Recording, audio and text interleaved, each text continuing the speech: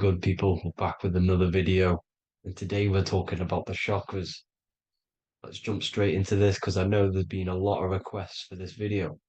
So let's jump straight into this. So you have seven chakras, right? Seven chakras, and these chakras are feeding off your electromagnetic field, known as your aura. This is both positive and a negative pole, male and female, right? This electromagnetic field is made out of electric and magnetism, and together they come as electromagnetic. Now, your chakras, the word chakra just means wheel, spinning wheel, because that's what they are. They are spinning wheels of energy. They do not exist on this physical plane. They exist on the etheric plane. Okay.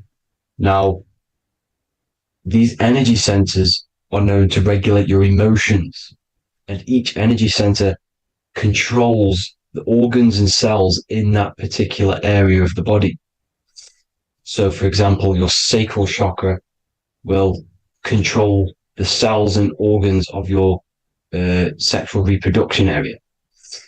Okay, the navel chakra or solar plexus will control the digestion in your body. Same with the heart, same with the throat, right? So they are like mini brains for each center of your body.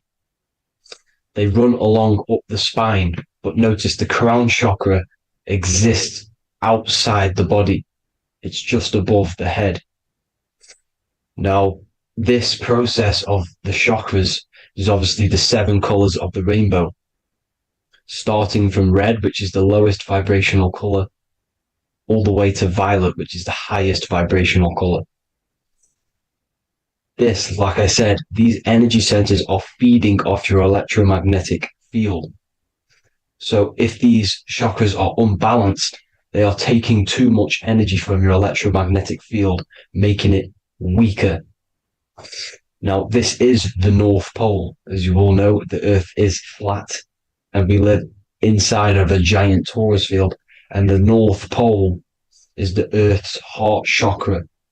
And this is why the aurora borealis, or the northern lights, whatever you want to call them, that's why they are green, and they are being emitted from this center point of the Earth, because it's symbolizing the heart chakra, which is green, right?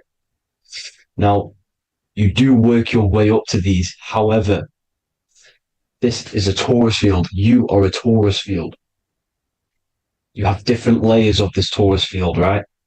And you need to balance all of these chakras, but you can't move up these chakras until you open the one below it. So it's like a stairway. You can't go to your solar plexus without going through your sacral. You see? So you have to work up these. However, you have to work up these and then live from the heart, because the heart is the center of the torus field. It's the balance between male and female poles, positive and negative poles. So you have to balance all of these chakras and then bring them all into one, which is the heart chakra. Now, they exist on the etheric plane. They exist on the etheric plane, and the etheric plane is a layer of the material plane. It's the one higher than the material plane.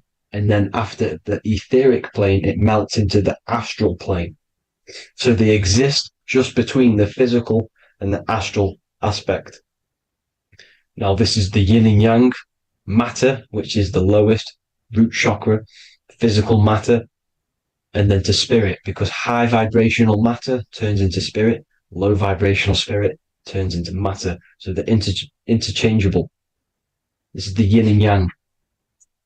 Now, when you see ancient paintings with the halos, you see this is like a toroidal field coming out the top of his head, you see, with a halo. This was symbolizing in the old days, in the ancient days, that they've aligned their chakra, they've reached Christ consciousness, which is God consciousness, right?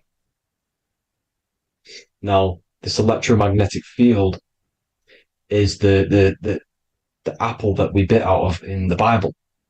Because you see, the apple is a torus field.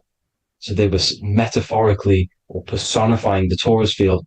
That's what the Bible is. It's a massive personification. It's all metaphors. You have to read it properly. It's got a greater meaning behind it. Now, when we bit from the apple, we ate from the tree of knowledge, which is good and evil. Our lower mind took over, so we materialized to feed our physical bodies. We materialized through Saturn. That's what Saturn does. Now, if you don't understand that, go and watch the video previous to this one called Occult Secrets of Saturn. And that will show you how Saturn is the materializer. Now, this is one of the secrets behind the Masonic compass, electric and magnetic, male and female, duality, positive and negative. Now, like I said, they teach you about the torus field, about a magnet in school, but they don't teach you about your electromagnetic field. Everything alive has a torus field. It is the building block of this creation. Absolutely everything has a torus field. There's not one thing without it. And as you can see here at the center of the apple, that's where the seed is. That's where the life is. The reproduction of that organism. As you see, this is where the most electromagnetic energy is stored, in the center, because this is where the two duality, this is where the field meets, at the very center. This is why the seed is at the very center. Now, your spine is a elongation of the brain. The brain is heaven, and the bottom of the spine is hell. So this is Saturn, which is the root chakra. The 7 planets are associated with each chakra. Moon equals mind. Okay. Now, Saturn is physical matter, as I've just explained. This is the lowest vibrational color. And they want you trapped down here, which is your hell state, your animal nature, your physical nature. They want you to identify as the physical body. They don't want you to reach these higher states of consciousness. Okay? Now, in the brain, you have 12 convolutions. Now, this is what they were symbolizing in the Bible with the 12 disciples. And obviously in the Bible, it says the upper room where Jesus met with his disciples. This is heaven, the brain, the higher states of consciousness. Now, this is your North Pole. This is Jacob's ladder. Okay. This is why you have 33 levels of Freemasonry, because it's symbolizing the 33 vertebrae, which are these little things here on the back of your spine. Because once the Kundalini energy from the bottom of your spine rises to the top, this is when you get enlightenment and opens your third eye. Spiritual enlightenment. As you can see here, this is Jacob's ladder. This is the Kundalini symbol, right? And they're even showing you this in the medical symbol. They're putting it in your face. The serpents are wrapped around the spine. Now, the serpents symbolize how the energy moves around the spine, because it's a torus field, you see? At the center of the torus field, it wraps around the center pole. It wraps around it, and this is how the energy moves up. So they're symbolizing it with the serpents. Okay? Now, every religion has a sacred river. For the Egyptians, it's the River Nile. For Christianity, it's the Jordan River, right? This river is the canal, the energy canal at the center of your spine, all the way leading to heaven, to the Holy Land. This is the chamber which the energy rises up, right? Now, they used to say the gods descended from heaven to man. This is just heaven. This is the mind state. And they said the gods were connected by a rainbow bridge. That's the chakra system, the rainbow bridge. Okay. Now, the ancients called this place Midgard, Earth, where both evil and good live, right? Midgard.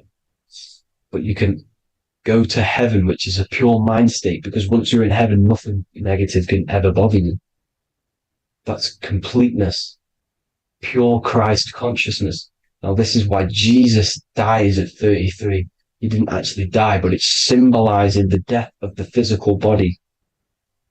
Not the death of the physical body, but his consciousness rising above the physical body to, as I said here, matter to spirit.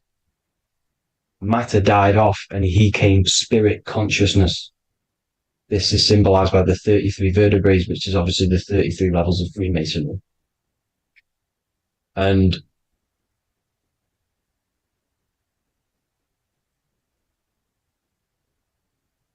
now the pineal gland, which is at the very top of this Jacob's ladder or the River Jordan, the canal, your 33 vertebrae on your spine.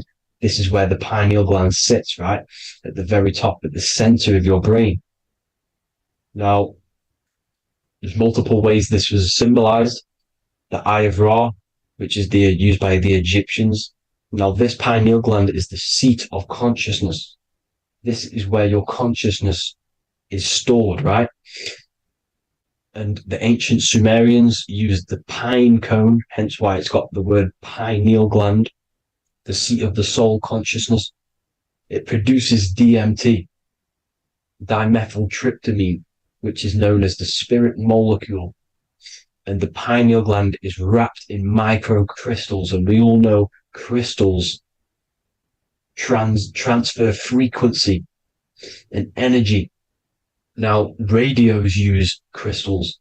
A radio is a frequency transmitter, turning a frequency into a frequency that we can hear with our ears, right? Because all the radios are actually playing right now in your ears. However, our ears can't pick it up, so the radio transmits it into a frequency that we can hear using crystals. So this is the power of crystals, and this is what our third eye is wrapped in, crystals. Now, this third eye is not actually your third eye, it's your first eye.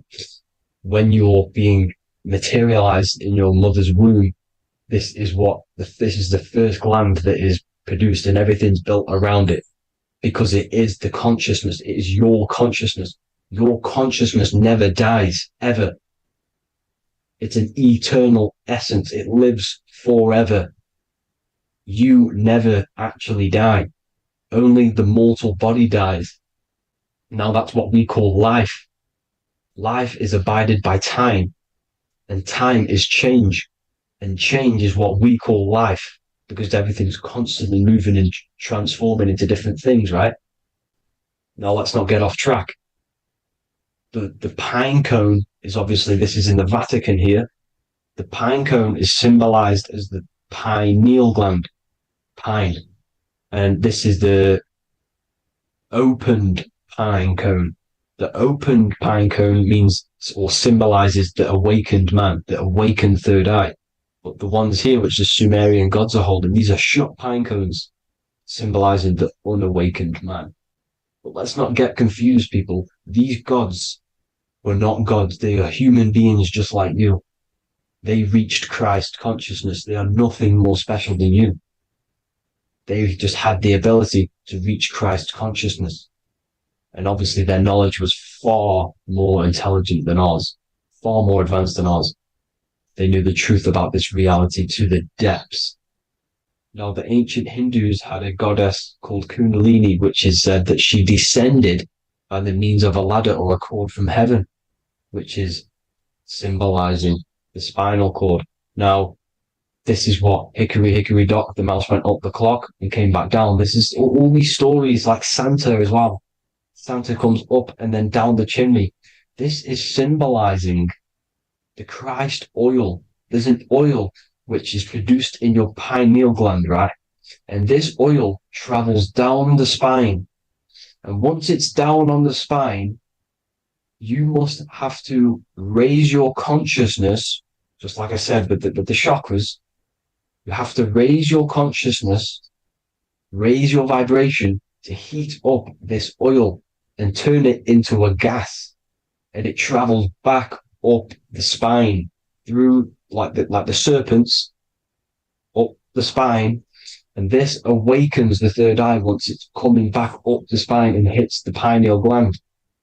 This is the secret behind Santa and Hickory Hickory Dock, because Santa comes down and feeds the presents and goes back up the chimney.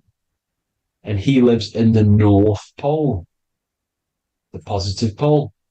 This is the North Pole, people, and the presence is your sacred oil.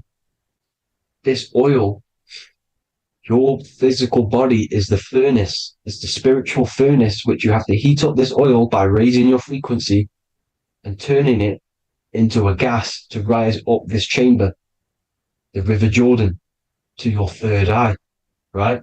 Now, this is an alchemical process. Your body is the alchemical furnace. It says in the Bible, if therefore thine eye be single, thy whole body shall be filled with light. I shouldn't have cut that out, but that's what it says. The light of the body is thine eye. If therefore thine eye be single, thy eye shall be filled, their body shall be filled with light. This is symbolizing the pineal gland, enlightening the body, the spiritual body, filled with light. Now, as I said, they want you kept down here, which is the root chakra, which is your animal nature, which is obviously mind, matter over mind. This is the symbol of Saturn, right? As you say, we're built of body, mind, and spirit, the Holy Trinity. That is the sun, moon, and earth. The sun's your soul, solar. Moon is your mind. Earth, which is the cross, which is your physical body, the 5 elements, right? So body, mind, and spirit. So the Saturn symbol is actually made out of the cross on top, which is the earth, and the moon on the bottom, which is symbolizing matter over mind, because earth is physical matter. You don't want to be matter over mind. You need to be mind over matter. See, they want you identifying as your physical body. They don't want you to realize you're an eternal consciousness. You're an eternal essence of consciousness which never dies. They want you trapped in your animal nature.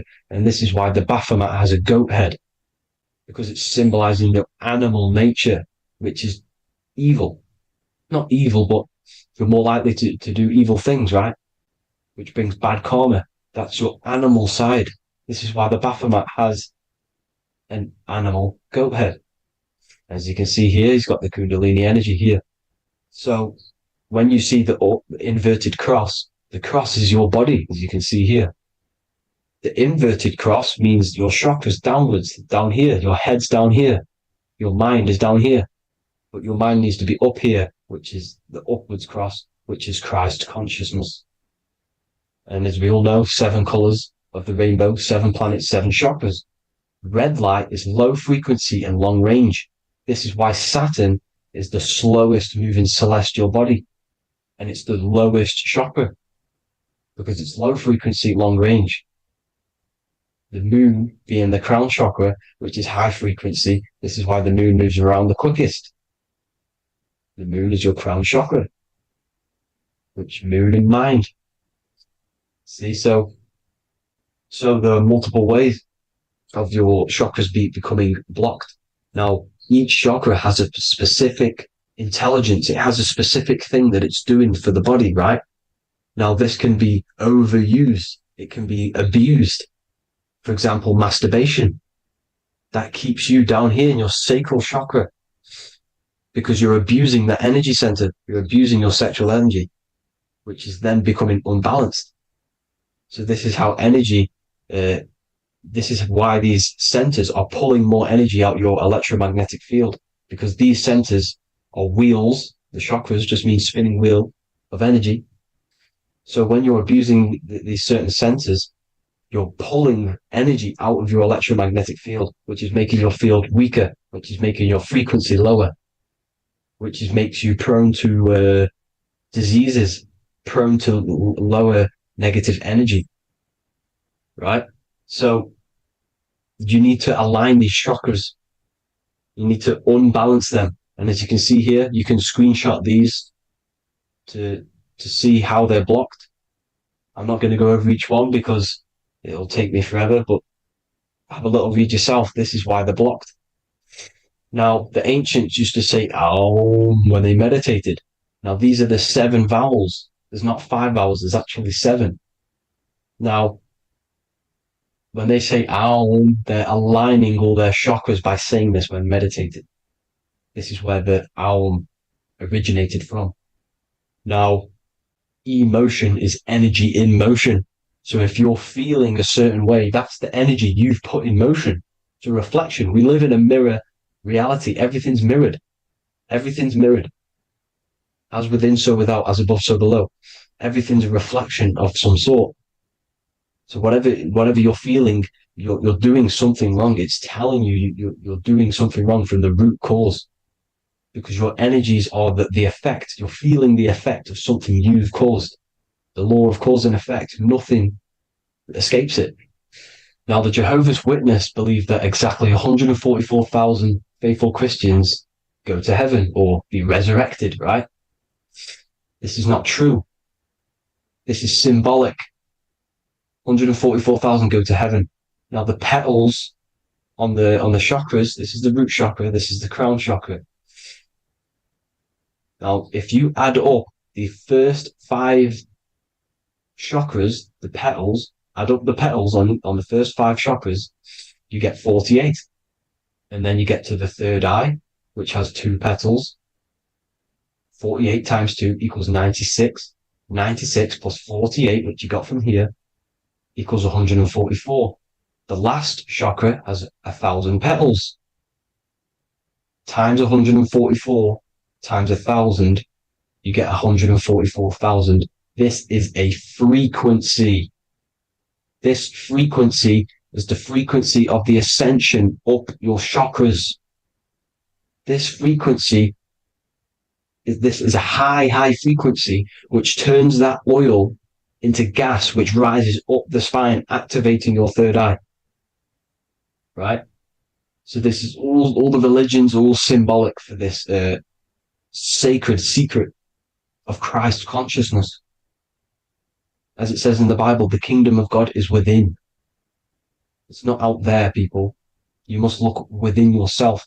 You are God. You are a spark of his consciousness, infinite consciousness, right? So 144,000 is a frequency, and you must achieve this. Like I said, these people in the past, they're not gods, people. These were just humans. Nothing special. They just reach Christ consciousness. Now, they keep you in these lower vibrational states with the food, right? And as you can see here, all of these fast food restaurants are mainly are red and yellow, which are these lower states, these lower 2 chakras, lower vibrational colors, because they want you trapped down here in matter. And these foods are so low vibrational, they will keep you down here, because your gut produces, I think it's like 80% of melatonin. Melatonin is your feel-good hormone. These foods will not make you feel good. This is very low vibrational. Meat. It's not meat, it's raw flesh. These animals are stripped from their family, put on a conveyor belt, watch their friends be tortured, and then get slaughtered in a slaughterhouse. Think of all the fear that's running through their blood, all the hormones, all the fear, and you're going to go and eat that very low vibrational energy. As you can see here, this is the light photons within fruit. You can see the light, the life force in this fruit. You must think, feel, and do positive to raise your vibration. As you can see, earth equals heart. If you rearrange it, everything in nature is green, right? The aurora borealis is green. You must align all these chakras and then live from the heart, because the heart's the center of the Taurus field. You must become the consciousness in the center. So that's it for this video, people. Thank you all. God bless.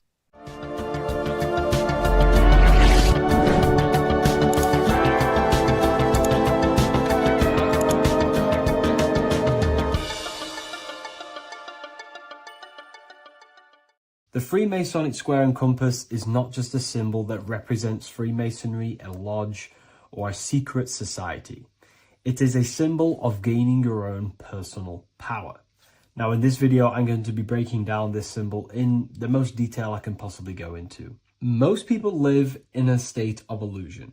They live their life impulsively, acting based on Their five senses, tasting, they want to feel a certain thing like an orgasm, or they're basically just slaves to external things and their five senses, which leads to a very dark path where you'll never actually become a conscious creator and you'll never actually be internally happy. The Freemasonic square and compass reveals some deep wisdom about this. Now let me break this down. If you want to gain your personal power, listen up. The Freemasonic square and compass is a compass which is used to create circles. Now, if you notice something about the circle, they have no beginning, no end. You can't tell where it begins and ends. It's eternal, which means this represents consciousness. Now, if you don't know what consciousness is, if you close your eyes, you have an internal world. You have thoughts, emotion, visualization. This is all consciousness, spiritual. Then we have the square. The square creates squares or lines, which represents matter. It has a beginning and an end. You can quite see where the beginning of the end is, right? So we can even link this to Leonardo da Vinci, the Vitruvian Man. We see the man in the square with the circle. The circle is the eternal consciousness, and the man is the square, limited to the physical world. But consciousness is not limited. That's why it's outside the square. This is eternal. The body is mortal. The body will die. Consciousness will never die. If we look even closer at the symbol, we notice in this particular symbol, we have the compass overlapping the square. This is very, very symbolic. This represents spirit over matter, also known as mind over matter, consciousness over matter, the circle over the square. Like I mentioned earlier, most people are slaves to their senses. They go through their day and all they do is chase validation and feelings. They eat all day to feel good, which means they're a slave to their taste. They're slaves to their feeling. They masturbate, which means they're a slave to orgasms and external things. They're literally being governed by the external world controlling their internal world. They're literally living life on autopilot. And don't get me wrong, I was guilty of this too. We're all guilty of this when we join this world because we're not taught this sacred knowledge. Until you actually stop and recognize this, you'll be living life on autopilot, literally not even living. You'll be running off subconscious programs, seeking external validation and being ruled by these five senses. The square underneath the compass represents consciousness on top of matter, which means the internal world is controlling the external world. It is the mind controlling matter and not matter manipulating the mind. In the occult and esoteric world, it's very important that you are conscious of every action that you are taking in your day-to-day life. Never act subconsciously. Always be conscious. What are you thinking? What are you acting? What are you giving your attention?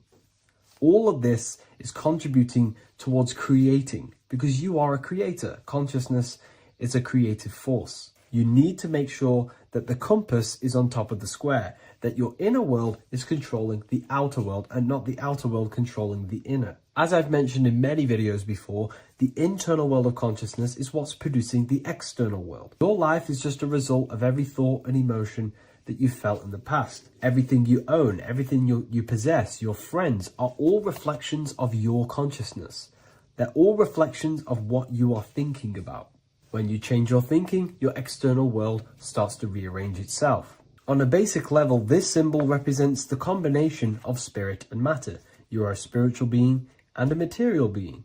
You are heaven, the sky, and earth, the ground. You are heaven and earth, spirit and matter infused into one. You are a bridge between the divine and the earthly worlds. And you can bring down these higher realms of consciousness, thought, imagination, and emotions into a physical, tangible reality. To do this consciously, we need to make sure the external world is not manipulating the inner world.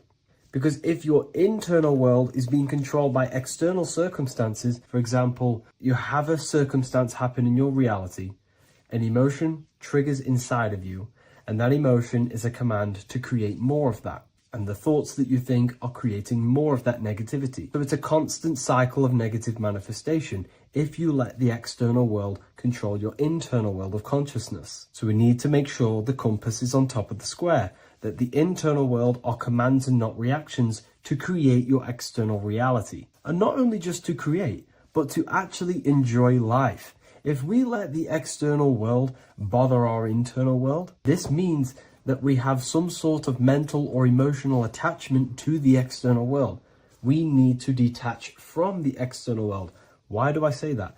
Because it's temporary. It's an illusion. We are going to die one day, and none of this will matter. You need to understand that everything in this world is temporary. You have to be okay with losing things, losing family, losing things in this world, because it's guaranteed to be temporary. We need to make sure the internal world is order and not chaos, commands and not reactions. Now, at the back of the Book of Wisdom, Volume 2, the book that I've wrote here, I go over the different meanings of the different arrangements of the square and compass. Sometimes we see the square overlapping the compass, which is the opposite of what we've just broken down.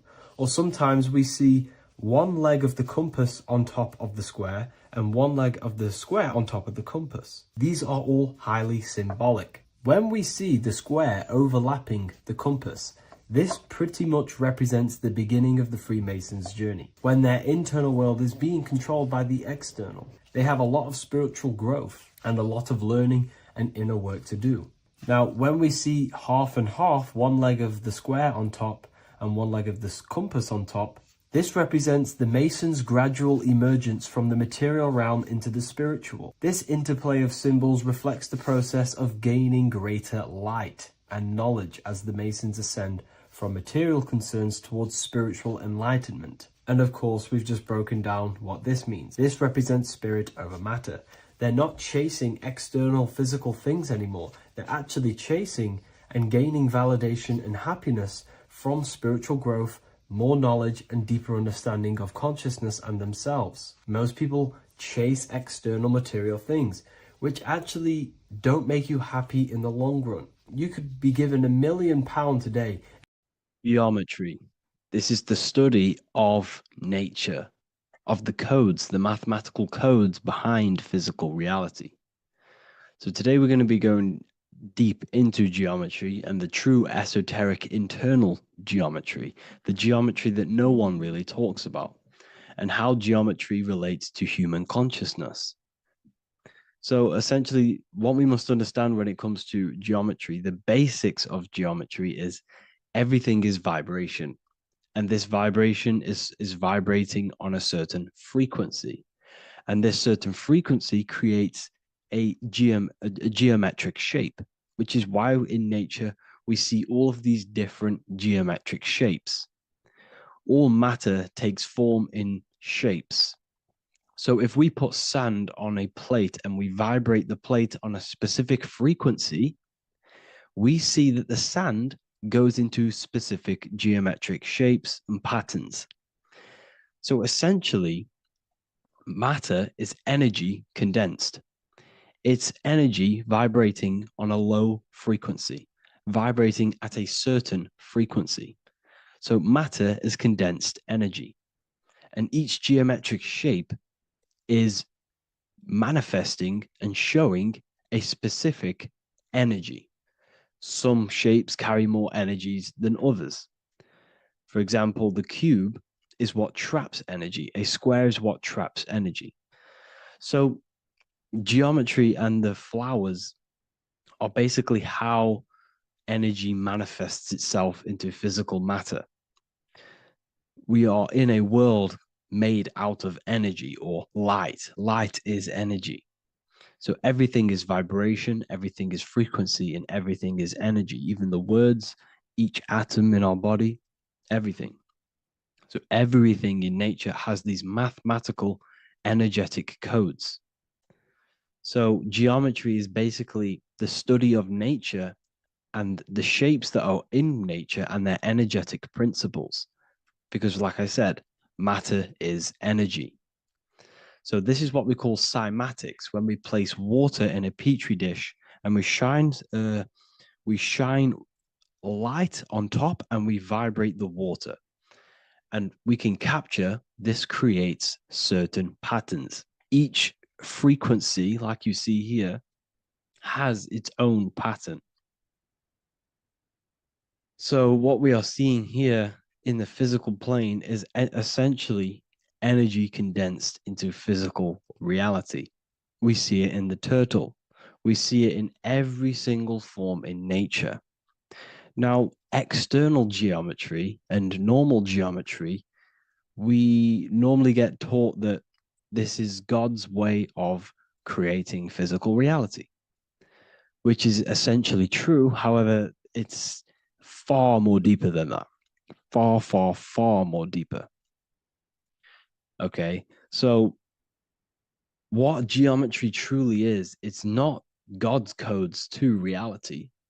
What we must understand is what the brain truly is. And what we must understand is that we are not in the world. We are not in the universe. The universe is us ourselves, and the world is produced by our brain itself. Okay. So the way you must understand how the brain works, so what you visually see, so geometry is to do with what we visually see. And what we visually see is heavily connected with our eyes, which are an extension of the brain. The eyes are the brain. And essentially, how we see is energy enters the eyes, and each eye goes to the optic nerve. And this energy is transferred into electricity, which travels to the back of the brain, to the visual cortex of our brain. And this is where the image is produced, what we see.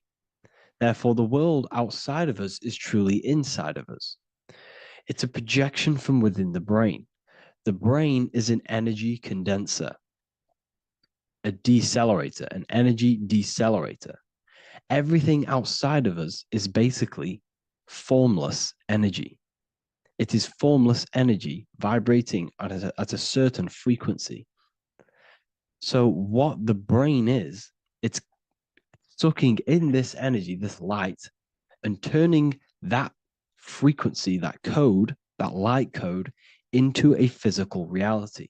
It's condensing the energy and turning it into a visual image inside of the brain.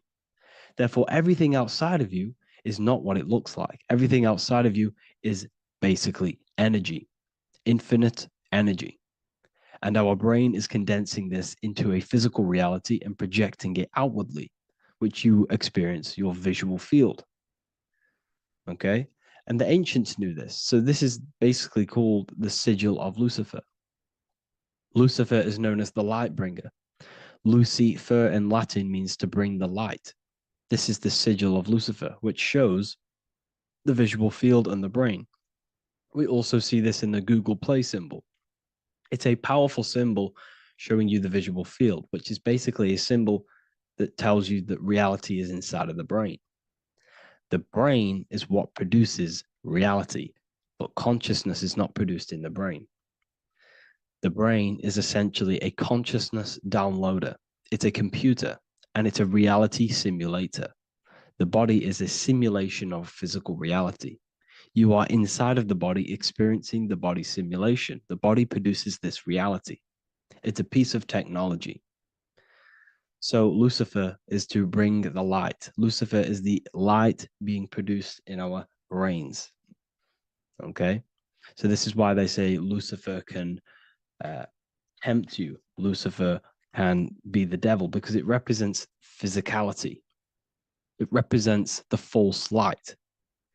Lucifer can trick you because it represents the physical world can trick who you truly are. So now that you understand how the brain is basically an energy decelerator and it creates and simulates a reality to your consciousness, you are no longer a person in a universe. You are the universe itself experiencing itself. Therefore, geometry is heavily linked in with the brain. Geometry is essentially how your brain and how your eyes decode energy. So what you are seeing is the mathematical codes of your brain creating reality. So what they teach you is the external is that geometry is God's way of creating this world, and these are the mathematical codes God's created. But now I'm telling you the internal, this is the truth. Geometry is how your brain mathematically condenses energy and light into a physical reality. So therefore, your brain is a computer program. So now geometry is nothing outside of you. Geometry is not something created by something else. It's created by your brain. Your brain produces these patterns through mathematical codes by breaking down energy into physical reality. And this is why you see geometry in everything around you. This completely changes your view on geometry. It's in your ear, it's in your face, it's in everything. Geometry is everything. Okay? So now that you understand this, now, as we were talking about the visual field earlier, the ancients knew about this. The ancient Egyptians knew about this. We can see this symbolism inside of the casket, the Egyptian casket. See, this crossover represents the visual field. This represents the back of the brain. This is the left hemisphere, the right hemisphere. And now some of the most simplest teachings in geometry is that straight lines are masculine and curved lines are feminine. And we even see this in the human body. The feminine human body is curvy and the masculine human body is liney. And even with the genital reproductive area, we have a line and a curve, 0 and 1, the binary code of all creation, 0 and 1, because that's basically all that exists. Nothingness and one, nothingness and God, nothingness and consciousness. That's all that exists. Now that I've told you that, the basics of geometry and the line and the curve and the feminine and the masculine, what do we have here? Do you see this stick here?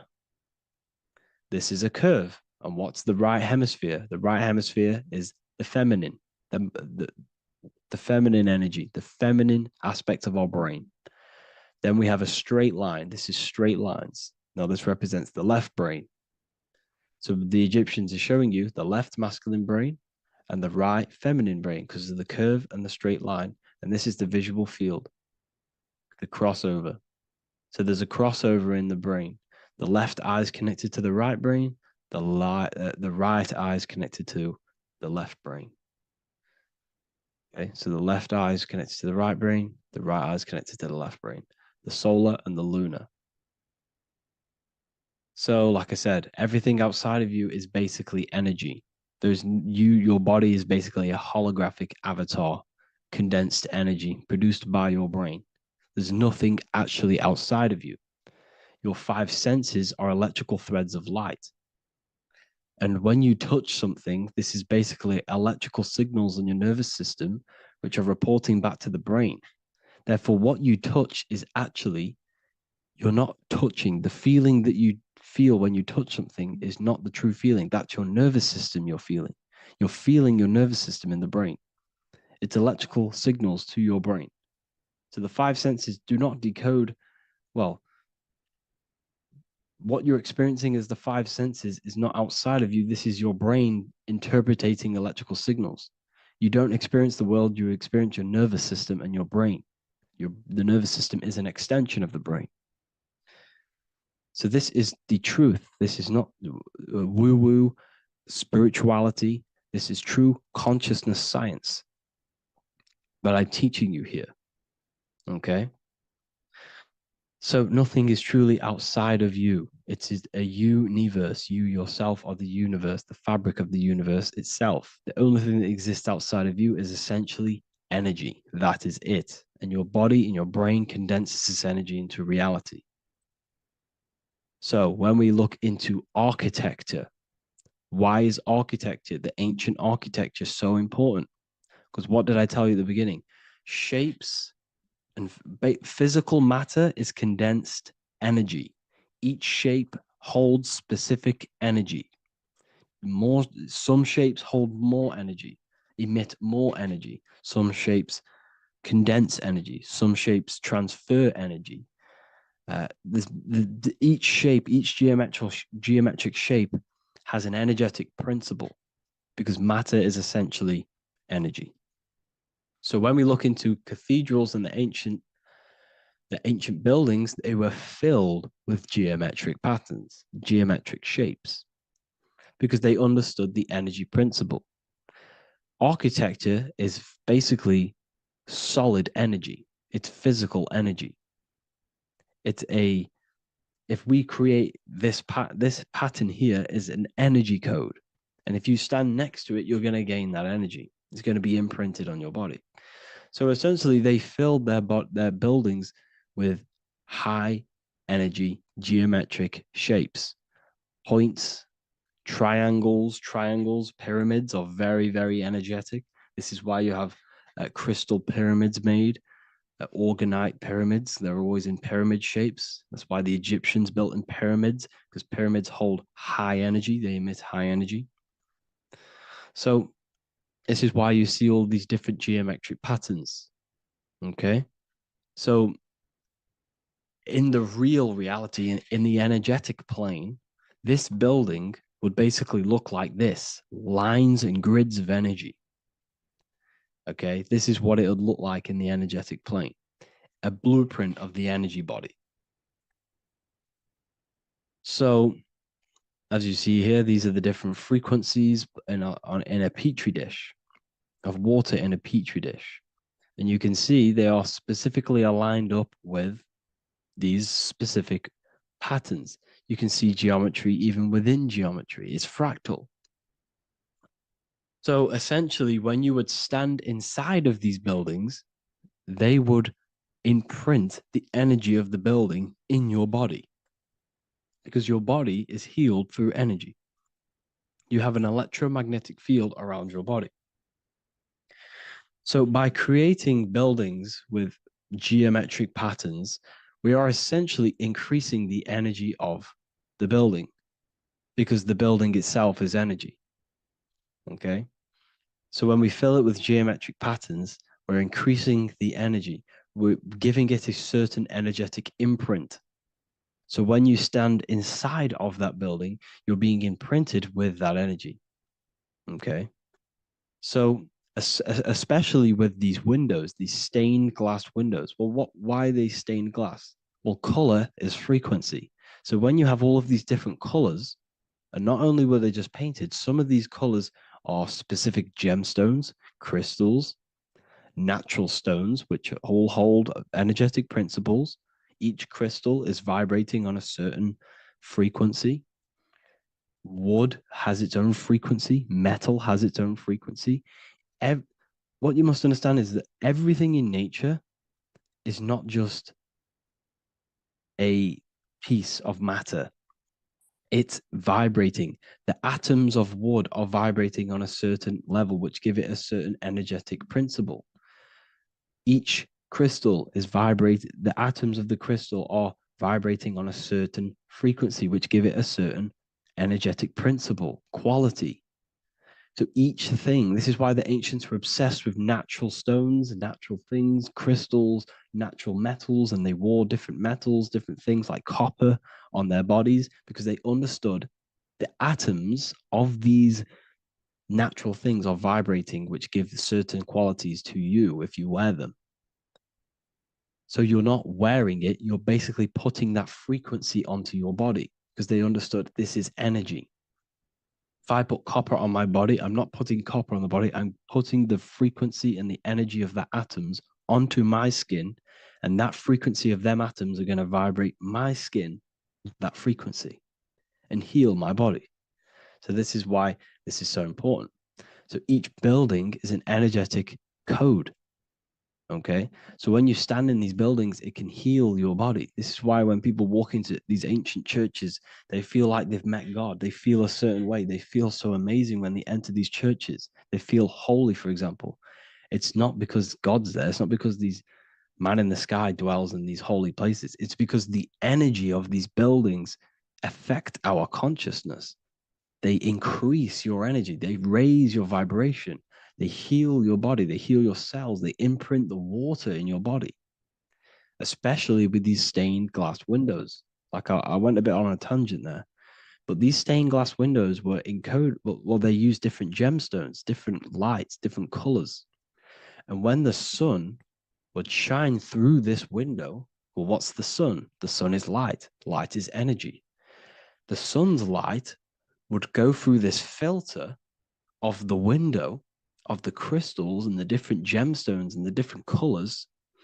And the sun's light would be encoded, imprinted with these crystals, with these colors and these natural glasses, which have healing energetic principles. And when you are inside that building, the sun's encoded energy of the window would be imprinted into your body, into your energy field, and it will heal your energy field, and it would heal your body, your cells on a cellular level. Because your body is what? 60 to 70 to 80, some people say 80% water.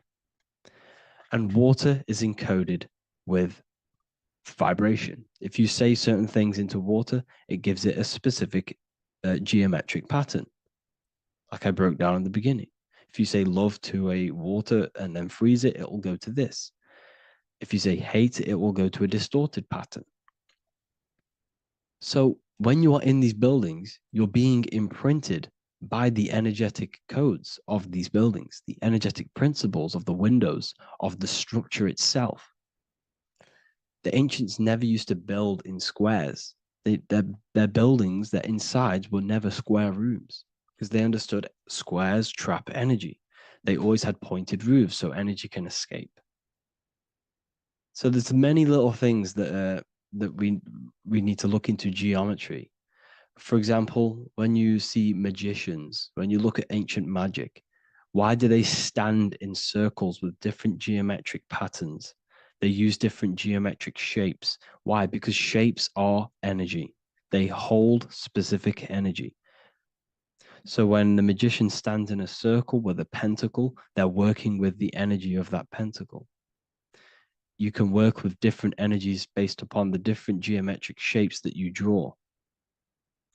And you can use this in your structure, in your architecture, in your work, and it can influence everything.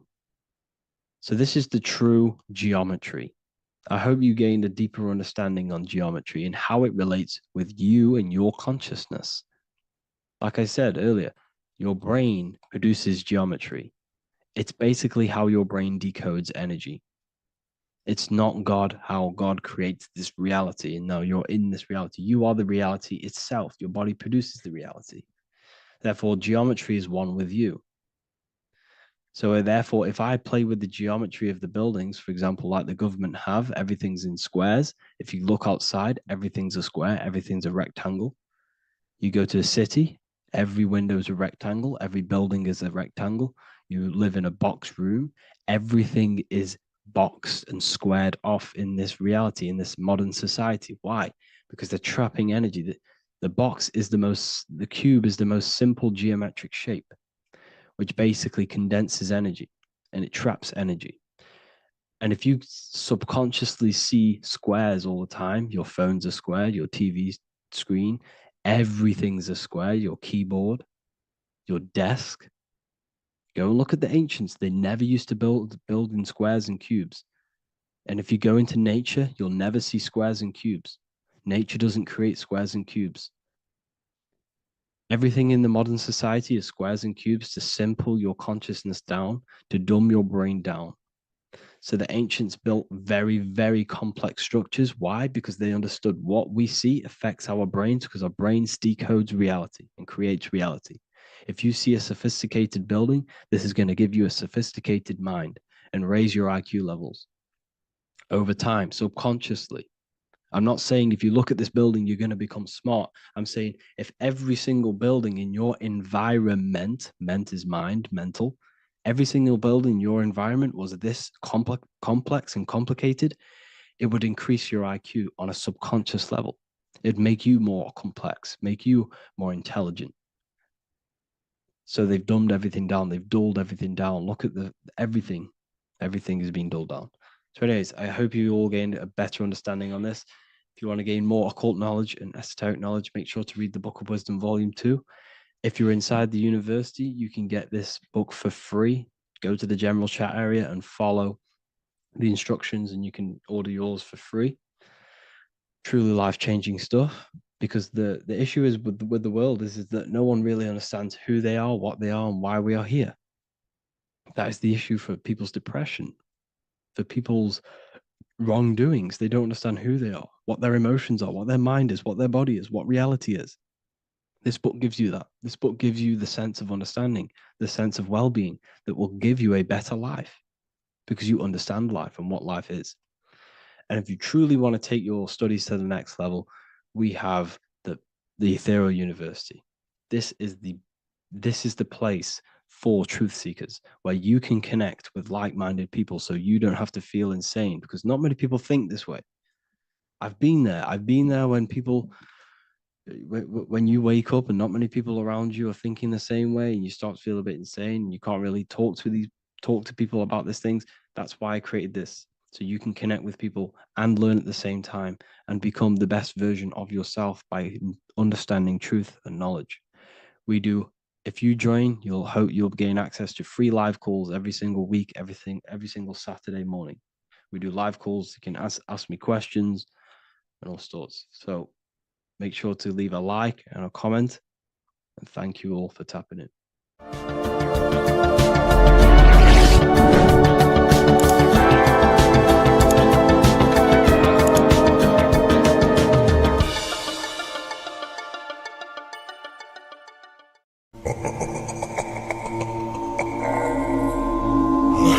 If your ultimate goal is to be famous, then you're gonna do a lot to get there, like sign your name in blood in a contract with the devil.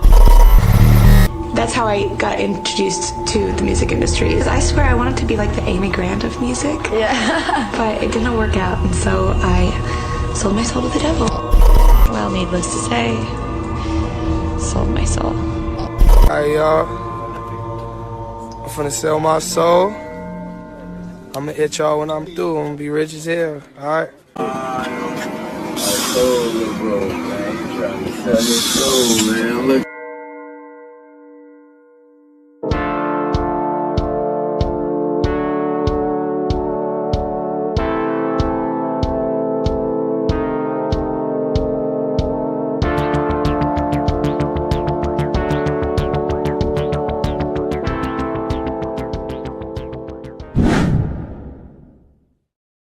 So what exactly is selling your soul?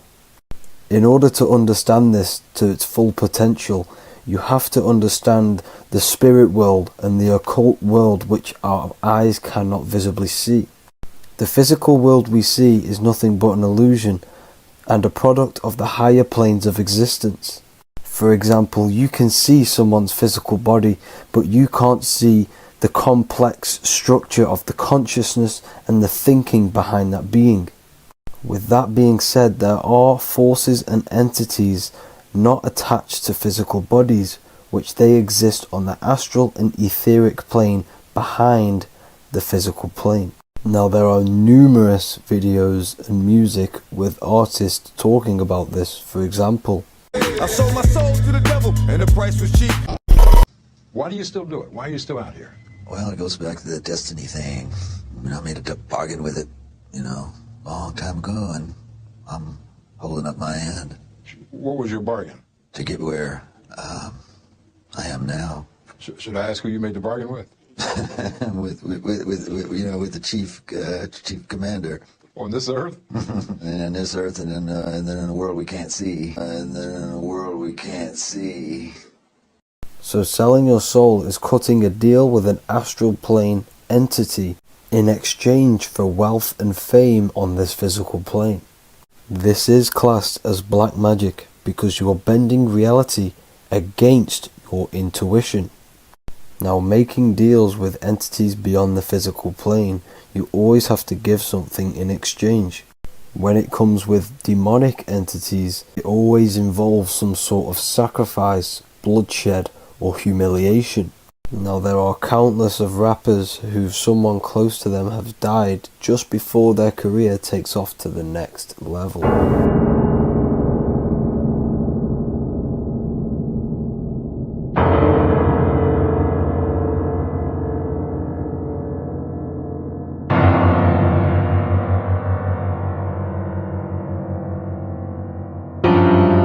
My mama was sacrificed.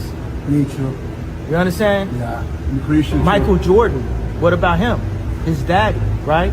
Bill Cosby, his son, right? Dr. Dre, his son. You know, out in Hollywood, a lot of people come up missing.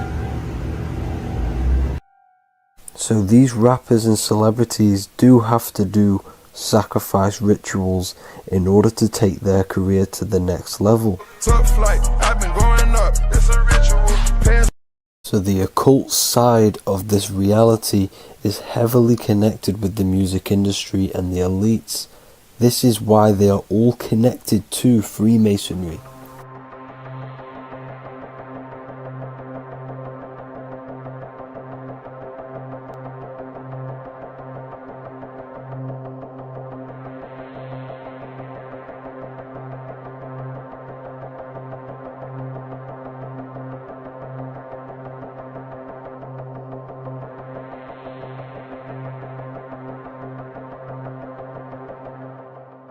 Now this is why the music industry is one of the most important industries for the elites to stay in control and keeping the masses on low states of consciousness. Frequency is one of the most powerful things in reality because it's the only thing which can enter your soul and body without consent. The frequency on Spotify and all major platforms are all tuned to 440 Hz, which was set by the Rockefellers. 440 Hz turns off the whole right side of your brain, and the right side of your brain is to do with critical thinking, imagination, and your intuition. Music has the ability to influence your intent, your emotions, your thoughts, and your actions just by frequency itself. By controlling the music the celebrities put out and the things they talk about, they're actually molding society because of the celebrities' huge amount of influence over the younger generation and cultures within society. This is why the music industry is mainly talking about sex, guns, violence, and hating other people. These are all very low vibrational acts and things to do which destroys humanity and societies, keeping us all conquered and divided in order for them to stay in power. Music can actually reprogram your subconscious mind, and it is a form of MK Ultra, which is mind control. It's in my brain. Do you know that? It's living rent free. I can't get it out. You did that. Yeah, it's hypnosis. Yeah, it's hypnosis. You're so awesome and dope. You do need to be very careful with what you're listening to and what frequency it's playing at, because all of this has an effect on your electromagnetic field and your state of consciousness. Now let's go back to selling your soul. When these rappers and celebrities sell their soul, they now gain eternal life on this physical plane. When you do sell your soul, you are allowed to live forever. And these people that are called youngins, rookies, new booties, like I was, had no idea that these people still live. They will prey, haunt, kidnap, anything to stay on top. This is their world. They have nothing but time, is what they believe. Now this explains why there's so much Saturn worship, because Saturn is the father time. He's the god of time and crystallization in the physical realm. If you want more information on that, go to my previous video. Now here is A$AP Rocky standing inside of a pentagram, but notice the way he's standing, it's an inverted pentagram. The pentagram is associated with magic, however the upright pentagram is the 5 elements with spirit on the top. It's either called spirit or ether. It's at the top because it rules the other 4 elements, because it's the baseline of reality, which is spirit and matter. Spirit is behind the physical reality. However, when it comes to black magic, they invert the pentagram, so spirit is at the bottom because they worship the physical world. This is why the Baphomet is the inverted pentagram. These people are operating off their animal instincts. They do not want anything to do with spirit. These are antichrist. All of these celebrities know full well the effect that what they're doing on the rest of the world. They have sold themselves out, and the elites use them as puppets to push this new world order and mold society in the way they want it. This is why all the celebrities are linked to Freemasonry. Because in Freemasonry you have to take the oath of silence, where you can't speak on anything that they learn inside of Freemasonry. This is the symbol of silence.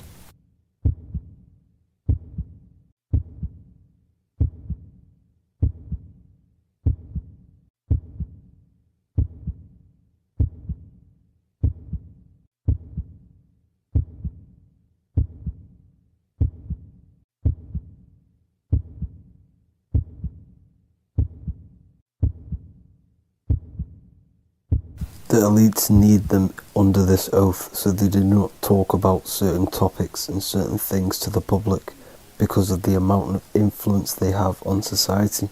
Now, even the name Hollywood is an occult term, because back in the ancient days when they used to create wands, they used to create them out of Hollywood, out of the holly tree, because each wood has certain attributes and virtues when it comes to magic. And the holly tree was known as the holy wood, and they used to create the wands out of it to cast spells. And Hollywood are still casting magic to this day through the films and through the music to the masses. That's it for this video, people. Hope you enjoyed. Please like and comment and subscribe. Peace and much love.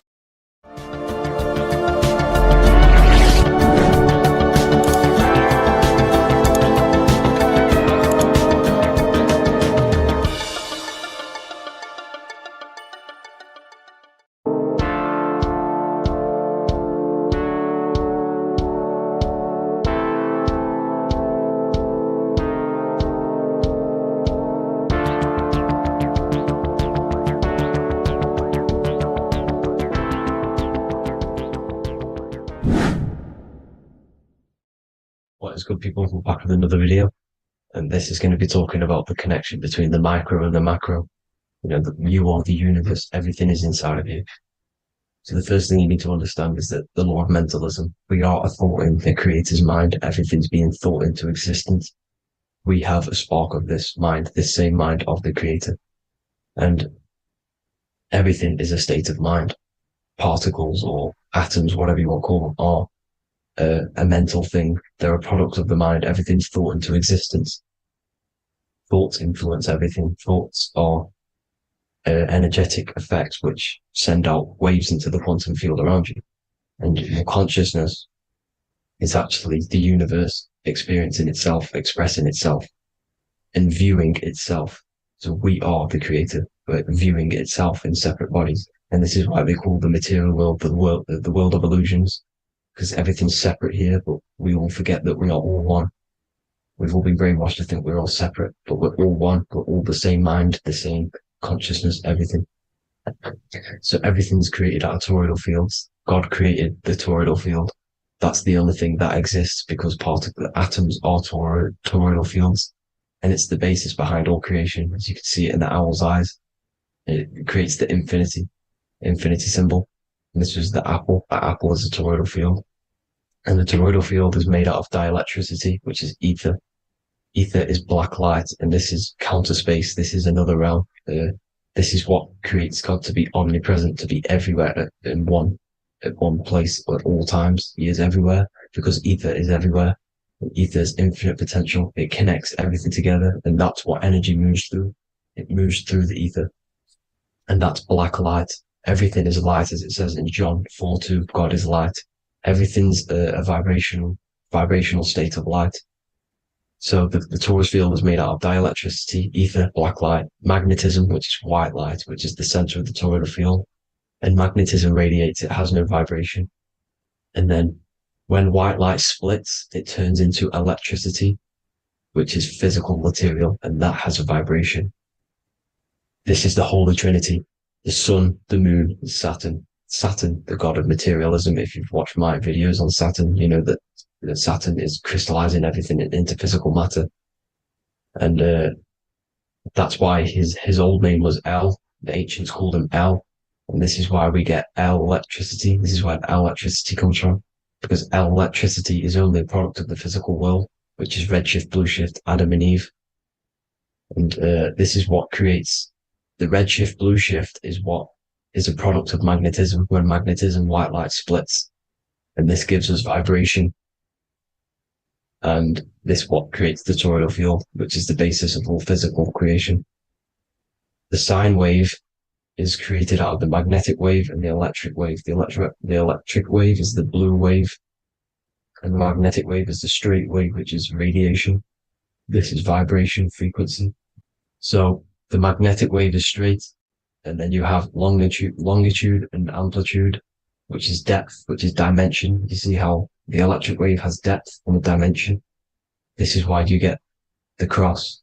This is the cross of Earth. This is the symbol of Earth, of bondage, of physical matter, because it consists of magnetic wave and depth, which is electric wave. And this is where you get the sun cross or the earth cross, whatever you want to call it. It's the cross of physical matter, and the ancients knew this. This is why they used that symbol. Redshift, blueshift, which is the toroidal field, is the basis of all creation, physical creation. And this is why you have the police siren is red and blue. The Matrix movie, red pill, blue pill. You have red blood and blue blood in your body. The Democrat and Republic, the two parties, red and blue. Like your taps, on your taps, you have a red and blue tap. One's generative and one's destruction. Fire, destruction, water, generative. So this is the basis of all things. And electric wave has dimension, like I've already said, depth, material, and it's measured in hertz. It's measured in hertz because it hurts you. It decays because the electric wave has a vibration, and vibration always has to go back to a standstill point. This wave cannot go forever, but the magnetic wave will go forever. It's radiation. Magnetic is radiation. It radiates forever. It pulses, but the electric wave will at some point come back to a standstill point, and that's why it hurts. It decays. That's why our physical body decays, because we contain of electricity. This body is an electric body, and it will return back to stillness like a guitar string. If you vibrate a guitar string, you pull it, it will vibrate, make a sound, and then go back to a standstill point. It's the exact same with every single toroidal field within the body. It will decay, and this is why our bodies decay, and everything in creation decays. So we're born into sin. The sin of Eve. The sin of Eve is us biting into the tree of knowledge of good and evil, which is the systems in the body. And the sin of Eve is biting into the sine wave. We bit into the sine wave. The sun moves in a sine wave. Our DNA is a sine wave. Time is a sine wave. Everything in this creation is a sine wave. This is why the dollar bill is a sine wave. Magnetism and electric waves in one. And this is the sun doing its sine wave, which creates, when you go bowling, it kind of creates that pin that you hit over. That's the pin of the sun. The zodiac sign is a sine wave because the zodiac sign is an expression of the toroidal field, because magnetism unfolds into 12ness. And that's why you have 12 zodiac signs, 12 systems in your body, 12 cranial nerves in your head, in your brain. So if you can imagine this, see where my pointer is. Always starts with Aries. Aries is the head. It's the first thing that's created in the womb. And this is Aries, the ram. And this is why it's called a cerebrum in your brain, which is the first thing that creates when you're in the womb. And what's the element of Aries is fire. Fire is the first element. F-I-R, first, because it's the first thing on the wheel, the first expression of energy.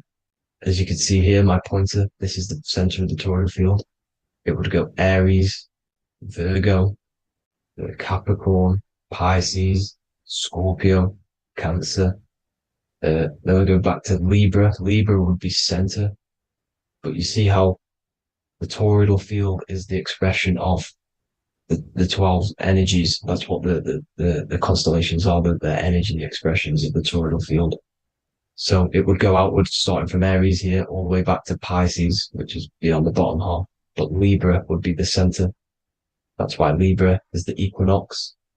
It's the equinox. Libra is when it goes from summer over to autumn. It's the equal. It starts to transition into the winter side, equinox, equal, which is Libra. And that's why Libra has the two scales. It's symbolized with the two scales. That's because of, the sun moving over. It's being judged. It's equal now, but then it's going to tip over into the winter. That's why Libra is here, the center of the sine wave. And like I said before, magnetic energy unfolds into 12ness. Magnesium is number 12 on the periodic table.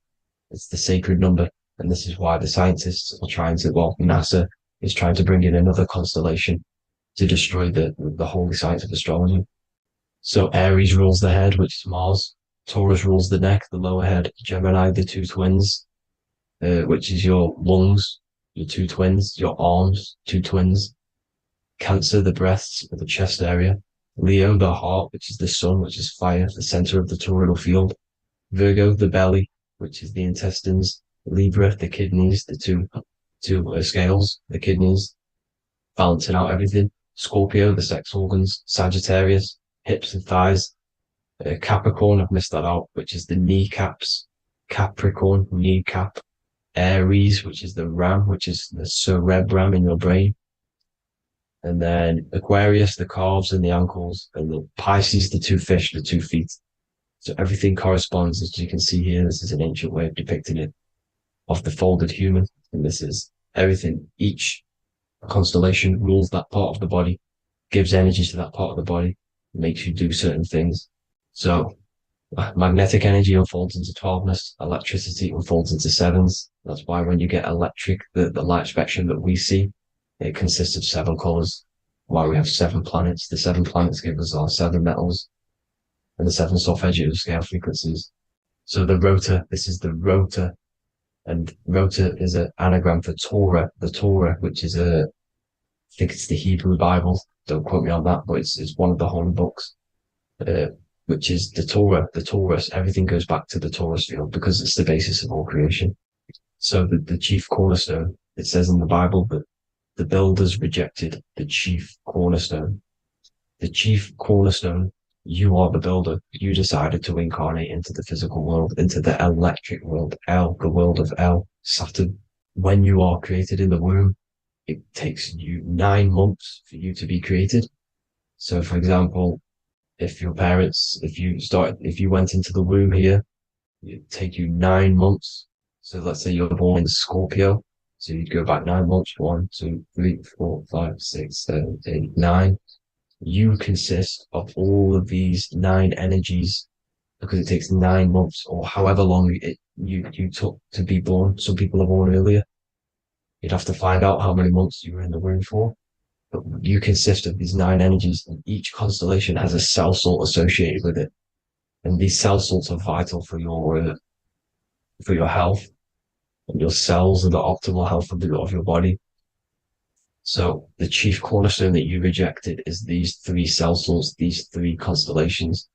So you're mineral deficient in these 3 constellations. For example, fluoride, magnesium, phosphate, and potassium sulfate. So that's the chief cornerstone. And a cornerstone, people always get it rejected with the cornerstone. The cornerstone is not, it doesn't say the cornerstone in the Bible. It says the chief cornerstone. The cornerstone is a cornerstone of a building, but a chief cornerstone is the top of the pyramid. This is where we get the pyramid of the wheel. So you're mineral deficient in one of the 3 zodiac signs. You're not. You were not in the womb for. This is the chief cornerstone you rejected. So the human body is the micro. It is the universe in a physical form. It consists of everything in the universe. Just like your consciousness is the universe watching itself, experiencing itself. Your body is the whole universe. 12 systems in the body, 12 zodiac signs, 7 chakras are the 7 planets. The Holy Trinity of you is your Temple of Solomon, the soul and the mind, the sun and the moon. Everything is in you. You consist of everything, all the energies, everything. Heaven and hell. Heaven and hell is a mind state. It's a state of the mind. Head, H-E-A, which is heaven, and the heel, the bottom of your foot, is hell. And the bottom of your foot is the soul. So they're basically saying, well, it's wordplay. They're saying that your soul is in hell because, with the elites being in control. So they call the bottom of your foot the soul, trying to say that you're in hell. The Christ is in you. And this Christ is Greek for what? Christos. And Christos is Greek for the oil. And this oil is produced in the cerebrum, the Aries, the ram, the cerebrum, pineal. It goes down the pineal, the pineal and the pituitary are underneath the cerebrum. Goes down the pingala and the ida. The pingala being the positive charge connected to the pineal gland, pin, and the ida connected to the pituitary. And this is the two serpents going down the spinal column. And this is why Jesus goes from Nazareth to Bethlehem, and then Joseph and Mary are waiting for Jesus in Nazareth. Joseph and Mary are the pineal and the pituitary gland waiting for Jesus to come back up the River Jordan, your spinal column. So this is the oil. This is the story of Santa as well. Santa comes from the North Pole. Why? Because the North Pole of the Earth is the center of the toroidal field, and the North Pole of you is your spinal column, which is the North Pole of the toroidal field. The North Pole, he comes from the North Pole. This is the North Pole. This is the South Pole of the toroidal field. Comes from the North Pole, which is your mind. And he goes down the chimney and then back up the chimney. This is the chimney. And he drops off the present, which is the Christos, the oil. And this is why Jesus is crucified at 33, because he crosses over the vagus nerve at the top of your spine. When this oil comes back up the 33 vertebrae, these are your vertebrae here. When it goes up the 33 vertebrae, it gets crucified at 33 because it crosses the vagus nerve, and he's crucified on a cross at 33. This is the story behind Jesus and Santa. The Ark of the Covenant in the Bible is the two hemispheres which cover the vital parts of your mind, the brain side, which is the cerebrum, the pineal, the pituitary, etc. So the two hemispheres are the two angels, the Ark of the Covenant. This is the Ark of the Covenant covering the two vital parts of your brain. So these are the optic thalamus is another part, and it protects the Christ oil, which is inside at the center of the brain. See, the Bible is all a massive metaphor about yourself, because you are the universe. You are a microcosm of the universe. Your consciousness is experiencing itself, and the universe experiencing, and your body is the whole universe. Your head's heaven. So Moses crosses the Red Sea. These are the two hemispheres of your brain. This is the corpus callosum, the Red Sea. So he's pretty much saying that he's uniting the two hemispheres of your brain, because most people in this generation are stuck in the left brain, which is just logic, reasoning, science and maths, writing. And this is what school teaches you to do. It keeps you stuck in your left brain. And you want to cross over to you want to cross the Red Sea, which is the corpus callosum, to the right brain, which is awareness, art awareness, creativity, imagination, intuition, insight, using the higher mind, creativity, imagination. If you don't have intuition, then you can't read energy, you can't pick up on bad things. This is what Moses is symbolizing by crossing the Red Sea. And it's also the upper room where Jesus met the 12 disciples. 12 disciples are the 12 cranial nerves in your brain. It doesn't just represent the 12 zodiac signs, the 12 disciples. It symbolizes many different things. It's like I said, energy the universe consists of 12ness. So you have 12 cranial nerves in your brain. And that's the 12 disciples as well. And they want you stuck in your left brain, which is the five senses, materialism. So they say in the Bible that Satan blinds the mind. Satan is Saturn. If you've watched my videos, Satan is Saturn. And you consist of the whole Trinity, which is the sun, moon, and earth, the soul, moon, the soul being your sun, the solar, the moon being your mind, the earth, your physical body. And Satan blinds the mind. Why? Because we enter a soul system. This is a soul system, not a solar system. And Saturn is the Lord of the Rings, which is the outer ring. When your soul enters the soul system, your soul starts to materialize. It hits Saturn. Why? Because Saturn starts to materialize you. You take on the 7 virtues, which are the 7 planets, which are your 7 chakras. And to get out of this soul system, you must get out of your lower nature, your animal nature, which is lust, desire, greed. The number of the beast 666, which is Saturn, Satan. So You enter the soul system, you take on the 7 energies, which you turn into physical matter. And this is your descension from heaven to all who say hell. And then you must raise back up from matter to spirit. They say Satan blinds the mind. Why? Because your mind gets materialized. Your soul and mind get materialized. And when you get materialized, it's an intense experience. You lose the divinity within you. You forget the divinity. So Satan, which is the first planet, the first energy you take on, the material body, he blinds the mind. He makes you forget everything, your divinity. Then you must remember, ascend up Jacob's ladder, the 33 vertebrae to heaven. And this is a microcosm of the macro, because you will ascend back up to heaven if you do this, when you leave your physical body, when your body decays. So when it talks about in the Bible, completely destroy them, the Hittites, the Amorites, the Canaanites, all the ites, this is what God says to the Israelites. It says completely destroy them. It's basically symbolizing saying destroy your lower nature. The Canaanites, cannibals. We're under a Canaanite system now, which is cannibalism. And this is flesh eating, lust, greed, all the demonic stuff, all the lower vibrational stuff, the lower nature, eating, sex, and survival, the lower 3 chakras. You must get out of these lower 3 chakras and return back to spirit, which is heaven, which is spirit, love, being holy, being truthful, being passionate. Going back to Satan blinding the mind, all of the planets are made out of these 3 symbols. Satan blinds the mind, and that's why Satan's symbol, this is the symbol for Saturn, Satan, the symbol of Saturn is the cross, which is physical matter, the earth, over the moon is your mind. So the Saturn symbol saying matter over mind, he blinds the mind, Satan blinds the mind once you enter the soul system.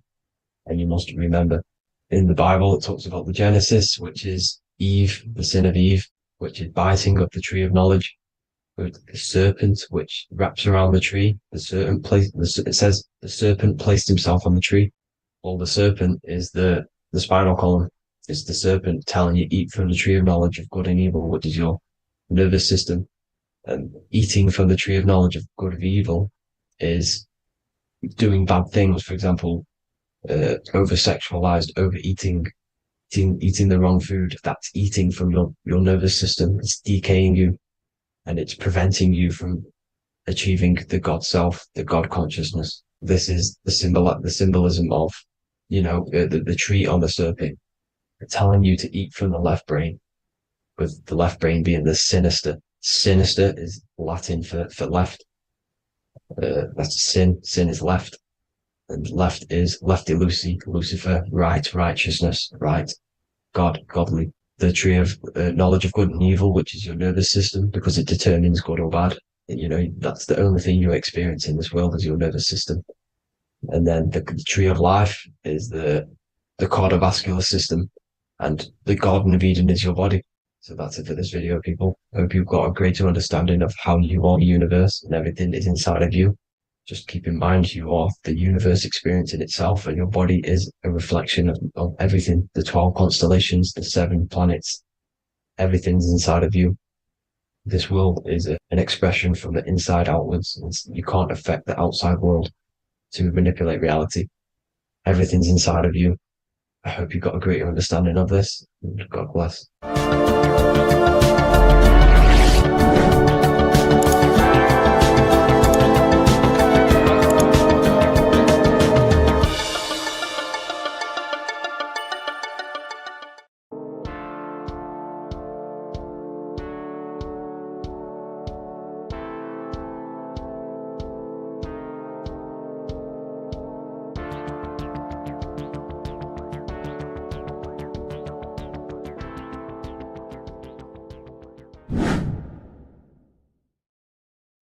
How are we all doing today, people? It's Revival of Wisdom, and today we're going to get real deep.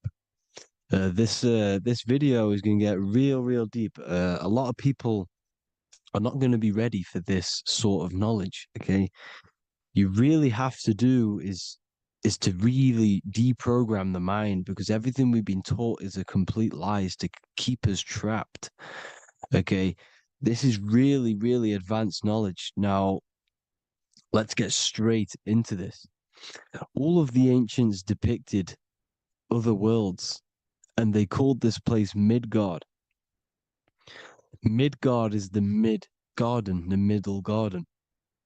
This is why the Masonic symbolism on the floor is always a black and white checkered board, symbolizing the polarity here, the good and bad, because we're in the middle garden, the heart. Earth rearranged spells heart, because we're in the heart of this system, of whatever it is, a super quantum computer, whatever you want to call it, simulation. Now, in the Quran, it talks about the 7 layers of heaven. All of these ancient artworks are depicting these different layers of reality. Okay, and look at the Egyptians here with the boat outside of the firmament. Boats travel on water, and this is exactly what the Masons are doing. So they're still using the same symbols. Why? Because it's the same knowledge, just hidden. The Egyptians have the same knowledge as the Freemasons. It's just hidden. Now, this cosmology that they're showing here, which is probably made maybe 100 years ago, this painting or artwork, is the exact same as the one we see here, with the arch, the boat. You know, it's similar, because the boat is symbolizing traveling these other worlds, because the ether is also symbolized as water, because if you look up at the stars through a telescope, it looks like it's water. It's shining through water, because this ether, whatever this substance is outside of this world, was symbolized as water. Okay, and look at all these ancient depictions showing these different layers of reality. Now, we are being trapped within this 3D dimensional world, which is the cube, the Saturn cube, because there are 6 sides to everything in this world: front, back, left, right, up and down. 6, which is the cube, because we're in the Saturn's world. Okay, now, always been depicted as a tree of life, the tree of the universe has always been depicted as this tree. Because let's get a bit deeper. Now, the cosmology of this reality is the sun, the moon, and Polaris, always in the Masonic art. The sun, the moon, and Polaris, the all-seeing eye. If you go inside of the temples, of the Masonic temples, they always have this star in the middle, shining light beams. Okay, look here. The light beams coming from the big star in the middle, which is Polaris. This eye is God. It's God's light shining down from his abundance. Now, when you astral travel, you will see this big ball of light above you, and this big ball of light is God. But you cannot travel towards it until you are pure.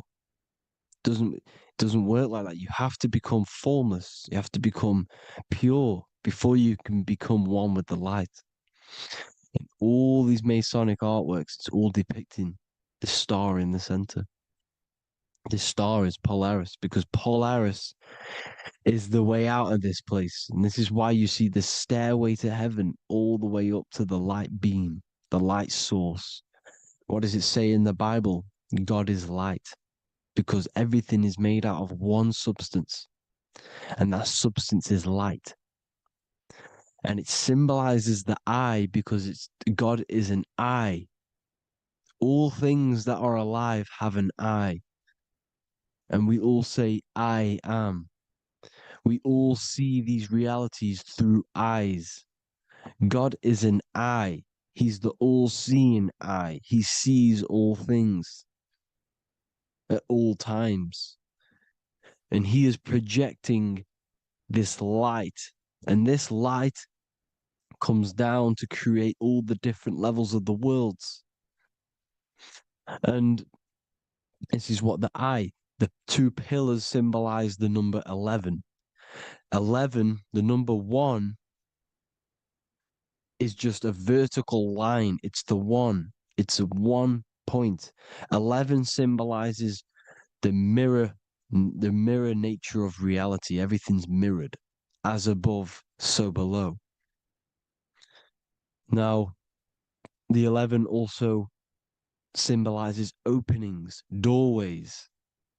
And as you can see here, an opening to the all-seeing eye. And you see here again, an opening to the stairway all the way up to the light.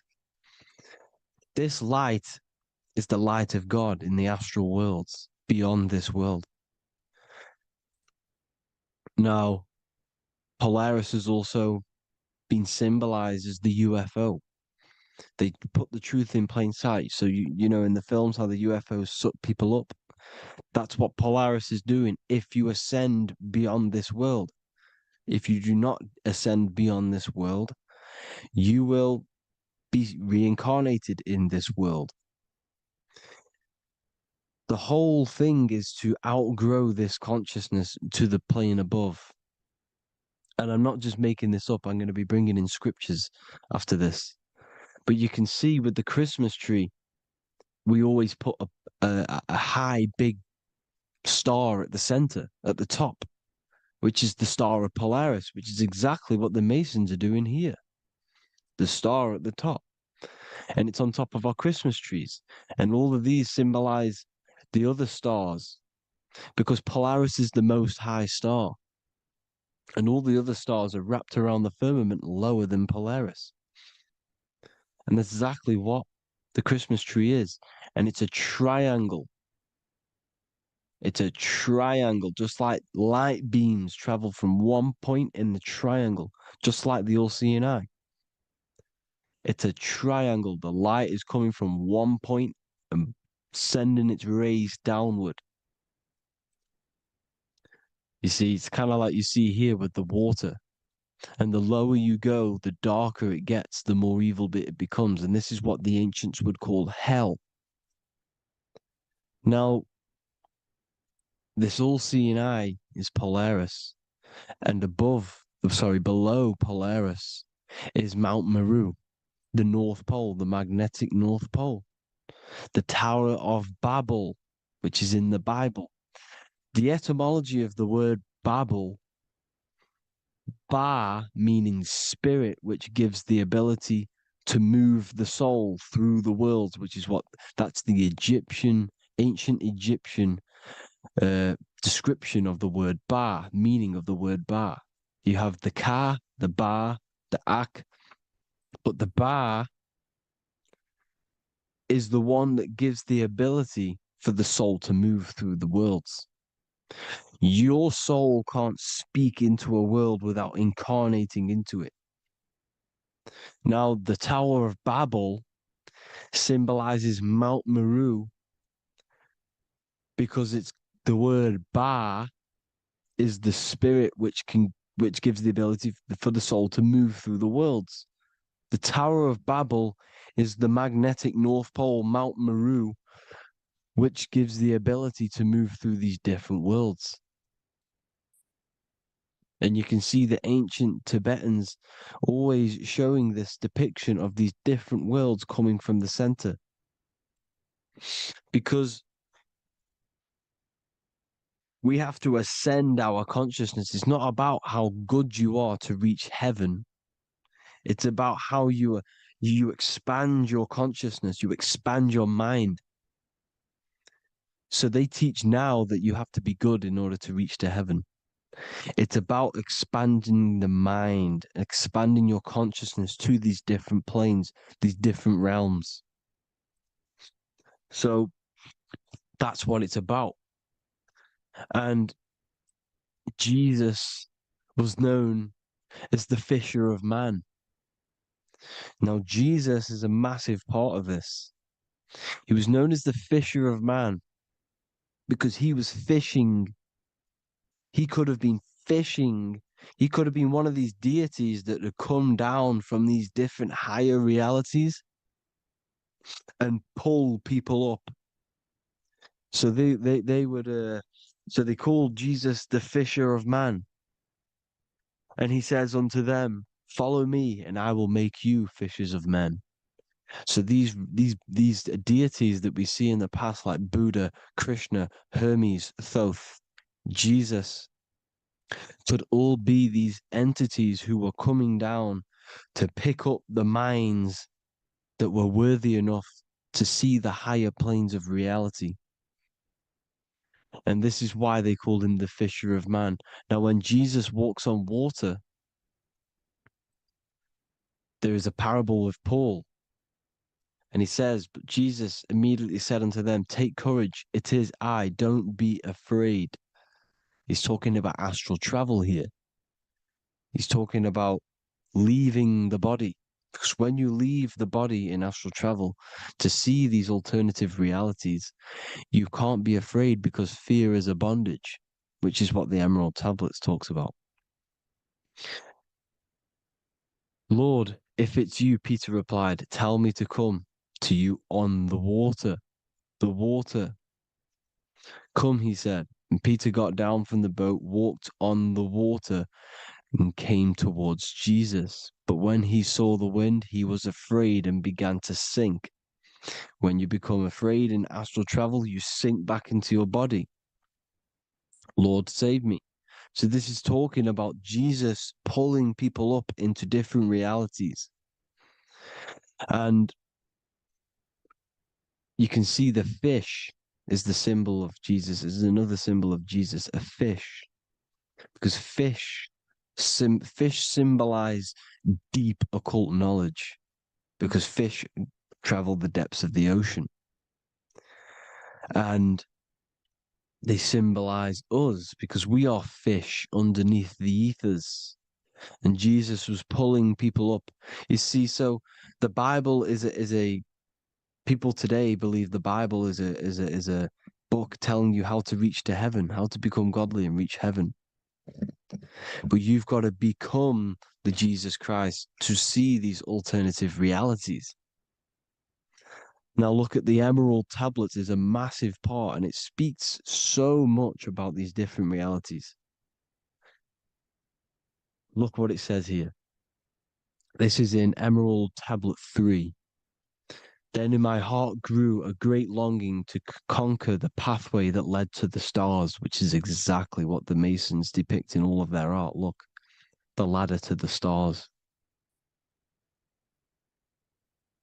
And then he goes on to say, years after years, I sought after wisdom, seeking new knowledge, following the way, until at last my soul, in great travail, broke from its bondage and bounded away, broke from the bondage of the body. Free was I from the bondage of earth men. Free from the body, I flashed through the night. The stars. The stars are a massive part in the astral world. Each star is a different reality. And the true astrology is the star that you came from. You came through a star to reach this, to reach here. There is a reason why you are here. There's a reason why you have the personality traits, because your soul came from a specific star. This is why we call them stargates, because they are gates in and out of this reality. And Polaris is the way out to the higher worlds. Now look, far into space, my soul traveled freely into the infinite circles of light. Beyond knowledge were some planets and great gigantic beyond dreams of men. Then he goes to say, lift up your flame from out of the darkness, fly from the night and ye shall be free.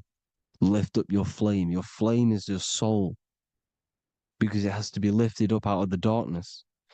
This is the darkness, this world, this body is the darkness. Because it's a bondage. You need to break free. You need to learn how to astral travel, people.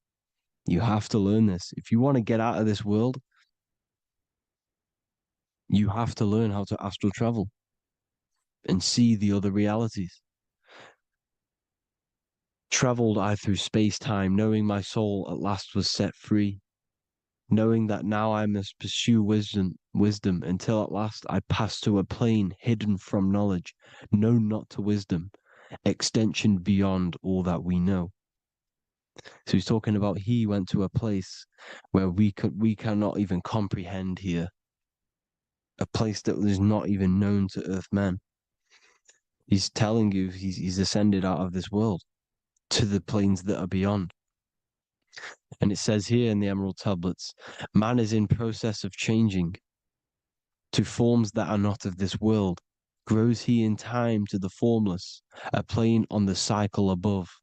Know ye, ye must become formless before ye are one with the light.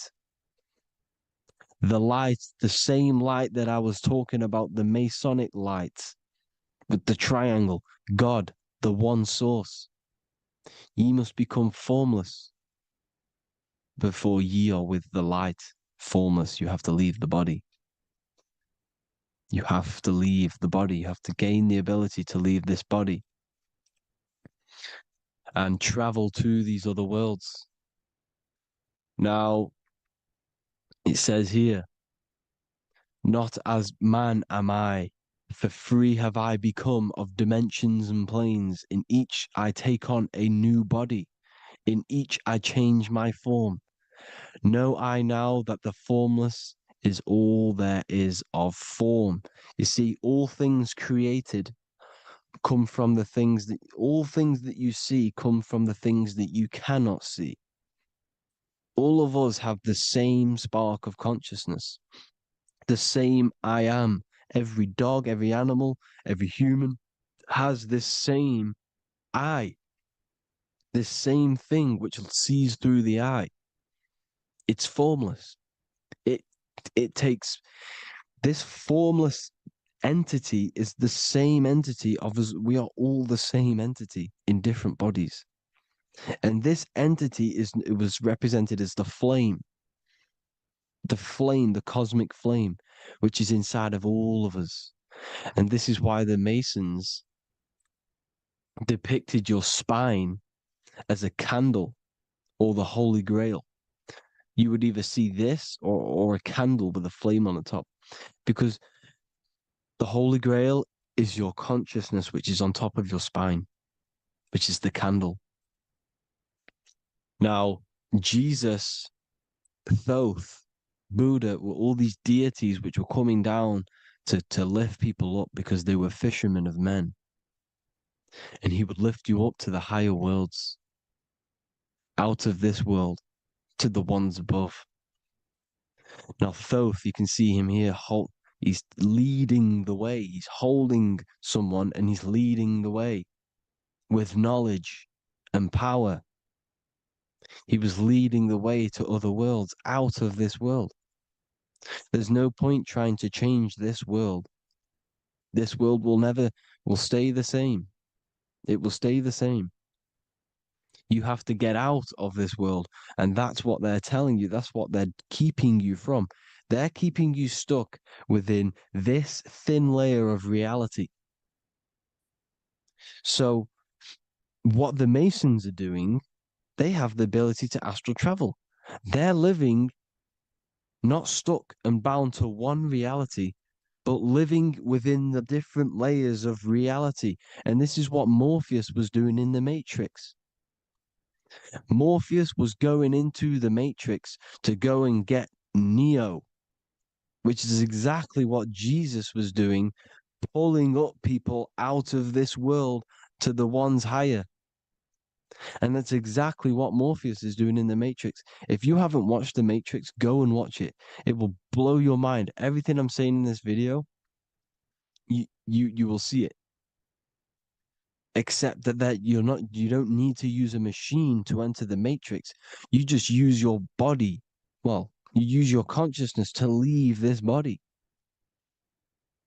You see, Neo was also uploading himself into the simulation to pull people out of the simulation. And this is exactly what all of these gods were doing. The fisher of man. Look, he was pulling people up out of this reality with the knowledge. Now, Jesus was always depicted with the mushrooms. Look at all this mushroom art. Mushrooms were literally the origin of Christianity.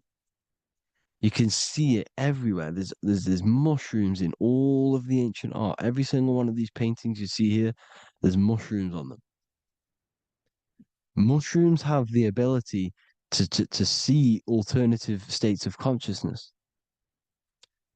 Now, if you go and do them and you go to sleep, if you pop mushrooms, you go to sleep and you will wake up in another reality. You will wake up in another reality. Don't try it if you don't want to do it. But if you've got the heart to do it, do it. Eat them and go to sleep. You'll wake up in another reality. And Jesus was handing out mushrooms to the bright minds, to the minds that he wanted to fish out and pull up to the higher realities. He was giving them mushrooms to see themselves in an alternative state, in an alternative reality. This is why there was so much mushroom art, and it's not just ancient Christians. It's Sumerians, it's the Mayans, the Celtics, the Egyptians. All used mushrooms. All of them.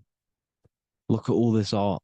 It's on stones. It's everywhere because mushrooms. See, everything in nature is a macro. Look at the form of a mushroom. It's literally your spine and brain. Because they alter your consciousness. Your body is just a radio receiver. Everything that you're experiencing is a program being ran by the central nervous system, and your consciousness is experiencing this program.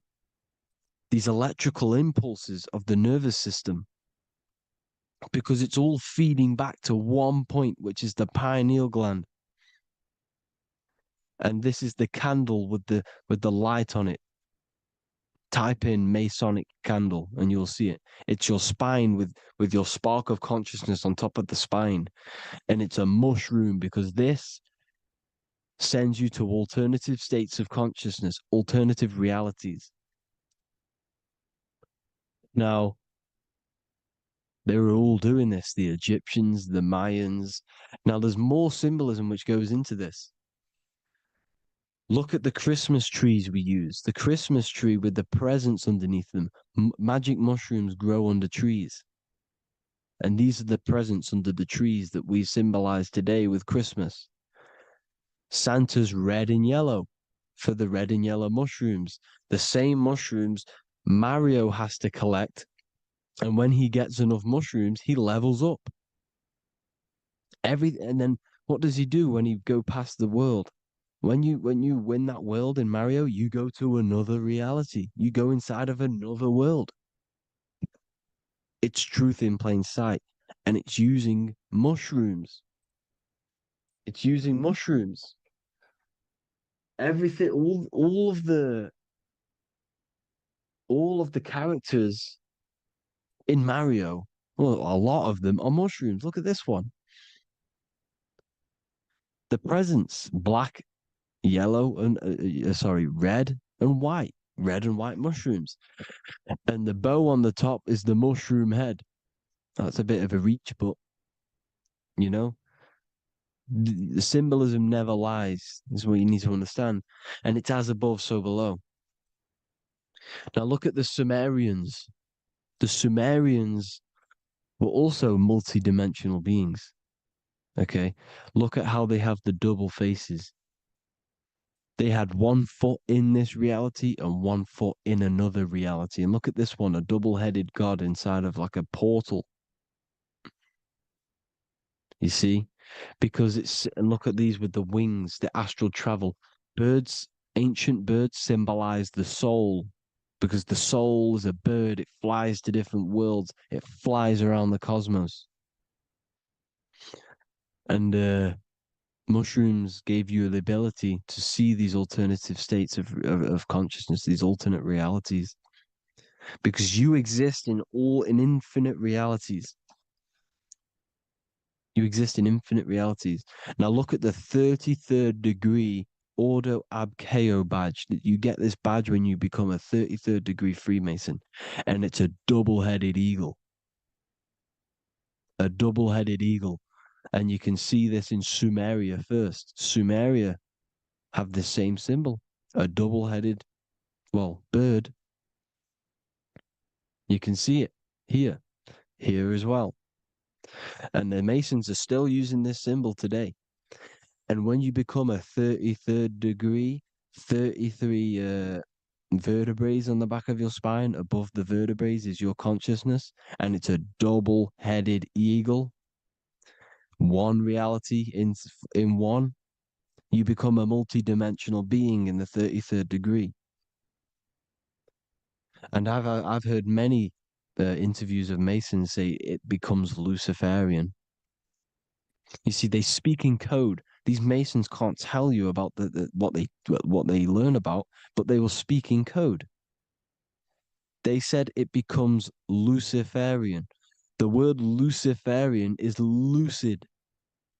The root word of Luciferian is lucid, and lucid is lucid dreaming, alternative realities, dream worlds.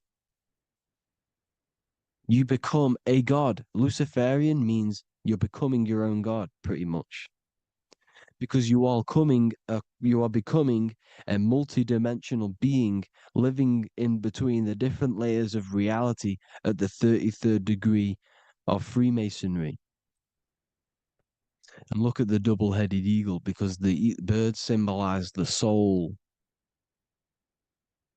And they reach high, they fly high, just like the soul wants to fly high to the light, to become one with the light, like the Emerald Tablet says. Now look at Janus. Janus was another god, and he's known as the god of doorways. Janus always depicted with a double head. Janus is why we say janitor or January. And January is entering a new year. Janus is known as the god of doorways with keys, always got a key, because keys open doors. That's why the janitor holds all the keys. And Janus always has double heads, because he had one foot in this reality, one foot in another. He was a multi-dimensional being, a Luciferian, living between the different layers of reality, instead of being stuck in one like we are. Well, a lot of people. And that's the whole point. You see, all of this stuff is about like changing the world and stuff like that. This world will probably never ever change. It's probably been like this forever. Well, forever, for a long time. But it's about moving out of this reality to the higher states. And the Masons always depict the ladder to the luminaries, the stars, with a key, the same key of Janus. The Vatican is a key, and it's in charge of all the religions. Why is it a key? Because they're holding back the key. They're keeping you stuck within this reality, keeping you stuck as identifying yourself with the body, identifying yourself with this world. You are not in the world is within you. This is a program being ran by your central nervous system, and your consciousness is experiencing this reality. Now, this is going to be a mind-blowing video for some people. You have to have an open mind. You have to let go of all the programs. I'm repeating what the ancients are talking about and the ancient symbolism. Look at Janus with the double-headed god. He was just another god coming down, giving keys to people who had the worthy mind. to be pulled up out of this reality,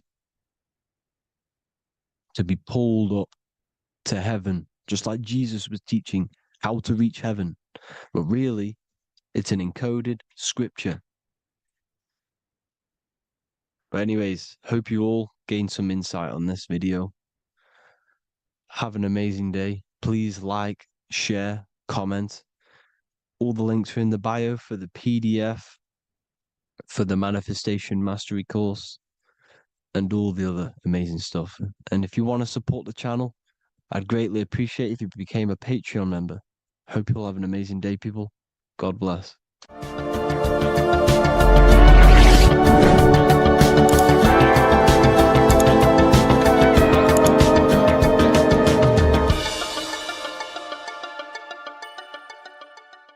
What if I told you the devil is closer than you think, and it's not actually a real person, force, or spiritual entity outside of you, but a being and an aspect of your own mind and psyche? In this video, you will learn exactly what the devil is and the true esoteric meaning of the devil. The first thing we need to understand is that the universe is a mental universe. Look around you. Every action, every building, everything you see around you was begun first as thought in the mind, then manifested. We use the mind to build and shape our reality. The universe, the world, only exists inside of our mind. Therefore, God and the devil exist inside of our own psyche. So first of all, the devil is not a literal being, but a symbol of the lower self. It represents the unmastered, ego-driven part of the human mind, a symbol of destructive thoughts, emotions, behaviors, lives in realms of chaos, fear, hatred, lust, and ignorance. This is why we see the devil as red, because red is the lowest vibrational color on the color spectrum. It also corresponds with the root chakra, which is all to do with survival instincts. Red represents chaotic and intense emotions like hatred and anger. When we are angry, our face turns red. The devil represents our animalistic fundamental needs, our instinctual needs, our survival state of consciousness. We have a survival state of consciousness and a godly state of consciousness. Our godly state of consciousness is creating, not just experiencing in the animal state, but consciously creating reality. This is why we see the devil with a goat head, an animalistic head, and the head is where the brain is. The animal head represents living off instinct, the part of our mind that lives on urges, impulses, and instincts. Eating, sex, power, ego-driven actions, and ego-driven thoughts. Animals are only aware of themselves. Animals live on instinct. They have no ability to consciously create like humans. This is our lower desires for the material world. That's not to say the material world is evil. However, when our consciousness is only seeking material things, this leads us down a path of self-destruction, because nothing material can ever satisfy our soul. Everything material is temporary. Therefore, the devil represents the part of us that seeks only material desires, only material fulfillment, the ways of thinking where we only think about ourselves and ego-driven thoughts. It also represents the unchecked, unconscious self, where we have no mastery over our thoughts, over our emotional impulses, and no mastery over our actions. We're living in instinct and impulsive states, which causes chaos, selflessness, destruction, and keeps us bound to our lower material 3D state of consciousness. It's important to recognize that the word devil was never present in the earliest Gospels. Instead, what was mentioned was a spirit of evil. This distinction is crucial because it underscores that the idea of the devil, as popularly conceived, does not actually exist as an independent entity. Rather, it is a personification of the lower aspects of the human mind, a facet of our own consciousness. The term spirit of evil was not meant to denote a specific deity or being, but rather any force of negativity, whether it manifests as a destructive thought, emotion, or action. A spirit is a force, an energy, and we have three forces that create our reality: thoughts, emotions, and actions. We have full control over these three aspects, which transform and mold reality. A destructive thought, a destructive emotion, a destructive action is a spirit of evil, and it originates from the darker aspects of the human psyche. So now, because we're on the topic of the devil, we have to look at the pentagram, which is obviously connected to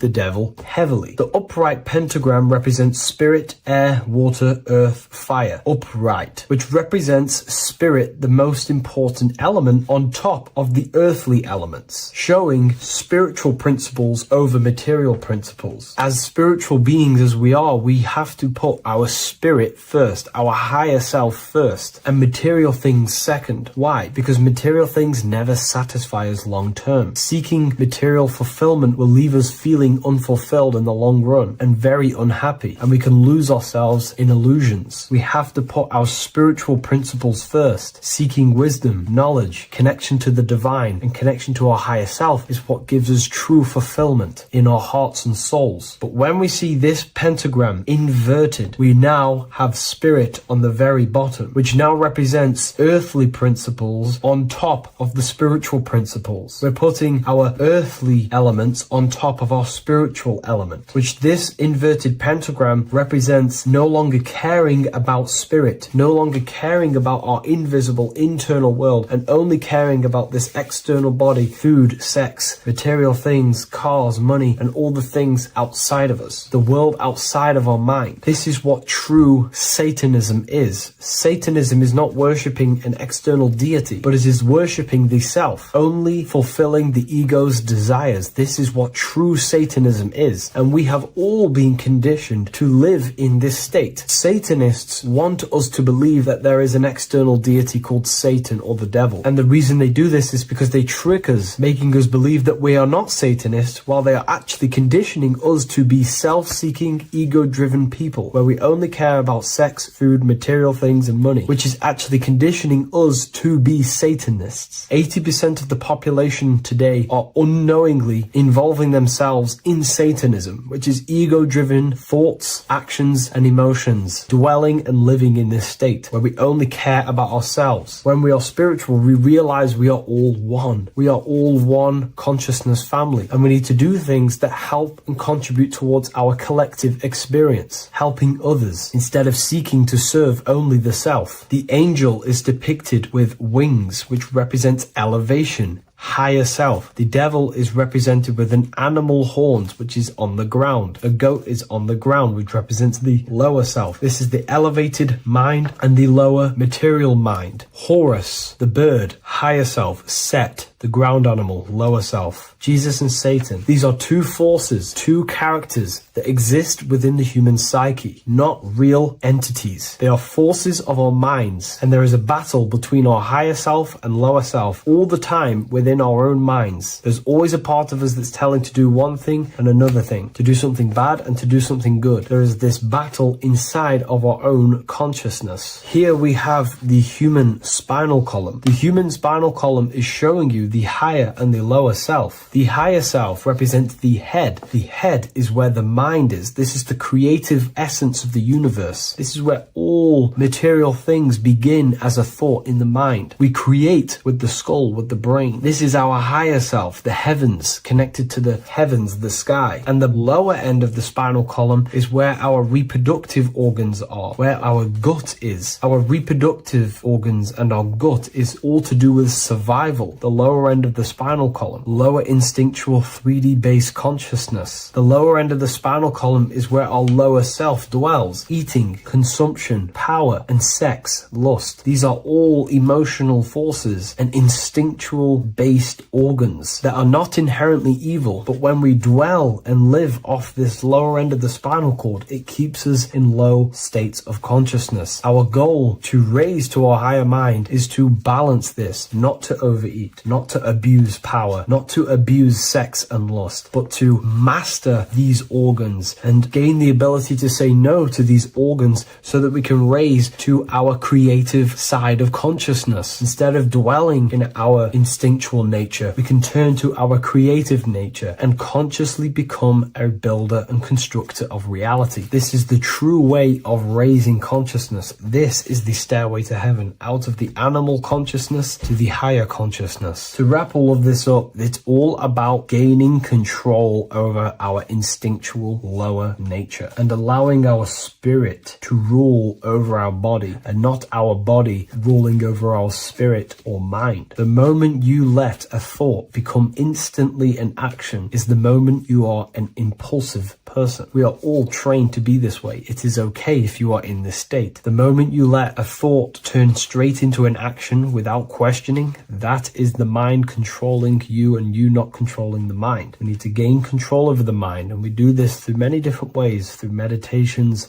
affirmations, and discipline. We slowly gain control over our minds. And once we gain control over our minds, we gain control over our thoughts, and we gain control over the attention that we give certain thoughts. We can then start to uplift our mind, our thoughts, out of our instinctual state to the higher mind. If you wish to learn more about consciousness, I'll leave a link in the description for the Book of Wisdom, Volume 2.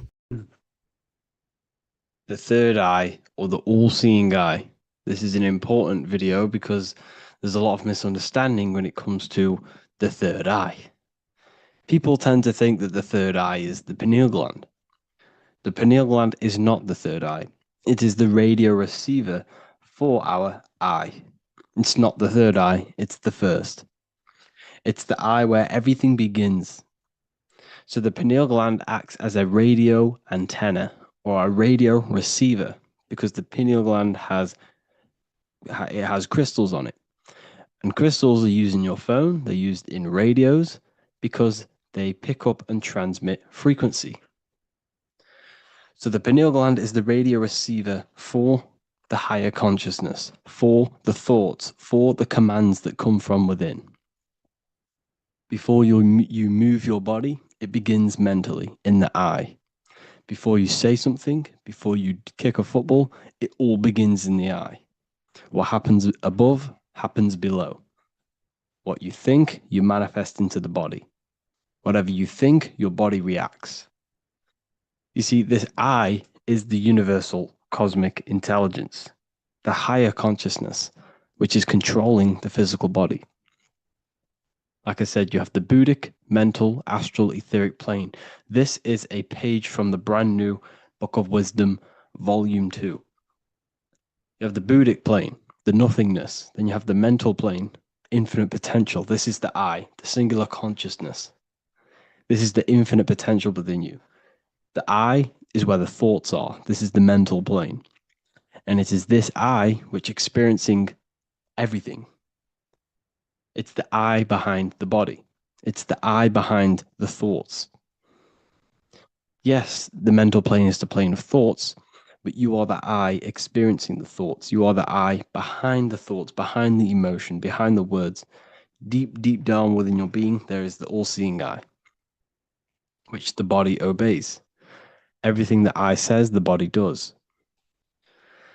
This is the eye in between the two pillars, or in between the sun and the moon in the Masonic artwork. Sun, masculine, left brain. Moon, feminine, right brain. The all-seeing eye in the middle, consciousness, the eye, the order, the intelligence, the infinite potential within you, the creative force within you that can create the good and the bad, the left and the right. So you are either creating negative or good. You're even doing good, which is God, or evil, or the devil, which is do evil. You have this creative ability within you, which is God, the consciousness, and you have the choice to do the devil or the God. So the third eye is the human mind. It's the mind. It's the infinite awareness, infinite potential within you. And when you see it in the triangle, it represents the ethereal plane. This is the ethereal, the triangle. This is the eternal. This is the material. Because the physical plane is the box. It's the square. That's why we say think outside of the box. Because you got to think outside of the box to awaken your divinity. You see, humans have been given the tools to awaken to their true divinity. No other animal on this planet, or whatever you think it is, on the earth, has the ability to have self-awareness. Humans have been given the tools to understand the very, very complex things and understand who we are, and what the universe truly is on a higher level, not just physical. We have the ability to access planes beyond the physical world, which is unlike any other animal. This is why the humans are gods. So when you see the pyramid with the capstone on top, it's cut off, it's separate from the rest of the pyramid. This is the consciousness that is looking through the ether into the material plane. It's like I discussed down here with these planes. This is the I, the mental plane. Your consciousness, your I, is looking through the ether. It materialized through the ether into the physical plane, and you are now the I looking into the material realm. And when you come here, you lose that divinity, but you have to awaken. So you don't lose the divinity, you forget your divinity while you are incarnated in physical.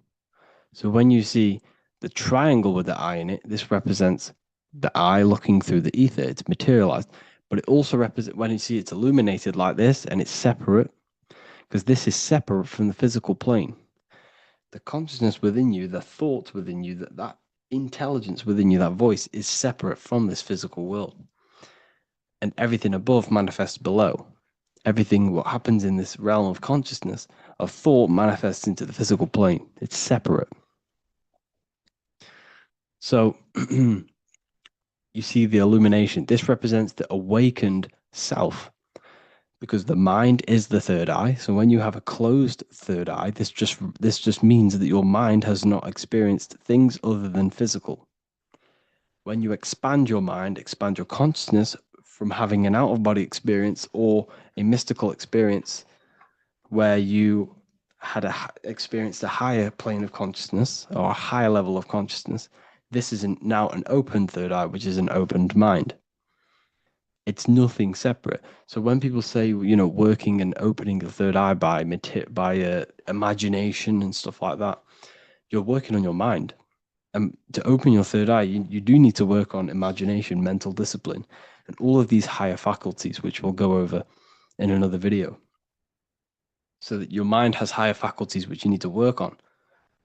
Visualization being one of them, imagination, and mental willpower. We'll go over that. But the illuminated eye in a triangle represents the illuminated mind, the awakened mind that has self-consciousness, is conscious of itself, and it's experienced higher planes of consciousness. Like I said, the I and the I. The idea. So when you see I on the beginning of words, it represents that inner self, that inner cosmic intelligence within yourself. That's why you say inside, intelligence, or idea. It's the idea, the I, the all-seeing eye. This is why the Roman numerals, I was one. And what is one? It's one line. The I is also one line. Because we are all the same intelligence with the same consciousness. The universe is one. There is only one being in the universe, which is God. And we are all expressions and fractals of God. We are all manifestations of God. We share the same creative power as God. We all have the ability to bring non-physical thoughts into a physical reality, which is the word made flesh in the Bible. So when you see covering the eye with the 666, this represents the I stuck in matter, worshipping the physical body, the God in flesh, which is Satan. Satan represents God in flesh, yourself in flesh, because evil, love, bondage. And everything these artists and, actors are doing, they're part of these cults. They're promoting materialism to keep your I, your consciousness, stuck in three-dimensional awareness. So this is what they're promoting. You see that the hand symbol creates 666, which is your body, the carbon. Your body's created out of carbon. And all life forms are created out of carbon. The I in it, the I in the 666, represents I being in material. keeping the mind immaterial. Matthew 6:22, the light of the body is the eye. Therefore, if thine eye be single, thy whole body should be full of light. But if thine eye be evil, thy whole body shall be full of darkness. You see, this is a very powerful verse. A very powerful verse.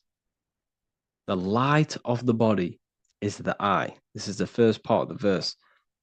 This is where everything comes from. The mind. The infinite mind. The infinite potential within you.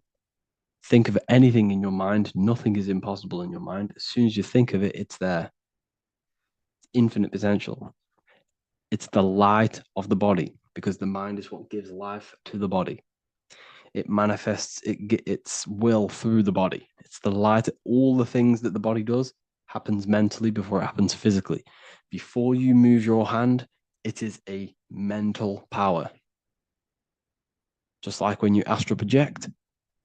When you astral project, you use your mind to move your body. It's mental. If therefore thine eye be single, thy whole body should be full of light. So what does that mean? Becoming one with the consciousness within you. The single eye. Instead of being divided between the left and the right, the masculine and the feminine, instead of being divided between the high and lower self, when you combine all the aspects of yourself to be balanced and connect with the true self, that's when the whole body should be full of light, which is the good, the enlightenment. But if the eye be evil, which means what? Because your eye, your consciousness, your mind has the ability to create positive or negative, devil or the god. And when you think negative, what happens? Darkness goes through the body. Every thought has an effect on the body. What you think goes through the body. For example, become erect. What do? You think of being erect, and it happens, the body becomes erect. What happens in the mind happens in the body. So if your eye is evil, if you are thinking negative, if you feel negative, you're going to produce negative. Your body will be full of darkness. And this is what the all-seeing eye is. It represents you, your consciousness within you that can create anything in this physical world. So yeah, if you have any questions, make sure to contact me, and I will get it created for the university. Thank you all for joining, and see you in the next one.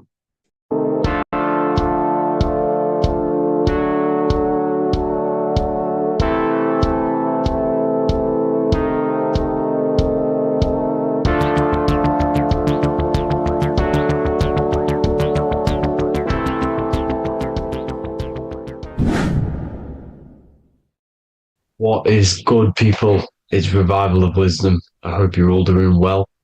Now, this video is how to raise your holy oil or your Kundalini. Let's get straight into this. So this is a monthly cycle. Every month, when the moon is in your zodiac sign, this oil is released.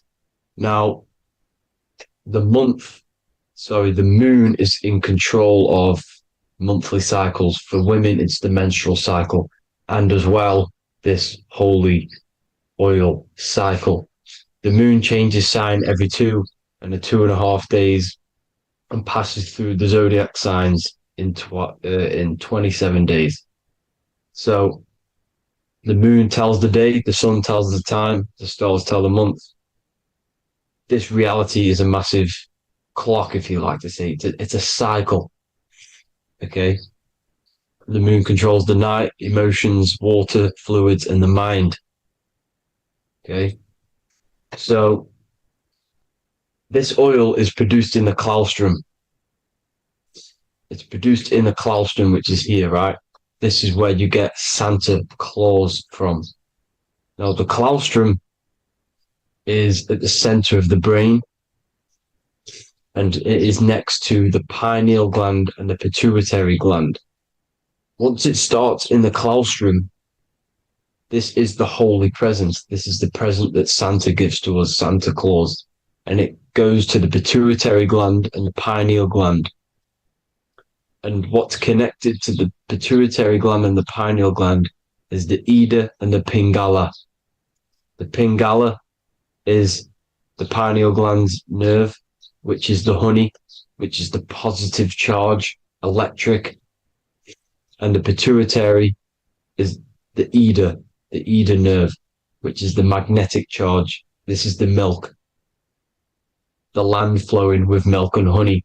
This is the brain, the heaven, heaven, okay?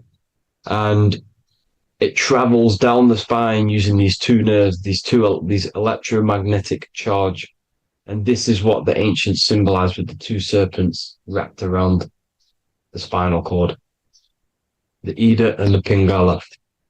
And this travels down to the sacrum or the solar plexus, okay? Okay, so once it's here, okay, the spine is an elongation of the brain.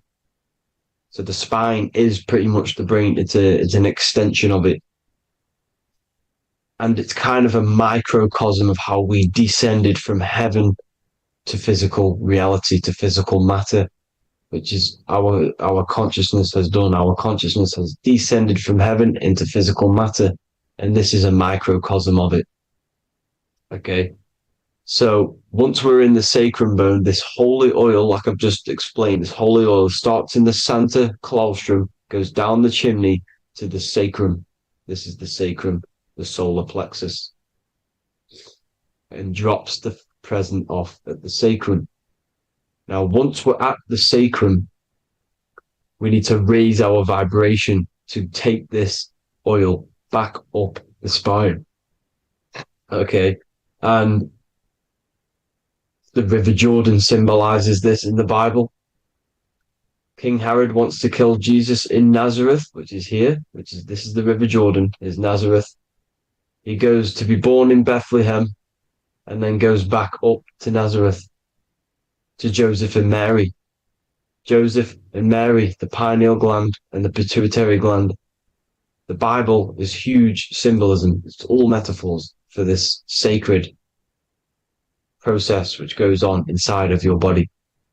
You are the Temple of Solomon. You are the Holy Land. The Holy Land is your brain. Once this oil is at the sacrum, you need to raise your vibration in order to take it back up. Once this oil has gone back up to the pineal gland, it activates the crystals which are wrapped around your pineal gland. Your pineal gland is this tiny little beam here. This is the claustrum. This is the pineal gland. And it's wrapped in crystals. And when this oil travels back up the spine by raising your vibration, back to the upper room where Jesus met the 12 disciples, or the 12 cranial nerves in the brain, and it activates and it turns on this pineal gland. And once it's turned on, it illuminates all the cells and the nerves in your brain and turns them all on and activates the higher God man, the God consciousness, Christ consciousness. And it regenerates the whole body. This is the secret to regeneration. It regenerates all the cells in the body. And this is how the ancients lived for thousands and thousands of years, as talked about in ancient texts. They lived for hundreds and thousands of years because they knew this secret. And this fluid, this brain fluid, the secretion, or the Christos in Greek, which means gold, because this is the alchemical process from turning lead to gold. Your body is the alchemical furnace. Now, the ancients knew about this center of the brain because they symboled it. This is the Eye of Ra, and it's the brain. And this is what's wrapped around our consciousness. Our consciousness isn't wrapped around the brain. The brain is built around the consciousness. We are the consciousness. You don't have a soul, you are the soul. Okay? Now, the head, heaven, hell, heel at the bottom of your foot, that's hell. Head is heaven and hell. Simple. Now, the pineal gland produces DMT, which is dimethyltryptamine, which is known as the spirit molecule. So let's move on. Now, when this oil travels up, back, the spine, the chimney, it crucifies at the top, which is called the vagus nerve. So when it reaches here, the optic thalamus, it crosses and crucifies once it's raised back up. And this is why Jesus dies at 33. He was crucified at 33. Because you have 33 vertebrae on the back of your spine. And then it's crucified by the cross of the vagus nerve. When this oil crosses the vagus nerve, this is the crucifixion at 33. And it symbolizes the death of the physical consciousness. You then become spirit. You then become God consciousness, activating the Kundalini, regenerating the body and the mind. Okay. The Garden of Eden. You are the Garden of Eden. The land of milk and honey is upstairs. The pituitary, which is the milk, the pineal gland, which is the honey, which is DMT. It even says this in the Bible. As he brought us into the place, and he has given us this land, a land flowing with milk and honey, which is also symbolized as the sun and the moon. The Bible also says, the light of the body is the eye, not the eyes, the eye. If therefore thine eye be single, thy whole body shall be full of light. This is the activation of the pineal gland by raising this oil back up to the pineal gland, to the center of the brain. Neither shall they say, see that here, or see there, for behold, the kingdom of God is within you. So he's saying, don't look out there. Nothing is out there. It's all inside of you. Everything's inside of you. You're the universe. Now, how to raise this oil back up to the pineal gland? Every month, like I said, the moon controls the cycle. The moon controls monthly cycles. When the moon is going into your zodiac sign every month, this oil goes down the spine and you must raise your frequency to get it back up. You must retain your seed. This is the most important. Your fluid, your secret, your holy fluid, your life force. You can't let that go. That life force is the reason you're alive. This holy oil is the reason you're alive, because it feeds all of the systems in your body. It feeds all the systems in your body. You have to retain your seed, alkaline diet, positive thinking, and meditation. Okay? When you retain your seed, you will live longer. The moment you release it, you're killing yourself. You're killing a piece of yourself every time you release your seed. Every single time. You're killing a part of yourself. Okay? Now, this could be why this could be the illumination, the single eye on the Illuminati's symbol, the Freemasonic symbol, the illuminated eye, the triangle, which could symbolize the body, mind, and spirit, but the eye illuminated. Now, in the Bible, it talks about the two trees, the tree of knowledge and the tree of life. The tree of knowledge is the tree of good and evil, which is the most important system in your body, which is the nervous system. The nervous system, the most important. The tree of good and evil. And the tree of life, which is the cardiovascular system. Now, this oil, when it's released every month, feeds these two systems, and these two systems feed everything. Now, it's important you understand that. Okay?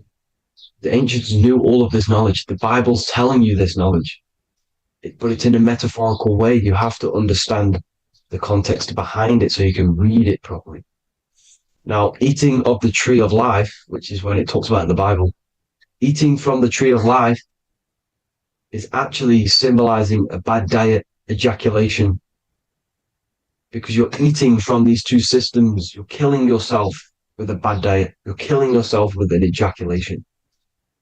Okay? So, that's important to understand. Now, this is Jacob's ladder in the Freemasons. Jacob's ladder, which is the spinal cord, it's the stairway to heavens.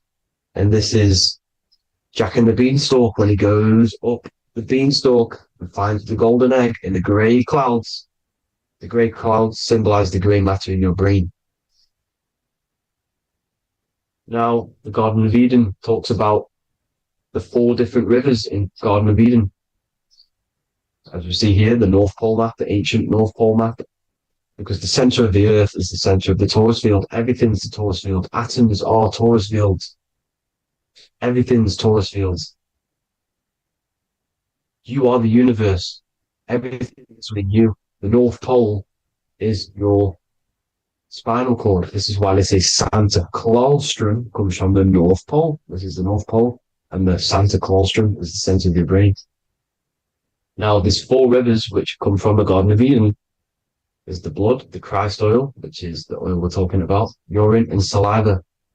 These are the 4 sacred oil, 4 sacred fluids in your body. And these are constantly abused in today's society. Also, these secret societies are targeting these fluids. Okay? This is why porn is free.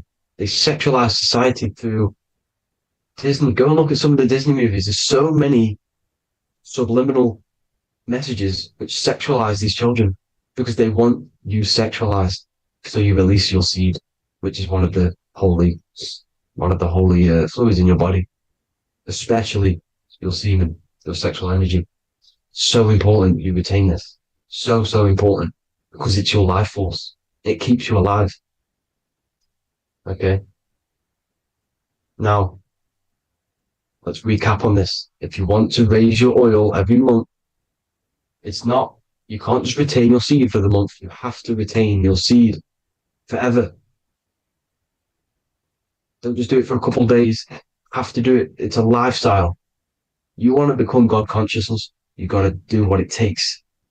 It's hard in this society because this society is made around, it's designed to kill you pretty much. It's designed to keep you in these lower states of consciousness with all the bad food, the chemicals in the food, the chemicals in the water, the sexualized TV programs, sexualized adverts, sexualized TikTok and apps, videos, subliminally stimulating you because that is your weakness, sex. It's your weakness. Now, you have to retain your seed, meditation, and an alkaline diet. Why alkaline? Because acidic is low vibrational. This is the color spectrum. And what's the highest vibrational color? Violet. It's the lowest, red. You have to have an alkaline body in order to raise this oil.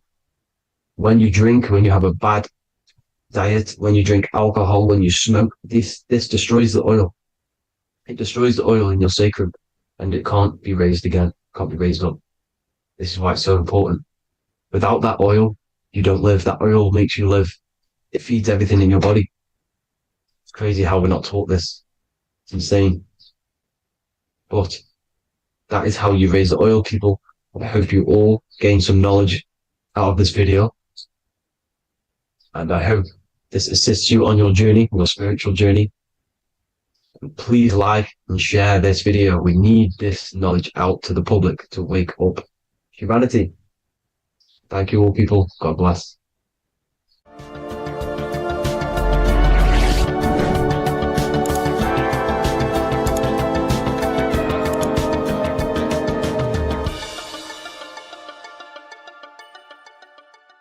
Welcome to Revival of Wisdom. Welcome people, we're back with another video, and this video is about Freemasonry and their connection to the Illuminati. Please, as always, to make sure to hit that like and the subscribe button and turn on the notifications to never miss a video. On May the 1st, 1776, the founder of the Illuminati, Adam Weishaupt, founded this secret organization, and this date can be found in Roman numerals underneath the all-seeing eye pyramid on the $1 bill. This $1 bill also says Anu Coptus Novus Ordo Secularum. This is Latin for announcing the birth of the New World Order. This New World Order will be headed by Lucifer, the all-seeing eye, and followed by the 13 layers of bricks for the 13 elite bloodlines. So your Orsini's, Rockefellers, Rothschilds, Soroses, and the other 9 elite families. So when Adam Weishaupt created the Illuminati, he made it consisting of high-level degree Masons, French and Latin philosophers, and many more powerful people to all become one society. So this is why you see Masons using this same symbol of the all-seeing eye inside the pyramid. But not all Freemasons are part of this Illuminati secret society.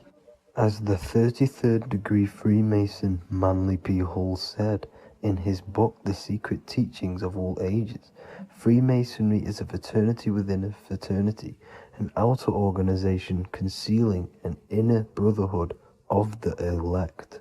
So what he's saying here is that Freemasons have to go up the degrees of Freemasonry, and once they hit the top, they either get elected or not into these secret societies like the Illuminati, Skull and Bones, and Knights Templar. So when you see celebrities doing this one-eye symbolism, either covering one eye, doing the triangle, or doing 666 over one eye, this is showing and reflecting the symbolism of Freemasonry. They have taken the oath to never speak on anything they learn about Freemasonry. Duncan's Ritual of Freemasonry book states the oath they have to take. Quote, I ... of my own free will and accord, that I will ever conceal and never reveal any of the secrets, arts, points of Master Mason's degree to any person whomsoever. All this most solemnly, sincerely promise and swear. Now, this is what happens when they break the oath, stated in this book, quote, myself severed in two, my bowels taken from thence, and burnt to ashes. So this states that Freemasonry comes first, before any law of the land. It has the right to kill you if you break your oath.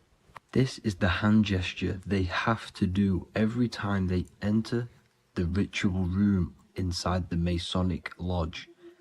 This is the cutthroat symbol, showing you and reminding you of the oath and what will happen if you break it. Now in this book, Richardson's Monitor of Freemasonry, it states, if you break your oath, binding myself under no less penalty than to have my throat cut across, my tongue torn out by the roots, and my body buried in the rough sands of the sea. If they do not decide to kill you, this book states this by pointing him out to the world as an unworthy vagabond, by opposing his interest, by dearranging his business. In other words, they have the power to frame you and destroy your reputation to the world, and destroy your business if you break this oath. So yes, they do kill to keep this truth hidden, because this truth of this reality is what keeps them in power. They have the ability to manipulate people, because people do not know what manipulates them. This is why they call themselves the government. They govern the ment, which is the mentality, because the mind is the root cause of reality. They control what you perceive to control what you manifest. By knowing the truth, you are set free, and you no longer need no controller above you.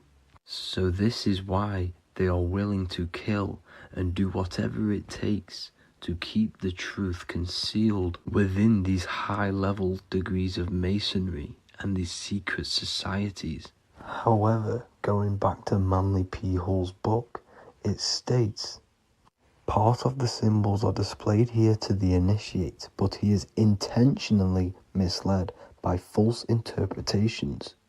So this is saying even Freemasons are intentionally misled and told lies to conceal the truth, to make sure the truth is hidden in the high degrees of Masonry.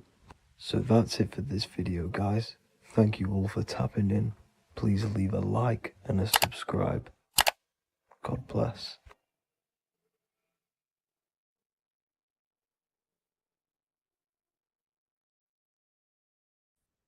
You are not breathing correctly. 98% of people only use a third of their lungs capacity, which is shallow breathing, which ages you, lowers your brain capacity, and also lowers your state of consciousness. So it's essential that you breathe consciously on a day-to-day basis, because this is what truly elevates your consciousness. I am going to give you the key for you to raise your consciousness just through breathing alone. Such a simple thing, but yet the most effective way for raising your state of consciousness and becoming more spiritually and mentally advanced. So tune in for this video and I'm going to show you exactly how to do it and the symbolism behind breathing. Air is more than just air. It carries electromagnetic energy. So now I'm going to give you the science behind this spiritual truth. This invisible force is what sustains all physical life, providing the life force energy essential for existence. Electromagnetism. Everything is fed off electromagnetism. Your body is an electromagnetic battery. Now, we can prove that air carries electromagnetism just by doing a simple test, a simple scientific experiment, by getting liquid oxygen and pouring it between a north and south magnetic pole, two polar opposite magnets. We see that the liquid does not fall straight through it. It is sucked, it is magnetically attracted to these two opposing forces, opposing magnets. This is proof that air, liquid oxygen carries electromagnetism. When you are breathing electromagnetism, the essential life force behind all living beings. This is known as energy or prana, chi, ether, or spirit. This is all the same thing. Air is not just empty space, it is energy, it is prana, it is life force, it is spirit, it is ether, chi, prana. You are an electromagnetic being. Your consciousness is in direct correlation with your electromagnetic aura or biofield around your body. Your state of consciousness is mirrored within this field around your body. Now, your breath, when you breathe in, you're breathing electromagnetism or life force. Breath is the vital link between the physical and the spiritual, bridging the body with the soul. Through breath, we connect with both tangible world and deeper, the unseen realms of energy and consciousness. Breathing deeply and properly elevates our consciousness, enhancing the brain's functions, heightening the sensitivity of our five senses. It also brings a profound calmness to the mind, creating a state of clarity and inner peace. Like I said earlier, breathing properly is the fastest way to elevate your consciousness. It is the fastest way because breathing, when you stop breathing, what happens? You lose physical consciousness. Your body will shut down if you do not breathe in this vital electromagnetic energy in the oxygen. If your body does not get this for 5 minutes or however you can last without breathing, this makes you lose physical consciousness. Your body will not survive without this essential life force energy. Therefore, air is one of the most overlooked things. This is why we see the symbolism of Buddha having a big belly. Why does he have a big belly?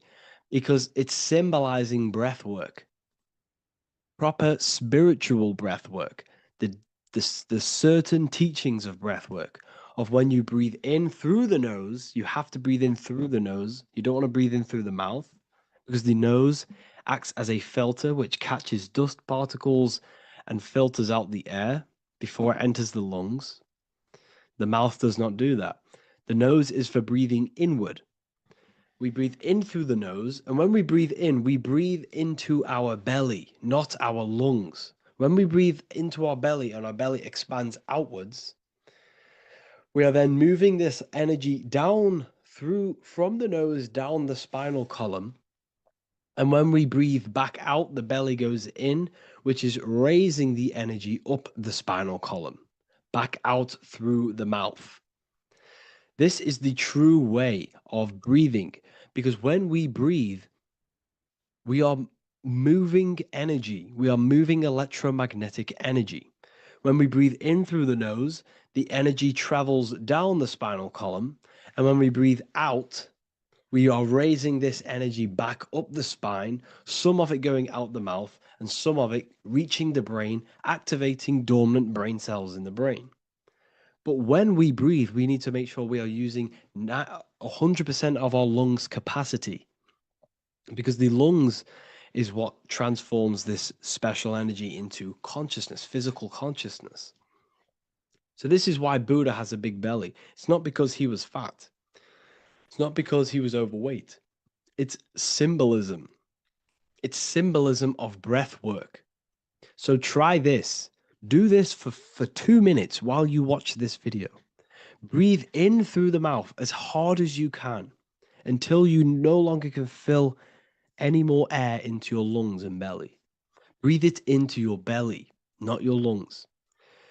And breathe out through the mouth. Do this for 5 minutes or 2 minutes, however long.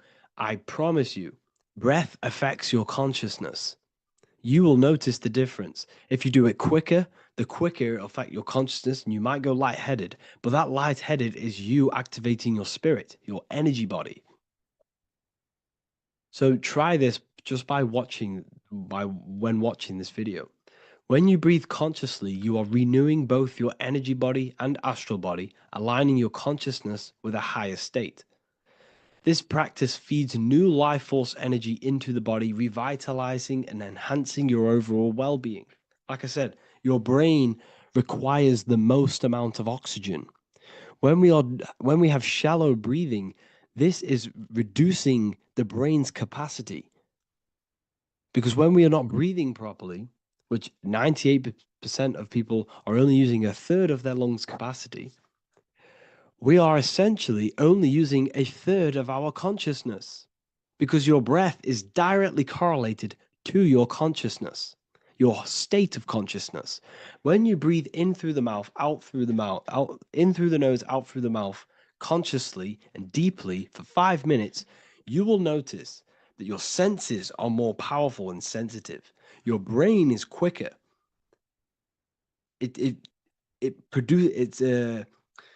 What's the word? It processes information quicker. You become quicker. You become a superhuman, and you feel more spiritual because it activates your spirit, your astral and energy body. So when we meditate, it's definitely important to breathe in through the nose and out through the mouth as deeply as possible to align with a higher state of consciousness. And this is the easiest way to separate your consciousness from the body. When you breathe in deeply for long periods of time, while meditating, while taking no thought, when no thought is present and you gain a rhythm of deep breathing, this is the gateway. This is the gateway to opening your consciousness. Because when you stop thinking, other aspects of your consciousness can open up. All of our lives we've been thinking, which is blocked off the higher states of consciousness. So breathing is very, very important. It affects our overall well-being. And this is Yahweh, the in and the out of breathing. When we breathe in, this is Yah. You can hear it. It sounds like Yah. And when we breathe out, that is Way. This is the name of God, apparently. But God is within you. You can connect with God. You can connect with source consciousness within you by breathing, by raising your state of consciousness through breathing and meditation. This is why the Bible tells you the Spirit of God has made me, and the breath of the Almighty gives me life. You are consciousness, you are God, you're an extension of God's consciousness. Job 27:3. As long as my breath is in me and the Spirit of God is in my nostrils. The Spirit of God is through breath. John 20:22. And when he said this, he breathed on them and said to them, receive the Holy Spirit. The word spirit means breath. In Greek, Hebrew, Latin, it all means breath or wind or air. The Holy Spirit is a certain way of breathing, a breathing technique that elevates your consciousness, that syncs you up to a holy consciousness, an elevated state. That is the Holy Spirit. That's why it tells you in the Bible, when he said this, he breathed onto them. He breathed onto them and said, receive the Holy Spirit. You must breathe to receive the Holy Spirit. When you breathe, you are renewing the body's energy. You're taking in new life force, which is regenerating your cells, regenerating your brain, nervous system, and also connecting with consciousness, pure consciousness. This is not something that we should be doing during meditation. Yes, it is. We should be doing it during meditation, but this is something that we need to apply all of the time. This is the fastest way you can raise your consciousness. I just want to say, all of this knowledge is inside of the Book of Wisdom, Volume 2. Make sure to give a like and a comment on this video to help the algorithm. And let me know what you think about the last book or this book if you have read them, to let the new people know what they're looking at with this book. This is truly life-changing, the Volume 2 and Volume 1 is truly life-changing. You can get them in a bundle also. Learn hidden knowledge inside of the Ethereal University. This is where truth seekers belong. I'm not here to try sell you this, but this is the place for truth seekers. And if you are serious about your spiritual journey and serious about gaining knowledge, which gives you the advantage of a life, join Ethereal University. This will definitely help you. Thank you for watching this video. Please leave a like and comment. Make sure to give me any suggestions on videos you want me to make in the future. Thank you all.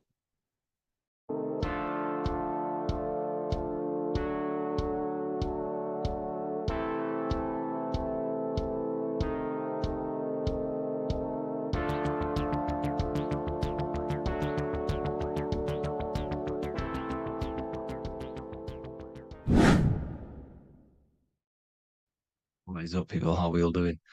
Today, we're talking about the flat earth cosmology. So let's jump straight into this. Please drop a follow and leave a like to help the algorithm. So we live in a torus field. Everything's made out of torus fields. And every torus field has motion. It's what it is. It's the motion of energy. And every torus field has a center, which is the black hole. It's a womb of creation. It's counter space. Now, this is why the North Pole is magnetic, because the center of this torus field is the most magnetic part, the strongest part of the field. So this is why all compasses will point you to the center. And the Earth's magnetic field is spread across the whole of the Earth. And it's spinning, as you can see here, it's like a tornado at the center. And this tornado is the force which is spinning the sun and the moon around us. You got the sun, the moon, Polaris, just like in the masonic cosmos here. The sun, the moon, Polaris, the all-seeing eye. Now we'll get into Polaris a bit later, but the sun is the magnetic force. Sorry, is the electric force, because every field is electromagnetic. Now, the sun is electric. It's positively charged. It's gonna give you energy. It's giving. It's feeding energy. The moon is more magnetic energy, which is taking your energy away from you. And this is why you become sleepy when the moon comes out, because it's taking away your energy. So these two forces is the balance. It's the yin and yang. It's the balance. Everything in this creation is balanced. because the torus field is the earth is the plane of inertia, the 0 point within the field, because physical matter is a result of two opposing forces equalized on the plane of inertia. And that is where matter crystallizes into physical results. And this physical plane is the plane of inertia, planet Earth. And at the center of this plane is the black hole, the womb of creation. And outside of this black hole gives birth to light. So the torus field is constantly rotating, going into counter space, the black hole, and then out of counter space gives birth to the white hole, white light. You see? So it's going around, black hole, birth again, black hole, birth again. And it just keeps going around. It's an infinite cycle of energy. And this is where the infinity sign comes from. This is the motion, this is the force which is creating everything to spin inside of this circle. Okay? And it's making the stars spin. It's making the sun and moon spin around us, around this center point.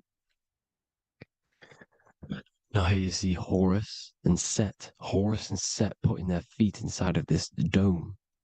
This is the royal arch, the arch of the dome above us, which is like you see in the Masonic cosmos, the royal arch of Freemasonry. This is the dome above us, the firmament that the Bible talks about. You see, they're putting their feet in because Set symbolizes the moon and Horus is the sun. Horizon, Horus. Horus is rising, the sun.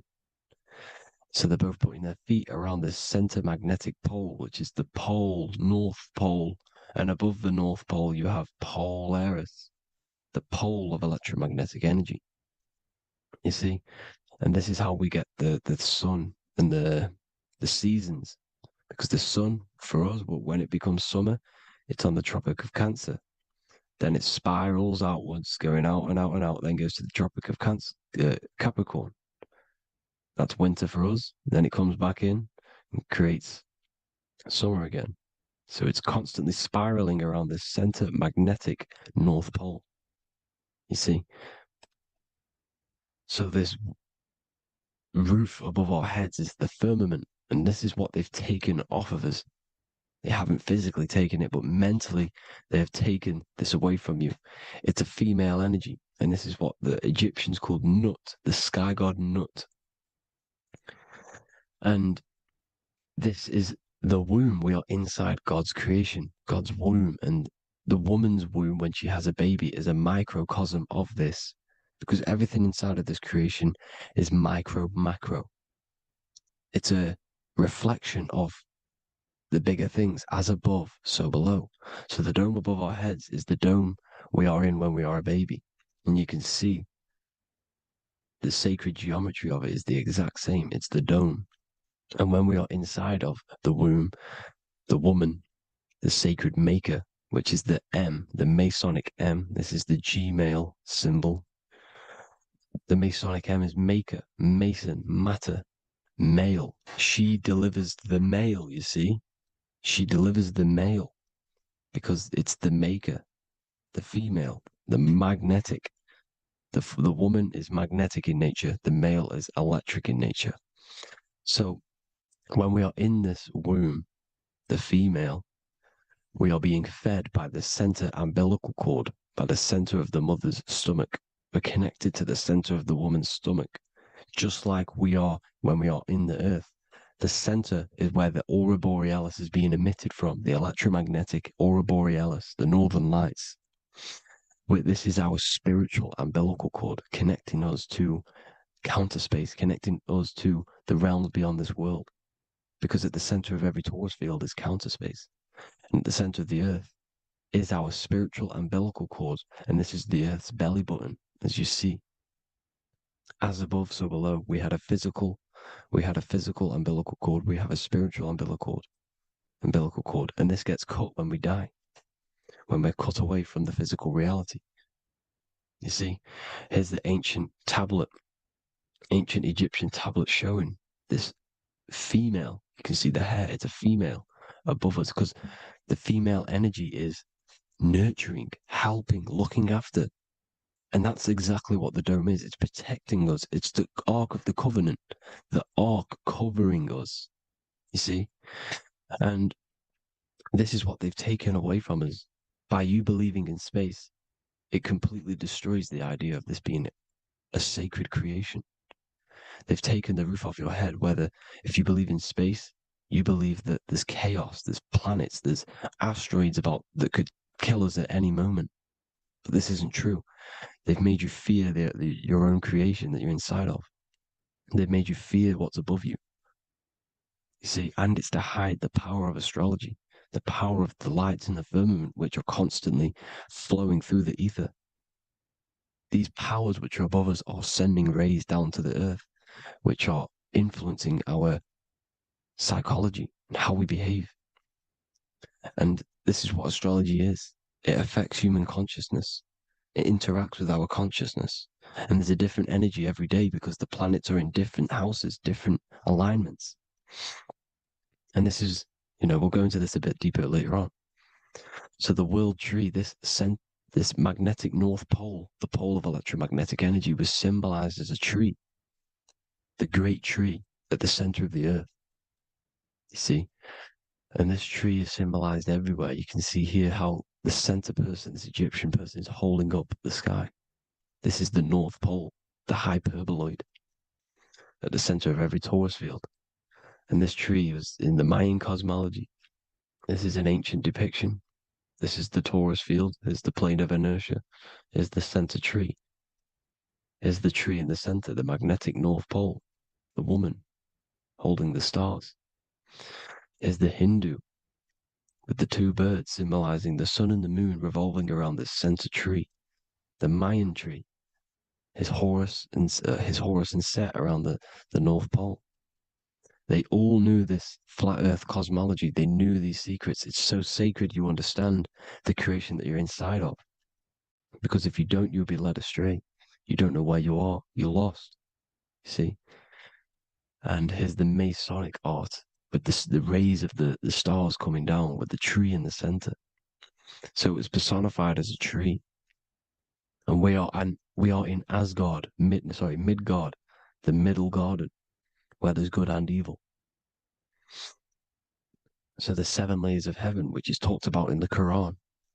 Each planet has a different layer of the firmament, and this is the 7 layers of heaven, and these are our 7 layers of the energy centers in our body. So we start in the stars, so we are stars in a physical body. And this is why we say Mr., Sister, Fraudster, Sinister. Stir is star, and we are in the stars, and our star descends into the soul system, not solar system. And as we descend into the soul system, we enter Satan's kingdom, Satan's world. As it says in the Bible, Satan is the god of this world. Well, if you've been into my research for a while, you know Satan is Saturn. Saturn's world, because Saturn's the outermost ring. He's the Lord of the Rings. And you enter his kingdom, the kingdom of time. And this is why Saturn's the time god. As soon as you go past the rings of Saturn, you're now in the soul system. You're now in time. You're now bound by space and time. And you're bound to the earth plane, the heart. Earth is heart. It's a rearrangement, it's an anagram for heart. And the heart of the electromagnetic color spectrum is green, and that's why the earth is green. And above green is blue, and this is why the sky is blue. In order to go to heaven on the macro scale, you have to go through the blue sky, through the 7 layers of heaven. In order to reach heaven in your body, whilst you're here, you have to go through the blue chakra to your head, which is heaven. It's micro, macro. Everything is micro, macro inside of this creation. Is an ancient. I think this is a French image, piece of art from the ancient French, with obviously the 7 layers of heaven, which they all depict. And notice how it's like a dome. We'll go into this dome symbolization, the Royal Arch of Masonry, which is next. But these 7 layers of heaven give us the 7 metals, the 7 days of the week, the 7 diatonic tones, the 7 chakras, the 7 everything. It's God's favorite number. And this is why the Masons use the G inside of the compass, because the G is the 7th letter, and God starts with G. You see? So it's 7. God is 7. Here's another depiction of the heart, the soul system, the 7 layers of heaven. La fermente, La Fermette, you see, La Firmament, with the stars on the outermost layer. Here are the 7 planets, Jupiter, Mars, La Soleil, the sun, La Luna, the moon. So Saturn. So we are in the heart of this soul system. In order to ascend, we need to ascend up our chakra system, reach 144,000 hertz, God consciousness, the God man. You have to unfold God man, master of the mind, mastery of the mind. So what are the stars? The stars make everything unique. The stars are constantly rotating around the center, magnetic North Pole, the tornado at the center, which is stirring everything. It's stirring the ether. The center is the ether, and the 4 elements are born out of this ether. There's 5 elements: ether, spirit, water, air, and earth. The ether gives birth to the 4 other physical elements, which the whole of creation are made out of. About them 4 elements. 4 is the number of stability. You know, a chair, a table has 4 legs. It stables things. It's a foundation, and these 4 elements are the foundation of this creation. You see, and this magnetic North Pole is stirring this, and the 4 vibrational states of the ether are the 4 elements. Now let me get back to the stars. I just wanted to give you that. The stars are being stirred around this center point. Center. It's stirring everything. And they're always in different alignments. Every millisecond they're moving in different placements of the stars. And the planets are called the 7 wanderers because they're not fixed. The stars are fixed. But the planets are called the 7 wanderers, the 7 layers of heaven, because they move faster and slower than each other. Each planet is slower and faster. There's a different rate of speed it's moving. So these alignments are mixing in with the energies of the different 12 constellations. And this is why you have a unique characteristic. You have a unique look, a unique energy, a unique personality. This is because when you were born and you took your first breath, that energy which was in the ether, because the ether is all around you, and energy travels through the ether.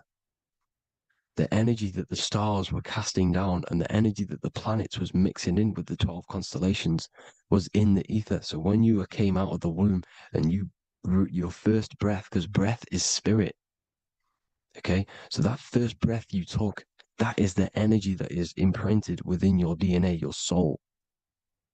And you reflect that energy, you emit that energy. That's the energy that is with you forever until you die. Till this physical body dies off.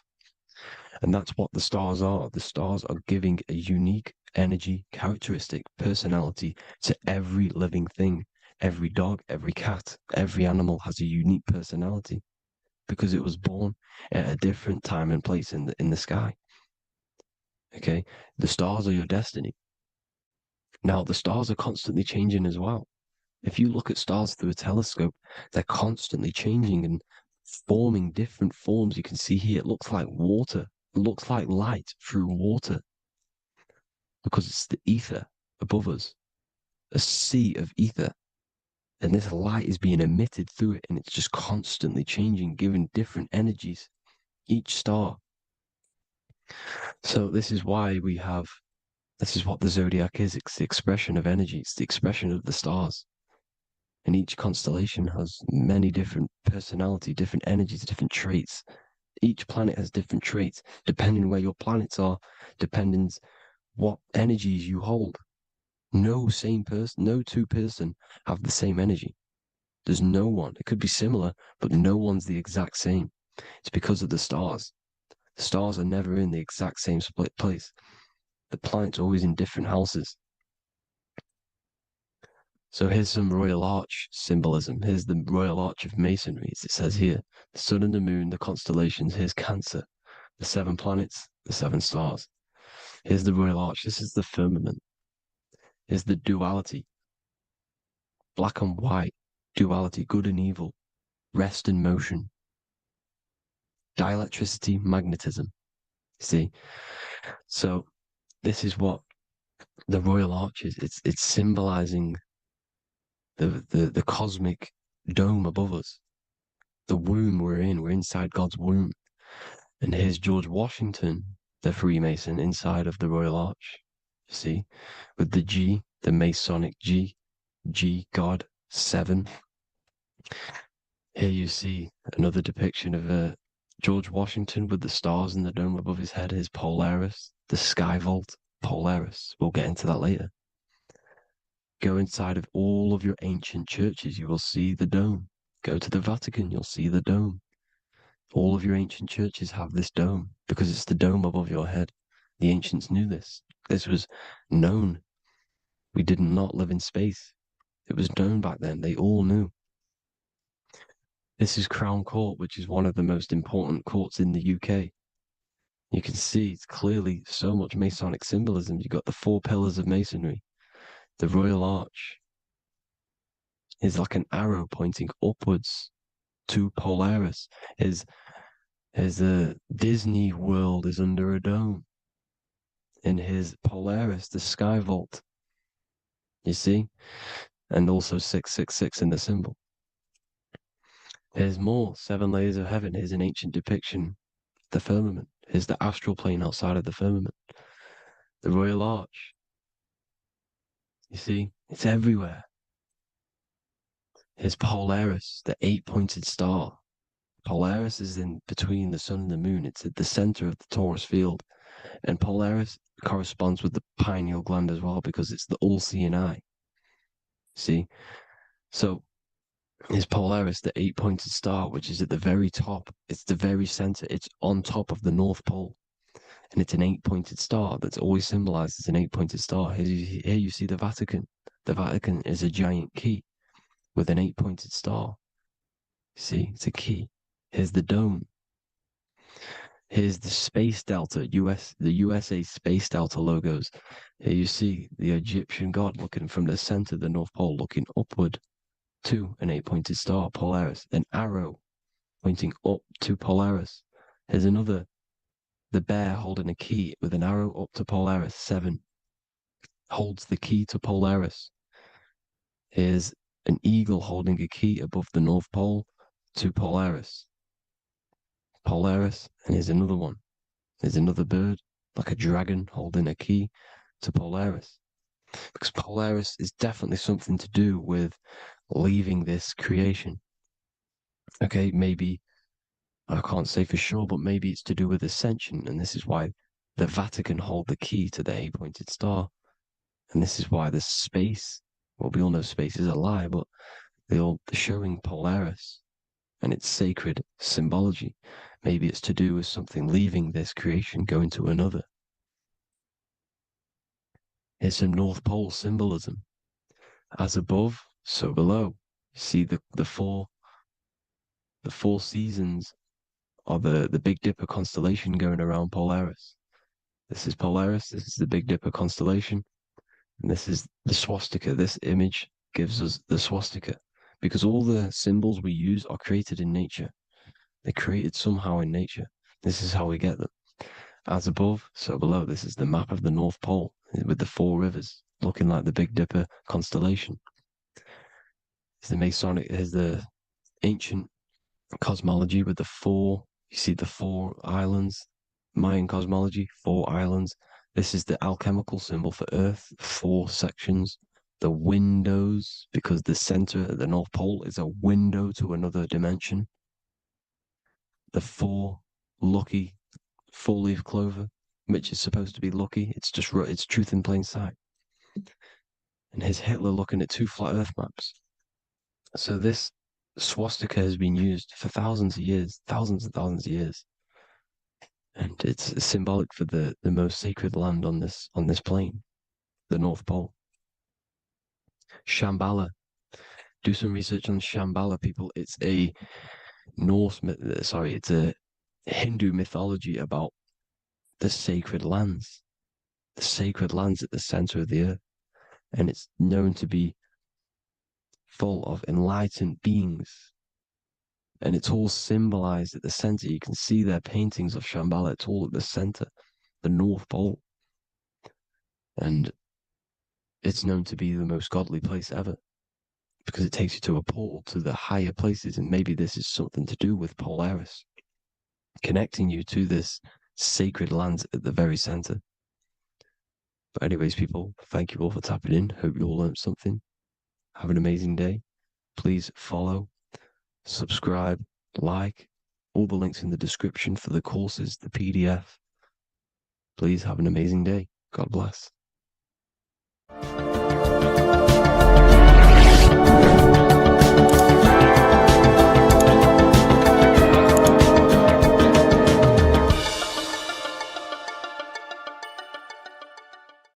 Hey everybody, welcome back to Living Life with Miss Faye.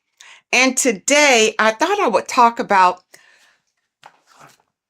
the Book of Wisdom, because to me, this is information that should be in every household.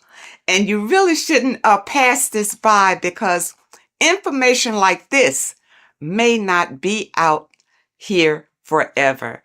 But this information is so important, especially for you today, because so many things have been hidden from you about the world, about our living in the world, about our own existence. So many things have been hidden.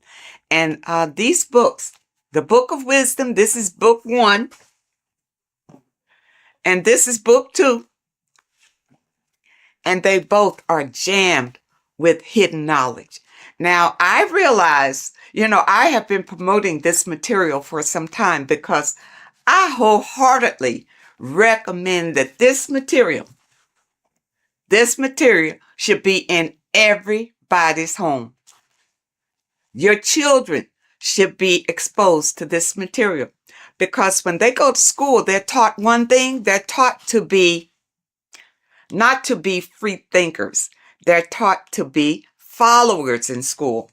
And this information goes into why that happens and why the system keeps you in the dark. All right. And also your religion has a lot to do with it. Now, even in your religion, a lot of things have been misconstrued, and some of it is just downright lies that have been told to you. But in this material, it tells you exactly what's going on. It really does. And it tells you the meanings behind a lot of the artwork that we've seen, and the beautiful figures and the way that the chapels are painted. There's a meaning behind all of that we are not privy to. But this information reveals it. These people have really dug deep into finding the truth. And I am a truth seeker. So I am all about finding out the truth. Now, in book 1, it's an overall summary, and it really opens your eyes about a lot of things. Look at this. Know thyself. Do you really know who you are? Do you really know who you came from? Do you really know how powerful you are? The powers that be don't want you to know that you have power. They want you to live your life in fear, number 1, because when you're fearful of everything, then it's easier to control you, easier to manipulate you. And people look at it. When you go to school, what are you taught in school? You're taught to follow instruction. You're taught a skill to work for someone else. You're not taught to work for yourself. You're not taught to think for yourself. You're taught to obey orders. People, you're bigger than that. You're more intelligent than that. And this Book of Wisdom will help to open your eyes. You're not stuck in a life that you have no control over. In book 1, it talks about man is God made flesh, and it tells you why that is. We're all a part of the God source. That's how we were made, being a part of it. And a lot of us don't know that. We just think we're just out here flapping in the wind, and that's not true. It talks about the influence that the moon has over our lives. You know, in a full moon, you realize that there's a lot of activity that goes on during the full moon because it energizes people. You know, it energizes, and a lot of times there's a lot of crime that goes on because people are energized. They don't know what to do with that energy, but they're being affected by the moon. And it tells about Saturn and what Saturn has to do with your religion and what Saturn has to do with our existence. Okay? This book goes into all of it. And what it does, like I said, book 1 is more of an eye-opening summary of it all. And it says here, this discerning wisdom doesn't merely offer easily assimilated insights. It serves as a guide, illuminating the intricate threads weaving between our essence and the cosmic expanse. It provides an abundance of information to facilitate the evolution of your mind, your body, and your soul. This is genuine awakening. The author is Harry B. Joseph, and I know a lot of you, if you're on social media a lot or whatever, you've probably seen where he'll tell you some inserts from these books. And volume 2 is a more in-depth look at it. So if you want to go really deep, then you want volume 2. Now, one thing in volume 2 that I thought was interesting, of course, everything in here is eye-opening. But I wanted to bring this one to you because it's about the significance of sex. It says sex is a sacred ritual that transcends the physical realm and also takes place in the astral plane. So, you know that saying, as above, so below? Everything that happens here on this plane happens in the astral plane.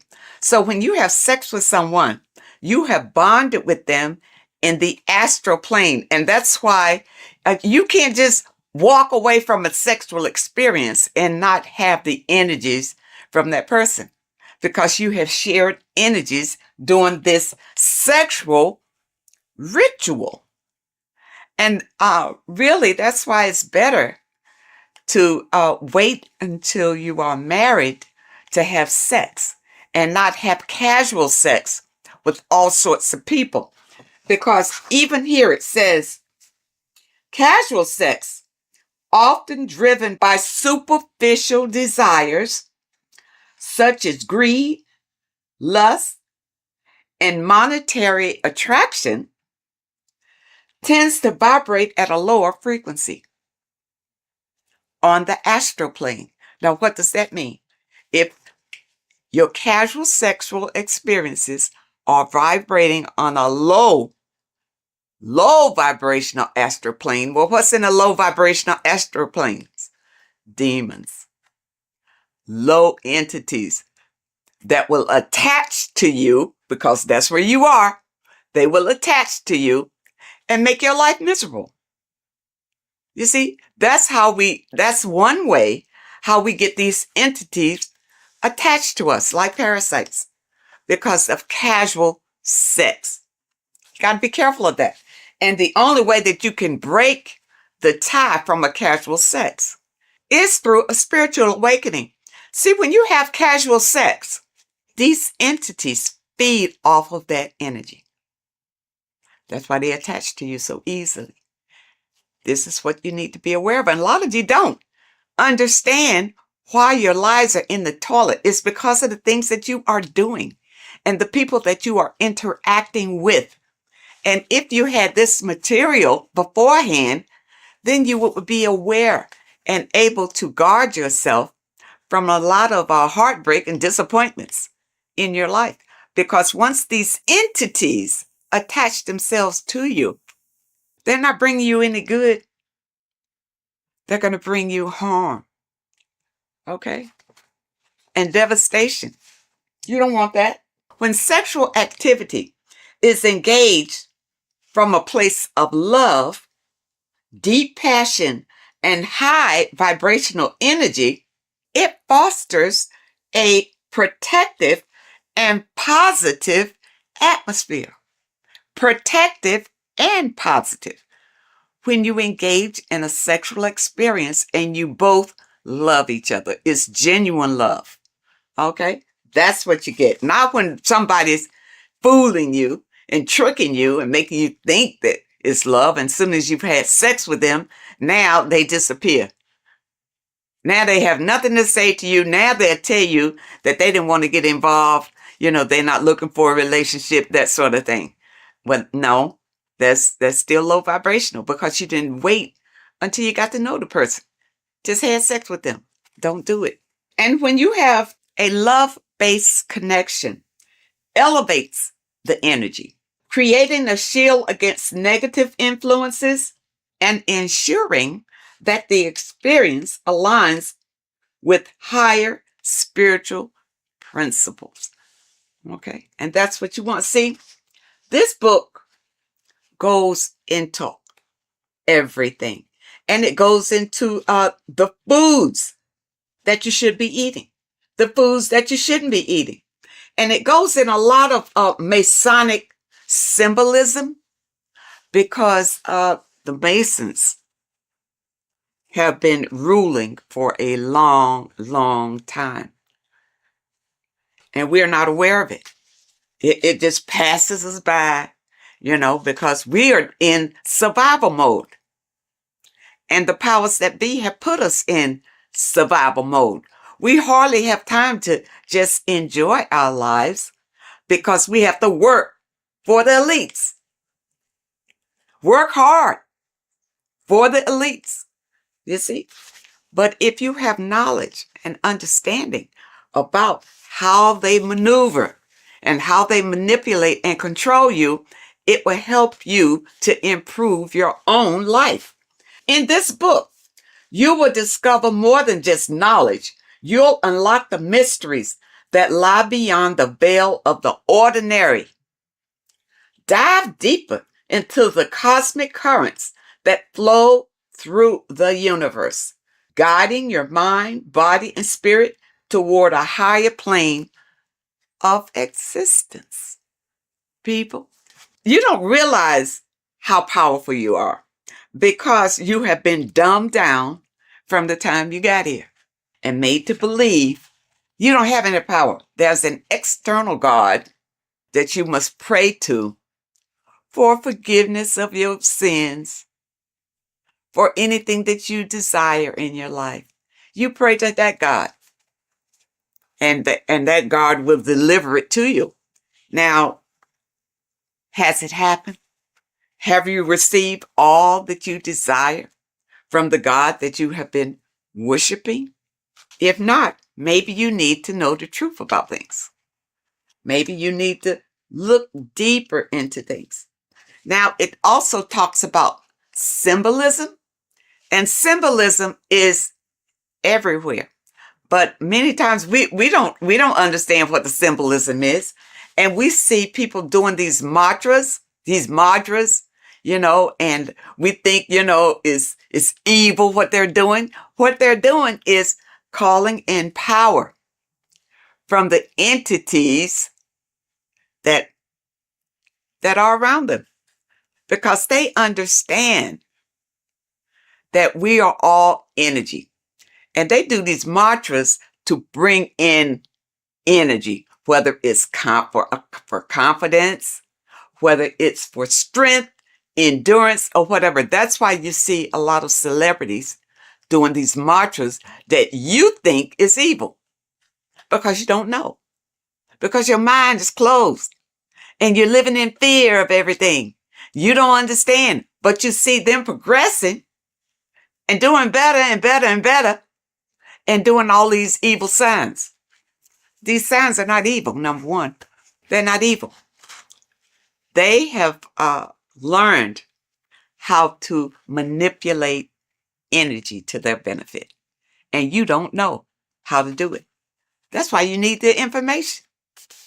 You need the information to learn how to manipulate the energy that's already here to better your life. The first book will open your eyes to it. When I first got this, I tell you, when I first got this book, I was so impressed by it. I bought my people a book, sent them a book, whether they can understand it or do something with it or what. But I think it's so important just to have it in your home, because somebody is going to pick it up and this information will resonate with them and put them on a path of enlightenment. And those of you who have your book, spend a little time every day reading and understanding, because there's so much information, even in the first book, that it will take you a while to go through, where you can understand what it's saying in every page. The advertisement on social media talks about this book. He goes through some key points, but don't think that he's covering all of this information. It's too much information to cover in a 1 or 2 minute stint, but it's information that can change your life. This is the thing, people. It's worth every penny, even if you don't have much. If you don't have much, you need to save enough to get these books. Get both of them. You see, I got both of them. Start with this one. If you never dug into this kind of information before, start with this one. This tells about the black cube. These things are in the world today that you don't know what it means. You don't know anything other than what your leaders have told you about it. Well, who's to say they're telling you the truth about what it is? Okay? It's all here. Okay? All here. It talks about the scam. It talks about scams in here. And what this one is, you see NASA right there? You remember the moon landing?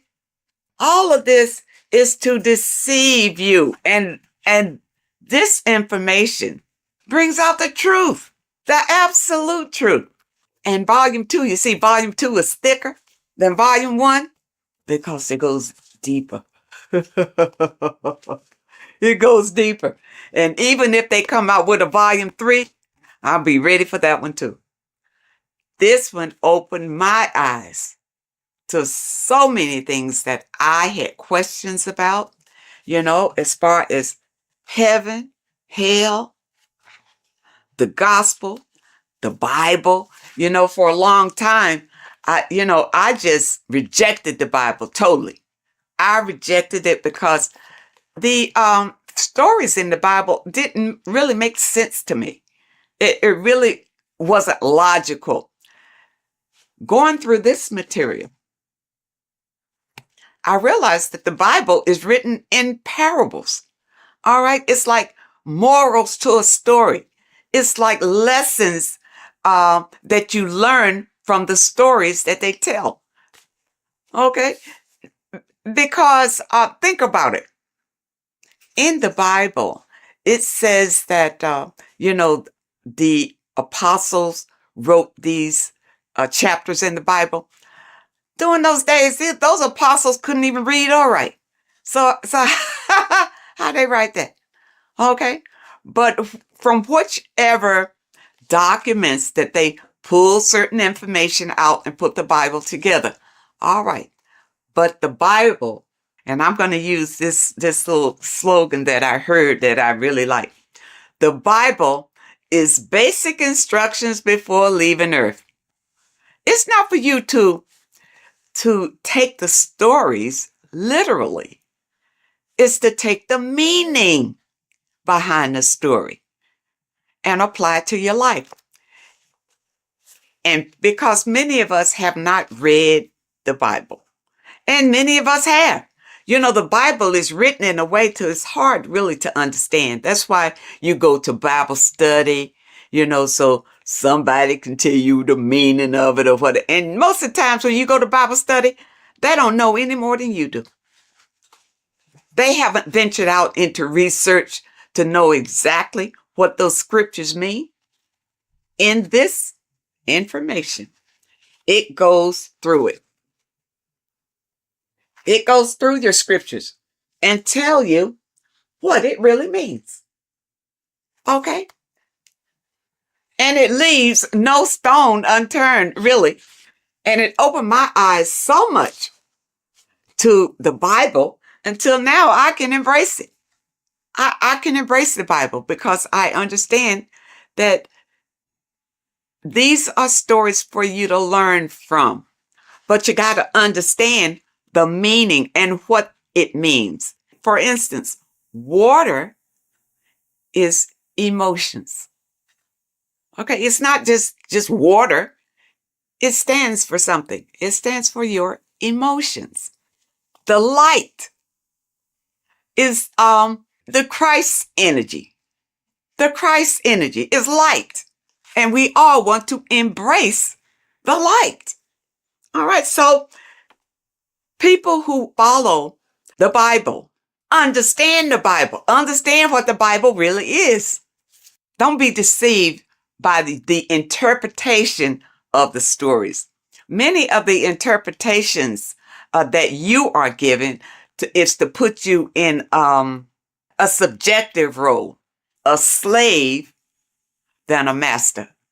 Puts you more in a slave role if you take those stories literally. And that's why you're not encouraged to go out and look for other information, especially in your religious institutions. They don't encourage you to venture out for other information because they'll tell you the information. Just keep coming here. We'll tell you all you need to know. You see, but I understand about religion because I was raised Christian. And the thing about it, even when I broke away, it took some strength because your mind, you have a mindset about it. Being raised as an infant in the church, that's all you know. Every Sunday, you go to church. Yeah, you go to church. Your body is used to going to church. But then when you decide, well, no, it's not working for me. I'm not, my life is not changing. My life is the same. I just come here on Sunday maybe to be entertained and maybe not, but it's really not worth it. And then you listen to your pastor or whoever is delivering the message.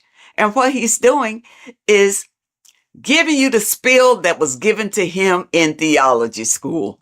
That he's doing. He's giving you the interpretations that he was given. That's all he's got because he hadn't done any research on his own. He didn't know any different. You see? And there are many people out here who feel like ignorance is bliss. I know you've heard that. Ignorance is bliss. No, it's not. Especially in today's world with so many changes coming down the pike and fear is leading it. Fear is right in front, leading all these changes down the pike. And fear is leading it so that you won't buck against it. So that you will be so afraid, you'll just hold on tight and hope that you come out okay on the other end. But if you get this material under your belt, it will give you strength and a way to grab the power that you have inside of you so that you won't feel desperate and you won't feel afraid. You'll feel empowered. And that's what we all want. That's why I feel like everybody should have this material in their home. Everybody. And your kids should grow up reading this before they go to school and their little minds be manipulated to believe whatever the system wants them to believe. because really they're just grooming them to be little worker bees, to be worker bees. You see? People, you have the right. You have the right to be the master of your own reality. But if you don't know the information, you don't know where your power comes from and how to use the power that you have, doesn't mean anything. All you got to do is open yourself up to new information. That's all it takes. And your life could change drastically by just the information that is revealed in these pages. And it's I tell you, it's funny because years ago, I guess I was, I was in the Christian faith when I ran across information from one of the folks who contributed to this material. And when I heard him talking about it, it resonated. Something he said resonated in me. And I never forgot it. And then when I found this material again and I saw his name, I think his name was Santos Benucci or something. I don't want to destroy anybody's name, but I know he is referenced in some of this material. This is it. When he talked years and years ago about it, and now here it is in printed form. People, do not let this pass you by. This is your life right here. You think your Bible is? The Bible is great, but it's in parables. You can't understand it the way it should be understood. Okay? But with this being your companion, it will open your eyes like they've never been opened before. And I know a number of you out there have purchased the book. Leave us a comment and tell us how you feel about it. But take your time. These are not fast reads. Either one. And the thing about it is, I keep going back to them. It's not the kind of material you read one time, put it aside and forget about it. You put this on the coffee table and read a little bit all the time because it reinforces your soul and helps you to manifest the life that you desire. Okay, people? I hope that you understand and I hope that it helps. And of course, I will leave a link in the description where you click on the link and you can get either one. You can get book, this volume 1, or you can get volume 2. And the volume 2 is in hardback. You know, when I first got it, it was in the soft cover, but I love hardback. So I have this in the hardback too, because the hardback I absolutely love. And because the books that I purchase, I want to pass them on to my people when I'm gone. They mean something. Stop wasting your money on stupid magazines and crap that doesn't mean anything. You buy a book, buy one that's going to change your life. Oh, and also, when you click the website, you'll notice that there are courses on there that you can sign up for. For those of you who want to go really deep. And also, there's a PDF on food. And I'm waiting for them to come out with the book on that. I don't want a PDF. I want the book. And once they come out with the book on foods that you eat and foods that you don't eat, I will be the first one to get that one. So I encourage you to add these to your library. This is the best material that I have found to date that opens your eyes to what life is really all about, and also opens your eyes to who you are and the power that you have to create your own reality. I thank you so much for joining me today, and I really hope to see you next time. What if the word Yahweh is proof that God is embedded in our very own being? Stay with me, because what I'm about to show you might change the way you see yourself forever. Today's topic is decoding the mystery name of Yahweh, the sacred name of God from the Hebrews. By the end of this video, you'll uncover the true meaning of the word Yahweh and how your connection to it unlocks your own personal power.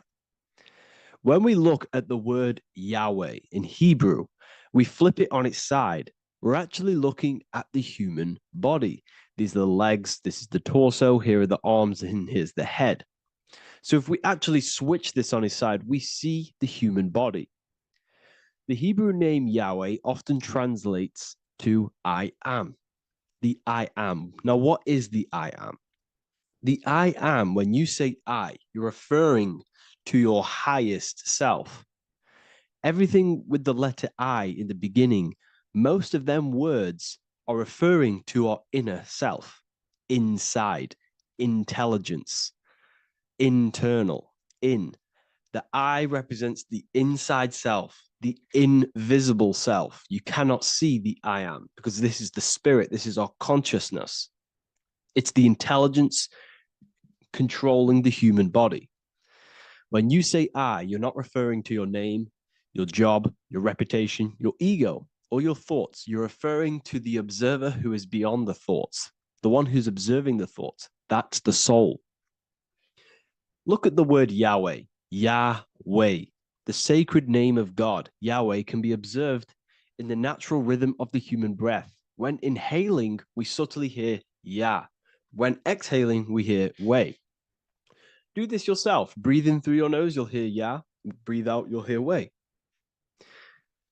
And in fact, the letter H, H, when it's pronounced, it carries the soft sound of wind or breath, a gentle exhale that mirrors the very essence of life, giving air.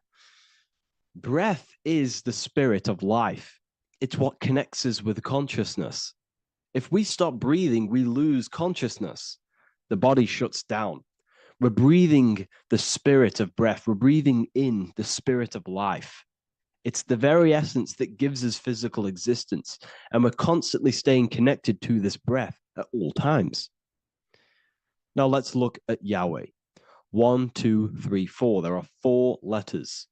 The tetragrammaton is the 4-letter Hebrew name for God. Okay? Tetra meaning 4. We have 4 gospels of Jesus. Jesus is depicted with a cross with 4 sections. Jesus has the 4 sacred animals around the side of him, always depicted with these 4. A bull or an ox, an eagle, a man, and a lion. These are the 4 fixed signs of the zodiac. Aquarius, the man, Scorpio, the eagle, Leo, the lion, Taurus, the bull or the ox, which are related to the elements. Leo is a fire sign. Aquarius is an air sign. Taurus is an earth sign. Scorpio is a water sign. These are the 4 elements. And the 4 elements correspond to the 4 bodies of consciousness, as we see here. This is fire. This is air. This is water. This is earth. So we are made out of the 4 elements, which represent the 4 bodies of consciousness: mind, emotion, spirit, and body. The soul is incarnated into 4 sections. Hence why Jesus has 4 gospels. Hence why Yahweh is a 4-named word, because we are tetraform. We have 4 bodies of consciousness. There are 4 pillars to reality: the mind, emotion, spirit, and the body. So what we're actually looking at here is the name of the very essence of the self. Yahweh represents the universal consciousness that we're all tapped into, because the body is like a radio.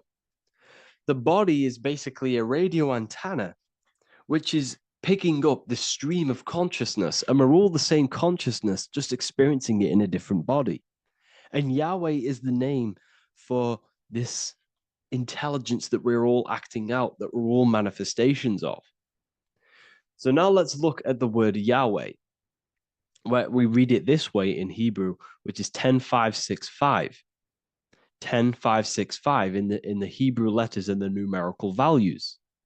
And the DNA is made up of 4 bases. These 4 things which create the DNA.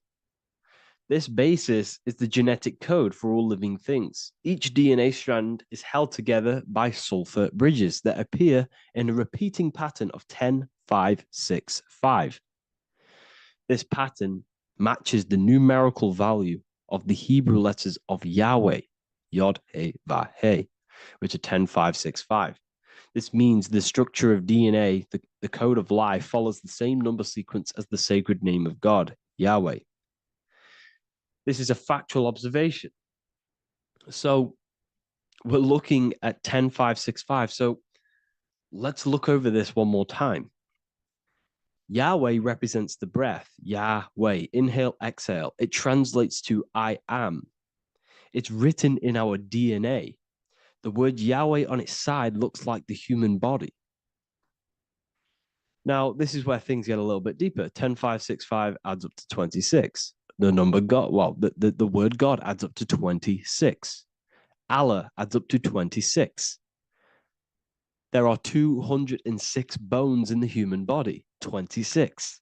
26 adds up to 8. 8 is the number of infinity. We are all the infinite consciousness. Consciousness will never die. It's immortal. It's infinite. We are all infinite. We are not these skeletal structures. We are Yahweh, the universal consciousness. The creator of all things is our essence. We're all God with individual identities, but the highest versions of ourselves is God. The ego is our own personal experience of God. Does this make sense? So in conclusion, Yahweh is not the name of a separate God from us, but rather the reflection of the divine consciousness manifesting through the human form.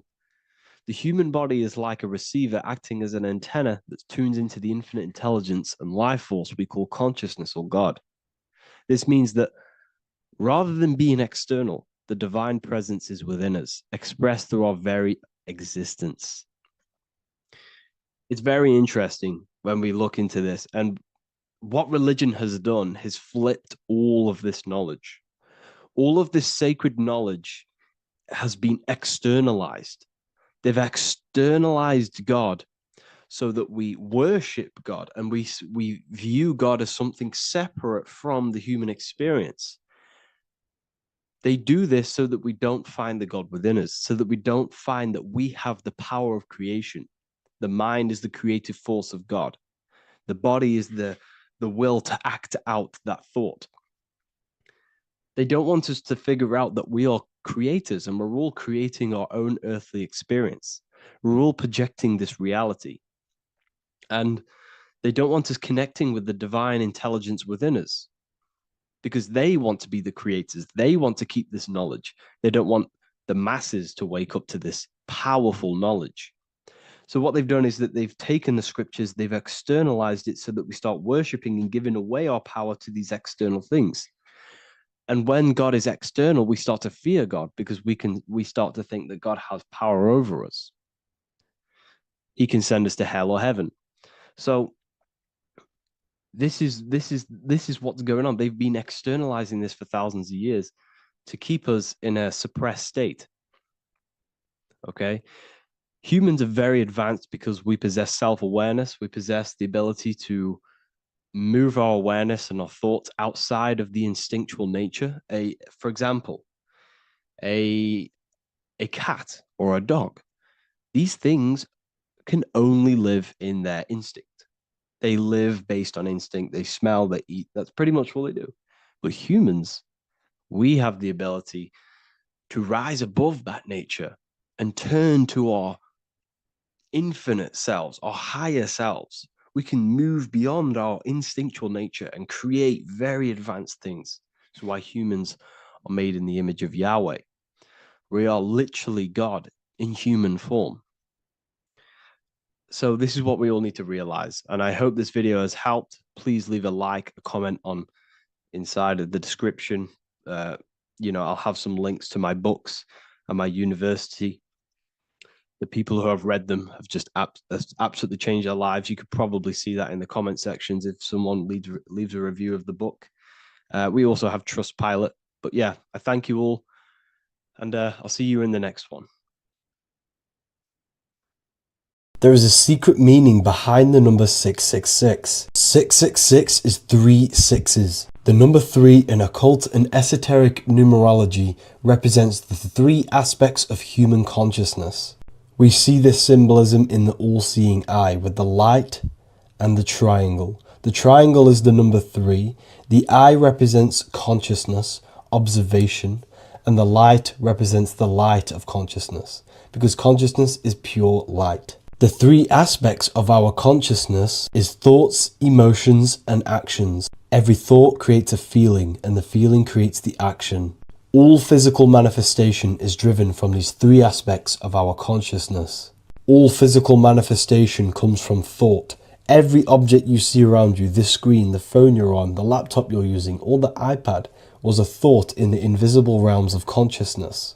Then it was brought into physicality through feeling and action. This is because man is made in the image and likeness of God. We are all mini creators. We are all extensions of God's creative consciousness. Therefore, the number 666 represents 3 sixes. 3 is thoughts, emotions, actions. The number 6 represents the cube, because cubes have 6 sides. This material world that we experience, everything has 6 sides. Everything's created by cubes. We can move forward, we can move backwards, we can move left, right, up and down. This is the cube that we are stuck in. Therefore, 666 represents our 3 aspects of our consciousness, thoughts, emotions, actions, all contributing towards our physical self, material world, material pleasures, completely cutting ourselves off from our spiritual, true, divine self, which means 666 is representing a state of consciousness. A state of consciousness where we only operate from a place of material needs and survival things. As humans, we possess a physical material body in the physical material external world, but we also possess an invisible inner world, which is what we call spirit. When we disconnect ourselves from our inner worlds, we become lost in this materialistic way of thinking and acting, which can lead to no life purpose, a feeling of emptiness and voidness in our hearts. Humans possess the ability to transcend our animal instinctual natures and turn to the divine mind, to the spiritual inner world. It is our inner world that is projecting our outer world. The outer world is just an effect of our inner state of consciousness. It's important as we go through this human life to not lose ourselves and look for our validations outside of ourselves. The external world is simply just a mirror, mirroring with mathematical precision what happens inside our consciousness. When we change our inner world, we produce effect in the outer world. To get back on track about this number, this represents when we are lost in our material self and we are completely cut off from our true divine self. The devil is always having goat horns, which represents a ground animal. This is the lower animal self of man. He's always red. The frequency of red is the lowest vibrational color, and it also represents the root chakra. This is all to do with survival mode and our physical needs and physical self. Red represents chaotic and intense emotions like hatred and anger. This is why the devil is always red, because it represents anger and an uncontrolled state of emotion and consciousness. You see, we've been taught in the church and all through religion indoctrinations that the devil is an external deity which influences humans. And in fact, this is nothing but a metaphorical story. The devil is a character which represents an aspect of the human mind, the lower aspect of the human mind, a facet of our own consciousness and psyche. The voice that we have in our head that tells us to do these negative things is not an external deity pushing us to do something bad. This is an aspect of our own mind. Jesus and Satan are just 2 characters which represent the 2 voices that we have in our own consciousness. In fact, the word devil was never present in the early Gospels. Instead, what was mentioned was a spirit of evil. A term spirit of evil was not meant to denote a specific deity or being, but rather any force of negativity, whether it manifests as a destructive thought, emotion, or action. The spirit of evil represents the darker sides of our mind, the part that leads us astray and brings forth negativity in our lives. The reason why they want you to believe in a devil is because they don't want you taking responsibility for your creations. They don't want you to realize that the external world is truly a mirror of your inner state of consciousness. Instead, when something bad happens in your life, you blame it on some external devil or Satan who tempted you. Everything is your creation in your life. When you realize this, you take full control and you begin to reshape your external world by changing your inner state of consciousness. So depression doesn't actually exist, and in this video I'm going to show you how depression is actually a choice. And I'm going to give you some solutions on how to deal with it. And this is probably going to change your life forever just by doing this alone. Okay, so the first thing you need to understand about depression is that it exists in your conscious mind. It exists in your thinking mind. So what is inside your thinking mind? You have your body, your name, your reputation, your trauma, your memories, your family, your worries, your interests, your bills, your passion, dislikes, goals, right? Most people identify their lives with this. They identify their lives with their thinking mind. They think they're their name, their job, their reputation, their memories. But this is not who you actually are. Who you actually are is the observer of that. What happens if you stop thinking? What is left? You're left with unconditioned consciousness. You're left with the self, which is what we refer to as I. We are the consciousness, not the thinking consciousness. You are not these labels. You are not your thoughts. You are not your job, your name, your reputation. Okay? And the reason why I'm telling you this is because it's very important, is that we are something beyond this body, beyond this name, beyond our thoughts. We are the consciousness. So depression exists inside of the thinking mind, the conscious mind. Okay? So if you want to get rid of depression, you must learn how to escape the thinking mind. And not only just escape, but that's step one. In meditation, you do meditations, right? We sit still and we have to learn how to control the mind and turn off the thoughts. And when we turn off the thoughts, depression goes out the window because there's no thought present in your mental field of consciousness to be depressed. Okay? You must understand, who is the one suffering from the negative thoughts? Who is the one suffering? Your mind is not suffering because the mind is producing the thoughts. Your body's not suffering from the negative thoughts. You are suffering. And who is you? You are a soul.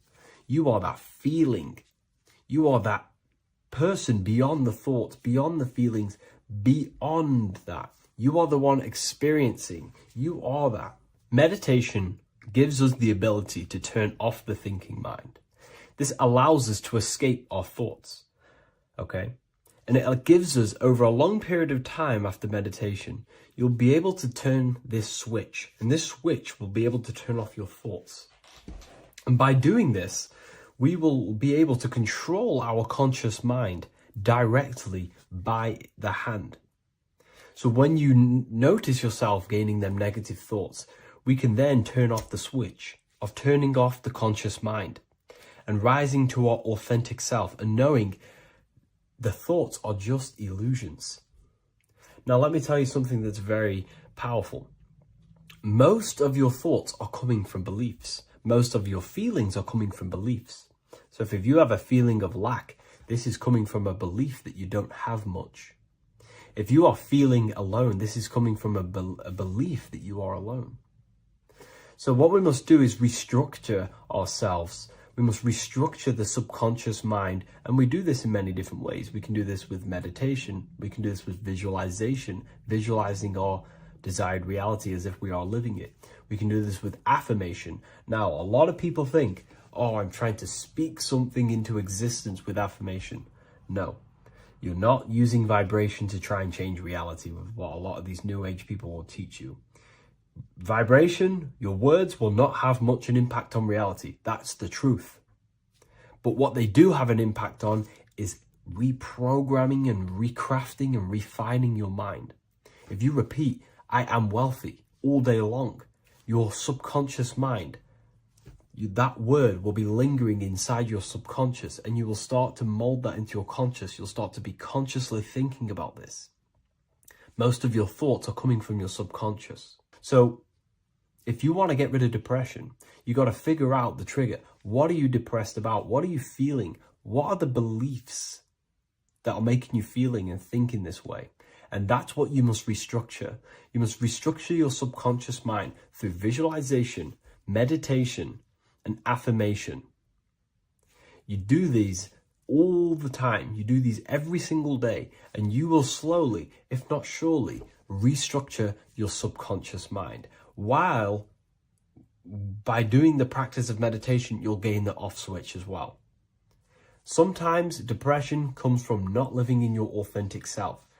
You're not doing the things that your soul is telling you to do. We all know what we should be doing at all times. I don't care what you have on. We all know we should be doing something. We all know that we have there's a higher aspect of our mind that tells us, oh, we need to be doing this, but I'm actually sat here on my phone. Oh, I shouldn't be eating this, but I'm doing it anyway. There's always that higher voice. And that is the voice that has to be connected to. And when your body's not acting out the voice of the soul, then the soul becomes sadder, and suffers more and more and more. There has to be a connection between the soul, the mind, and the body. They have to work in unison. Okay? So I hope this video helps with depression, with whatever you're going through mentally.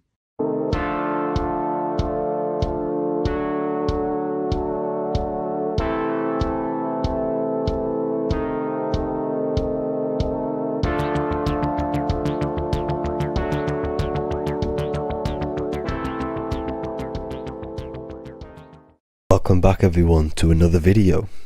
Today we're going to cover everything that you need to know about the mind, starting with the two aspects of the mind, the conscious and the subconscious. The male aspect of your mind is the conscious. This is the 10% of your mind. The conscious part of your mind is only aware of everything around you, your vision, your sight, your smell, your taste, your hearing, and your current state of emotion and thought.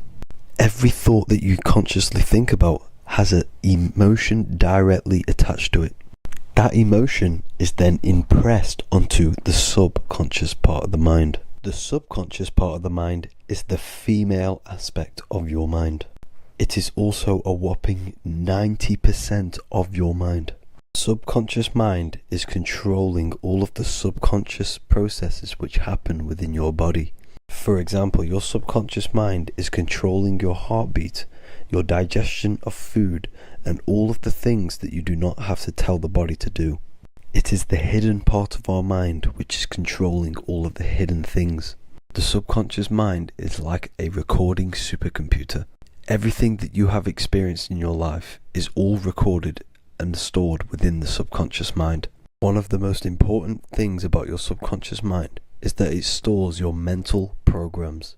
Everything in the subconscious mind manifests into behavior and actions within the body. Your daily basis routine and habits are all mental programs within your subconscious mind.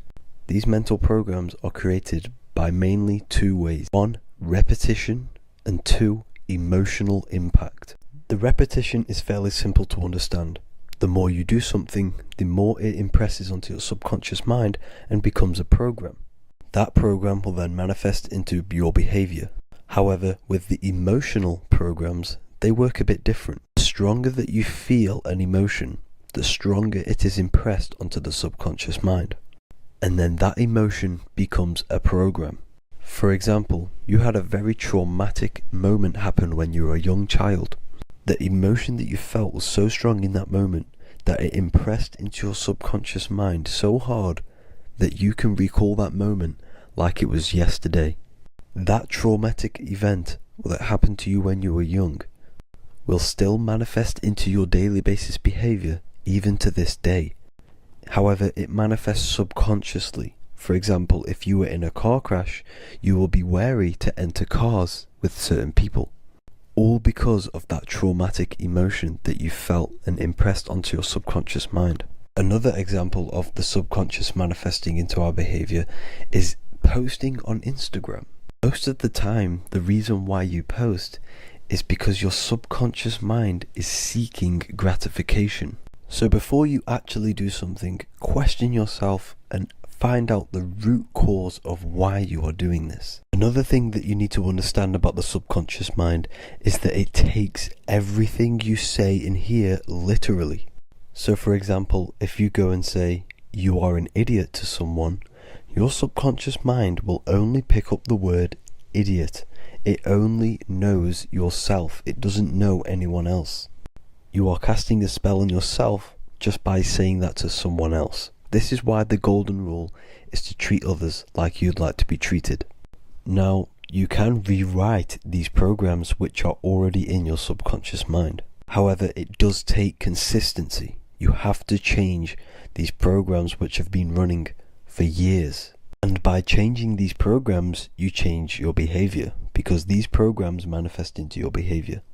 The best way to do this, personally, is to listen to affirmations first thing when you wake up in the morning, and do this for 10 minutes every single morning.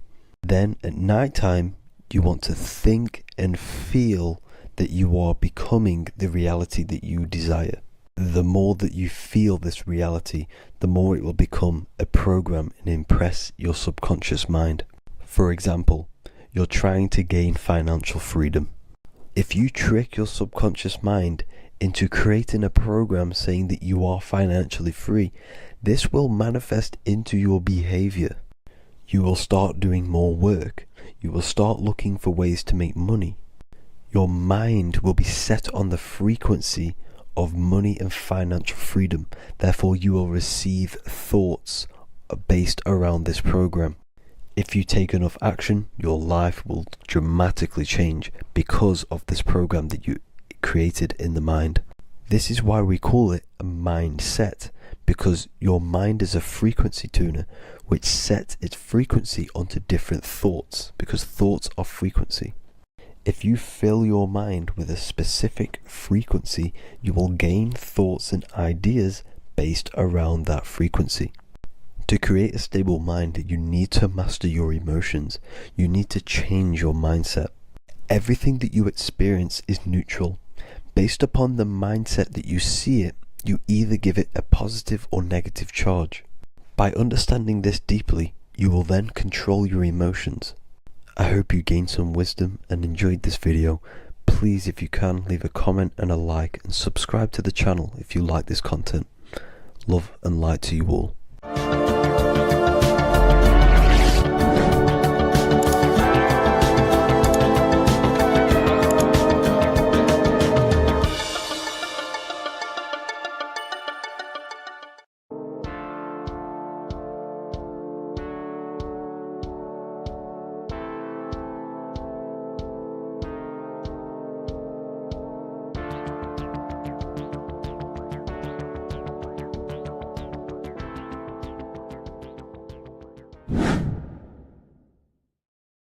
How are we doing, people? It's Revival of Wisdom. We're back today talking about sun worship. Okay? And please enjoy, sit back and enjoy the video. First thing we need to understand is that the sun is the risen savior. It's the light of the world. Without the sun, we have nothing. Now, the sun is the Son of God. We didn't make the sun. No one owns the sun. But who created the sun? Obviously, the Creator created the sun. Therefore, it is the Son of God. And that is what Jesus is symbolizing in the Bible. The Bible is a metaphorical story. That's why it's called the greatest story ever told, because it is a story about the sun, the zodiac. It's about you the systems in the body. It's about everything that is sacred in this creation. Now you can see the suns behind Jesus' head in all of the ancient portraits, even the ones that are more modern. You still see a sun on the back of his head because he is the sun. He's the light of the world, our risen savior.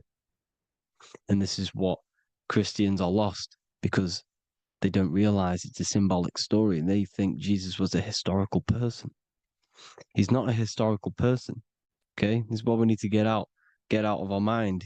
This wasn't a historical person. It's the Son, our risen Savior. The Son is the soul. It's the soul of this creation. Because what is a soul? A soul is pure life force, pure energy. Whatever a soul inhabits, it gives life to. Like our soul feeds our body. The sun feeds the earth because the sun is a soul, and that's why the ancients called it Sol. Because it's the soul and it's in you and it's the light of the world. It's the light of everything. It gives life to all things. Here's Jesus and his 12 disciples. The 12 disciples symbolize the 12 zodiac signs. Aries, it rules the head region because the 12 zodiac constellations rule specific regions of your body. Aries, the ram, you have a cerebrum in your head. This is Aries on the head of the table. His Gemini rules the arms and the lungs. The two twins, Gemini. He's holding up two hands for the two hands and arms. The twins. Cancer has a knife in his hand. It's not so clear, but he has a knife in his hand. Cancer is the crab. Crabs have claws. And he's pointing at Virgo's Adam's apple, saying there's no Adam's apple there. It's a woman. Who's the sixth sign? The sixth sign is Virgo, the Virgin, the only woman in the painting. Now notice how there are 3 people in 4 groups for the 4 seasons and for the 3 months and 3 zodiac signs in each season: spring, summer, fall, winter. Matthew, Mark, Luke, and John with the suns on the back of their heads, because it's the 4 states of the sun. The 4 states of the sun. Now, 6th sign, Virgo, the Virgin, the only woman in the painting with no Adam's apple. Then we have the sun, Jesus, red and blue, red shift, blue shift. Electromagnetism. The ancients knew this. He's got one hand open, one hand down, because the sun gives and retrieves. The sun rises and it falls. It gives, then pulls away. That's what the sun does, and that's what he's doing. His arms are out, symbolizing the rays of the sun, casting down onto the earth, giving and then receiving. Libra, his 2 hands are equal, he's holding his arms out equally, because Libra is the 2 balanced scales. Libra is when the sun is balanced between the summer and the winter. It's being judged. The sun isn't balanced. That's what Libra is, the 2 scales. Capricorn is the goat. Goats have 2 horns, and you can see the 2 horns on his head here. See? So this is astrology. This what Leonardo da Vinci is depicting here. It's astrology. And he knew the story of the Bible is all astrology. It's all based on astrology. The Son of God, the real sun. Now here are some Bible verses. I am the light of the world. Obviously, that's the sun. What other light is there that lights up the world? The moon can't do it. It's the sun, the one and only sun, our risen savior. Because if the sun didn't rise, we'd all be dead. So it's our risen savior. And it dies for our sins every night and then gets reborn every day. Now Jesus calms the storm. Mark 4:35-41. The disciples are all on a boat and there's a heavy storm. But Jesus is asleep. The disciple says, Jesus is asleep. We need to awake him. They wake up Jesus, and Jesus got up and rebuked the wind and said to the waves, quiet, be still. Then the wind died down and it was completely calm. Well, when Jesus was asleep, this is the sun not being risen. It's not risen yet. because in the night times, that's when the storms happen on the sea and the ocean. And when they awake Jesus, Jesus rises because he's the sun. He rises and everything calms, because when the sun comes, the storms go. You see? So it's the sun. It's all about the sun. Here's another, Luke 22:10. A disciple asked Jesus, when will we know it's the end times? And Jesus says, as you enter the city, a man carrying a jar of water will meet you. Follow him to the house that he enters. Well, this is clearly talking about astrology, the topic that Christians think is satanic, when they don't realize the whole thing's based on astrology. Because the end times is the end of Pisces, which is the two fish, which is the age we've just gone out of. And you can see all these ancient churches here with two fishes, because they knew it was the age of Pisces. There's an ancient photo, ancient artwork with the two fish, Pisces. And the end times, as it talks about in the Bible, and Christians think the world's going to end or something. But no, it's just the end of Pisces. As you enter the city, a man carrying a jar will meet you. Follow him to the house. The house is the zodiac sign that he enters. And the zodiac sign is Aquarius, because that's what it is, a man carrying the water. We know this is astrology because a woman, that is a woman's job in the ancient times. In the ancient times, the woman used to get the water. You would never see a man collecting water back then. That was the woman's job, whilst the man builds the houses, for example. You see, so we know it's talking about astrology because astrology is the man holding the bucket of water. It's the end of Pisces. Now we are in Aquarius. And of course, Luke 24:36, the risen Savior, the sun. Now, the sun is also born on the 25th of December, a virgin, just like Horus, Mithra, Buddha, Krishna, Hermes, and thousands of other gods, all born on the 25th of December. Well, it's because the sun moves 1 degree northward on the 25th of December. And on the 22nd to the 24th, it stays in the same degree because it's moving south. But then on the 22nd, it stays in the same degree on the Southern Crux constellation. And the ancients called this the sun dies on a cross, because the cross is the Crux constellation, the Southern Cross.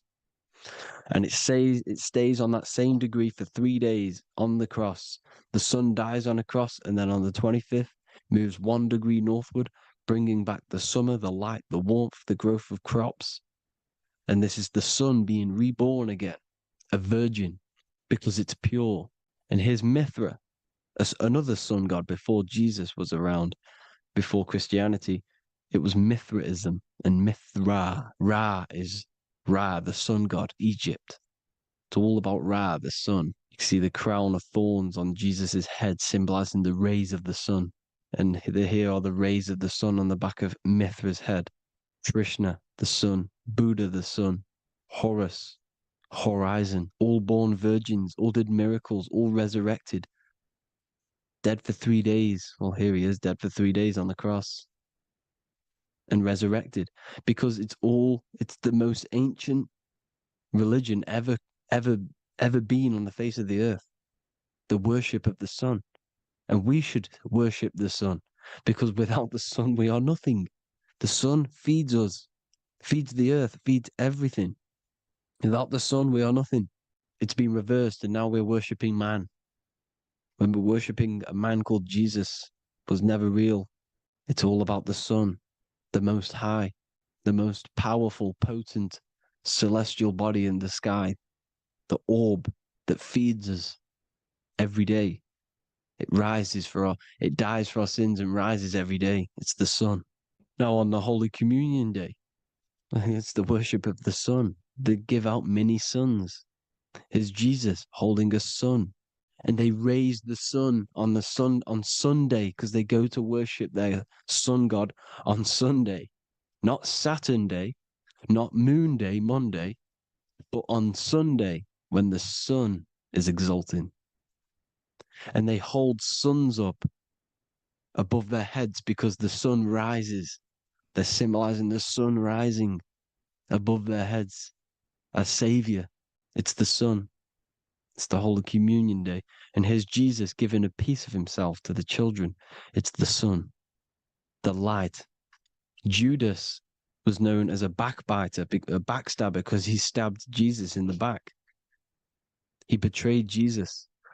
Well, this is just another astrological story about the constellation Scorpio, because the Scorpio is the J. Looks like a J. J for Judas, the scorpion, the backbiter. Scorpions backbite. They bite with their back. And what does Judas do? He betrays Jesus by kissing him to let the warriors know who they need to get. So he kisses Jesus and Jesus gets stabbed in the back. Well, when you get stung or bit by a scorpion, they leave like a kiss. So Judas kisses him and gets betrayed. Well, this is because the sun, when it hits Libra, it's balanced. The sun is balanced because it comes through summer. Now the sun's starting to die. The sun's starting to die. It hits Libra. And then as soon as it hits the Scorpio, it gets betrayed because now the sun has to fall to winter and Saturn is there waiting to take over the darkness of the winter. So he gets stabbed in the back by Scorpio, Judas, the scorpion, the backstabber. You see, it's an astrological story. Here's Mary. Mary means marry, which means pure. The sun is pure.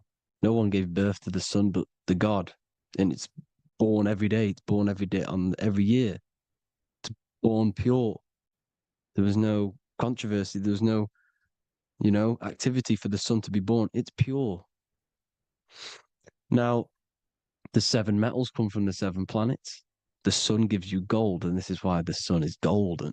It looks gold. And this is why the banks are backed by gold, because gold is the most valuable metal, because it's the sun, the most valuable celestial orb in the sky, in the heavens. Well, here's Jesus, another ancient symbol of him being crucified on the cross with the big sun, the Southern Crux constellation. The sun dies on the cross constellation. And if you go to the old etymology dictionaries, you will see sun and son is the same word. They come from the same etymology roots.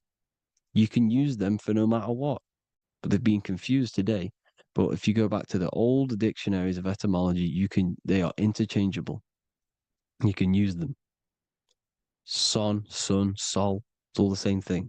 The 12 disciples, 12 brothers of Joseph, 12 tribes of Israel, 12 breastplates on the stones, because it's all the 12 astrological signs. They could have used any other number, but there's 12. Because 12 is the mind, which is God. 7 is the number of matter, which is man.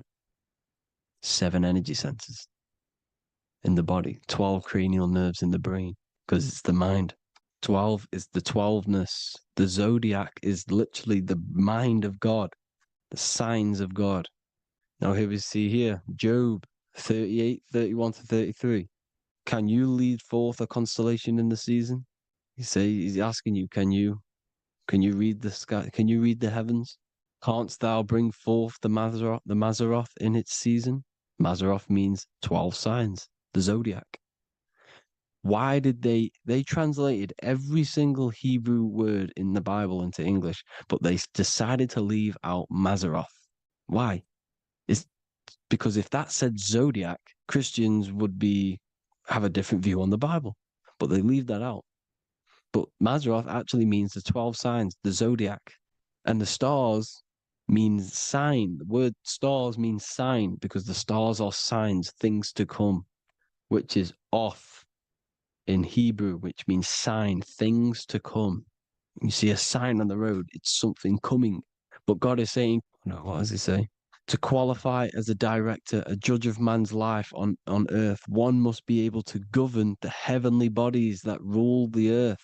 It's telling you to read the heavens. We need to read the heavens. Astrology, the 12 zodiac signs, the mind of God. It's telling you, read the Mazzaroth, read the zodiac, because they are things to come in your life. They are signs. It's not satanic, it's made by God. God said, let there be lights in the firmament of the heavens to divide the day from the night, and let them be for signs. Signs are things to come. the 12 zodiac signs. It's all about astrology. Here's Mary holding the sun. His son, her son.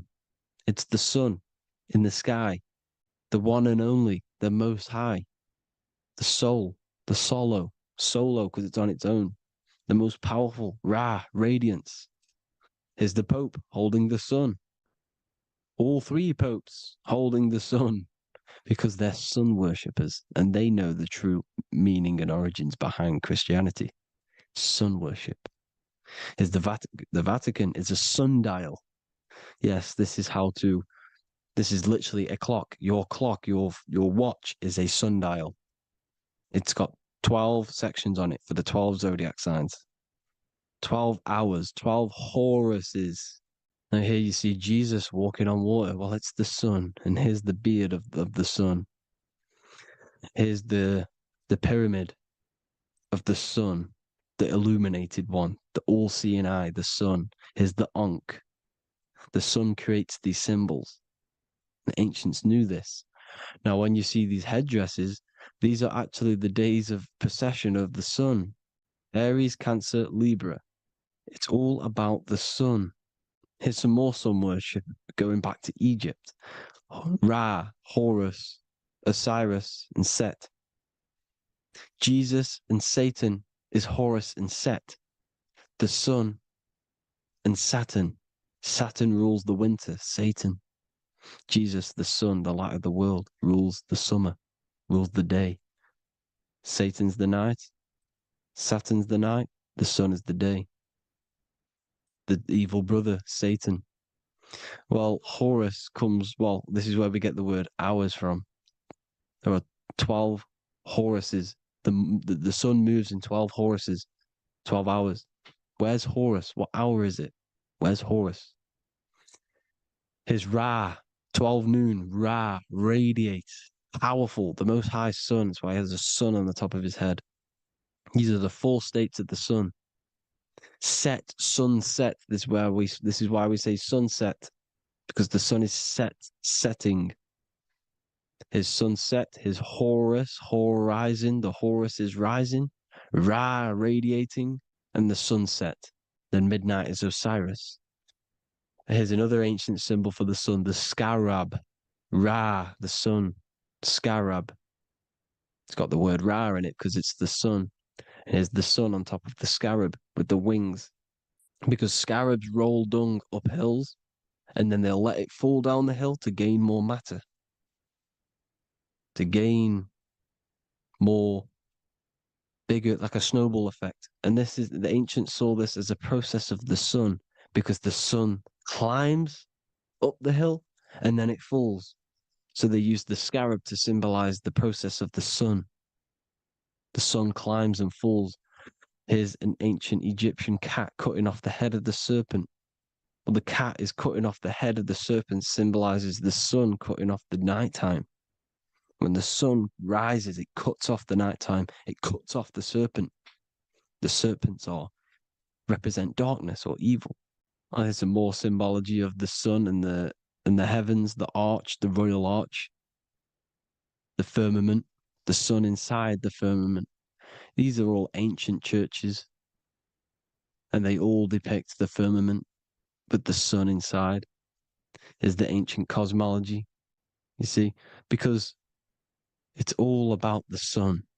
Everything's about the sun because the sun is our orb made for us to sustain life inside of this creation, inside of this firmament, the royal arch of heaven.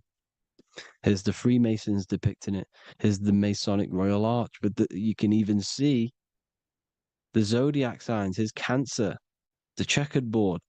It's the royal arch of the firmament. Obviously, they don't want to tell you that. You live in space, apparently. Some more sun worship. Here's the beard of the sun on the water. They all have this long beard. And why do they say amen? Amen at the end of every prayer. Amen is a sun god, a creator god.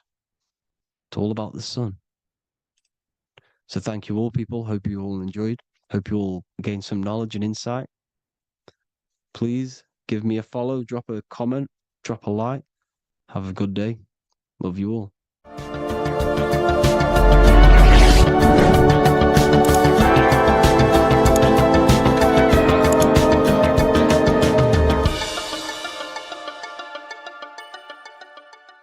Religions were made to hide the truth about yourself, God, and the universe. You see, religion teaches there is a God separate from you. He created the universe separate from himself. They did this to truly disconnect you from consciousness, from God, and from yourself. Now let me explain. It's going to be very difficult to understand this from a left hemisphere dominated perception. The left hemisphere sees everything individual. The right hemisphere sees the whole. For example, if you're walking through a woods, the left hemisphere sees individual trees, leaves, twigs, and branches. The right hemisphere sees the interconnectedness of the whole woods. We've been trained our whole life to be trapped in the left hemisphere, to think logically, scientifically, with evidence. This way of thinking traps you in illusion, division, and separateness from everything. Plus, in science, they teach you the universe exists outside of you. You exist in a universe, and the universe exists whether you exist or not. This is completely false. You are the universe experiencing itself. There is only one person in the universe. There is only one awareness in the universe, and that is God. That is your consciousness. Not your name, your job, your reputation, your thoughts, your beliefs. That is not God. God is the infinite awareness that you are, the alertness, the essence of life. You are an individual. You have a dual nature, an inner world, consciousness, and an outer world, this physical body. The inner world is the immortal, consciousness, awareness. This physical reality is for the immortal within us to experience and enjoy. And the immortal consciousness, the immortal self, the individualized expression of the only thing that is truly real, which is God, consciousness, is seeking a way to understand itself through infinite vantage points. The same consciousness inside of you, inside of the dog, the squirrel, the plants, the stars, the same awareness is in absolutely everything. Only the right hemisphere can see this connection. The universe is one mind separated into the infinite bodies and life forms. This is why scientists tell you that the universe is forever expanding. It's truth in plain sight, because the universe is the mind. And the mind is always seeking more vantage points to understand itself. And the mind is always expanding into new realms of thought. The mind cannot be filled up. It does not exist in space. However, human awareness, human consciousness is very sacred. And the reason why I say that is because humans possess a two-way consciousness, unlike a dog, an animal, or a squirrel, for example. The dog looks in the mirror. It is not aware of itself. It doesn't look in the mirror and see that it needs to improve something. However, humans, we can look in the mirror and say, who am I? Where do I come from? And I need to change this aspect of me. I'm lacking in this area. Dogs do not have this awareness. They function only on their immediate surroundings, on survival and instinct. Human awareness is special because we have the ability to reflect on the self. We can question our consciousness. We can question, who am I? Where do I come from? And where am I going after this? The human mind has no limitation. We can surpass our animal nature and rise to a godly nature. This is the whole purpose of reaching Christ consciousness, which is just an ideal consciousness where we have control over self and we know who we truly are. Humans have been given the tools to awaken. Our five senses are locked only to perceive the physical world. But the mind holds the gateway to understand the unseen aspects of reality. The mind holds the secrets to the universe and consciousness. We just have to study ourselves to understand God. We are all individualized aspects of consciousness. There is only one pure consciousness in the universe, but we're fractaled into infinite life forms, experiencing this consciousness in a different form, molding this consciousness into individual egos and individualized consciousness. Me and you are made of the same fabric. However, I have thought different things, believed different things, experienced different things, which has conditioned my consciousness to be my own individualized aspect of God. And that's what makes me, me, and you, you. God is the creative power within us to turn thoughts into physical reality, to create things. We are a creator. Each one of us is a miniature earth creating and building in this physical 3D reality. Our consciousness holds power over the 3D reality. We can mold it and create anything we wish. However, we have been conditioned to live like an animal, living in our animal nature, eating, surviving, lusting, and these low-level desires keep us trapped from figuring out our creative power. This is why the ancients always depicted God inside of the brain. Even in ancient Christian artwork, William Blake, Anton Raphael, all depict God inside of the brain. Why is this? Because God is our creative power.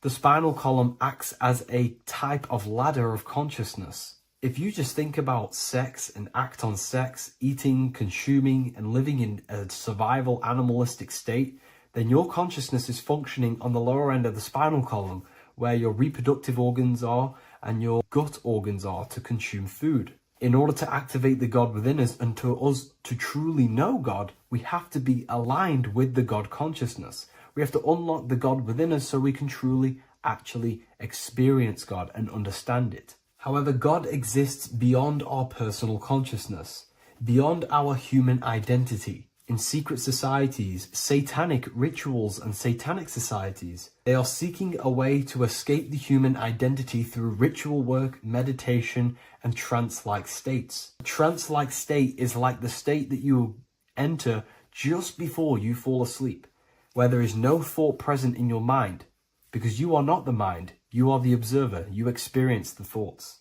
And when we escape the human identity through rituals, meditation, or trance-like states, we can actually experience beyond the veil of this material world. However, satanic rituals do this in a negative way. Satanic rituals include ways to make the human mind tap out by pushing the human minds to the limit through pain, suffering, and even torture, to allow the mind to pass out so you can temporarily pass on the veil of the physical world and escape the limitations of the human identity and the human thinking mind. Now, you do not have to do it this way. You can experience the divine and beyond your human identity through many different ways, such as deep, deep meditation, rising above your thoughts, and setting 3 alarms, one for 6 a.m., one for 6:30, and one for 7:30. And when you wake up at these times, what you need to do each time you wake up is allow your mind to stay awake but your body to fall asleep. And you will enter this trance-like state. And you can gain ideas, experience lucid dreams, and maybe even astral project. All of these rituals in secret societies and satanic societies is all about escaping the human identity and experiencing the divine planes beyond the physical. To wrap all of this up, this is all about consciousness. Consciousness is the infinite awareness of the universe, just fractaled into separate bodies. And this consciousness is seeking a way to understand itself in infinite angles and vantage points. And religion was made to cut off your connection to the divine planes beyond this world and beyond your self-identity. Therefore, if you want to know God, you have to study the attributes and qualities of God, such as geometry, numbers, consciousness, the mind, the subconscious, human anatomy. All of these things are aspects of God. We have to study ourselves and study nature so we can see God. God is the infinite awareness of the universe. If you love this video, please leave a like and share it with a friend. I'll leave a link in the description for the Book of Wisdom, Volume 2.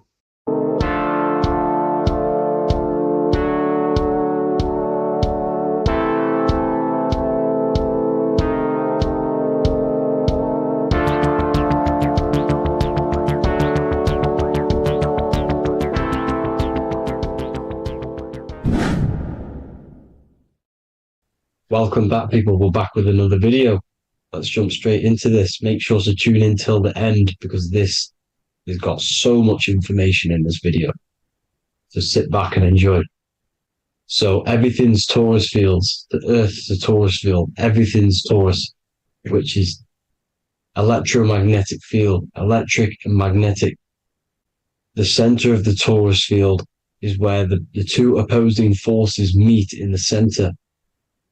And this is what creates the plane of inertia, the dielectric plane of inertia. Okay?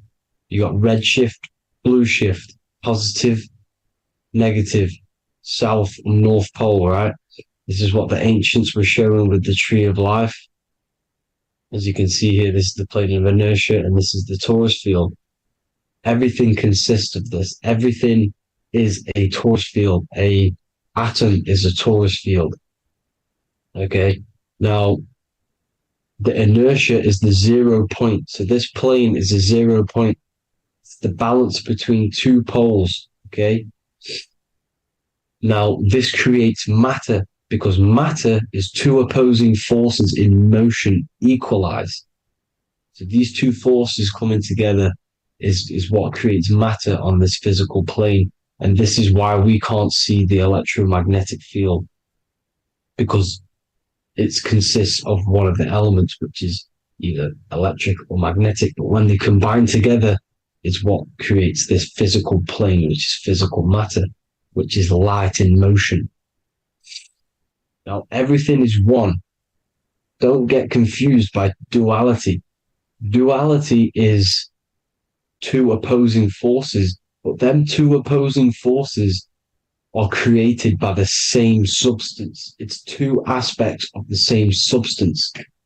So, for example, water and ice are the same thing, you know what I'm trying to say, but it's two aspects of the same substance, because all is one. The whole universe is one. All goes back to the one, which is God, the creator, or magnetism, whatever you want to call it, because magnetism pulsates.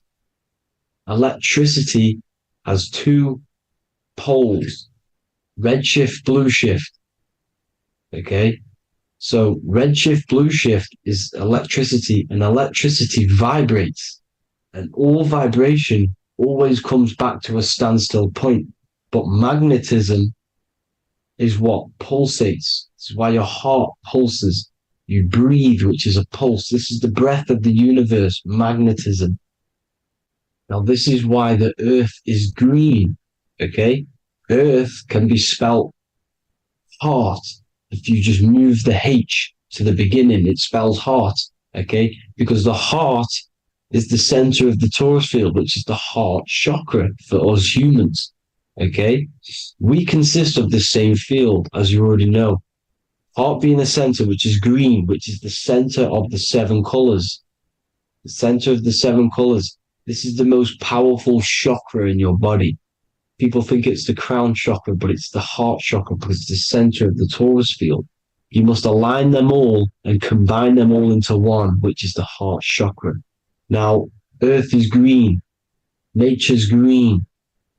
Okay, this is because we live on heart chakra, the plane of inertia. It's the center of the torus field. Okay, and this is what the Egyptians called Isis, which is nature. Nature is balanced, and nature is female, mother nature, because it looks after us with the fruit it grows with abundance, and the water.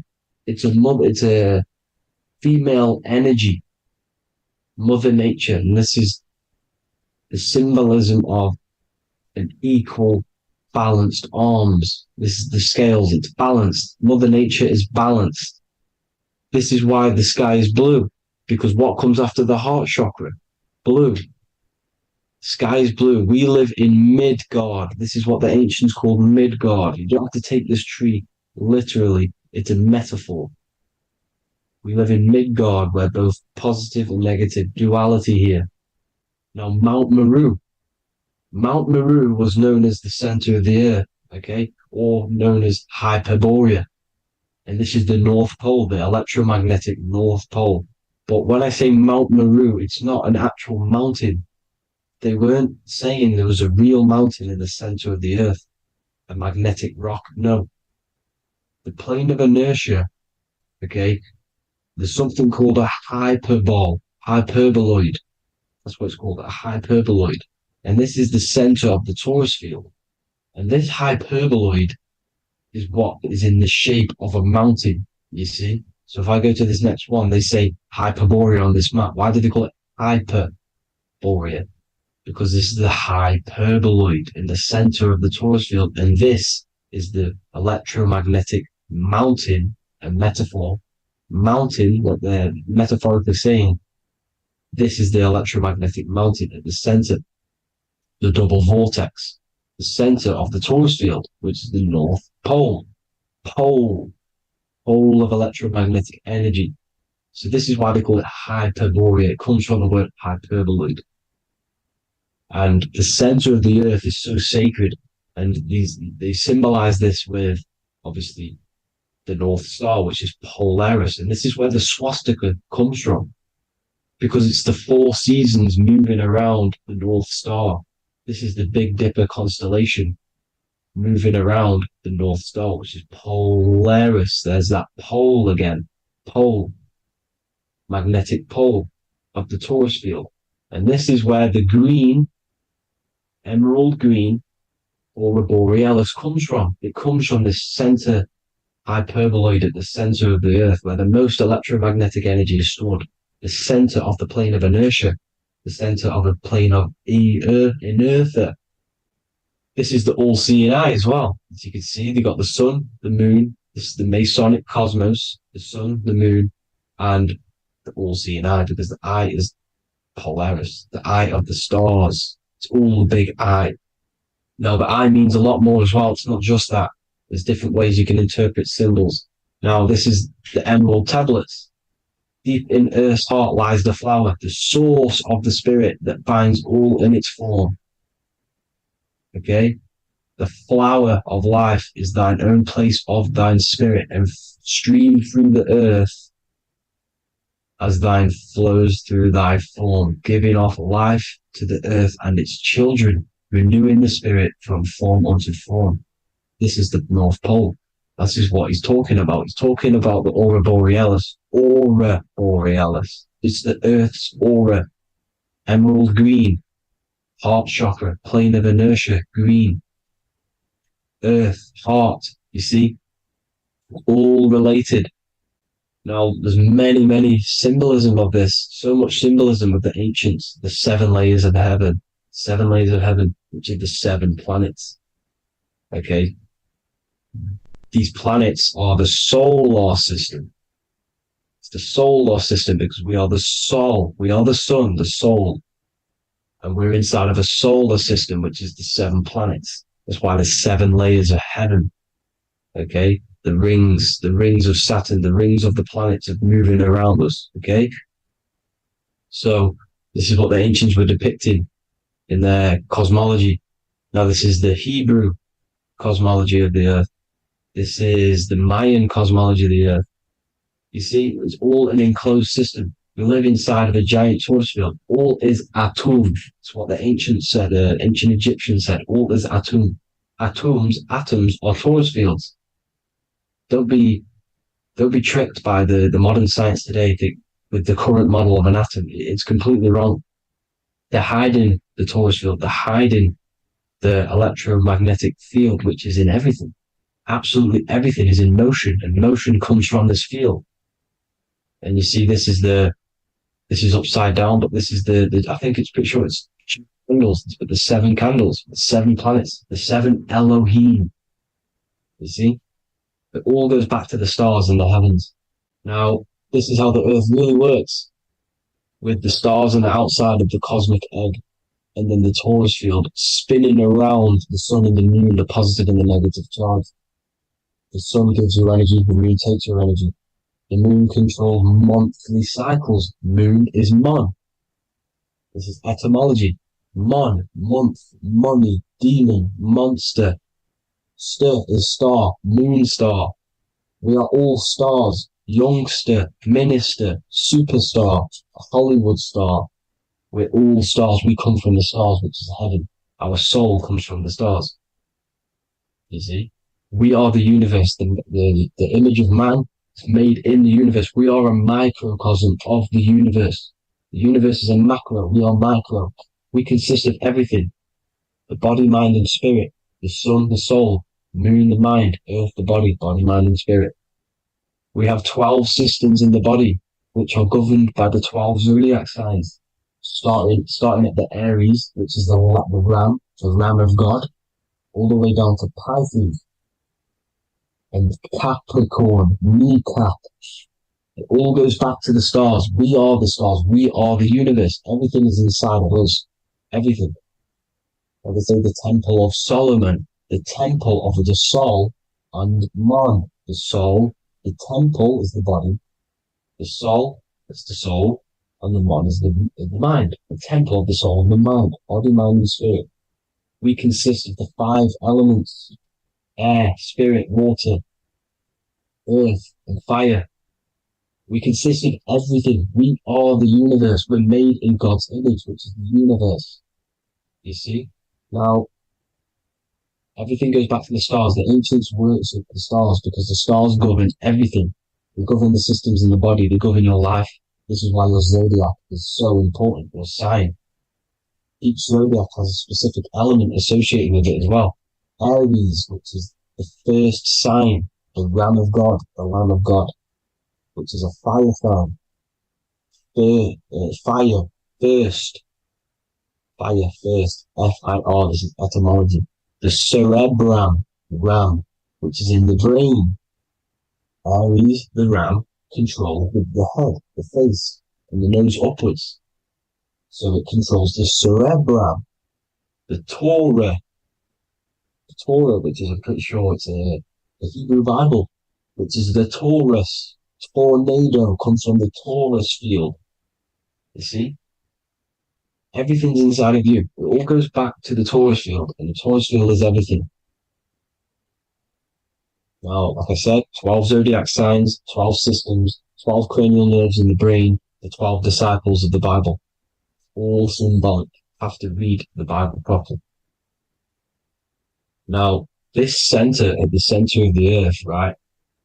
This is what's stirring the ether. And the ether consists of the 4 elements. Because there's 5 elements. Spirit can be called ether. People call it spirit or ether. Ether is pure potential, pure energy. It's what connects the astral to the physical.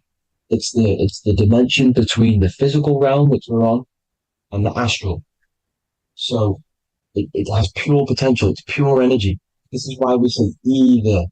I either want to go there or there. It's connecting 2 scenarios. That's what the ether is. It's connecting the 2 worlds, the astral and the physical.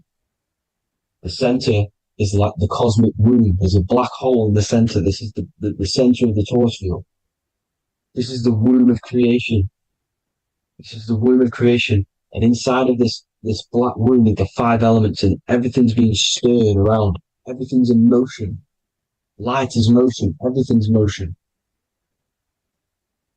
Now, like I said earlier, light crystallizes into physical matter. They are the same substance. Spirit and matter are the same substance, but different variations, different aspects of the same substance. Low vibrational spirit turns into matter. High vibrational matter turns into spirit. Or light, whatever you want to call it. Matter is light crystallized. This is where we get the 7 metals from. The planets. The planets are light. Specific frequencies and vibrations of light.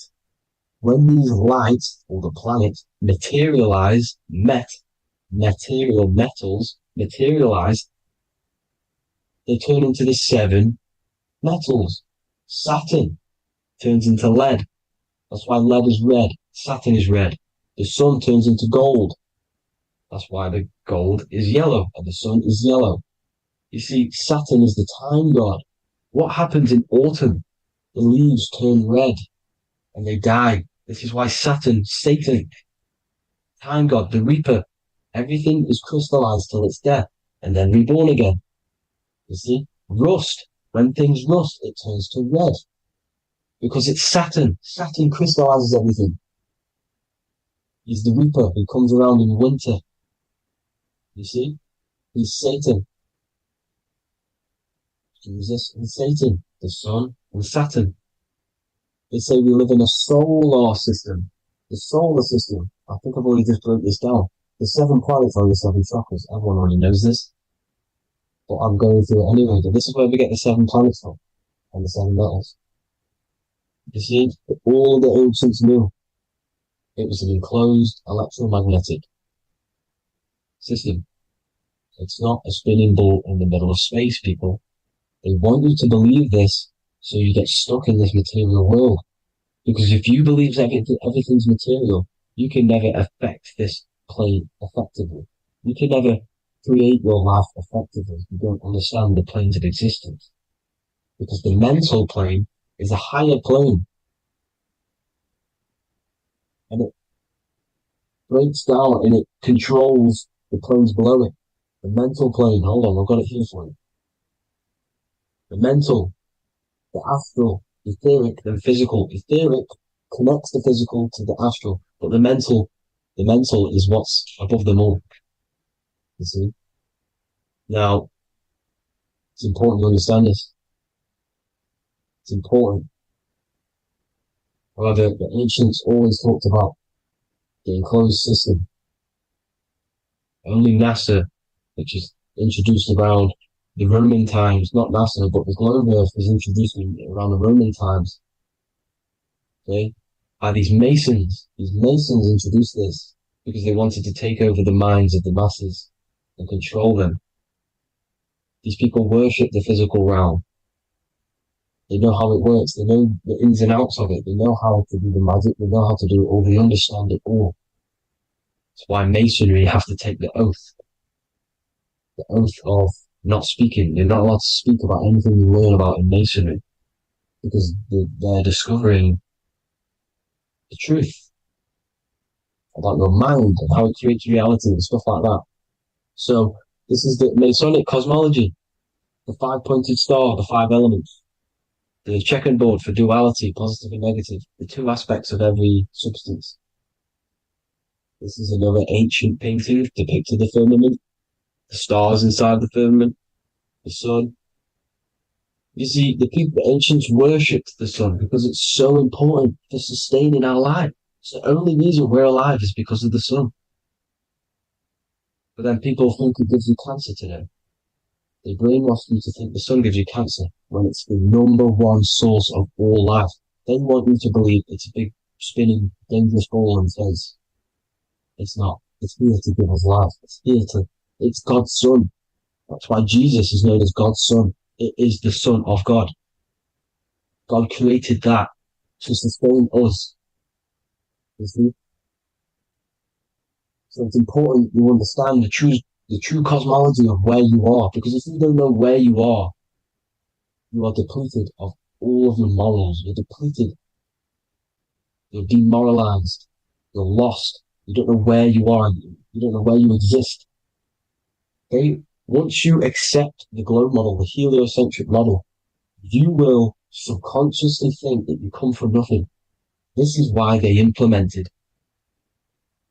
the evolution theory just after the globe model was introduced by Charles Darwin. Charles Darwin came in after the globe model.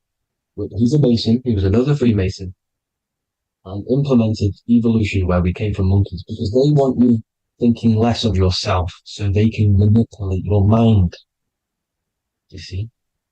They want to manipulate your mind, and they have done since you got here. Since you came through that portal, you were manipulated from that day to believe this, believe that. The true cosmology, the truth will set you free. You will understand things better. You will feel better in yourself when you know the sun is here for you. You'll feel better in yourself that you know that you didn't come from a monkey. You were created as a human, a manifester, a creator. You're so intelligent. Your mind is amazing. You can manipulate matter, mind over matter. See? Thank you all people for tuning in. Tap in with yourself. Love yourself. Find the truth. Spread the truth. Nothing dies. Nothing in this creation dies. Everything's energy. Everything's light. Light can never die. You're a light being. That's why it says Q. Q man. Q is light in Hebrew. Or Latin. Either one of the two. You are light. You're a light being. You never die. Ever, ever, ever die. Ever.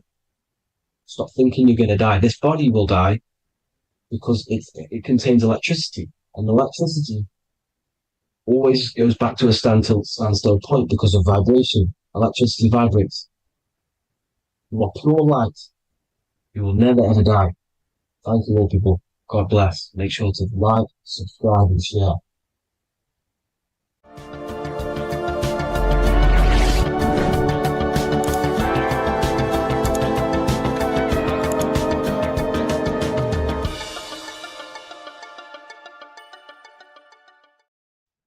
Hello, everyone. Today we're going to be discussing the esoteric and occult meaning behind the story inside of Genesis, the story of Adam and Eve. This is a widely known story, but not many people know the true esoteric meaning behind it.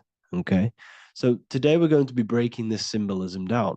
Before we get into this, please leave a like and a subscribe on the channel. I would greatly appreciate it.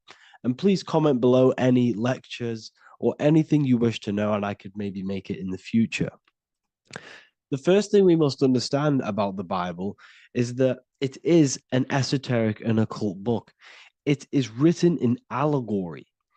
It is written in such a way that we understand the book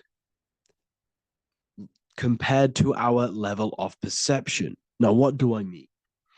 If a child read the Bible, they would gain a standard meaning and story behind it.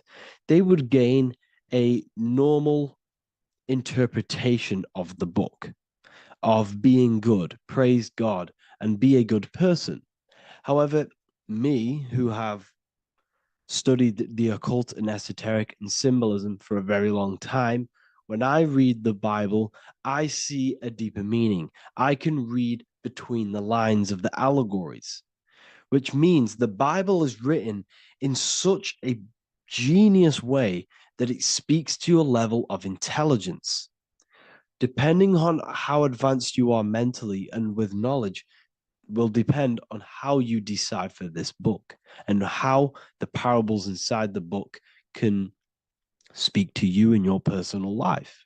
Okay, so the Bible is the greatest psychological book ever written in history. This is why it's known as the greatest story ever told. It's a story. What we must understand with the Bible is that the Bible creates on the surface a logical way of thinking, which is what we call religion. We read the Bible and if we think logically and we take that book literally, then we gain a religion. But if we look beyond the surface, this is what we call esoteric, metaphorical, symbolic.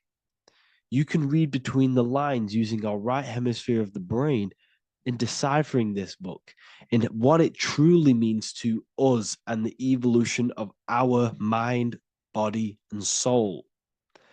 What this book actually reveals between the lines is instructions and stories which teach you how to level up your consciousness, how you can sync the mind, body, and spirit and the soul all together so you can live like a god.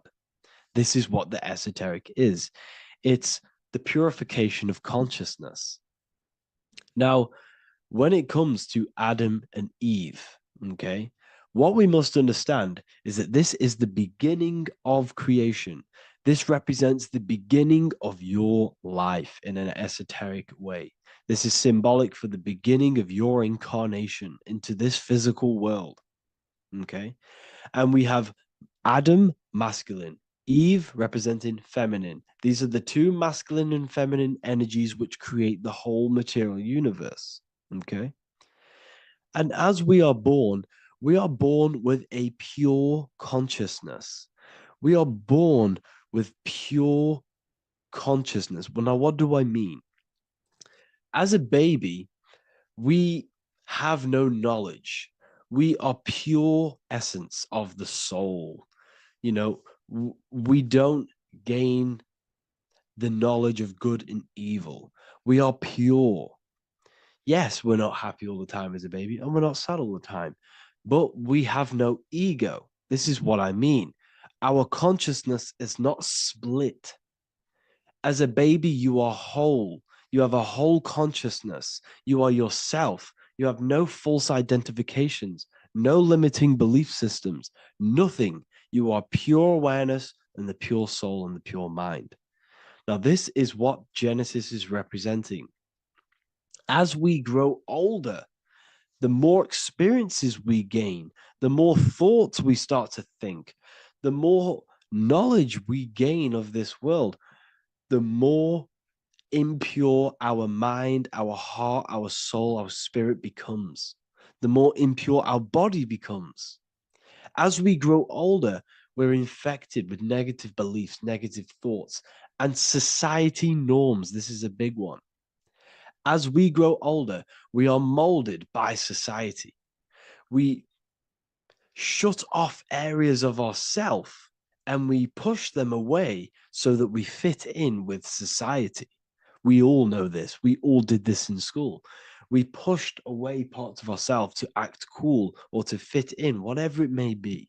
Whatever type of person you were in school, we all went through this because society and culture is programmed. So as we grow older, our consciousness splits. We gain a persona, an ego, and we gain a shadow self, the subconscious, and we gain an ego. Now, the ego is what you show to people. It's that character that you show, that you put on to your culture, to your family, to your friends. This is a false identification. And we also gain a shadow self. The shadow self is gained through experience. This is the subconscious. Our ego is created through experience. And so is the subconscious and the shadow self. Okay? So as we gain age in this material body, we fall from the Garden of Eden. We gain the knowledge of good and evil. This is what the symbolism represents of us leaving the garden, us eating from the fruit. Now, the fruit represents the knowledge, it represents the insight, the experience, which splits our pure consciousness. Our soul splits. Okay? We lose connection with the divine. We lose connection with our pure self through material experiences. We may lose ourselves in material experiences. We may lose ourselves in lust and material gain, wealth, and all of these lovely things that the material world offers. We lose ourselves in this, okay? And not only that, there's another symbolic thing that we're missing with being a child. There's another symbolic meaning behind this tree in this story of Adam and Eve. And this is sexual energy. Okay? As we are a baby, we have no ability to create another human life. We have no sexual urges. We have no desire for the material things as a baby. Nothing. As we grow older, our sexual energy cultivates around the age of, it's like 10, maybe earlier for some people or later for some people. This is what we call puberty, when our sexual energy activates. This is when the masculine and feminine energies are present within the body. And we are now given the ability to create human life. We're now given the ability to bring in a soul into the material world. Now, this is what we believe and know in the esoteric world. That is what sex is. You're bringing a soul from the astral into the physical. Okay? So as you grow older, you gain this ability to use the power of creation. You gain this force within you that allows you to open a portal in the astral and bring in a soul to the material. Now, this power can be misused. This power is very powerful and it should not be misused.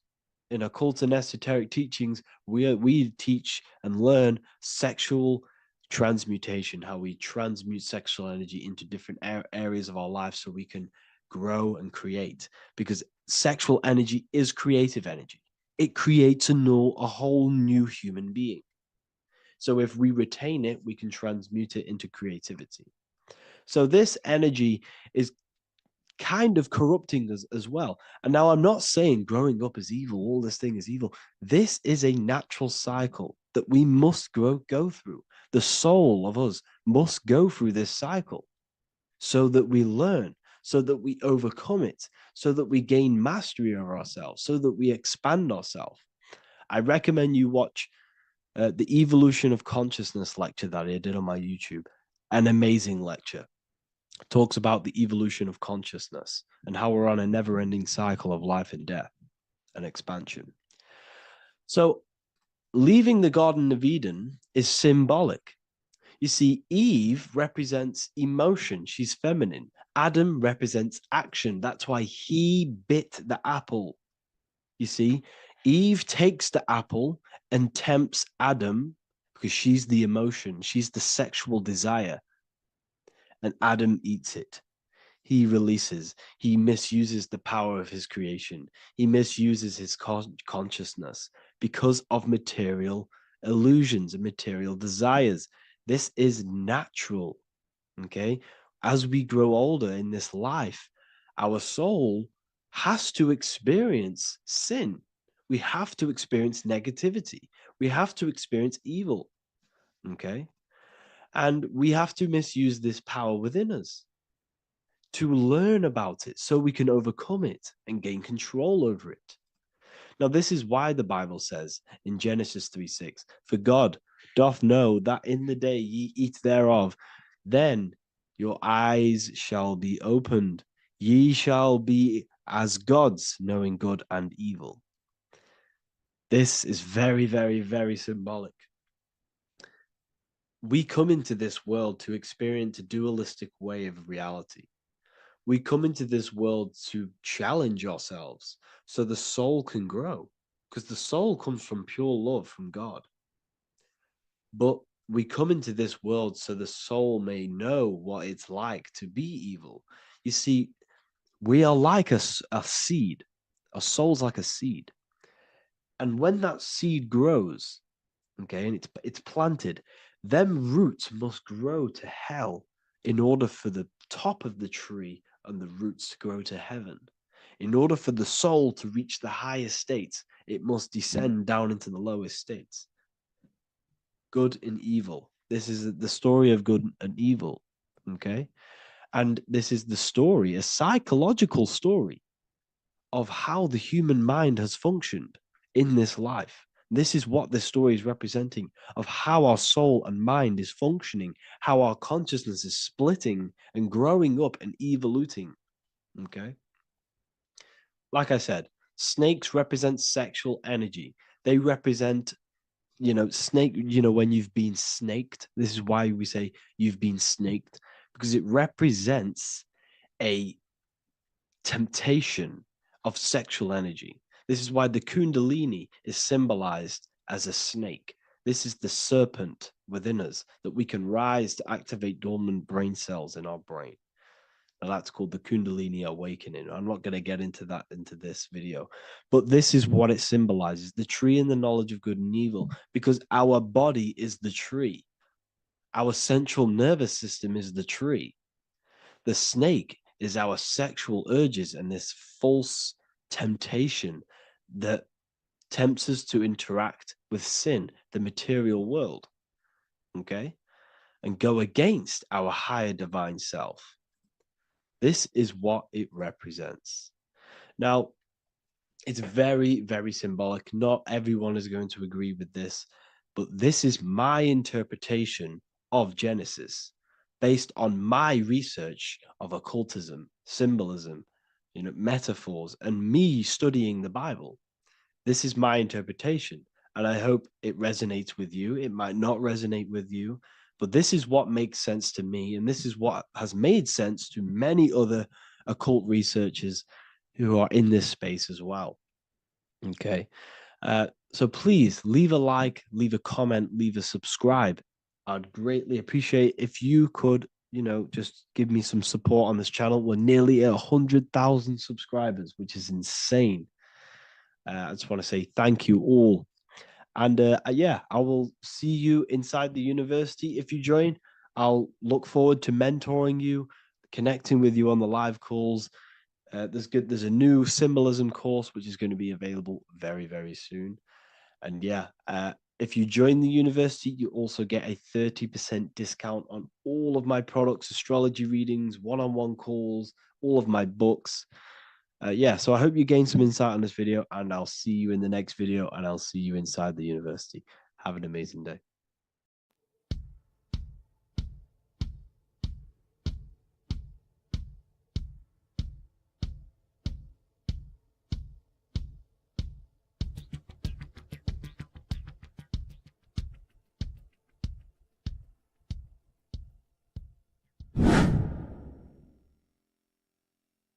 What is good, people? How are we all doing? Today we're going to be talking about the different planes of existence, the occult side of the world, the things they don't teach you in school. And of course, you can only find that on this channel, so welcome. So you need to understand is that your consciousness moves through these different planes of existence, these different states of consciousness, which make up all of you. Okay? They are all interlocked planes. They are all interpenetrated into each other. They are all one. They melt into the plane above and below. You see, each plane is a product of each plane. As above, so below. Now, the higher you go, the more fluid, the more dreamy, the less dense it becomes.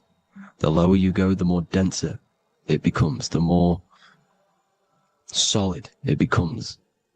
The lowest plane is the physical plane, which you are obviously aware of. You are inside of the physical plane now.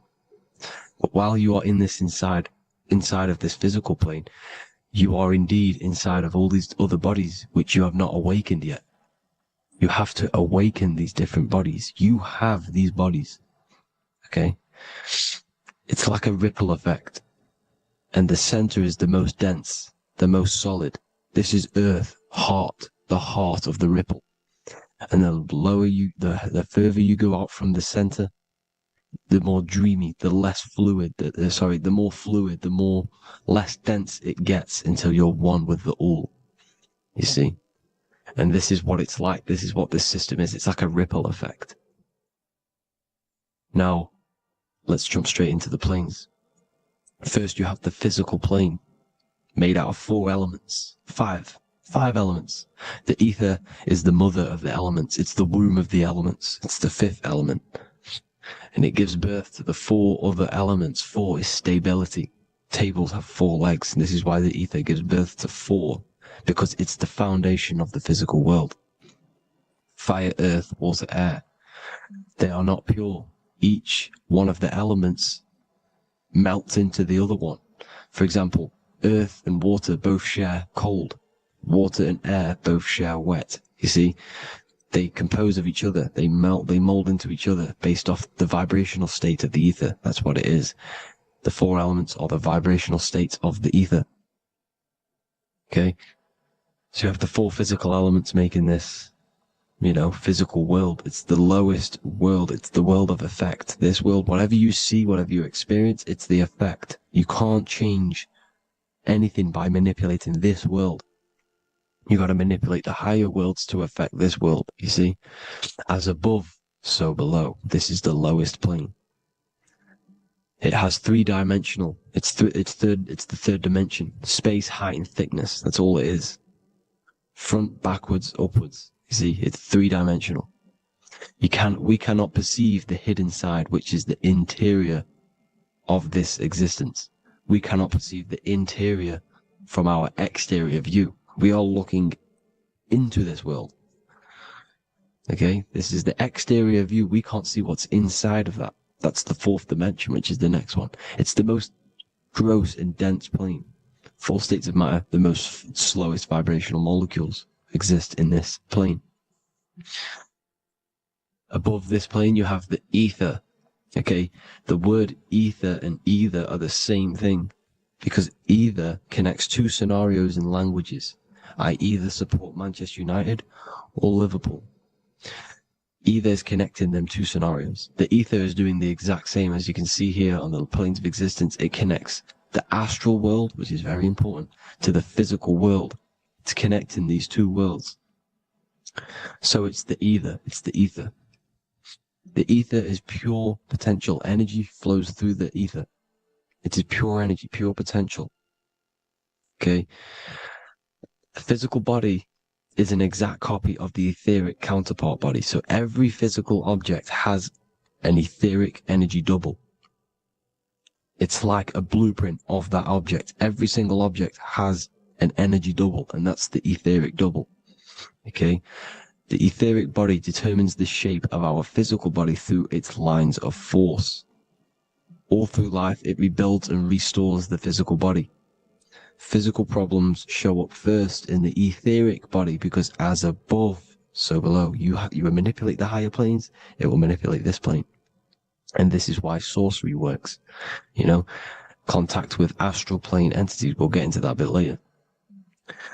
So the reason why we can't see this plane, this energy world, which is all around us, which we are inside of right now as we speak, is that the molecules that compose it are further apart than those of the physical plane, making it invisible to the two eyes.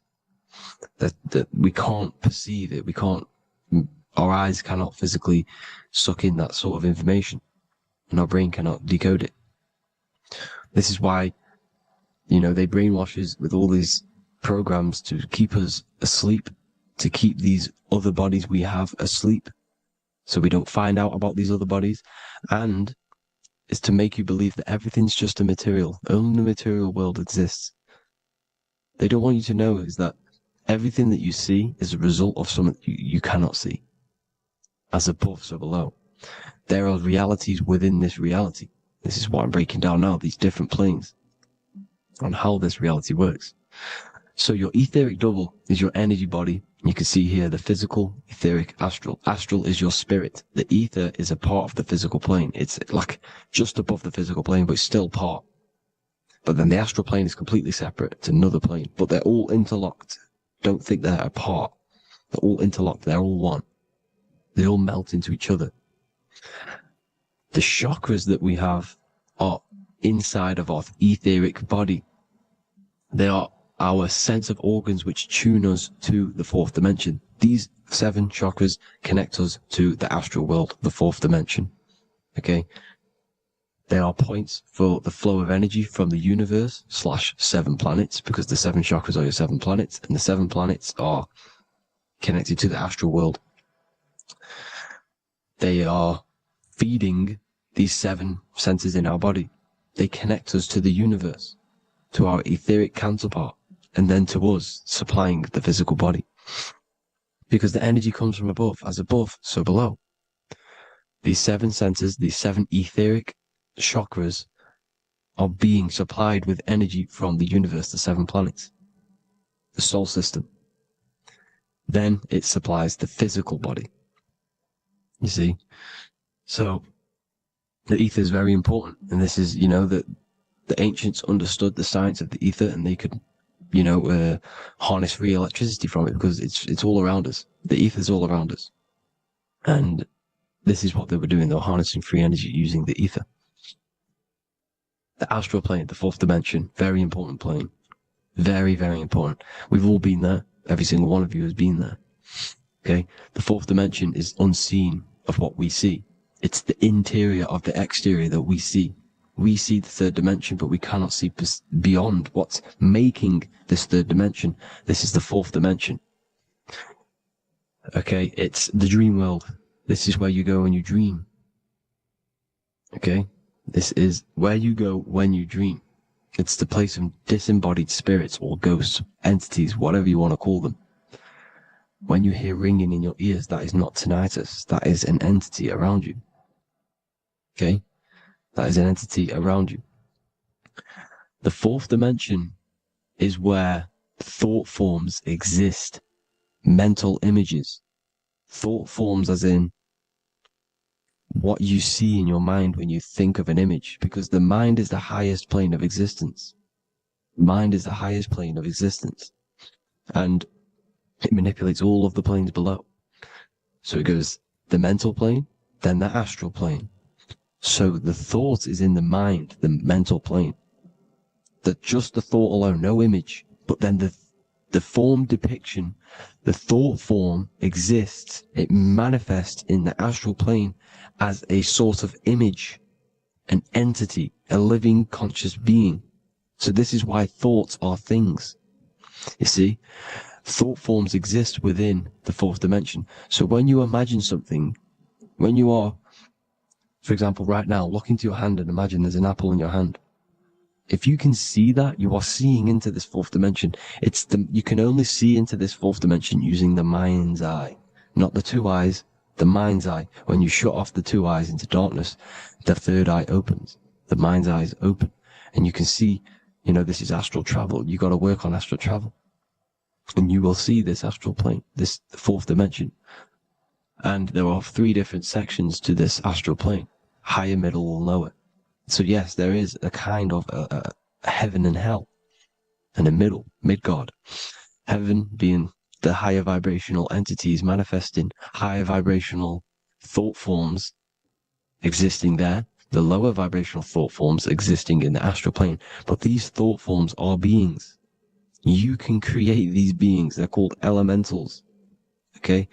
If you entertain specific thoughts for long enough, this will plant a seed and it will grow. If you so for example, you have a bad feeling or whatever, what's a good example? Unforgiving someone. You keep that energy inside of you for long enough, it will manifest in the fourth dimension. You entertain that thought long enough, it will manifest. And it will create an etheric body, and it will be an entity which will harm you. It will feed off you, this low vibrational energy. Your mind is so powerful. It creates thought forms, and these thought forms can take consciousness, can take bodies, etheric bodies. Now, that's why it's very important that you master your mind, master your thought patterns. So this fourth dimension is the astral world. So when you have a nightmare, this is the lower astral plane. You're in the lower astral plane. Whilst this physical body rests at night, your consciousness, you awaken this other body, your consciousness goes inside of this other body, whilst the physical body lays asleep. You see? So it's all inside of you. This way you need to understand. You just haven't awakened these bodies yet. You can awaken them. You just got to awaken them. Okay? The next is the mental plane. This is the mind, the source, pure cause, pure motion. The most less dense, the most fluid. No form. There's no form to the mind. Astral plane is the first plane where a form takes existence, pretty much. The mental world has no form. It's pure mind, pure intelligence. Thoughts alone exist here without any images or manifestation. The most fluid, the most dreamy, the most causal plane. All of the rest take the effects of this plane. That's why it's mind over matter. Your thoughts they create vibrations. Each vibration is vibrating on a specific frequency, which creates mental images, creates effects down here on this physical plane. This is why it's so important to master your mind. Master what you think. Master your mind. It's the hardest thing to master. You could conquer the world, but it's probably harder to conquer your own mind than to conquer the whole world. I can promise you that, because the mind can play tricks on you. You got to listen to that inner guide within you that will constantly manifest the good things. So anyways, people, hope you learned a lot from this. Please work on trying to activate these other bodies. I will maybe do another video on trying to activate these bodies if you wish. Please comment down below if you would like to see that. And have an amazing day. Please like, subscribe, comment down below any video ideas you want me to do, any information you want me to spit. Thank you all. Have an amazing day.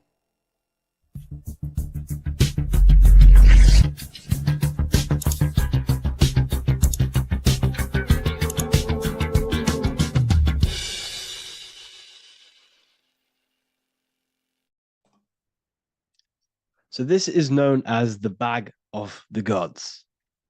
This symbolism is widely known, but no one knows what it truly symbolizes. We see this in ancient Sumerian artwork. We see this in the Mayans' artwork. We always see this bag with the gods. What does this actually represent? Okay, so the bag itself represents carrying. Carrying what?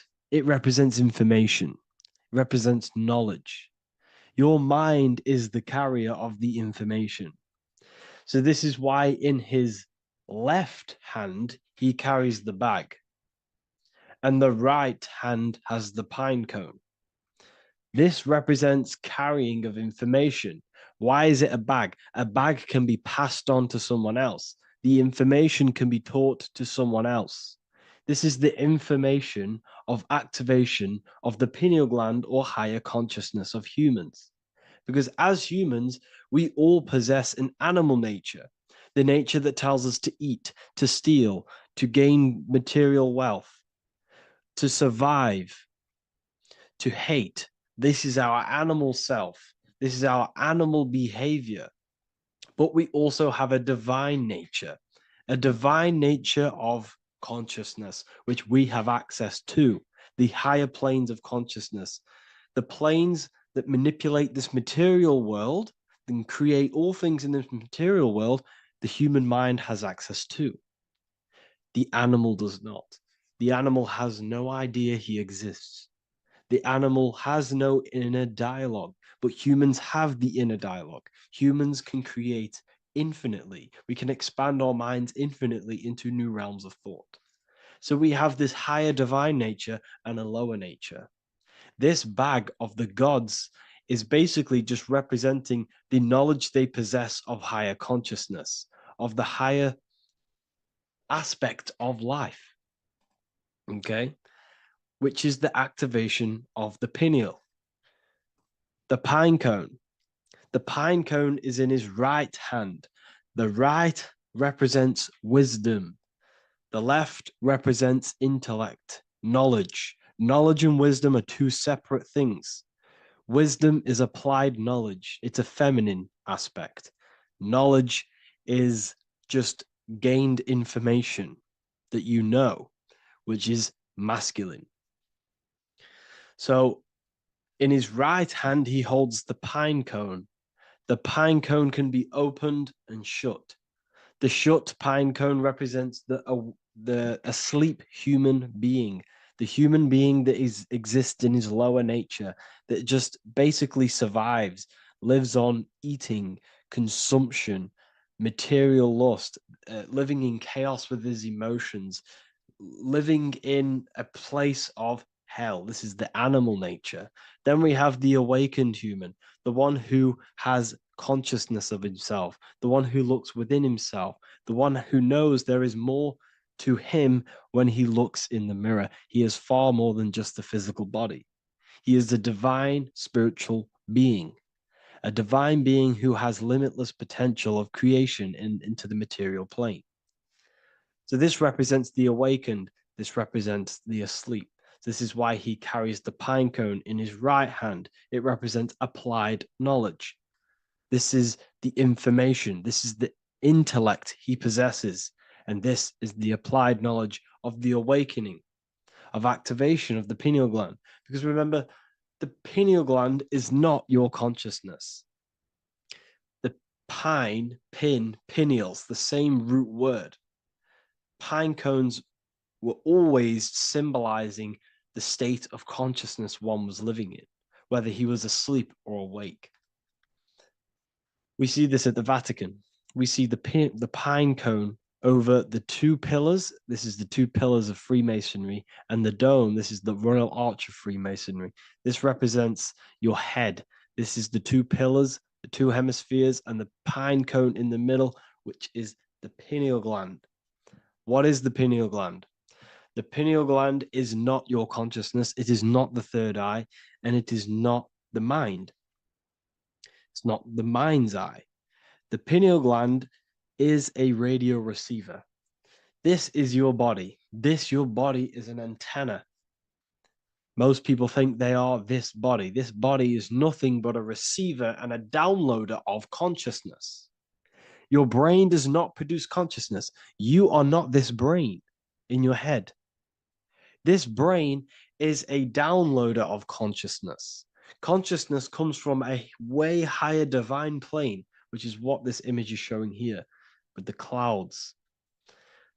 The mind is light. Consciousness is light. And this light is coming down into the material plane, and your body is basically a crystal antenna which is receiving and downloading this consciousness.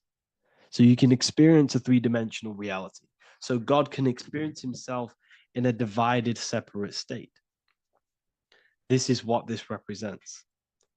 Now, the pineal gland can be activated, okay, and stimulated, because the pineal gland has physioluminescent crystalline jagged shaped cells on it. And obviously these are crystals. Crystals are on your pineal gland. And what do crystals do? Radios use crystals. Your phone uses crystals. They tell you that crystals are woo-woo and pseudoscience because they don't want you to know the power of crystals. Your body is basically a giant crystal. Your pineal gland is a radio receiver for your consciousness. So if they can ruin your pineal gland and damage it, this will damage your connection to the divine, to your true self, to consciousness, to God, whatever you want to call it, the source. There is all one source consciousness, and we're all collectively connected to it. And this is our connection. This is our antenna. So what a radio does, a radio has an antenna, and the frequencies are all around us because all the radios are playing in your ear right now. But what the antenna of a radio does is tune into a specific frequency to pick up that frequency and play that frequency. It's the same with your consciousness. You're all a fraction of God's consciousness. So that is essentially what we are looking at here. We're seeing knowledge, intellect in the left hand, and applied knowledge, activation of waking up to higher consciousness, to the higher human form. Because we can reach beyond our physical form. We can turn our animal self into a divine being, into one of these so-called gods. These gods are nothing but human beings.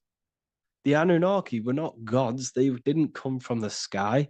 These are normal, regular human beings who activated their higher consciousness. This is what we have here. This represents spirit. Birds represent spirit. So do we have any questions? I'll take some questions now.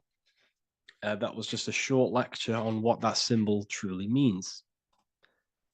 Okay, so if we have any questions, feel free to go ahead and ask some questions.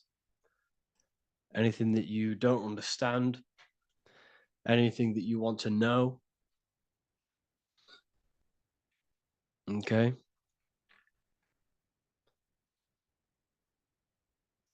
So base reality would be where source resides. Yes, the base reality is your consciousness. Are these lectures available in the university? There's a whole section, basically inside the university, there's a whole section with like over 30 long form lectures like this. So the base reality is where the source resides. Yes, the base reality is your inner world. Your consciousness, that is the only thing that exists. Your outer world is just an effect of your consciousness. Your consciousness, everything that has gone on within the mind and emotion is pushed outwards into your reality. You have thought and felt your way into your external circumstances. Your life is a direct correlation of every thought you thought in the past. Therefore, your inner world of consciousness is creating and molding your outer world.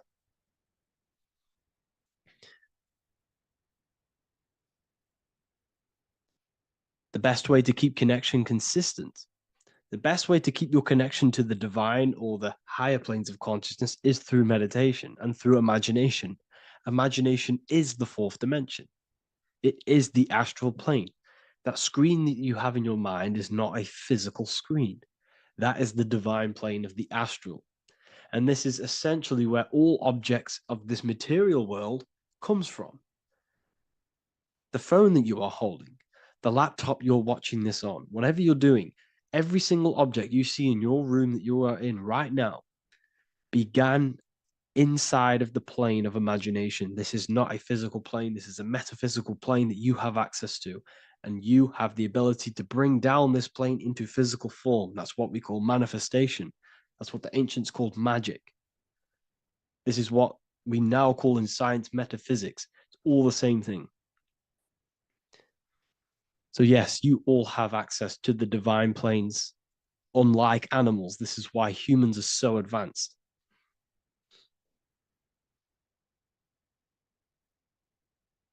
Okay. Is the pineal able to constantly activated, or is it just a temporary experience? I don't fully understand that question, unfortunately. Maybe you could word it in a different way. The real meditations on the university legit, y'all, yes. In order to connect to consciousness, you need to sit in meditation and turn off your feelings, and the feeling of unity will come. Do I understand correctly? Yes, that is correct. So when you sit in silence and in stillness, I highlight the word stillness because stillness, when you are still, no information from your nervous system is being decoded by the brain. So when your body is still and does not move, your nervous system starts to relax and comes to a balanced state. Your brain starts to relax, it comes to a balanced state. The left and the right brain stop working. The nervous system stops working. Then, once the body, the material body is shut down, you then have access to consciousness. You can't access consciousness if the body's in such a busy state. If electricity is being fired every 2 seconds, your whole body's electrical. When you move your foot, that's electricity being fired from the brain to the foot instantly through the nervous system. The brain, your whole body is a technological machine. So you must shut down the technological machine to access the divine that exists beyond the technological machine. Do you understand that? Did we create ourselves from the higher plane? When you say yes, you created yourself, you manifested yourself in this material form for a reason in this specific time and place. Wisdom books, are these available inside the university? Yes, they are. So anyone who joins the university, they all gain 50% off the store. So you can get anything off, anything you want inside the store for 50% off. Plus you get the Book of Wisdom Volume 1 PDF for free. You get the Human Health Guide. Plus you get all of the library books. There's a loads of different books on occultism, symbolism, esotericism. Do you need to place your attention somewhere specific during meditation? You can do. Okay, you can do. So if you struggle, when you first start to meditate and you struggle to turn off the thoughts, think of the back of the brain, the back of your head. Don't think of it, place your attention on it.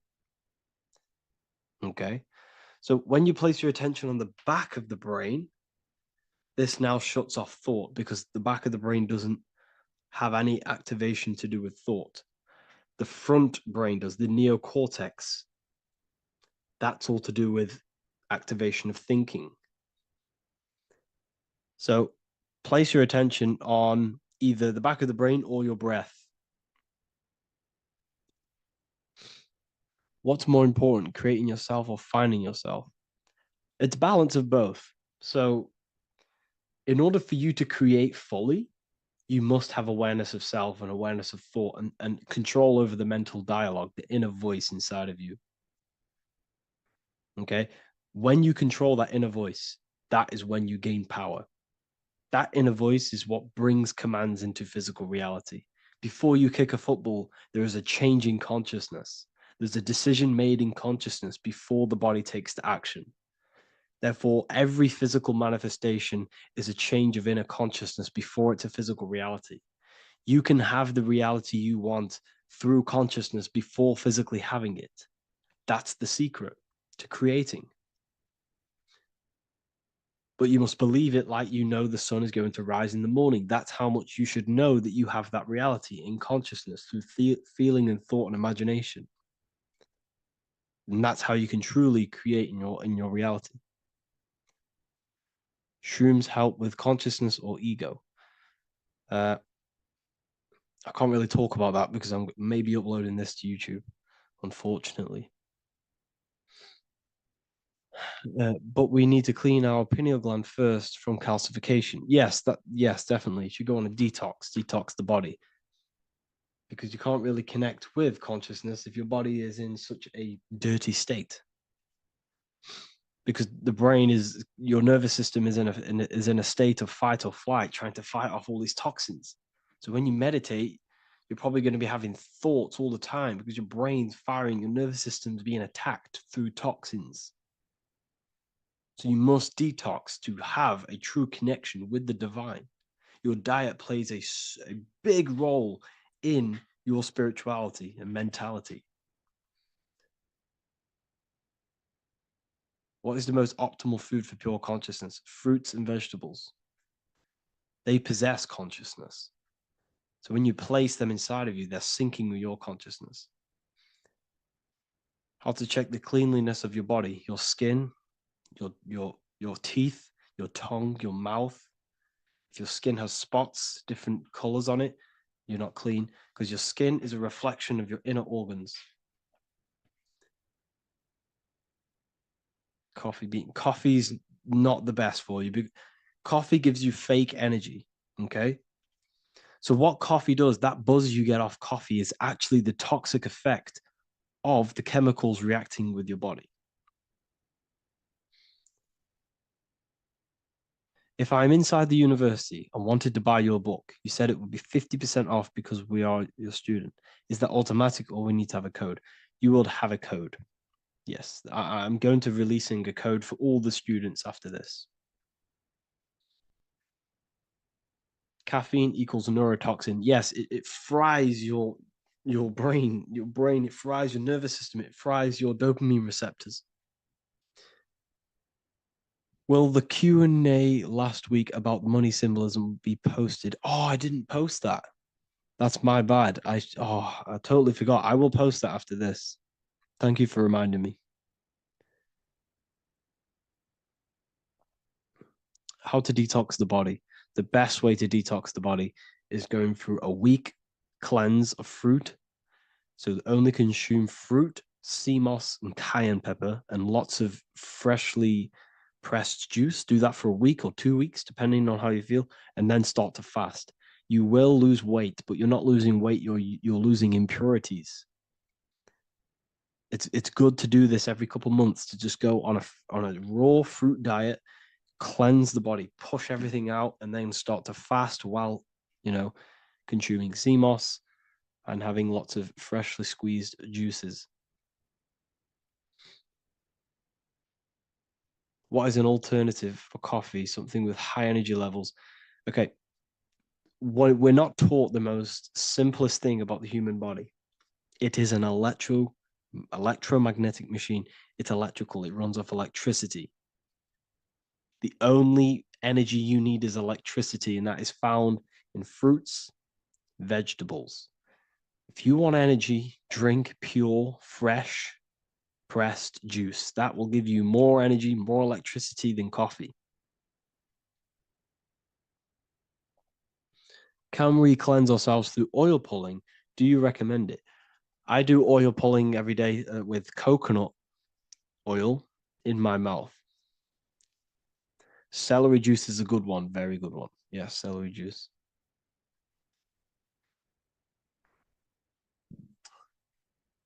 Any more questions? What kind of music do you listen to when lifting? For me, rap, hip hop push me work harder, but I know it's terrible for my subconscious. Yes, very. At least you're aware of it. You should be definitely try and stay away from the hip hop music. Try and stay away from anything that's talking about anything negative, because it's all programming your subconscious. And your belief system is your reality, people. Your belief system is your reality. Okay? So look after your subconscious. That's what's controlling your actions. 90% of your actions on a daily basis are controlled through your subconscious beliefs. Okay? I listen to a lot of Pastel Ghost. I listen to a lot of... Let me get my playlist up. It's all like background music for TikTok. Do you know what I mean? Like Pastel Ghost. That's mainly what I listen to. That sort of music. I don't know what it's kind of called. I don't know what that genre is called. Does anyone know what that genre is actually called? Because there's not much words in it. The reason I listen to it is because there's not much words in it. And, you know, it helps the subconscious. And I just love that music.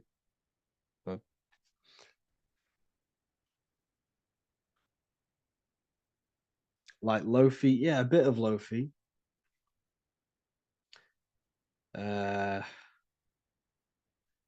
Most people won't even know this type of music.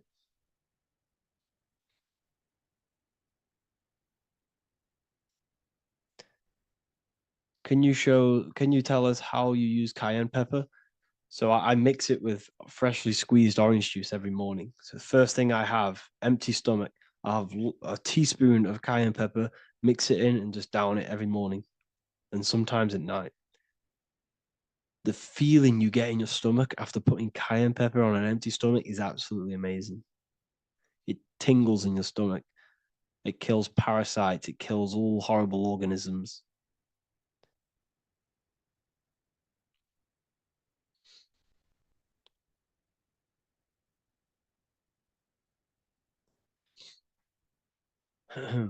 Mix it with hot water. Yes, hot water and key lime water. That I bet that's powerful. If you mixed warm water with key lime with cayenne pepper in first thing in the morning, I can imagine how powerful that is. I've never done that, but I'm going to try that.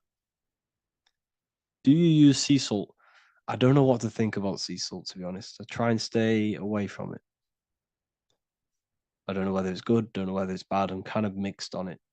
Mixed information. You know, I've heard people have benefits. I've heard other people say stay away from it. So I don't know. I just stay away from it. I'm not too sure on it.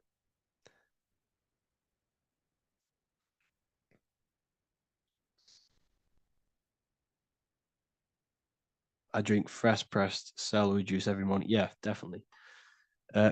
Is there any chance we could like move to like esoteric occult questions?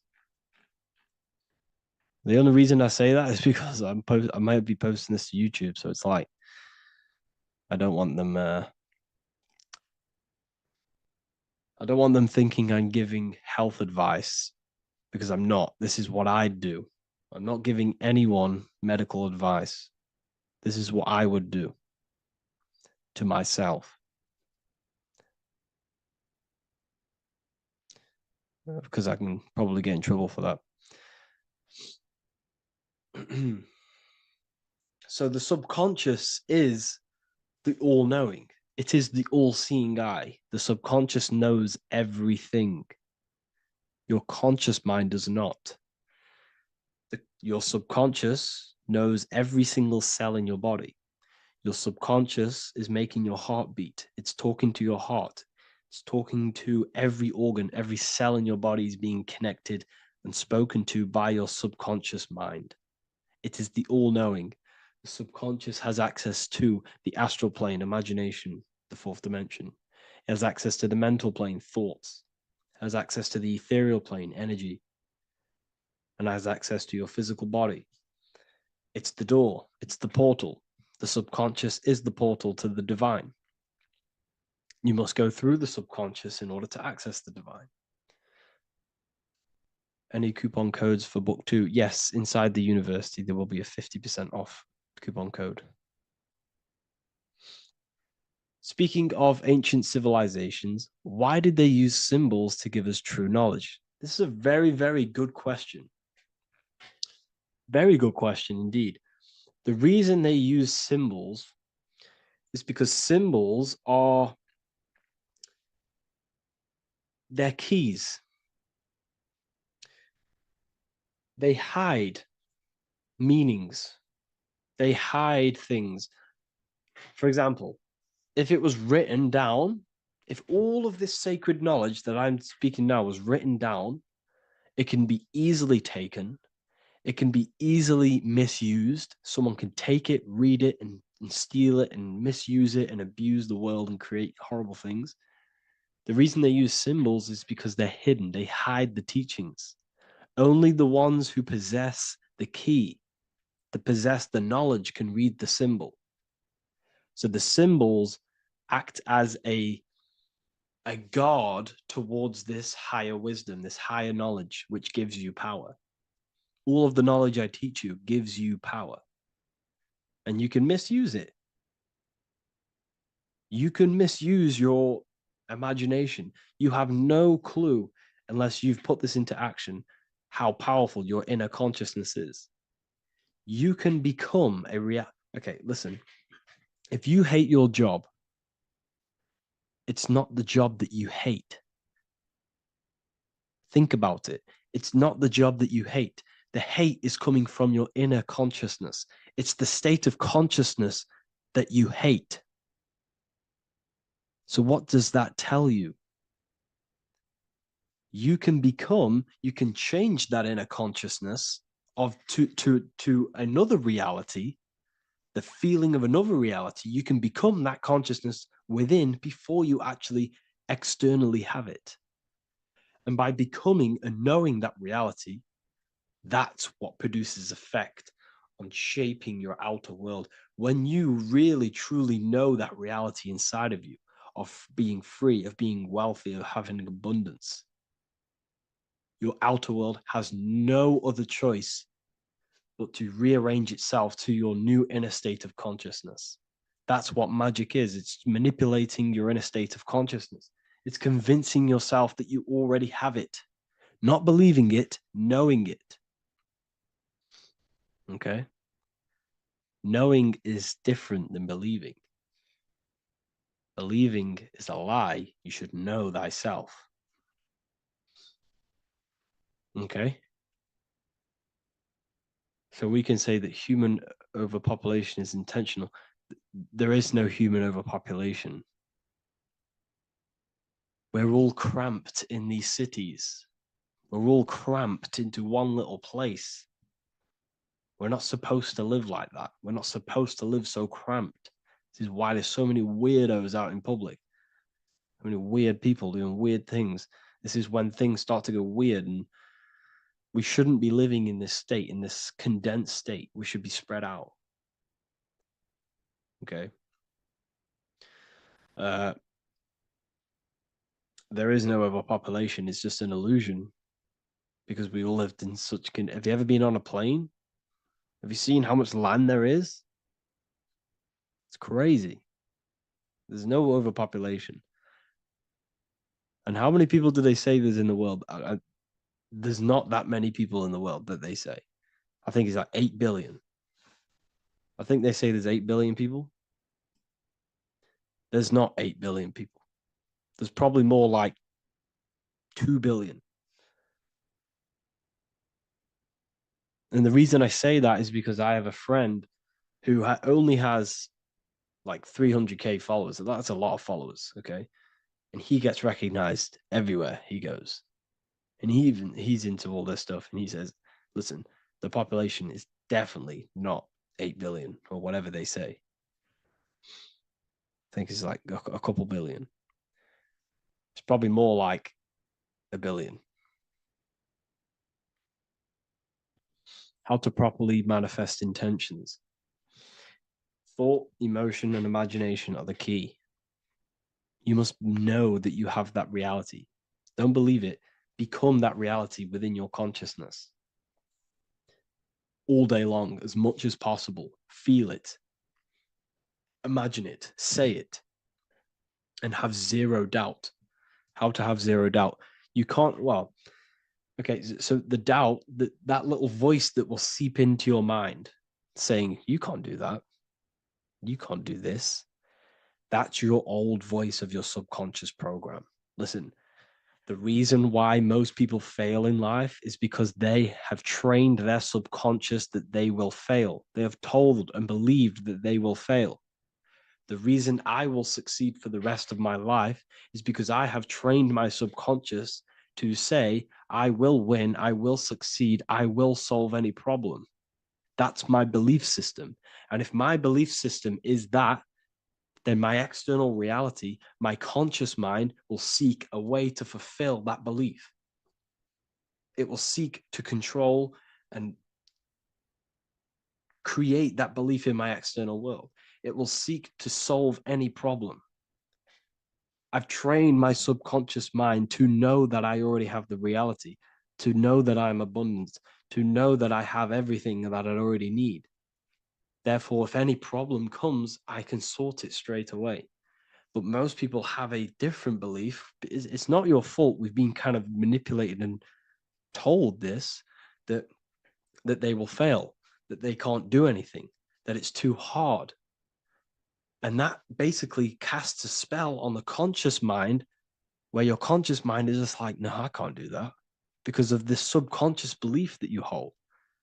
So you must reprogram your subconscious that you can do it, that you will solve any problem, and that you are abundant. That's the reason why successful people succeed. It's because they have a complete different mind state, a complete different belief system in their subconscious.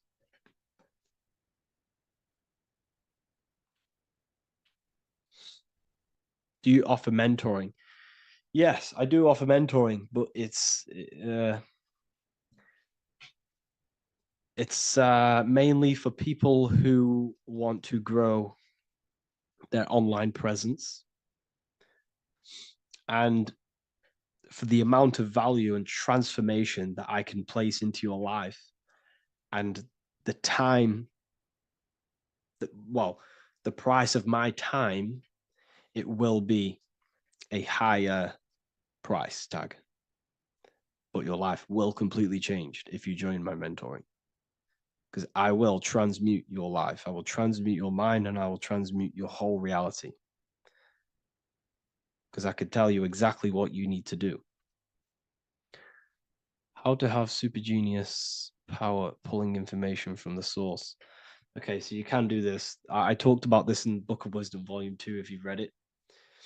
This is a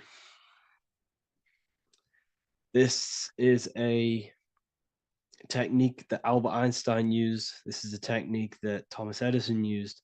This is a technique that all of the ancient geniuses have used. So you get on a chair, you place metal below you or plates, and you hold a metal ball in your hand, and you fall asleep. And every time you fall asleep on the chair, you're going to drop the ball, because your body will become unconscious, and you will basically drop the ball, and it will wake you up, because it's going to hit and make a loud bang on the plate.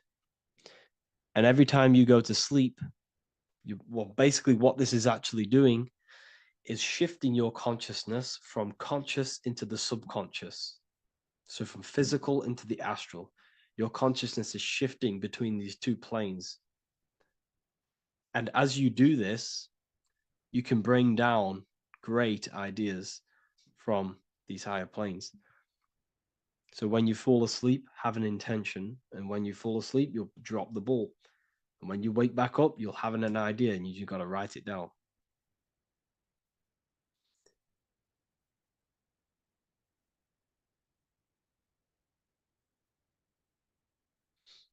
How to balance chakras. Don't focus on balancing your chakras. Focus on the mind. The mind is the cause of the chakras being blocked. If you have a blocked throat chakra, this is a problem in your mind, not the chakra. You see, the chakras are a result of the mind. You transmute the mind, you can transmute the chakras and cleanse them.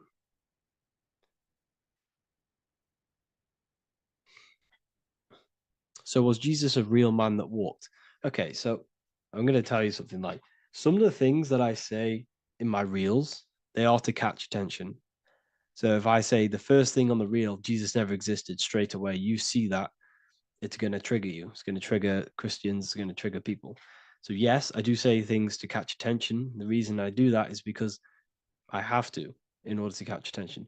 Maybe there was a Jesus who walked. So in the past, I have said Jesus never existed. Yes, this is to catch attention, to boost the reels, views, and comments and stuff like that. Maybe there was a man who was called Jesus and walked the earth. But listen, he was not the Son of God. You are all the Son of God. Jesus represents an archetype. He represents morals. He represents a way of living that you should embody in your life, not to worship. We shouldn't be worshiping this man. We should be embodying his qualities into our lives so we can become Christ consciousness, so we can live in harmony with our mind, emotions, body, and spirit. Okay? He was not the Son of God. You are all the Son of God. We are all God experiencing himself in a three-dimensional divided form. God is oneness, and he created a divided world so he can experience himself.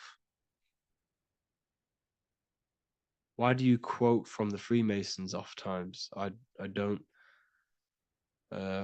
recall me looking at Freemason quotes and quote them. I just simply, when I post a quote, I literally just, whatever comes to my head, I just whack it into Telegram or Twitter. Are dreams tied to your subconscious, and how do you understand them? Okay. Dreams and astral projection are two different things. Astral projection is your soul leaving this plane into the collective consciousness, into the collective mind, the collective astral plane. But dreams are basically the astral plane, but it's your personal astral plane in your personal subconscious. So when you dream, you're entering your own consciousness, you're entering your own subconscious. Every character, every event that happens to you, everything that is said to you, everything that happens to you in your dream is yourself pushed outwards, and you're basically experiencing your own mind. If something scary comes up in your dream, this is your belief, this is something in the back of your mind materializing and coming to you and showing itself to you. So in order to understand your dreams, it's basically suppressed emotions, suppressed thoughts, all lingering in your subconscious materialized. Okay. A few months ago, I'd have concurrent dreams of getting in a car crash that lasted for months. Then one day out of nowhere, I got into a really bad accident, and that low-key bugged me out. I didn't know if my mind was trying to warn me or what. You can explain that. Okay. If you are having dreams about having a car crash, this is a belief. Okay, so let me tell you something. Let's say you're a drug dealer, okay? And you live in fear every single day of the police coming to you. This dealer every day is worried, he's scared, and he lives in fear of the police getting him. He was believing it. This fear, this emotion he was feeling on a regular basis, repetition, and the emotion is basically impressing your subconscious. It's impressed his subconscious that deeply that he now believes it. It's now become a belief. So one day the dealer gets caught and he goes to prison. Let me tell you something. He placed himself there because he created a program, a belief in his subconscious of the police. And his external reality is now in a prison cell. But that prison cell is just an external manifestation of the prison cell of fear he installed in his subconscious mind. The four walls he's now trapped in is just basically an externalization of his own belief system that he created through consciousness, through the subconscious. If you embedded your belief that you will be in a car crash, you will be in a car crash. He placed himself there. He materialized that reality through the thought, through the emotion, through the belief. He put himself there. You see? So if you were having dreams, this was maybe, it could have been anything. You could have watched a program when you were a child about a car crash, and that maybe scared you. Or you saw a car crash when you were very young, and that scared you, and that impressed your subconscious. Then you had a dream about it. Then you started to believe it. And then one day, bang, it happens. That's the power of the subconscious mind. It holds control over you. It holds control over every aspect of your reality, of your being. So, I hope you all enjoyed this live. I'll see you all inside Ethereal University. I'll be posting another lecture this week. And yeah, let me hold on.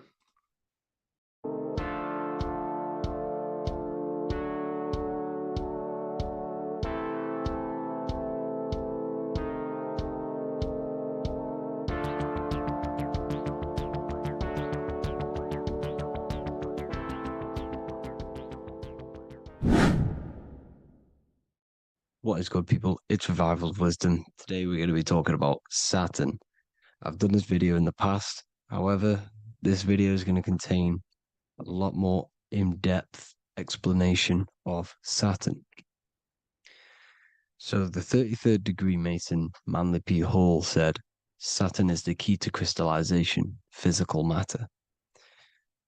Light is matter, matter is light. They are interchangeable. Low vibrating light turns into matter, high vibrating matter turns into light. And Saturn is the god of this world, this physical world. He crystallizes light into matter. This is symbolized as the Masonic checkerboard, matter and spirit, matter and light, light and matter. He's also the god of time, destruction, justice. He creates and destroys, because all things in time die. He creates and destroys you. So,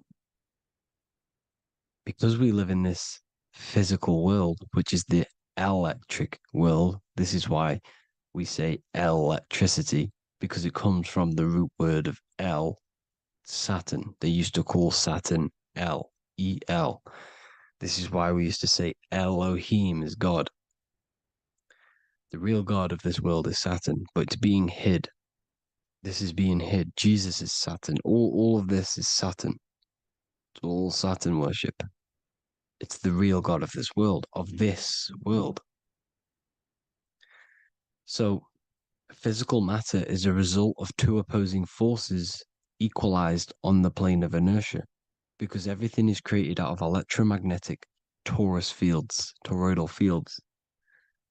And these two poles equalize on the plane of inertia, which gives you planet Earth, plane of inertia. The plane of inertia is what Saturn is. It's the ring around the center of the plane of inertia.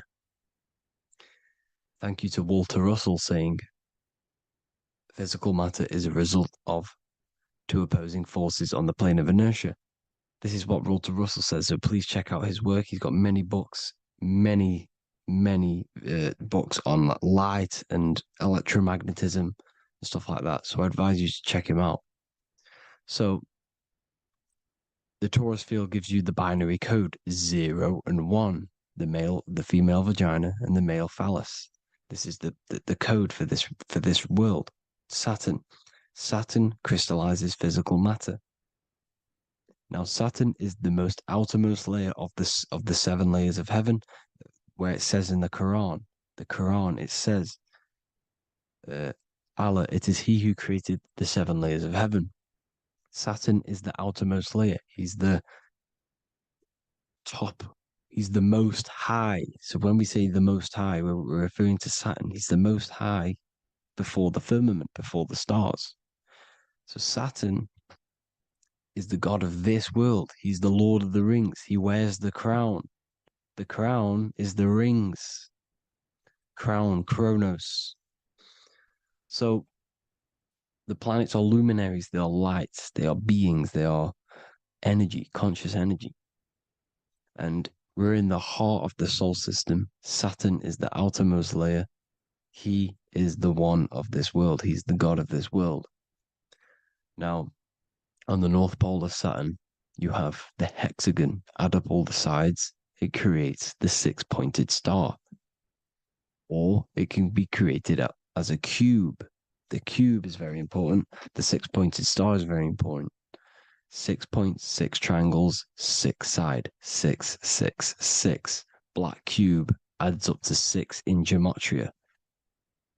Now, what did I say in the beginning? Saturn crystallizes the physical world. He creates physical things out of light.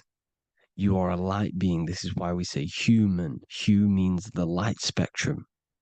Hue, man, we are light manifested into physical forms. Human. And we are incarnated through Saturn. Satan, same thing.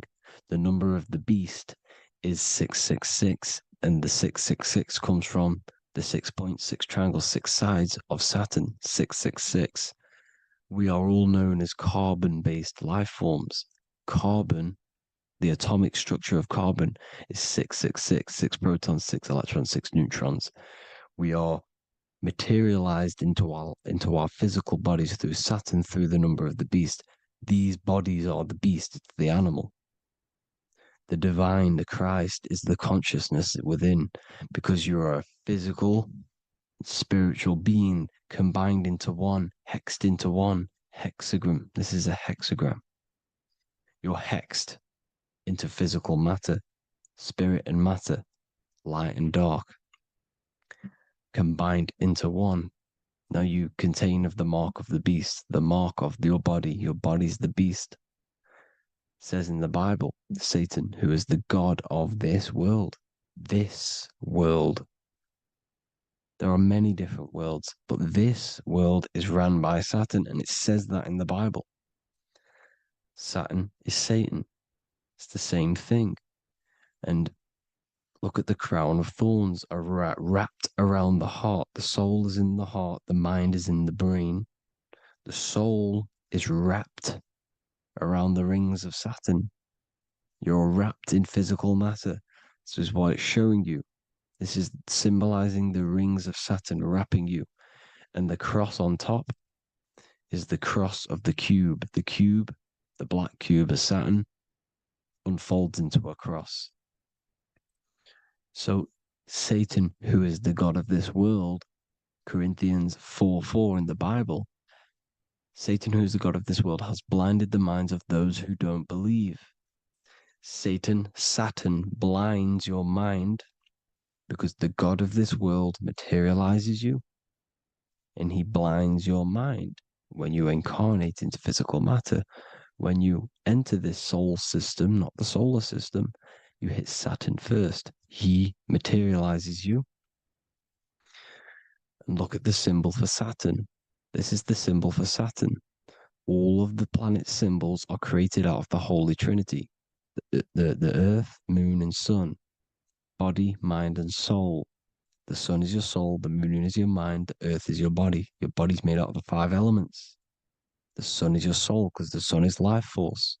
Gives life to everything. Your sun is a soul. Your soul is the sun of your body. The moon is the mind. The moon is the moon of your body, the mind of your body. Intelligence. So all of the symbols of the planets are created out of these. The Saturn symbol is created out of the Earth cross, matter, and the moon crescent, moon, mind, matter over mind. This is why Satan, who is the god of this world, has blinded the minds of those who don't believe. He blinds your mind. Look at the symbol, it's showing you. The Saturn symbol is matter over mind when it should be mind over matter. So we descend into a soul system, into our 666 Saturn carbon suit bodies, and we are matter over mind. Then we have to move up the spine to go back up to spirit, to mind over matter, where you manipulate your own reality. Now look at this. It creates the number 5. 5 is the number of change. You're moving from this side of the number sequence over to the right side. You're moving from the spiritual into the physical world. You're incarnating into the 5 elements, the 5 senses. So the cube, the black cube of Saturn, is another major symbol. Very important symbol. Here you see the cube, and the color black is associated with Saturn because Saturn's associated with death. He creates and destroys. Light and dark. Death is associated with black, spirit, because you can't see spirit, which is blackness.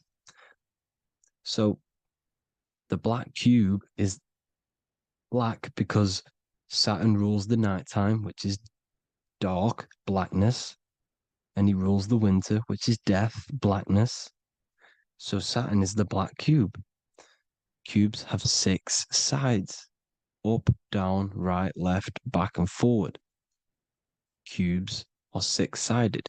Everything is 6-sided inside of this creation because you're incarnating, you're materializing, crystallizing into the cube, the world of the cube. Everything's a cube. Everything's got 6 sides. Here's Leonardo da Vinci showing you that you're in the cube. Leonardo da Vinci did this famous painting. You're in the cube, you're hexed into physical matter, where you're incarnated into the 3rd dimension, the 3-dimensional world, which is a cube, 3D. And black cube adds up to 6 sides of the black cube. The Kabbalah means cube god in Arabic.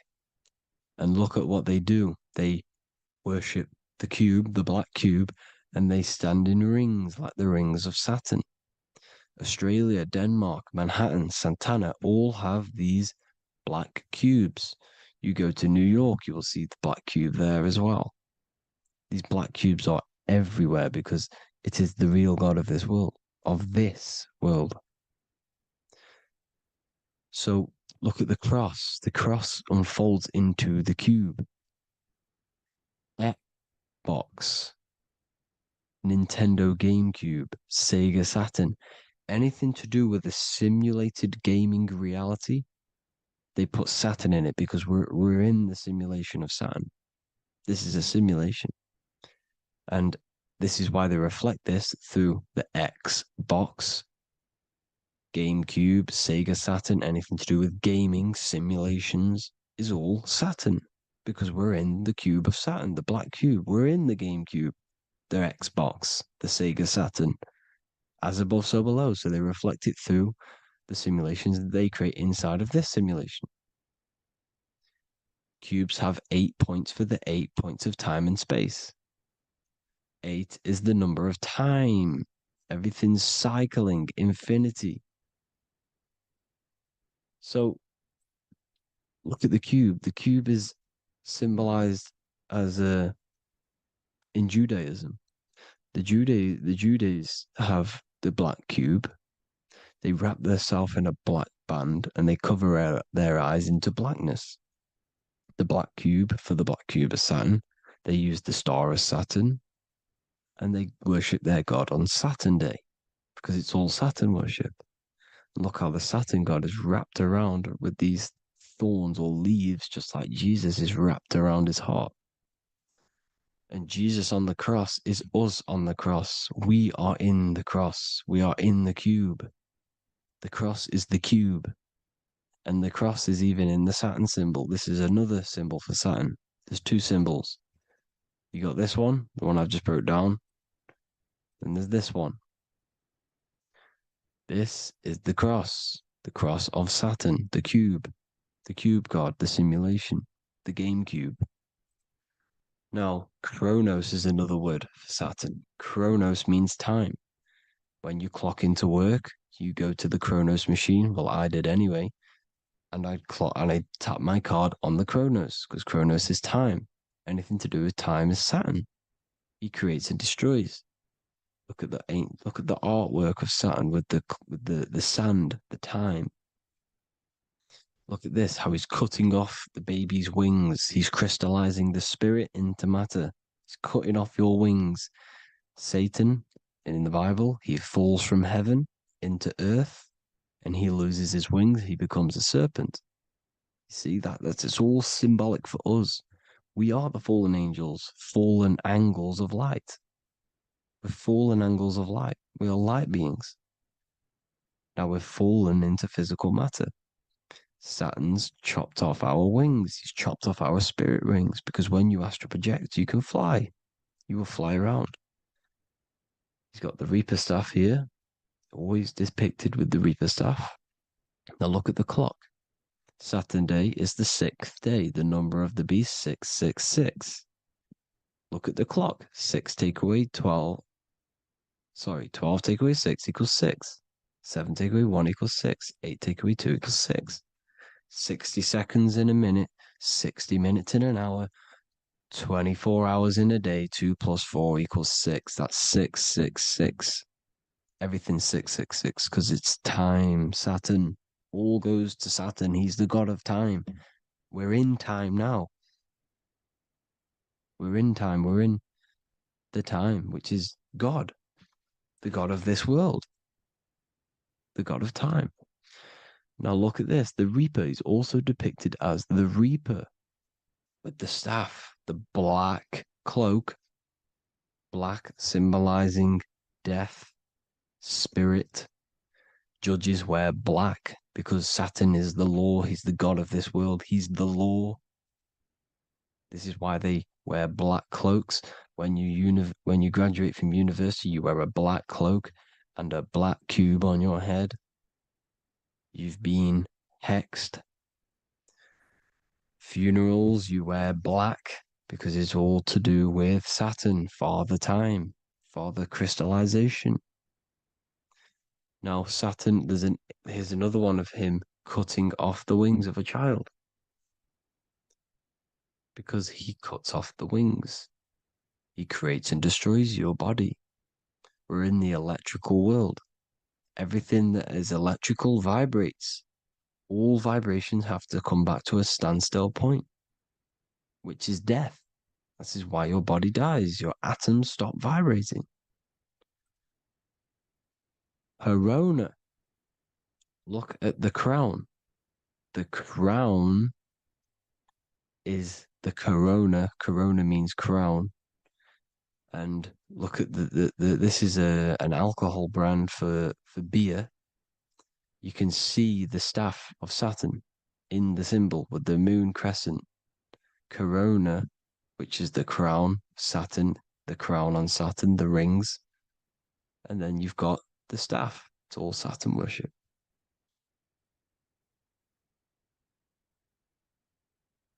Is the black cubes of 9/11. 2 black cubes. This was a ritual for Saturn. It's all ritualistic. And look at the Star of David, the Star of Saturn. It's not the Star of David. Creates IXXI, the sigil of Saturn. IXXI means 9/11 in Roman numerals. 9/11. It's all a ritual for Saturn, and they have the 2 black cubes of Saturn. Now look, XX. There's more symbolism of Saturn now. We're going deeper. XX is more symbolism for Saturn. The sigil of Saturn is XX, as above, so below. Same with the Star of David. You split it in the middle, as above, so below, as above, so below. XX, this is a Knights Templar, Cross of Lorraine. XX, Knights Templar, High Order of Masonry. They all worship Saturn. Well, Saturn's the real god of this world. X Eon with the XX, XXL magazines, which is all to do with famous rappers and stuff like that. When you die, you put XX on the eyes because it's Saturn. He's the Reaper. Is Jesus with the XX crown with the thorns around his heart, around his soul, with the Got the cube on the top, the cross cube. Lucifer with the XX cross of Lorraine. Jay-Z with his alcohol brand, XX cross of Lorraine. The X factor with the rings of Saturn. All Saturn worship. The seal of Melchizedek is also Saturn. This is the cube. This symbolizes the cube with the 8 points for the 8 points of space and time. And this is the cube. It's another ancient symbol for Saturn. Here you see the star of Saturn with the Melchizedek symbol around it, which is all to do with Saturn. Here you see an altar, the Holy Grail, the Melchizedek symbol on it, and they're worshipping it. This is why we wear rings, wedding rings for the rings of Saturn. It all goes back to Saturn. Earrings.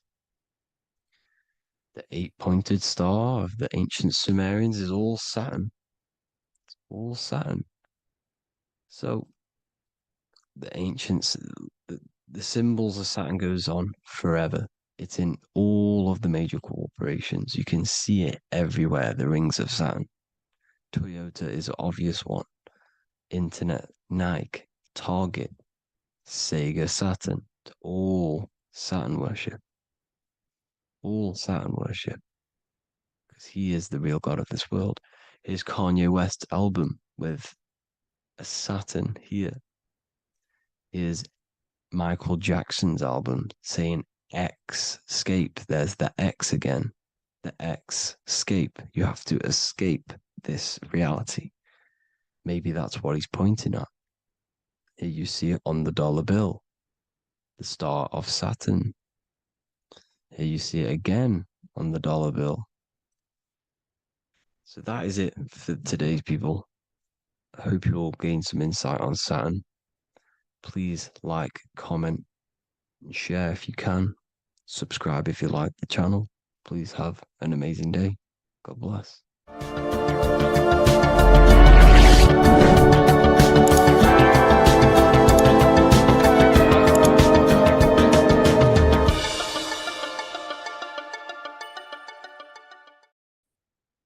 What if I told you that you are under a spell and this spell is controlling you in every aspect of your life and you don't even realize it?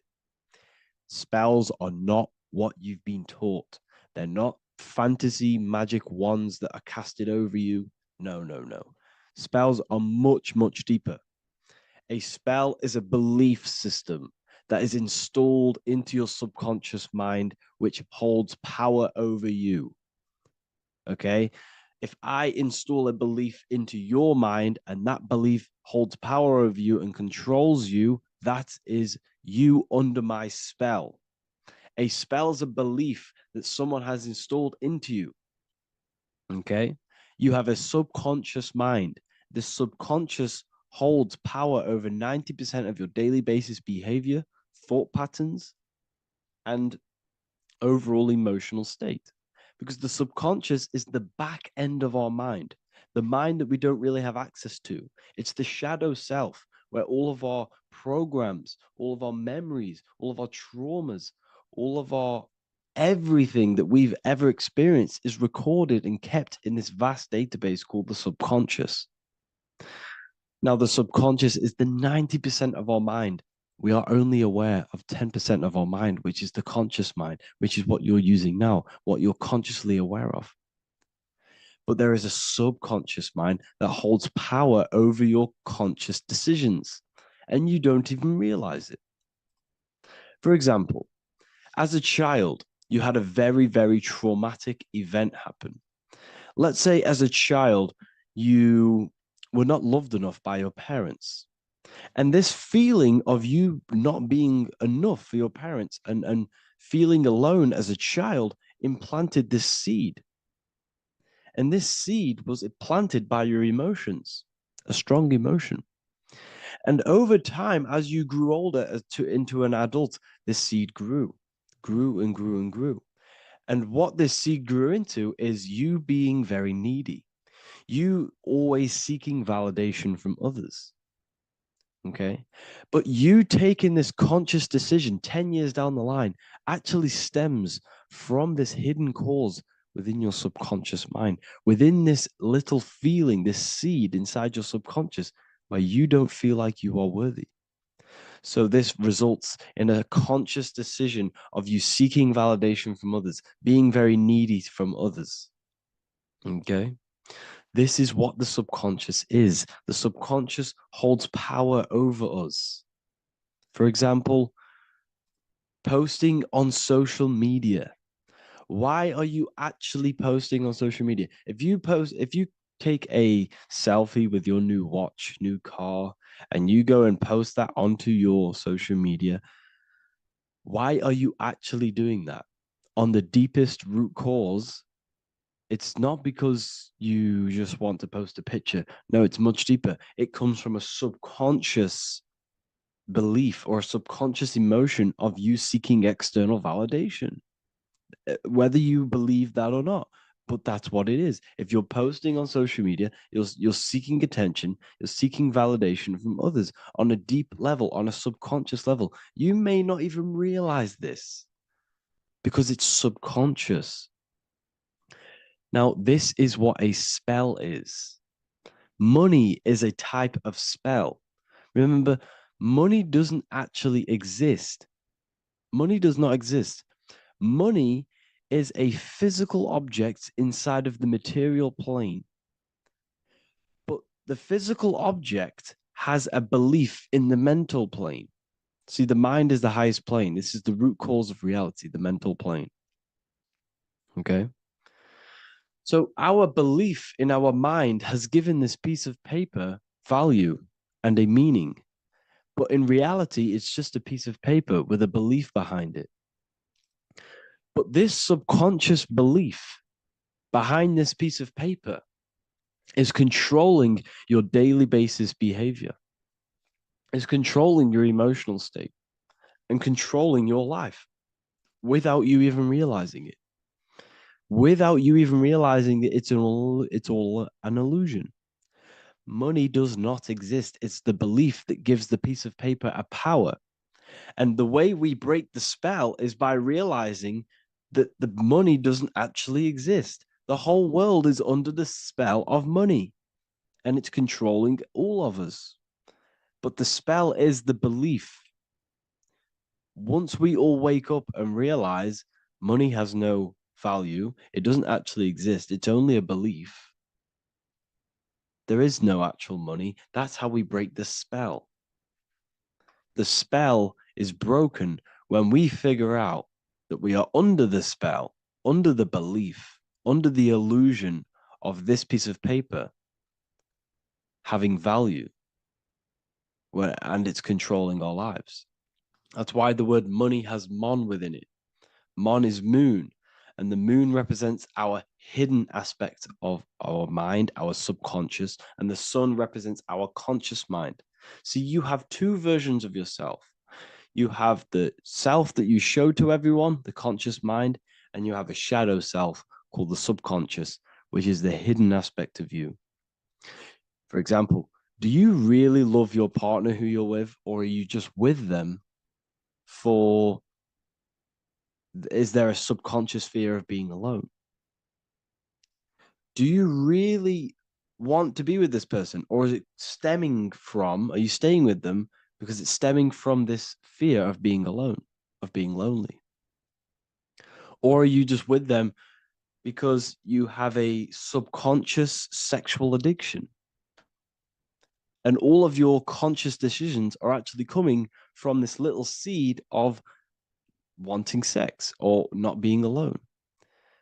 You have two versions of yourself, the conscious mind and the subconscious, the shadow self and the self that you show to everyone else. Okay? And the subconscious is what's holding power over you. When you drive your car, you don't consciously have to think about changing gear. You've done it that many times. It's on autopilot. That's the subconscious doing it. You can be walking down the street. Your conscious mind can be thinking about what you're going to cook for tea later, but your subconscious mind is controlling your body and walking your body. You don't have to think about moving the body. You just do it because you've done it that many times. It's a program. It's a belief in the subconscious that's giving this movement power. You see, the subconscious holds a lot of power over you. Our beliefs hold power over our daily basis behaviors and actions. Okay, like I said, posting on social media, this is seeking external validation. There's a subconscious stem, there's a subconscious urge bringing this desire into conscious reality.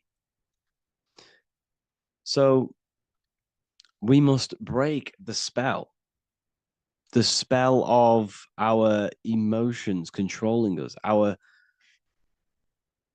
traumas from a child controlling us. For example, another example of this, let's say you were in a car crash years ago, and this car crash led you to having a very traumatic event, very traumatic emotion you felt in that car crash. You felt a lot of pain. That was impressed into your subconscious. And even to this day, you're probably scared of going into trains, going onto cars, going inside of vehicles. And you might not even be aware that it's actually stemming from this event that happened 10 years ago. That's the spell. That's the spell that's holding power over you. And you don't even realize it. You realize the spell when you realize you're being controlled by this old belief, this old trauma. That's what a spell is. A spell is not something I cast over you with a wand like Harry Potter. Spell's much deeper. It's the hidden aspects of our mind that hold power over us, that control us. Okay? So how do we get rid of the spell? How do we break the spell? By installing new belief systems, by installing new programs into our subconscious. The subconscious is impressed by repetition and emotion. Everything you do on repeat, for example, tying your shoelaces, you can be looking up into the sky, closing your eyes, thinking about what you're going to create for tea while doing your shoelaces. You've done it that many times, you don't have to think about it. That's the subconscious taking over. Okay? That's the repetition aspect of the subconscious. For example, you could probably run down your stairs. You know exactly how to run down the stairs.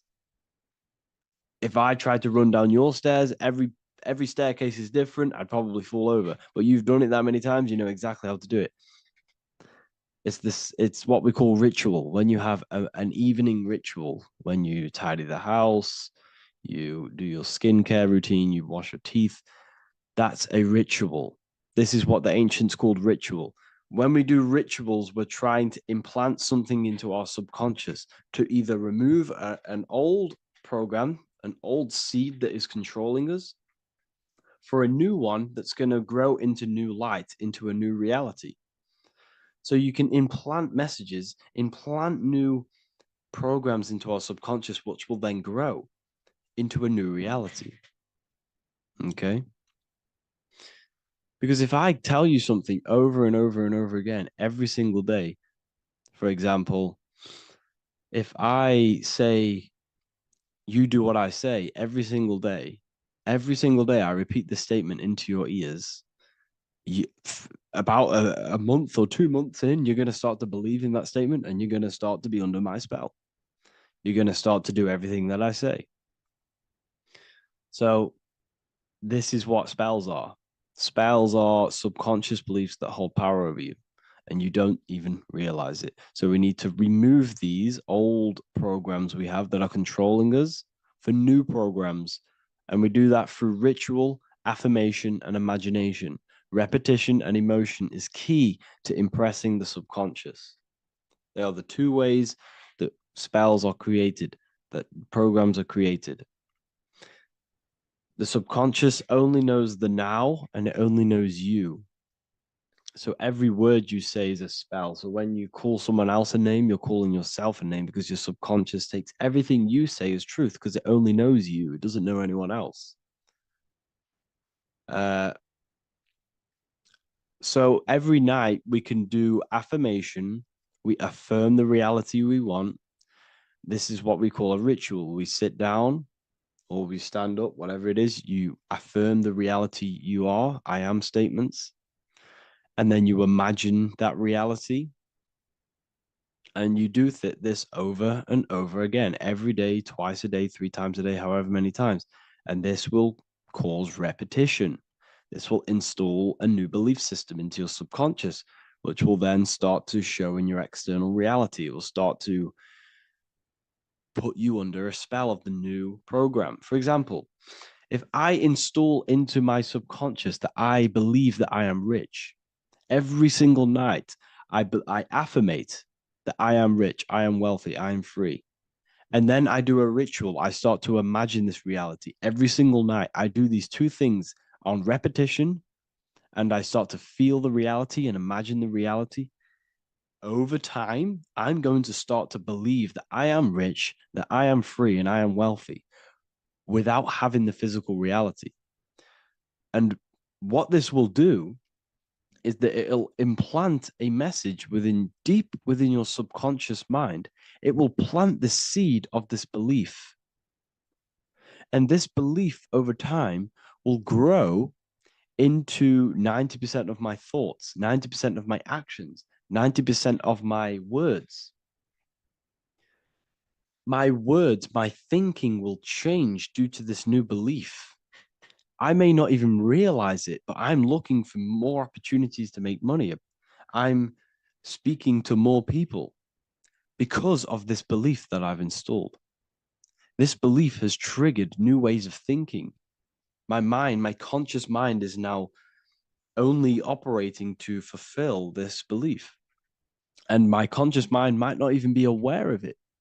You won't even realize that you're manifesting this belief of being rich. And that's how it happens. You implant the belief within your subconscious. You implant the spell into your subconscious, which will then gain control over you. So we need to make sure we're removing the negative spells, the negative programs that are controlling us, for new regenerated ones, for new ones that are going to create new realities, a better life. Okay? You don't want negative traumas, negative seeds controlling you and growing into your life. If you don't cut them off, they will continue to grow and grow and grow. Your anxiety will get bigger and bigger and bigger. Your depression will get bigger and bigger and bigger. But it's all actually stemming from one belief system or one trauma. Okay? So this is important. Everything in this physical plane is an effect of the higher planes. It's a shadow of the mind. Everything we think, all physical objects began as a thought, then an imagination, then energy, then a physical reality. So we must change the mental plane. We must plant seeds into our mind to change down into our physical material life. It's about manipulating this higher plane so we can create change and effect in the physical external material plane.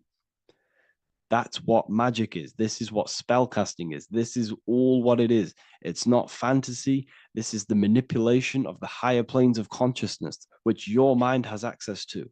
You have access to these higher planes. Okay? This is exactly what I teach in my university. I teach different rituals. I teach specific rituals to get rid of certain things, certain belief systems. I teach all different rituals, all different ways for you to create your own reality and live the best reality you want. We also have all of these different courses. We have activating the inner eye. This will teach you exactly how to lucid dream and activate your inner vision of imagination. We have the sexual alchemy course. This will give you the power of transmuting your sexual energy into creativity. We have electromagnetism studies. We have esoteric exchange, an exclusive live call that we do every single week, and I connect with all of the students. They can ask me questions, can speak with me one-on-one inside of these live calls. We have the real numerology section. We have the health section. We have a lecture section. Look at all of these lectures we have on occultism, symbolism. All of these lectures are designed to gain you power, to give your personal power back to you, to make you realize things about you. We have a meditation section. We have a library section where you can download all of our library, all of our books, different books on occultism, symbolism, Freemasonry, astral projection. And of course, we have the Manifestation Mastery course, which teaches you exactly how to create reality so you can live that desired reality that you want. This is the last chance to lock in the price of $55 a month. This is less than $2 a day. You can really level up your life, because the price is going to increase as the value of the university increases, because there's a new symbolism course coming out. And if you join now, you'll get this course for free, because obviously when this course releases, the price will go up. The symbolism course will teach you the language of esoteric and occult symbolism. I'll leave the links in the description. Make sure to leave a like, comment, subscribe to the channel if you want to see more content. Thank you all, people. Have an amazing day. Welcome to Revival of Wisdom. Welcome people, we're back with another video. Please make sure to hit the like, the subscribe button, and turn on notifications to never miss a video.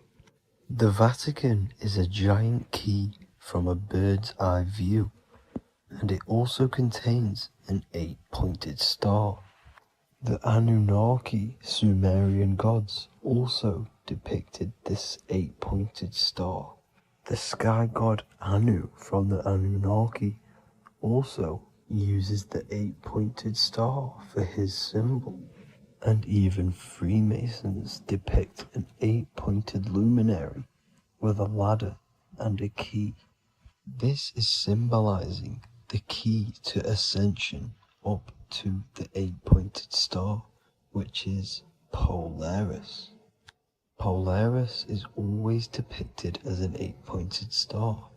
Polaris is the standstill star at the very center of our realm, which is perfectly aligned with the North Pole.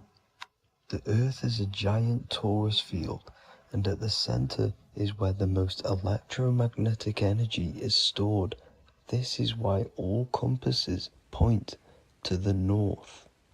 Hence why a compass is an 8-pointed star, because it points you to Polaris, which is the North Pole, the center of this realm.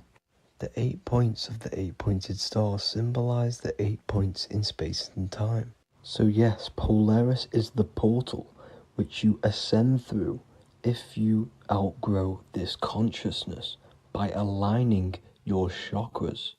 Our earthly realm is a macrocosmic reflection of us, and we as humans are the micro reflection, with the earth containing its 7 chakras as well as us. The North Pole is the 7th chakra, which is the crown chakra. So the key to ascension is held by the Vatican, hence why it's a giant key, because they mislead the masses through their religions, which teaches the masses to look outside of themselves. As stated in the 20,000-year-old emerald tablets, written by the Egyptian god Thoth. On Earth, man is in bondage, bound by space and time to the Earth plane. Encircling each planet, a wave of vibration binds him to his plane of unfoldment. Yet within man is the key to releasement. Within man may freedom be found. So the 7 planets are associated with each 7 chakras. The lowest chakra being the root chakra, which is associated with Saturn. This is why the elites love Saturn and reflect it in all of their symbols. Because the chakras are an ascension of spiritual principles, starting from the material and ascending up to the spiritual, the crown chakra. However, evil love bondage, and they are trapping souls in the physical realm by stopping and provoking the ascension process. They do this by abusing the energy of Saturn, and Saturn is associated with the lowest chakra. The lower 3 chakras are associated with survival mode, which keeps the consciousness in a constant state of fear and only aware of its surroundings. Once you start to ascend up your chakras, you become more consciously aware of spiritual deeds. And this is the process of returning back to your true spiritual form. Going back to Polaris and its connection to Ascension, Kanye West symbolizes this on his music video 24. As you see him rise up into the sky, you see an 8-pointed shape around him, which symbolizes the 8-pointed star as you see the beam of light. And even NASA symbolize this in their Space Delta logos, a bear holding a key with an arrow up to Polaris, the 8-pointed star. Here's another NASA logo of an arrow from the Earth to Polaris. The series Lock and Key on Netflix is all about portals and doorways, and they have the Kundalini energy as one of their keys. Kundalini energy is the energy which rises up the spine, the 33 vertebrae, and activates the third eye. The third eye is the spiritual gland which connects humans to other spiritual realms. We are not the body. Our spirit, our soul inhabits the body. We exist physically, spiritually, and mentally. Therefore, we are multidimensional. The intellectual and spiritual inhabit the body. Therefore, this is just an avatar within this timeline. However, within each and every one of us, we all have the key to releasement, as says in the Emerald Tablets. This releasement is ascension, up until higher states of consciousness. As stated in the Emerald Tablets, man is in process of changing to forms that are not of this world. Grows he in time to the formless, a plane on a cycle above. And another one saying, man is a flame bound to a mountain, but we in our cycle shall ever be free. Know ye, O man, that when ye have progressed into the cycle that lengthen above, life itself will pass to the darkness, and only the essence of the soul shall remain. That's it for this video. I hope you all enjoyed. Please feel free to leave a like, subscribe, and comment any subjects you want me to talk about. God bless you all.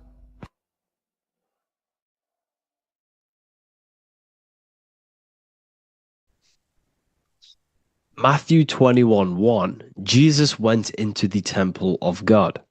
Corinthians 3:16, do you not know that you are the temple of God? Now what is this telling you? That God is within you. Hence why in Luke 21:12 it tells you the kingdom of God is within you.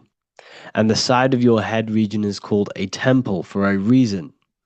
Because the brain encapsulates the mind. The brain is a physical manifestation of the mind. The heart is a physical manifestation of emotion. So we have these different layers of our consciousness. We have an intellectual, communicative aspect of our consciousness, which we would call the mind. We have an emotional aspect of our consciousness, which is the heart. And to communicate with the divine, it's all to do with the mind. Hence why the ancients always symbolize the mind being God. This is why Michelangelo always placed God inside of the brain on top of Sistine's chapel in the middle of the Vatican. He understood that God is in the brain. God is within you, not outside of you. The church tells you that God is in the sky because they are creating a externalization of the truth to create a business and a distraction so that you don't find the divinity within you, so that you don't find your power. Now you have Adam, the physical man, the physical body, the ego, the lower self. And he is resting. He's not trying to reach to God, but God is reaching because the higher consciousness within you is always trying to communicate with you. It's always trying to wake you up to your divinity. But the lower mind, the lower self, Adam, the physical self, is always in ignorance of truth, always in ignorance, and stays in a materialistic way of thinking, which is the lower animal self. And this is what we call a sleep, or an NPC. This is the lower mind of man. But all you have to do is to move your finger to touch God. You have to look within yourself, within the brain, meditate, and you can find God. This is why in the Bible we see many references to the human body and anatomy to truly connect with God. Kings 6:8, the door to the middle chamber was in the right side of the house, which is the right hemisphere of the brain. The middle chamber is the pineal gland, where the seat of your consciousness is, where the seat of your higher consciousness is, the mind. And they went up the winding stairs, which is your spinal column, into the middle chamber, and out of the middle chamber into the third. So they went up the winding stairs. This represents raising your consciousness up the winding stairs. Your spinal column acts as a stairway of consciousness.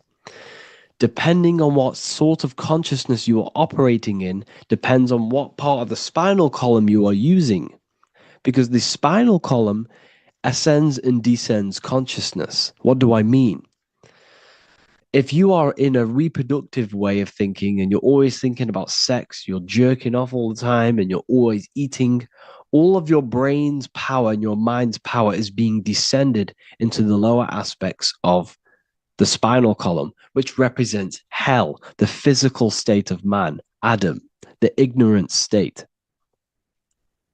We're basically living off low-level pleasures like an animal. And the stairway to heaven is your spinal column.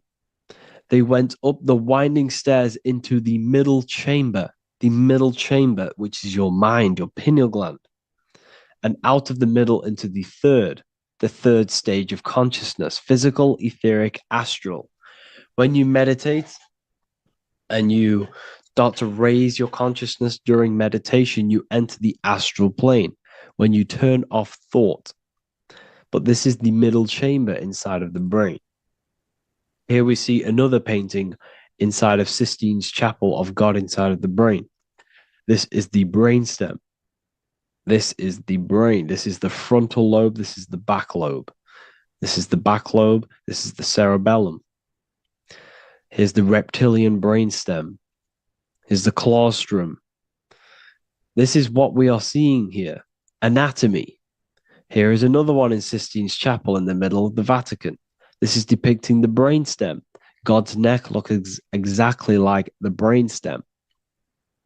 Here we see a real brain compared to God's neck, because the neck is just below the brainstem. And this is what they are symbolizing, because they knew that God is within you. God is a part of the human body. God is inside of the body, because the body is a vessel for consciousness, for universal consciousness. Inside of you, inside of me, is the same spark of consciousness. And this same consciousness is spread out into every living essence, because everything comes from the one source, the one God, the one consciousness. Matthew 6:22-23. The light of the body is the eye. If therefore thine eye be single, thy whole body shall be full of light. Practicing the single eye. What is this? This is meditation. This is entering within yourself. So the Bible's telling you to practice the single eye. But if thine eye be evil, thy whole body shall be full of darkness. What does this mean? If your consciousness is in an evil way of thinking, if your mind is filled with an evil, negative mind space, then your body shall be filled with darkness, with evil, with negativity. Because negative thoughts destruct the body. Positive thoughts heal and regenerate the body. So he tells you to be, the light of the body is the eye, your consciousness, the inner eye of consciousness, the eye that lets you see. And what do I mean? You look with your two physical eyes, but you see with the inner eye. What you see is perception. You look with the two eyes, and what you see is perception. You are seeing, you are understanding, and that's what consciousness, the mind, gives you. Consciousness, or the mind, is the force that allows you to be a human being, that allows you to understand things and interact with things and make decisions. It's an infinite intelligence. See, the mind is not the brain. This is a big confusion with people. Hence why the eye on top of the pyramid is separate from the bottom half of the pyramid, because the consciousness is separate from the body, the eye, the all-seeing eye. It represents the observer, the eye that sees into this body, into this world, into this. You are the perceiver. You are the invisible spirit within the body. Theologians 4:17. After that, we are still alive, and our left will be caught up together with them in the clouds to meet the Lord in the air. You don't meet the Lord in the physical air. Okay? This symbolism of the ancient Christian artwork is showing you this is symbolic. These things never happened. There's no man in the sky. Moses didn't go on a mountain to meet with God. The air represents the mind. This is why you say you're an airhead when someone's very stupid. Earth is your body. Water is your emotions. Fire is your spirit.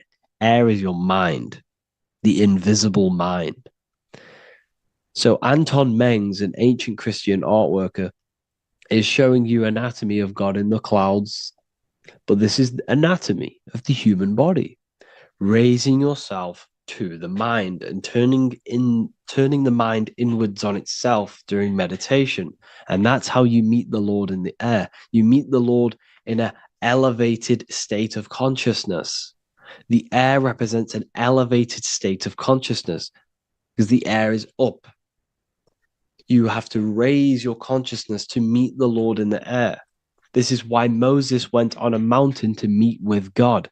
The mountain represents elevation of consciousness, raising the mind up the spinal column, taking all of the mind's attention away from the reproduction and the physical aspects of self and raising it to the brain and turning off the brain and going inward into the air. It's talking about raising consciousness. It's allegorical. It's a spiritual, metaphorical text.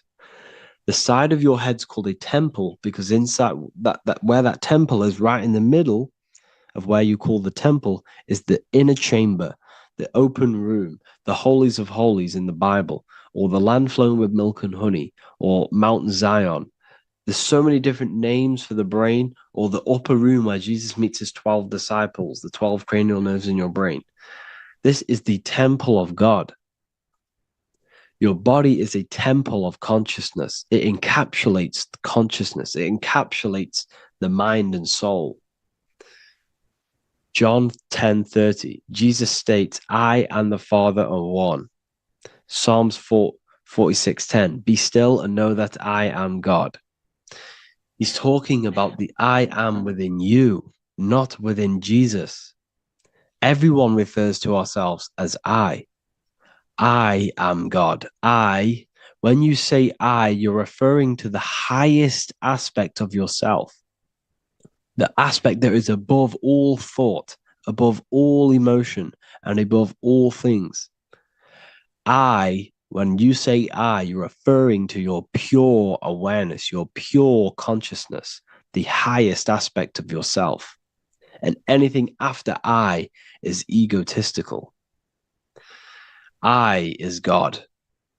The letter I is the Roman numerals for one, because there is one God, one consciousness. The letter I is one line, just like the number one. Matthew 6:3-4, take no thought. Therefore, take no thought. Take no thought. He says this 5 times because you must turn off the 5 senses and take no thought to connect with God. Be still. This is telling you to meditate and know that I am God. The I am within you. I and the Father are one. I and God are one. You, who you think you are, is a complete completely wrong. The body is matter. Your name isn't you. Your job isn't you. Your reputation, your trauma, your memories, your friends, family, worries, bills, interests, dislikes, goals, passions. Anything to do with the thinking mind is not you. Who you think you are is a part of your thinking aspect of consciousness. But once you remove thought, you are no longer your name. You are no longer your body. You're no longer your reputation. You are the I. You are pure awareness, pure consciousness. Pure consciousness.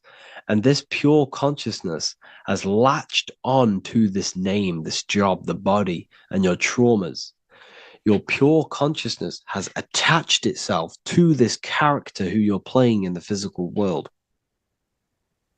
And this is essentially who you think you are, but you are not. You are the I, you are the self, you are pure awareness.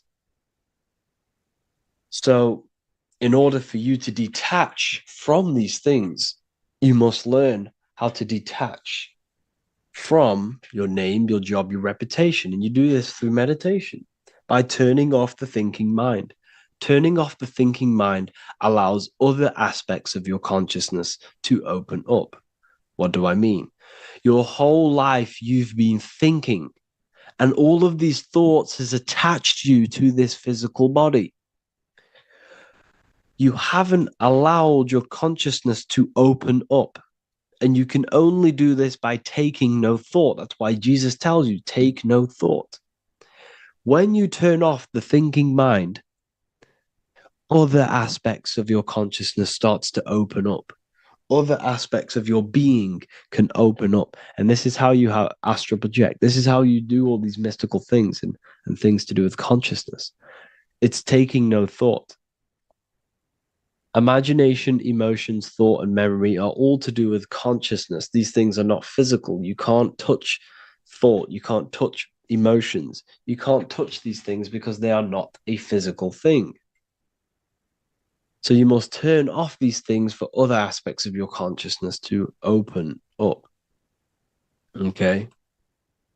So essentially, the Bible is a metaphorical, astrological, numerological, metaphysical, spiritual, encoded text that talks about human anatomy, spirituality, and the true nature of the human experience.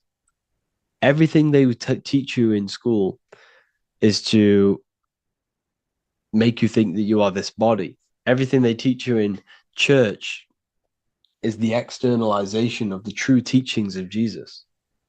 Jesus was telling you to meditate. Jesus was telling you to practice the single eye. Jesus was telling you to look within yourself and find God. He wasn't telling you to pray to him. Mark 16:19, he was taken up to heaven and sat at the right hand of God, the right hemisphere of your brain. John 21:6, cast the net onto the right hand side of the boat and ye shall find fish. Fish is understanding.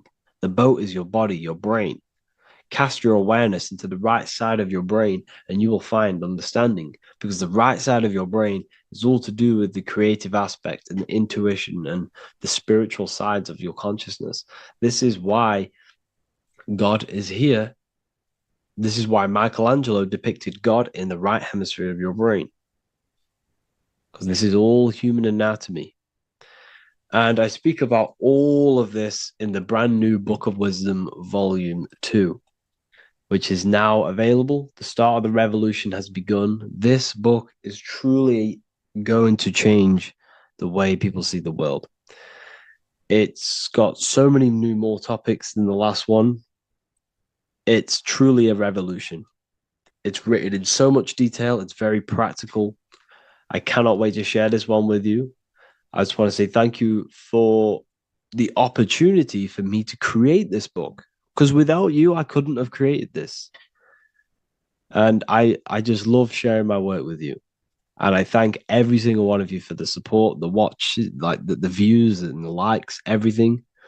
Especially the people who have joined the university and stuff like that. And for people who have joined the university, you do get a free Book of Wisdom paperback if you just go to the general chat and follow the the description, follow what the instructions that I gave you in the chat, and you'll be able to order a free book of wisdom if you are inside of the university.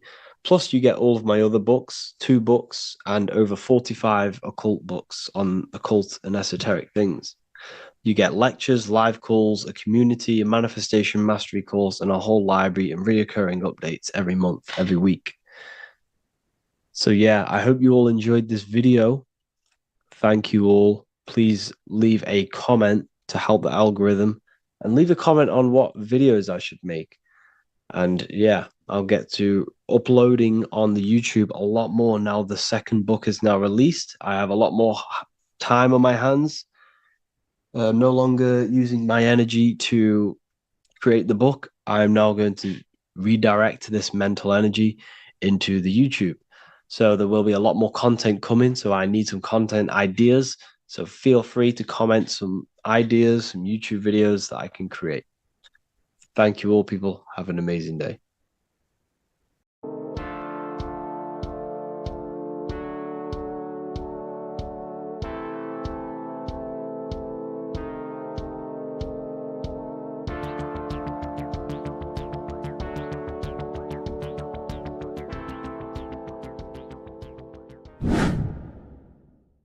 The earth has become a realm in order to trap souls within, so that they can harness our electricity, our energy. Even the Bible is talking about how this realm is controlled by the wicked one in John 5:19. We know that we are the children of God and that the whole world is under the control of the evil one. Ephesians 6:12.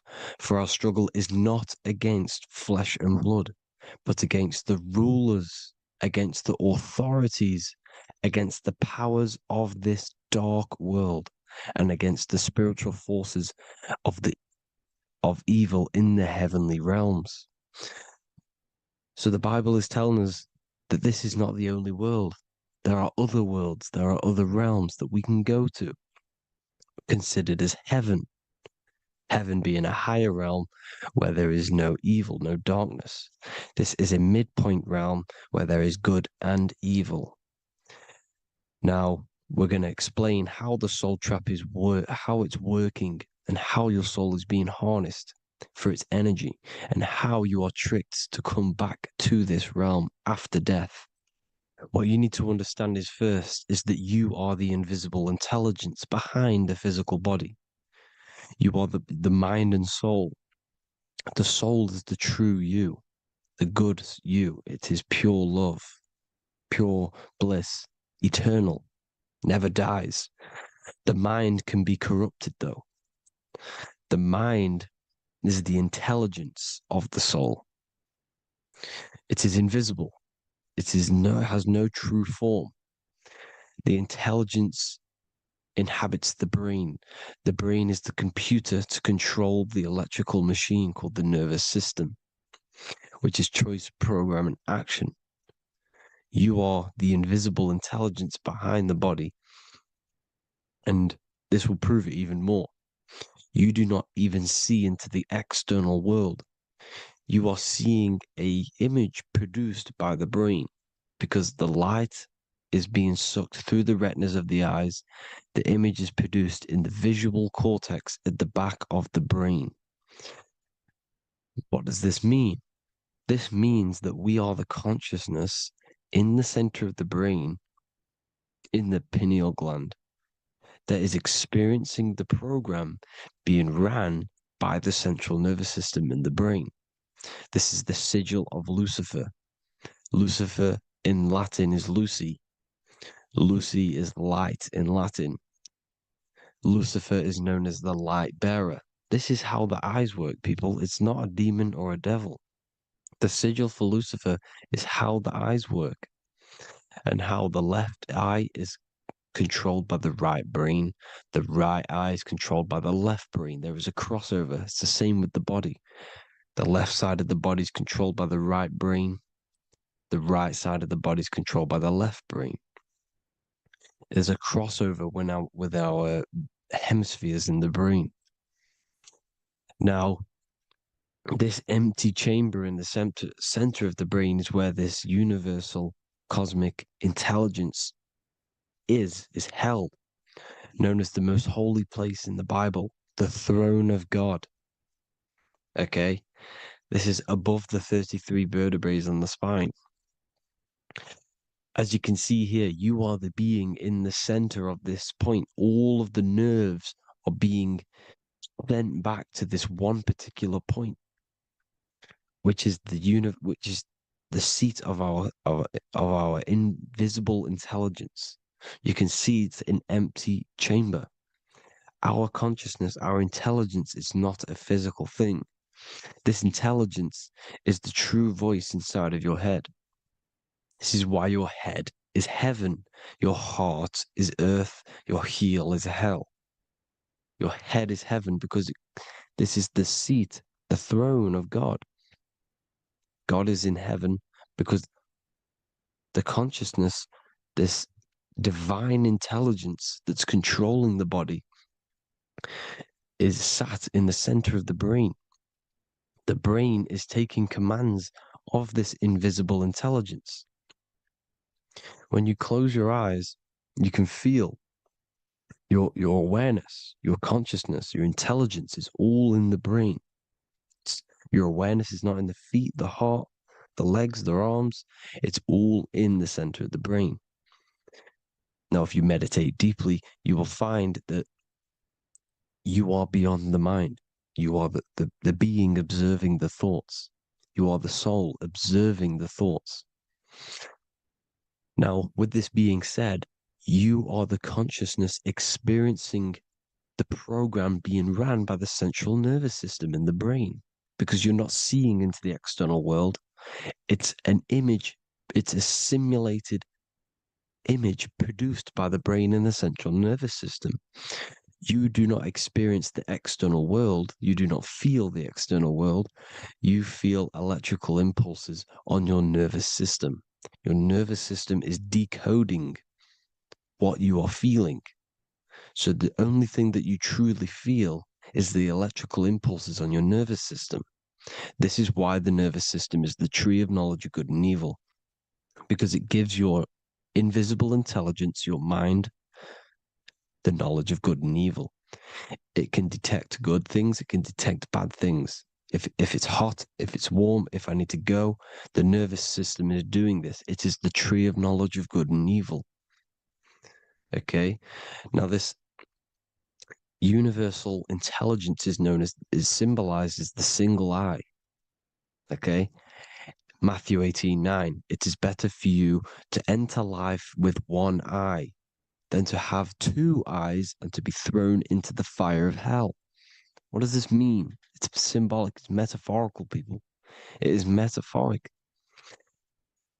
Your universal intelligence is the single eye, the one eye.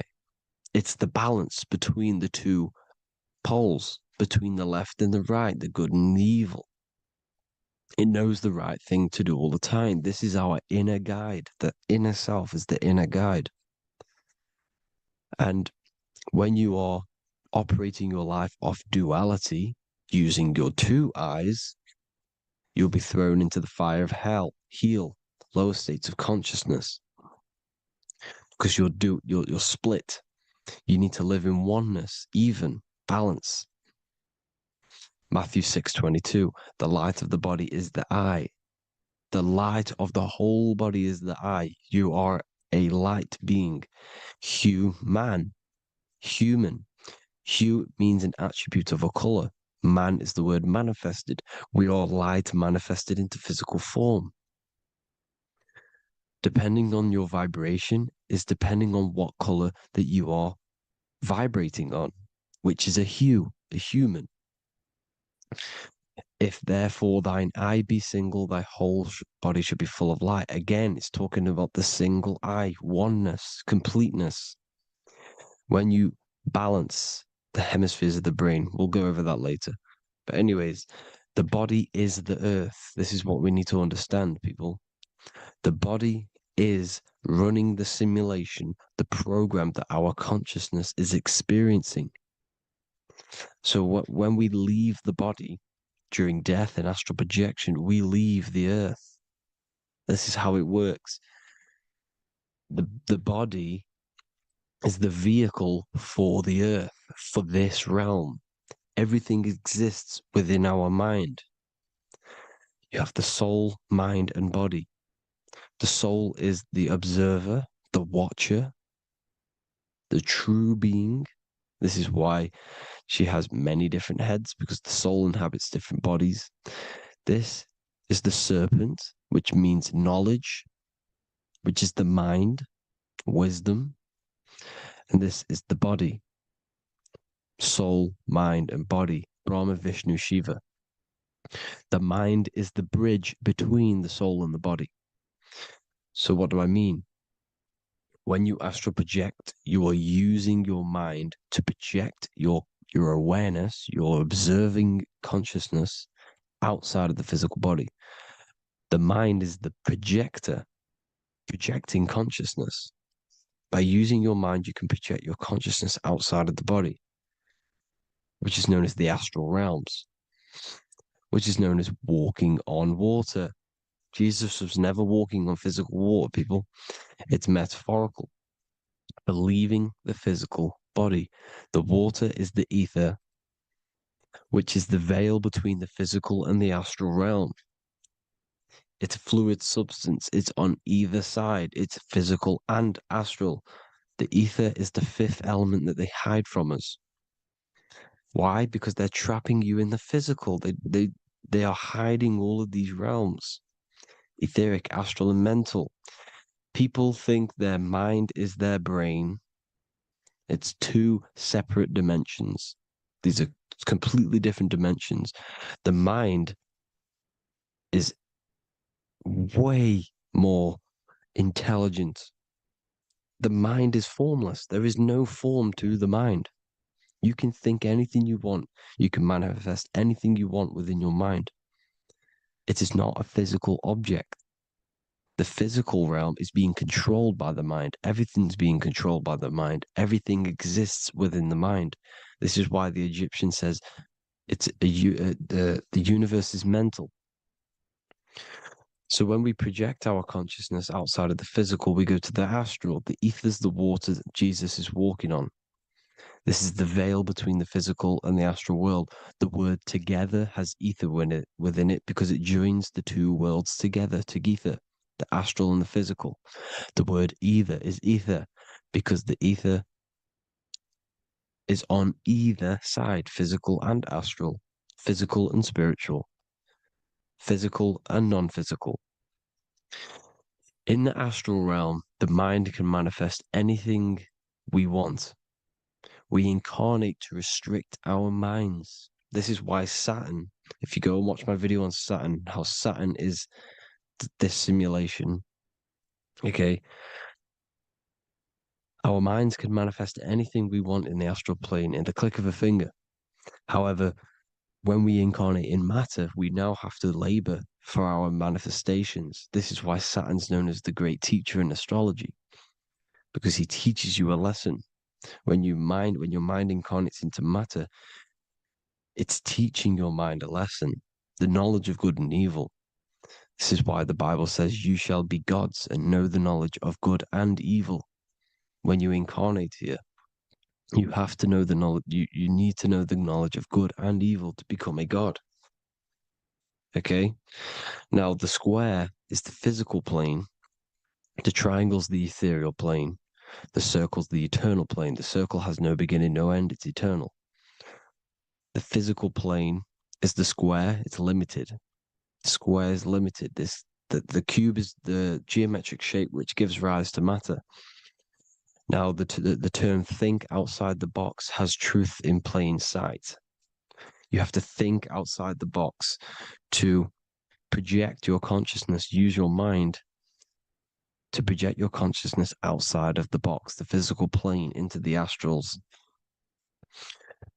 The astral realm is the realm of the stars. Above us is the stars. Through the stars is the astral plane. This is why astral has the word star within it.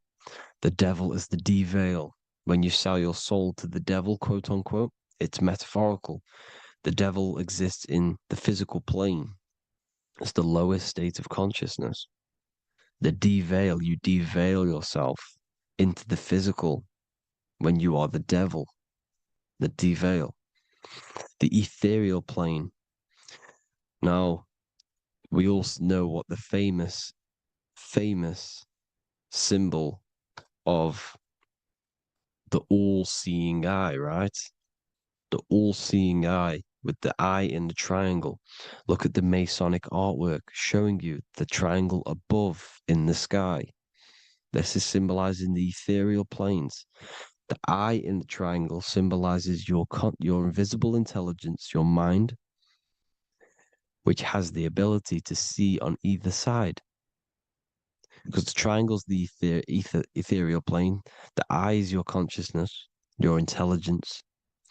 And this intelligence has the ability to see in the physical plane and to see in the ethereal planes, in the astral planes. This is why it's above the earth. It's above the ground. Because it can see here, it can see in the heavenly realms.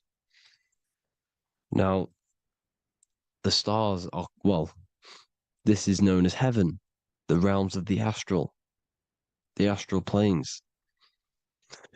This is some quotes from the Emerald Tablets of Thoth. Out of the darkness ye must rise upwards, one with the light and one with the stars. Man is in process of changing to forms that are not of this world. Grows he in time to the formless, a plane on the cycle above. So there's other worlds. The Bible's telling you there's other worlds, there's other realms. Know ye must become formless before ye are one with the light, the astral light above, which shining through the stars. Not of the earth are ye, earthy, but a child of the infinite cosmic light. You are the invisible intelligence controlling the physical body. The body's not you. It's the vehicle that your soul lands in when your mind projects your consciousness into that realm. Free from the body, I flashed through the night. Unlocked at last for me was the star space. Wow, that's powerful. The star space, the astral planes. This is what it's talking about. We are all a star. We descended from the astrals, which is the star. We are all a star. Look at the ancient paintings of Jesus' birth. It's the star beaming his consciousness down into the physical plane. Here's another one. Here's some Freemasonic artwork showing you, again, the ether, that invisible intelligence, the eye, manifesting itself inside of here, in the physical realm, where the people are. You see? It's the same here. This is Jesus. Here's the bird symbolizes the Holy Spirit, your invisible intelligence, descending into the waters, the ether, the ethereal, everything. The ether's the base of all physical matter. Here's Truth in Plain Sight. Mr. Bean, the famous TV program in England, in the UK. He begins the program like we all begin the program from falling from the stars. He falls down with a beam of light. And this is Truth in Plain Sight. This is false. The aliens don't exist. They're a lie, alien. But this symbolizes the star beaming our consciousness. And when we die, this star will suck us back up. Just like this UFO is doing. It's Truth in Plain Sight.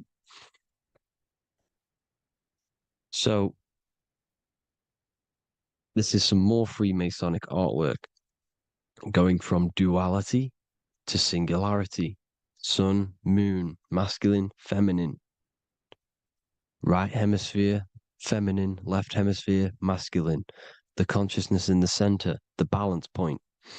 Here's another more Freemasonic artwork. The two pillars, left and right hemispheres, and the invisible intelligence between the left and right hemispheres, the light of the body. This is why light's coming off it.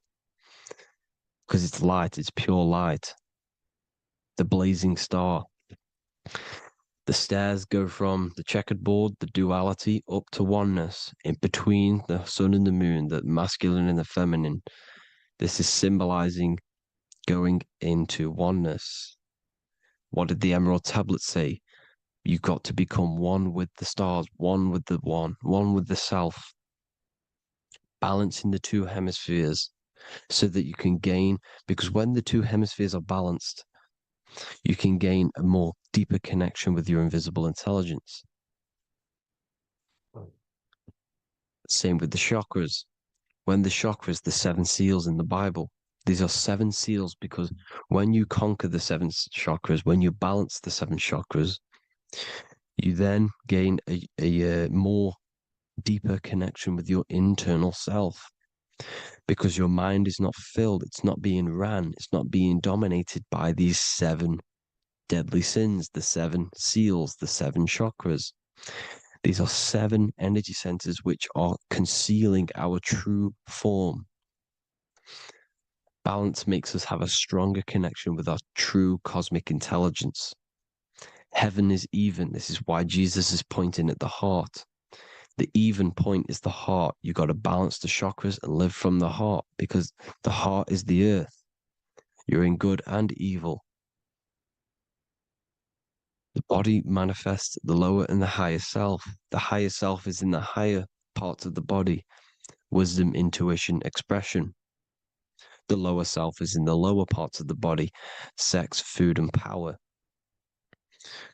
This is how they are trapping your soul, people. Like I said, the mind is the bridge between the soul and the body.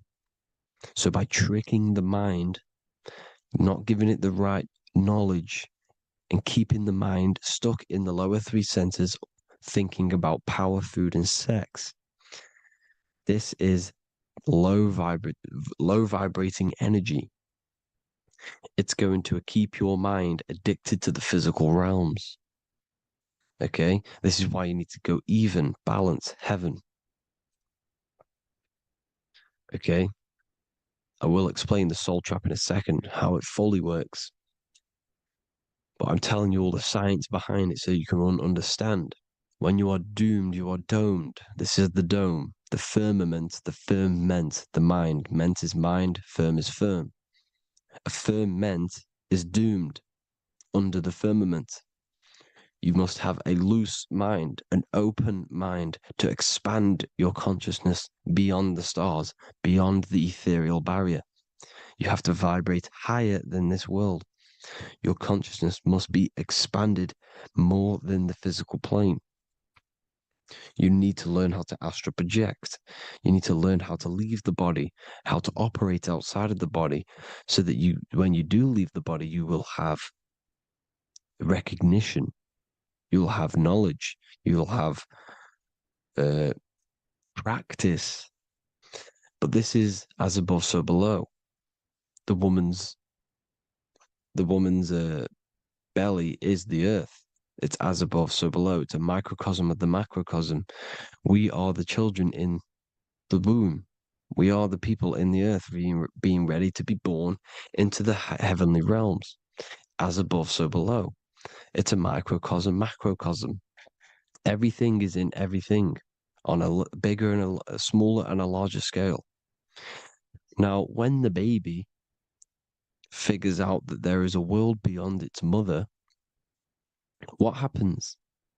The baby starts to move around and tries to get out of the mother. Because once it starts to hear the external world, starts to hear people, it's going to wonder, what's outside of why am I in here? What's outside? So the baby will force its way out of the mother. It's the same with our minds, as above, so below. When our minds figure out that there are other realms beyond this world, we will seek a way out. This is the womb, the mother earth, mother nature. It's the mother. We're in the womb. We can be born out of this world, which is being born again in the Bible. When you are doomed, you are domed under the dome, under the firmament, the firm mind. The firm mind will keep you under the firmament.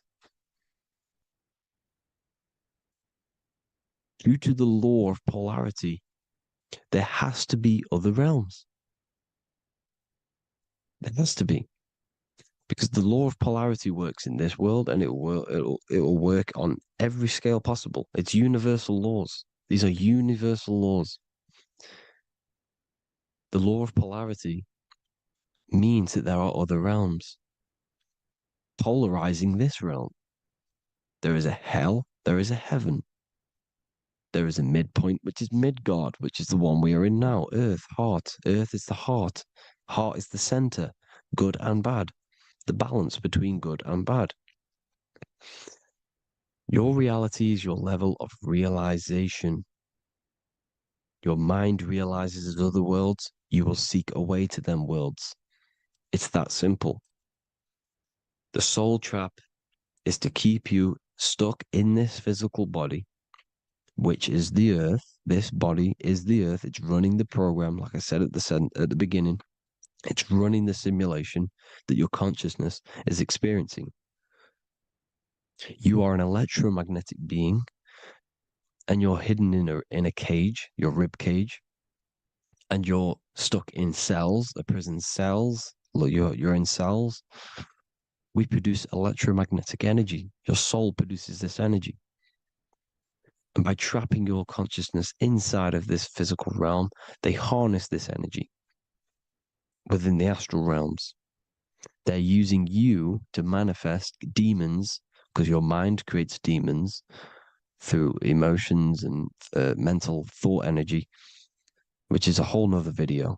I can make a video on that. You're manifesting everything for them because they're trying to create a hive mind. This is why they want everyone to believe in one belief system, one government, one belief system, one religion, because they're creating a hive mind. This hive mind will manifest and be summoned within the astral planes, because the mind manifests the astral plane. The astral plane is the realm of imagination. The mental plane is the realm of just thought alone. The etheric plane is the energy. The physical plane is the matter. So all of our minds together are manifesting these demons within these subconscious realms, the astral. Now, how are they keeping you stuck to this realm? Well, when you die and you're stuck in your lower three chakras, okay, when your mind and soul detaches from the body, which is the earth, when you leave the earth, you're still going to have these mental addictions to the food, the sex, the materialism, the phone, the cigarettes, everything. This is why they get you addicted to everything possible. The TikTok, the YouTube, they get you addicted to as many things possible. Because when your mind is addicted to these things, and when this mind leaves the physical body, you're still going to have these addictions. Okay? You're still going to have these thoughts. And you will be manifested into the lower astral realms because you're thinking materialistic, you're thinking negative, because your level of realization was your reality. You were manifesting hell on the earth. When you leave the body, you're going to manifest hell in the astral planes, which means you'll be vibrating on the very low, which will put you in the lower astral realms. So guess what? You're going to come back. You're going to come back into materialism. You're going to reincarnate. Because you haven't prepared for life after death. You must detach from the external world. Okay? Moon is mind. The sun is the soul. The earth is the body. The moon is the mind. This is why we say lunatic. In your mind, you have a specific mood. Moon. Money, M-O-N, is the moon. Money exists in the mind. They get you addicted to the money. The Bible's telling you this. Do not conform to the pattern of this world, but be transformed by the renewing of your mind. It's telling you. Of this world, but be transformed by the renewing of your mind. Who knew that the Bible was this deep? Matthew 16:26, what good will it be for someone to gain the whole world yet forfeit their soul? James 4:4, Don't you know that friendship with this world means enmity against God? Therefore, anyone who chooses to be a friend of this world, of the world, becomes an enemy of God. John 4:4. Dear children, are from God and have overcome them, because the one who is in you is greater than the one who is in the world. It's talking about the invisible intelligence. It's greater than the physical world. John 2:15. Do not love this world, nor the things it offers you, because this world will create you to, if your mind has attachments to what this world offers, sex, money, and power, pretty much, you will reincarnate here. You will come back here, because when you leave the body, your mind will still have these addictions. Do not love the world, nor the things it has to offer you. All of this is in my newly published book. The paperback versions are now available. Finally, for all the people who have been waiting, the Book of Wisdom. All of this knowledge is inside of the Book of Wisdom. The paperbacks are available. There's worldwide shipping. You can get it anywhere, pretty much, any country. My new website, it's amazing. There's going to be some amazing products coming on the new website. But I thank you all for the support. Before I leave, I need to explain what is going on with the soul trap. Like I said at the beginning, the mind's the bridge between the soul and the body. The body's the realm. By tricking your mind with false knowledge, they are keeping your soul stuck to this realm. They get you addicted to all the physical things, and that is it. As soon as you're addicted and you die, you're going to come back. So by tricking your mind, which is the bridge between the realms, they keep your mind stuck within this body. They keep you in physicality. They deveil you, the devil, the deveil. Thank you all for the support, people. If you do want to join the Academy, all the links will be posted below this video for the book, The Academy. Thank you all for the support and have an amazing day.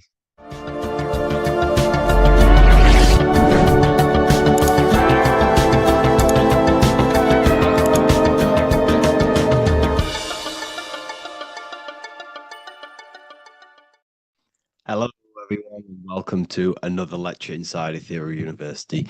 In this lecture, you will learn about the death process and how to prepare for it, and why that preparation is so important. So let's get straight into this. You must understand, as a spiritual creature that you are, you have a visible nature and an invisible nature. You never truly die. You are an eternal soul experiencing a temporary physical world. The inner world of thought and emotion is eternal, while the outer world of matter is mortal. Everything that is seen is mortal. Everything that is unseen by the eyes is immortal. When you die, your external physical world will be stripped away, leaving only your pure consciousness in its raw form, drifting within the astral plane. So here you see your physical external body and your internal world. And your internal world is your state of consciousness. It's your state of consciousness. Your thought and emotion is one overall state. Okay? So you must understand these planes. You have the physical body, the etheric double, an astral body, a mental body, and the Buddhic body. When you die, you leave the physical plane. Then you will more than likely leave the etheric plane, because the ether acts as like a portal. Everything comes out of the ether and returns back to the ether. I can break that down in another video in electromagnetism. But electromagnetism is ether, energy coming in and out of the ether. You will, every single day you die, every single day. There's a cycle of life and death occurring all the time. Every single day, you go to sleep, you go back, your consciousness slips back through the ether, and then when you wake up, your consciousness comes back through the ether into the physical plane. Death is just a bigger macrocosm of the microcosm cycle of life and death. So you will return back to the astral, which is the realm of imagination, infinite possibilities. And this is where thought forms start to manifest. Okay. So depending on how advanced you actually are mentally and emotionally, will depend how long you stay in the astral. Now, what we must understand is that there is many different components to the astral. We have the higher astral, the middle astral, and the lower astral. These are all vibrational states. So if your mind and soul is operating in lust, lust, desire, hate, food, physical addiction, smoking addictions, then these are quite heavy. These are quite heavy attachments to your consciousness, and they're quite low level desire, which means they have a low vibration. You will manifest in the lower astral when you're stripped from your physical body. The lower astral is not inherently evil. However, there's just low vibrating things going on there. Low vibration does not mean evil. Okay. So just like bad doesn't mean evil. Okay. In the lower astral, you are going to see lower astral beings. You're going to see spirits, souls with low level desire. Okay. People who are attached to the physical plane, people that lust, people that do these things. Technically, this is hell, but you can escape it by escaping yourself. Now we're going to break all this down. I'll break all this down properly once you understand the full context. So depending on your level of desire, you will manifest in a corresponding layer of the astral plane. If your mind is still attached to the low physical desires, you will find yourself in the lower astral realms. But if you have few desires and have detached from the worldly attachments while you are encased in a body, then you will rise into a higher or middle astral plane, mainly the middle. Okay.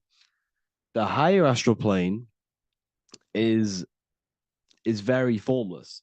So as I broke down here, this is, the physical plane is the lowest dimension. This is the most form, the most matter. It's quite heavy. The higher you go, the lighter it becomes. The more fluid, the more formless it becomes. So you see here, it says denser, down, and lucidic, up. So this is more lucidic in these higher realms. This is more dense in the lower realms. So this is why the ancient Egyptians were always talking about, I'll show you this. This is showing you death. So first of all, we have Anubis, which represents death. Here you have the heart, which represents the soul. And here you have a feather. And this is a scale. You see how this is a balanced scale? So what this is symbolizing, this represents death. This represents your heart, and this is a feather. So when you die, your heart must be as light as a feather, which means your emotions, your soul, should have no attachments to the world. It should be light. It should be detached. This is why the word light and light are the same. Light is in heavy and light is in very bright. Because when you're less attached to the things, your soul shines. You're authentic. You're light. You're very bright soul. And you have no attachments. Your light is in not heavy. So you must detach from the worldly desires. We have to detach from the smoking, the food. This is why we should fast. Smoking, this is why we should detox. We should also meditate. We should also be able to sit with ourselves for long periods of times. Okay? I'm going to break all this down properly. But that's why the Egyptians show you the symbolism here. Okay? So you're stripped of your material body. So that state of consciousness you're in right now, your inside will, if you shut your eyes, that state you're in, that is what you're going to experience when you die. Okay? And you're going to be manifested into the astral. In the physical plane, you can mask or hide almost anything. But in the spiritual realm, you cannot. The astral body, your thoughts and emotions directly shape your spiritual body, your astral body, revealing your true inner state. So your desires that you can hide in the physical plane, your emotions, your thoughts, you can't hide any of that in the spiritual plane, in the astral plane. That will directly shape who you are, your color of your astral body, and your astral body as a whole. So here we have Kim Kardashian. If you could see this lady's astral body, you would run so far that you would be horrified for the rest of your life.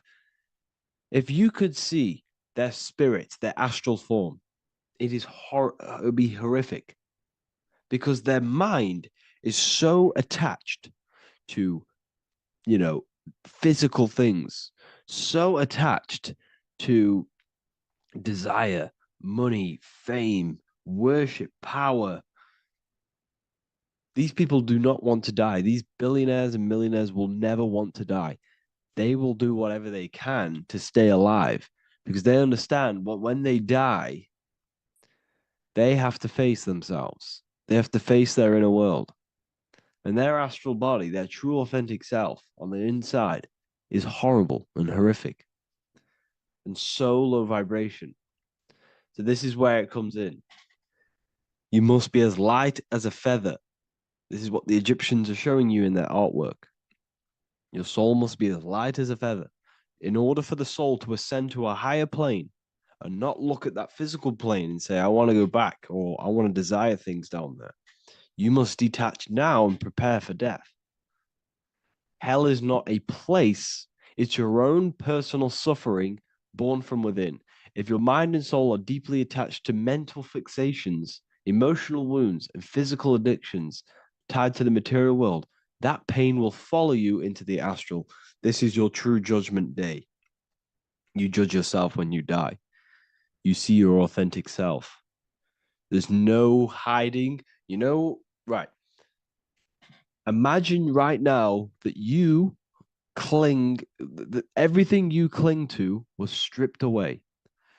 No matrix, no electricity, no food, no TikTok, no phone, no possessions, no distractions, no one else. Could you sit alone with yourself for just 1 hour? Could you sit alone with your thought and emotion? That moment of truth is what you must begin to prepare for. Could you sit alone with yourself? Can you sit alone for long periods of time and just think?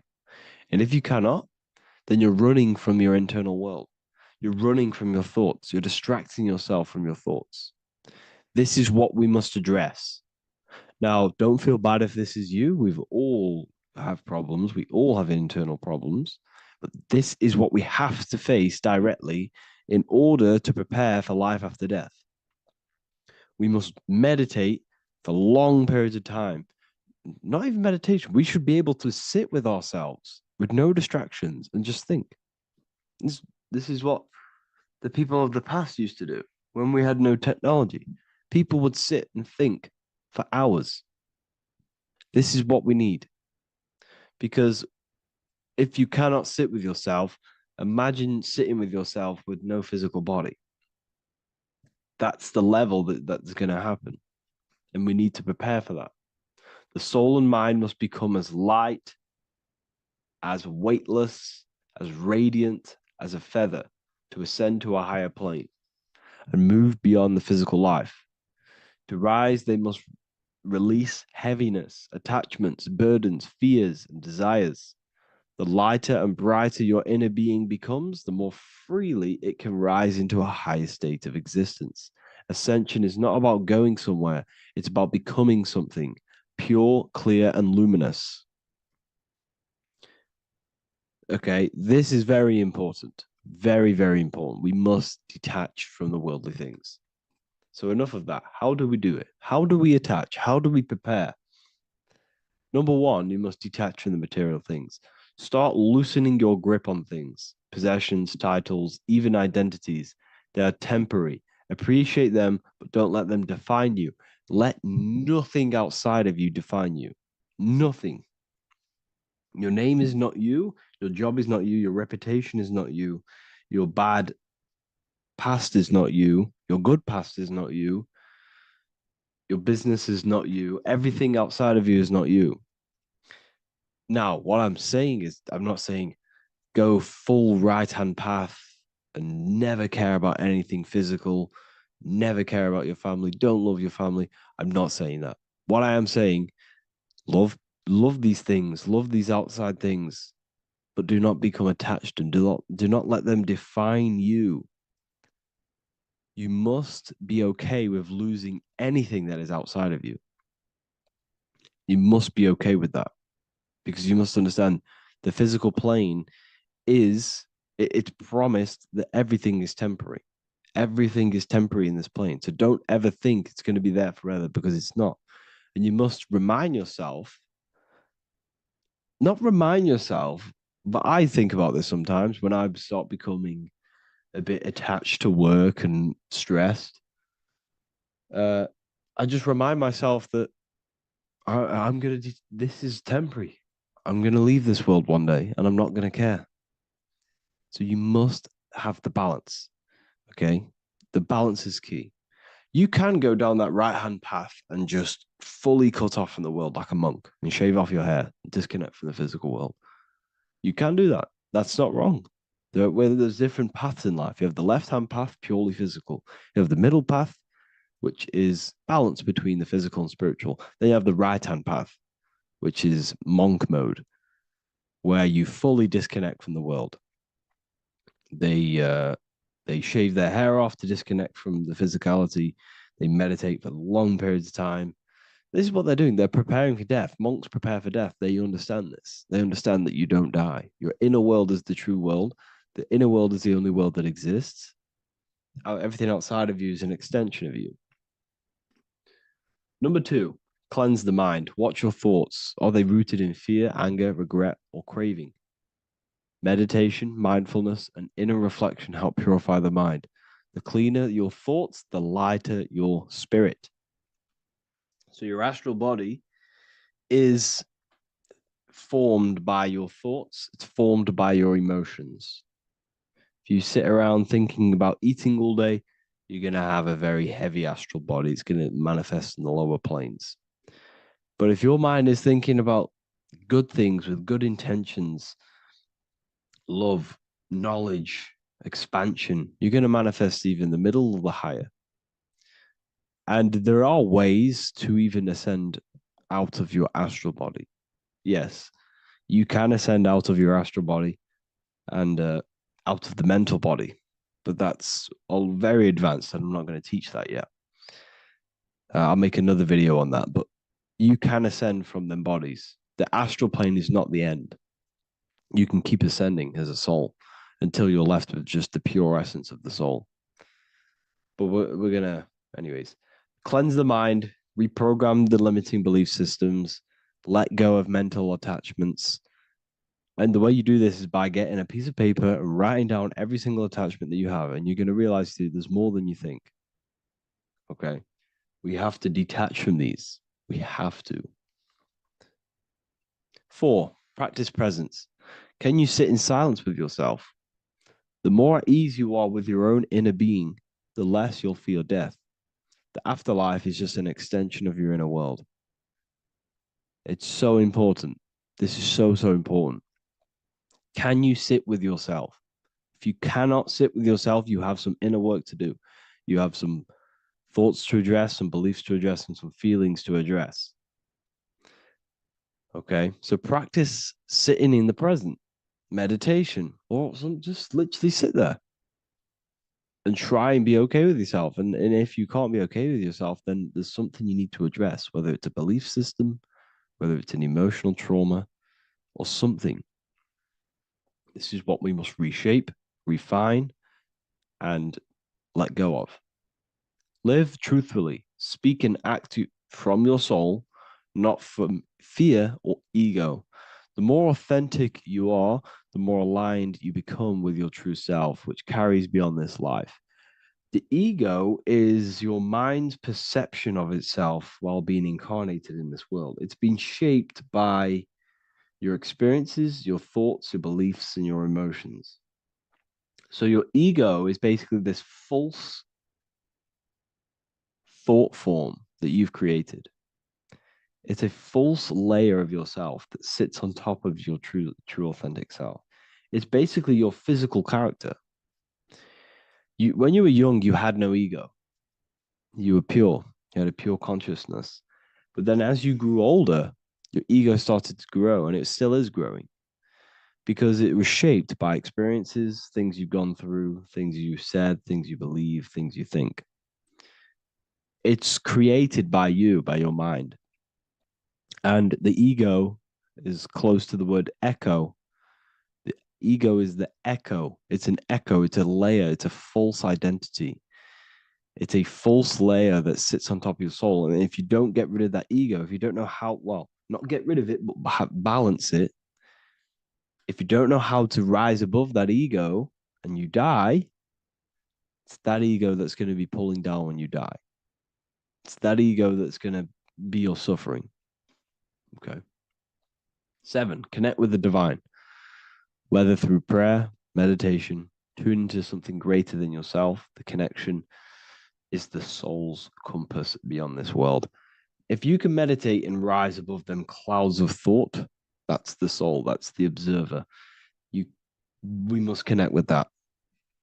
Okay, this will definitely help with just allowing yourself to connect with your true self. Meditation's great because you can just fully detach from the world. And the more you meditate, the more you can prepare for death. A powerful way to cultivate detachment is through daily detachment meditation, done either at night or in the morning or the first breath upon waking. Or do this as many times as possible per day. Start by physically grounding yourself in the present moment. Say out loud, I am here right now, nothing else matters. Let that phrase draw your awareness into the now. Just keep saying it until you're present. Then begin to slowly list everything you identify yourself with, one by one. I am not your body. I am not my body. I am not my name. I am not my possessions. I am not my house. I'm not my children. I'm not my everything. I am not my thoughts. Release each layer gently. Imagine, if you want to, if you have a good imagination, imagine placing these things into a big box. Placing your body, placing your name, placing your possessions, placing your house, your car, your thoughts, your beliefs into a box, and then shut that box. If you have a good imagination, do that. That can help. And you'll be left with yourself. And you're not even that. It goes even deeper. Eventually, you'll reach the mind itself. Detach from the language that the mind is even using. Now, that's very difficult. And not many people have ever thought about that, and they've ever even been there. Detach from the language that the mind is using. Think about that for a second. Your mind is not what you actually think. It goes very deeper. Your mind is not that little voice. It's that voice that the language is using. So even the language is a spell on your mind. Okay, it's an attachment. Eventually, you'll reach the mind itself, detached from the language it uses, the voice in your head, the need to define. What remains is something beyond thought and beyond words. I can't even describe what's left, because words, once the language is gone, it's purely metaphysical. All I can say it is pure awareness, and it's symbolized. This is why symbols are so amazing, because they can symbolize things that are beyond words. A flame, it's just a flame, and you won't be able to understand that until you've been there. It's just a flame. It's pure cause. Words can't describe it. You'd have to experience it. Connect with this essence daily. This is truly who you are. So this is a great way to detach. We can do these detachments every single day during meditation. This will definitely help over long periods of time. Of course, you're not going to be ready tomorrow for death, but just try and prepare for these things. This is the whole reason people used to meditate. It's the whole reason why people do these spiritual practices, because they understood that this plane is temporary and your soul moves on from this plane. And you'll never truly believe in the soul until you experience it. So I can show you these things, but you must go out and experience it. The soul is real, but you won't understand unless you cast off everything else. Okay. So I hope this video helps. It's a very deep video. I'm going to be making more of these stuff, of more self-mastery. And of course, we've made the self-mastery section now. So I'm going to be start filling up this place with lectures. And I think it's a great time to start this because a lot of people have been asking on how to master yourself, prepare to death. So hope this video helps. See you in the next one. You don't just have a physical body. You have a physical, mental, spiritual, and emotional body. Each one of these aspects are a body of its own. Body does not just refer to a physical substance. You have a mental body for thinking, an emotional body for your emotions, a spiritual body for your energy in your astral form, and a physical body to encapsulate all of these. Each four of these aspects are essential for the human experience and essential to balance. Now, today we're going to be syncing the four aspects of your consciousness with the four seasons and the four elements and how this ties into the Bible. So we have four physical elements. We have 5 elements in total, spirit being the most important. But spirit is pure invisible. We have 4 physical elements. We have air, fire, earth, water. Earth and water are feminine. Air and fire are masculine. Air and fire are active. Water and earth are passive. The air corresponds with the mental body of consciousness. This is where your intellect, this is where your communication, this is where your thoughts, intuition all comes from. This is the mental body of consciousness that allows you to think, allows you to process, figure things out, and have intellect and gain knowledge. This is your intellectual aspect of your consciousness, located in the head region. We have a fire nature, a spiritual nature. This is our astral body. Our astral body is all to do with the subconscious realms, the higher realms of consciousness. This is the body that allows us to be free from the physical body. Our spirit is more of our energy. Water is our emotional body. This is what allows us to feel things, that allows us to gain intuitive feelings of conscience. So emotion allows us to understand what is right and what is wrong. When we feel something bad, we know that this is wrong. When we feel something good, we know that we are doing good. Emotions are a creational force that allows us to feel certain things to bring them into existence. Our emotional body is a creational force and should not be reactive, and they should be controlled. Most actions are stemmed from emotions. Actions bring thought into physical existence. Emotions are the driving power. They are what drives your actions. The thought, then the emotion, then the action. Earth is your physical body.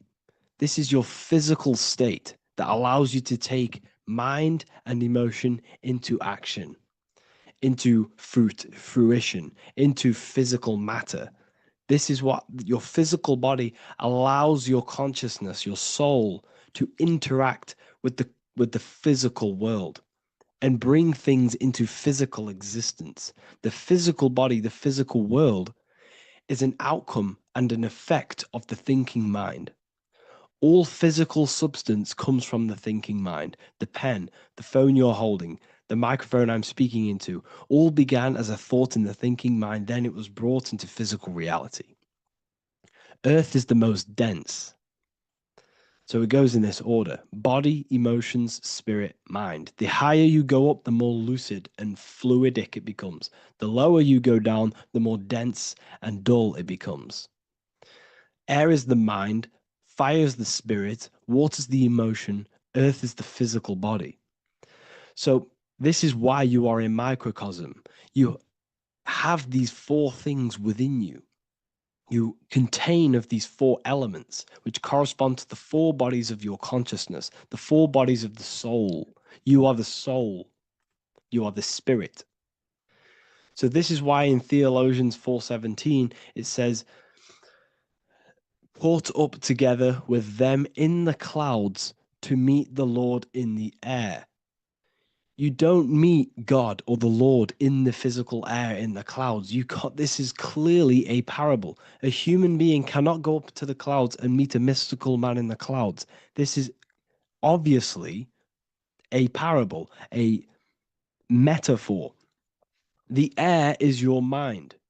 You must raise your consciousness beyond the body, beyond the emotions, beyond the spirit, and enter in the mind during meditation, turning the mind inward to connect with the Lord. The Lord is the highest aspect of your consciousness, the one that exists beyond the physical body, beyond your emotions, beyond the thought. So you meet the Lord in the air, in the mind. The mind represents the air. This is why in America there's a saying called an airhead. You're an airhead. This means that you are stupid, or you don't think, or you have nothing in your mind. You have nothing in your head. When someone's very stupid, you call them an airhead, because air represents the mind. The air is elevated. The air is invisible. The mind is totally invisible to the human eyes. It is a metaphysical substance. In fact, it's not a substance at all.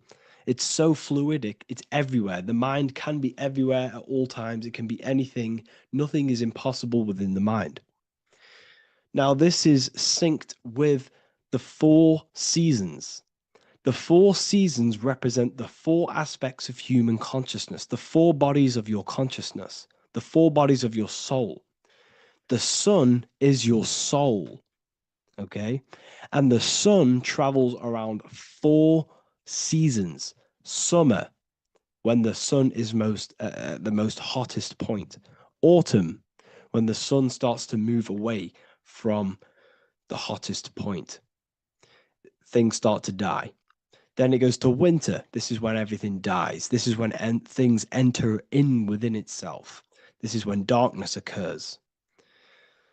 Then spring. This is the reignition of the sun. This is when the sun starts to bring back the warmth back to the summer. You have 4 seasons, which correspond to the 4 bodies of consciousness. Fire is the spirit. This is when you are passionate. This is when you are taking action. This is when you are fiery. The sun is blazing. You're taking action. You're very passionate. You're very spirit. You're in the spirit. Autumn is water, emotion. This is when you start to become very reflecting. This is when you start to feel emotional, because in autumn there's lots of water. This represents the emotional body of consciousness. Winter is the mind. This is air. Winter, what happens in winter? Everything enters within itself. The leaves die, the trees die, everything dies and goes within. This is the mind. The mind is the darkness, remember. You close your eyes to enter within the mind. The winter represents meditation. In the winter, what do people do? They stay inside of their house. They research more. They read more books. They become more intellectual. They think more in the winter because we are so we're stuck inside. So we're more reflective. We're thinking more. We're more communicative. We're more intellectual. In the spring, this represents the earth, the body. This is when we start to come out of the mind and we awaken to the body, and things start to grow again. The plants start to grow. The earth is growing again and reborn again. This is the body. This is when you become more active in the spring. And then the summer, back to the summer, we then take action on these thoughts and these thoughts that we gained over the winter. Essentially, this is just a massive cycle. And this is a daily cycle also. The nighttime is the winter. The morning is the spring. The midday is the summer. And the evening time is the autumn. This is a microcosm. We have 4 bodies of consciousness. You are the sun, you are the soul, and the soul has 4 bodies: summer, autumn, winter, spring. Emotion, air, body, spirit. Sorry, emotion, mind, body, spirit. So you are the soul. You are the pure essence of consciousness. The sun is your soul in the heart. And the seasons are inside of you because you are a microcosm. Okay? You are a microcosm. The word sun is son. The Latin word for sun is sol, which is soul or solo, because the sun is solo. It's on its own. You are the soul, and the soul has the 4 different bodies of consciousness. So before we move on any further, if I've blown your mind, please, if you can, leave a like, a comment, a share, and a subscribe. Let me know what videos you want me to make in the future. Please drop a like. It definitely will help me. You are a microcosm of the macrocosm. Man is a miniature universe that goes through its own cycles. The seasons of the summer, winter, spring, and autumn do not occur merely outside of him, but within him as well. The summer is within you. You feel different in the summer. You feel different in the winter. You feel, depending on the body of consciousness, it's your soul's interacting with. So the sun in the sky is your soul inside, and the sun goes through these cycles, which is affecting your bodies of consciousness, because the cycles represent your bodies of consciousness. Now, this ties in with the Bible. This is why we have 4 Gospels. This is why Matthew, Mark, Luke, and John are always seen with the 4 different zodiac sign animals or symbols. So you always see each one of the Gospels. If you just type in on Google Matthew, Mark, Luke, and John, type in ancient pictures, paintings or pictures of them, and you will find these 4 zodiac signs are always standing with each one. Taurus, the bull; Leo, the lion; Scorpio, the eagle. An old symbol for Scorpio was the eagle. And a man for Aquarius. Here you see very, very ancient paintings and artwork. Here we see Matthew, the man, Aquarius. Here we see John, the Scorpio. Same here. We also see it on the tarot cards, on the world card. We see the 4 fixed zodiac signs. Here we see it as well. These are called the 4 fixed zodiac signs. Now, when we look at the zodiac, we're no longer looking at the sky, because what you must understand is as above, so below. What is above you is inside of you. What is above is what is below. What is outside of you is within you. The zodiac is inside of you. The zodiac revolves around the sun. The sun is your soul. These are different energies of your soul. Like I said earlier, the 4 seasons are the 4 bodies of your consciousness. And in each body of consciousness, you have these different energetic energies that you can work with. Okay, so this is the true astrology. This is the true astrology, the internal esoteric astrology. You can't find much information on this at all. Very hard to find. So what we're looking at are the 4 bodies of consciousness. Obviously, when you look in the middle of each, when we look in the middle of each season, spring, the middle of spring is Taurus.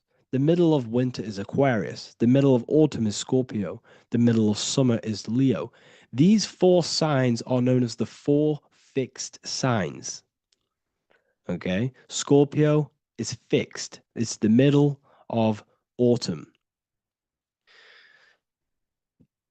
Scorpio is a water sign, emotion.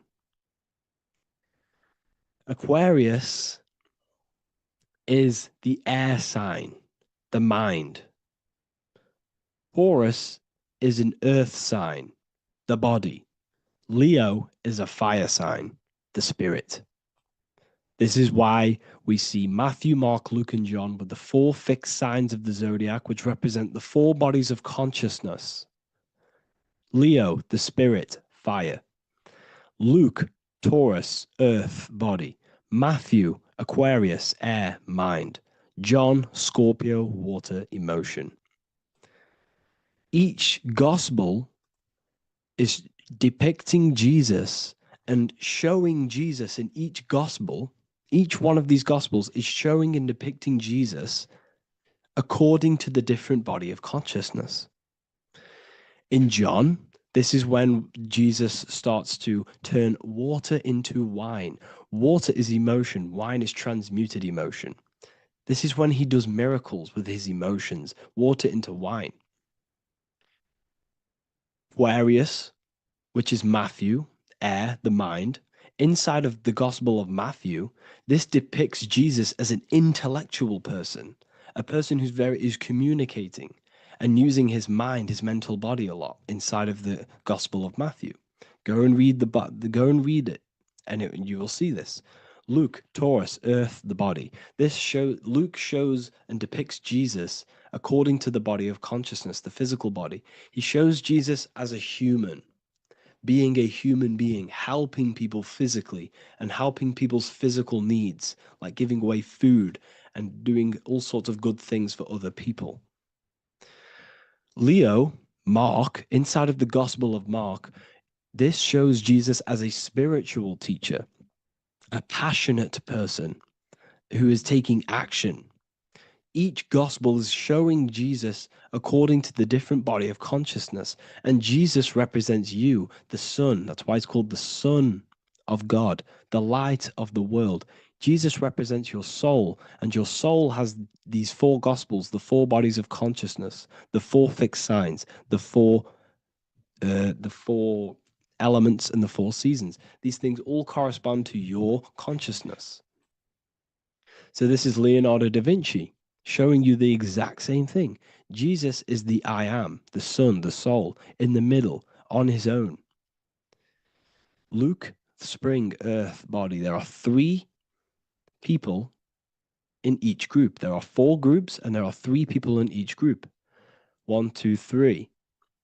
1, 2, 3, 1, 2, 3, 1, 2, 3. Fall, winter, summer, spring. These are according to the 4 bodies of consciousness.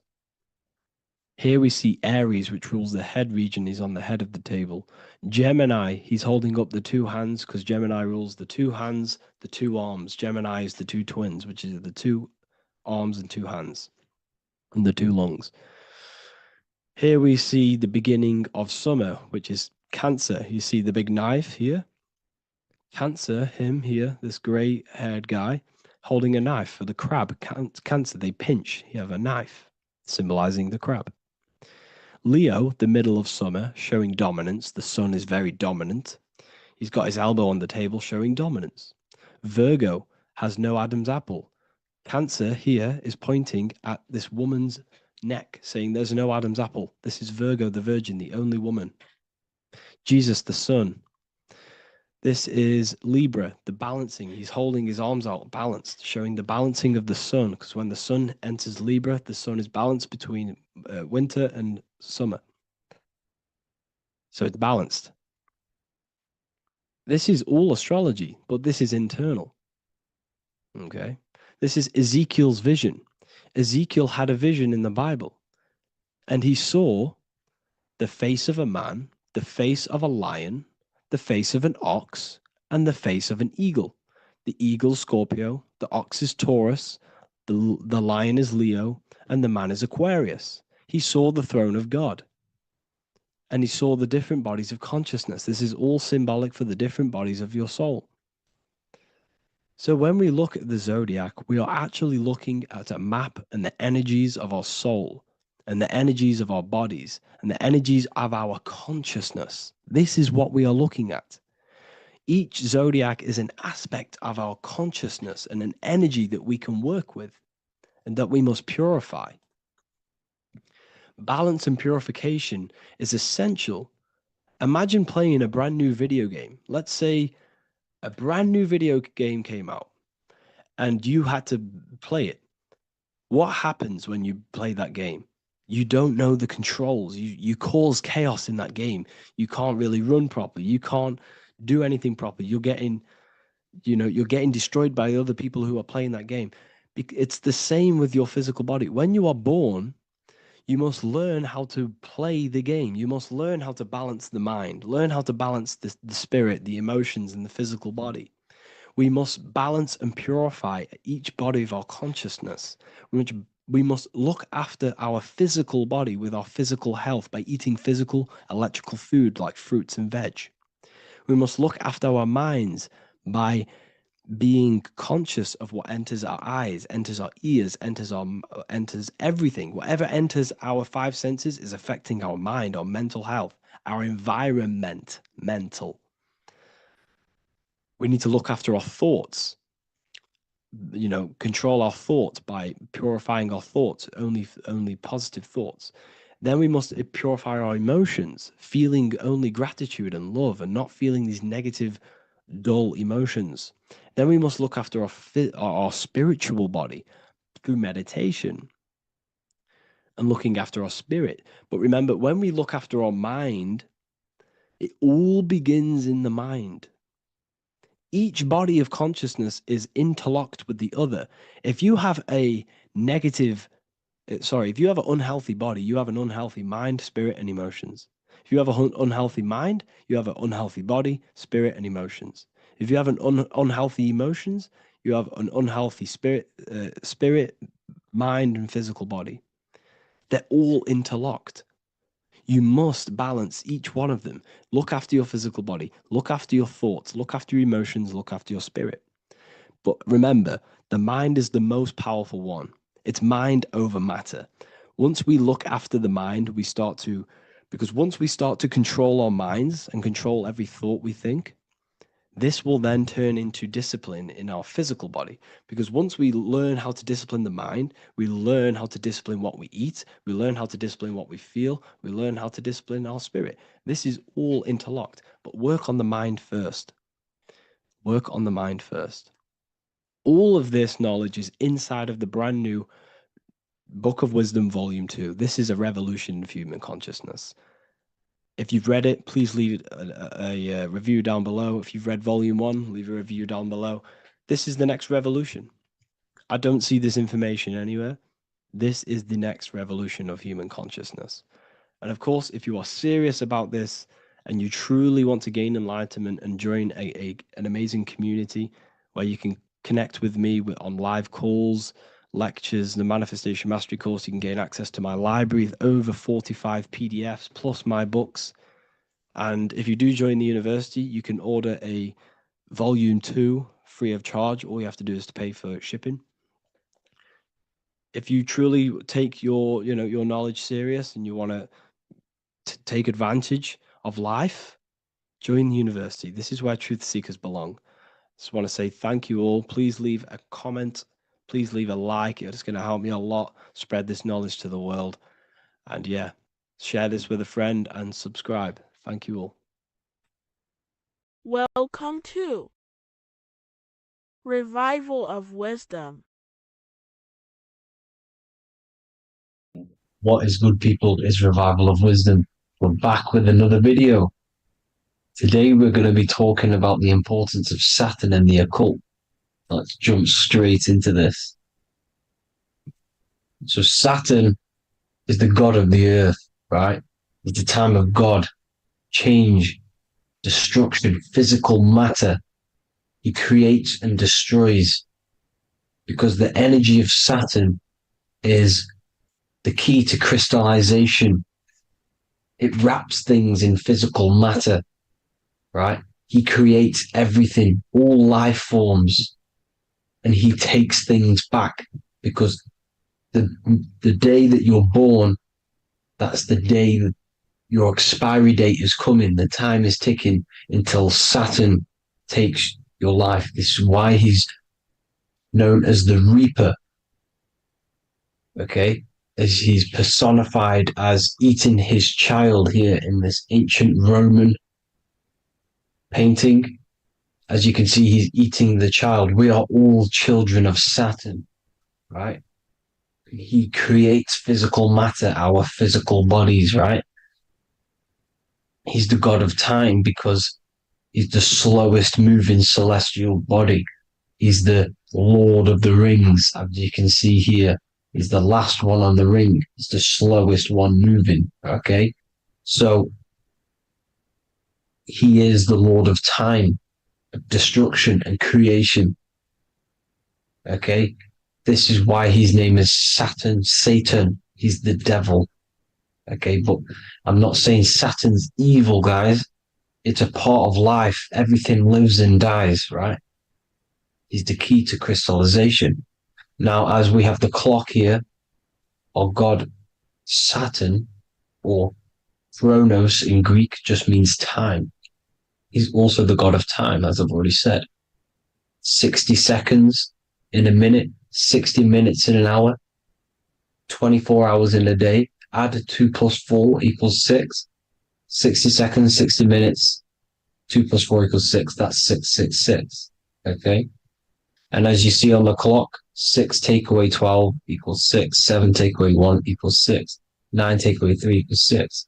6 is the number of Saturn. It's associated with Saturn, right? He's the god of time, of justice. Everything goes back to the Reaper in the end. Everything lives and dies. Now, the artwork of him, he's always got the Reaper staff. You see, it's personifying death. Now, when you see this, the Romans were not saying Saturn was a real person, a real god in human form. No, this is personification. This is what the ancients always did. They personified, just like the Bible. It's all personification. So the personifying Saturn eating its children because it eats, it's the Reaper. No one can escape the Reaper. No one can escape death. Now, Saturn is 666, which is in the Bible, the number of the beast, right? The number of the beast, Satan, 666, right? So on the North Pole of Saturn, you have a hexagon, which makes a cube, right? Now this hexagon, when you join up all the corners, creates the 6-pointed star known as the Star of David, right? In the Jewish religion. Now, as you can see, the 6-pointed star has 6 points, 6 mini triangles, and a 6-sided hexagon. That makes 666. And also, you have Saturday is named after Saturn, the 6th planet, the 6th day of the week, and has a 6-sided polygon on its north pole. That's also 666. Now, this Star of David, this symbol goes back thousands of years, and it originates from Saturn. It's not the Star of David, right? It originates from Saturn. It symbolizes the physical and spiritual aspect combined into one, which makes us humans, right?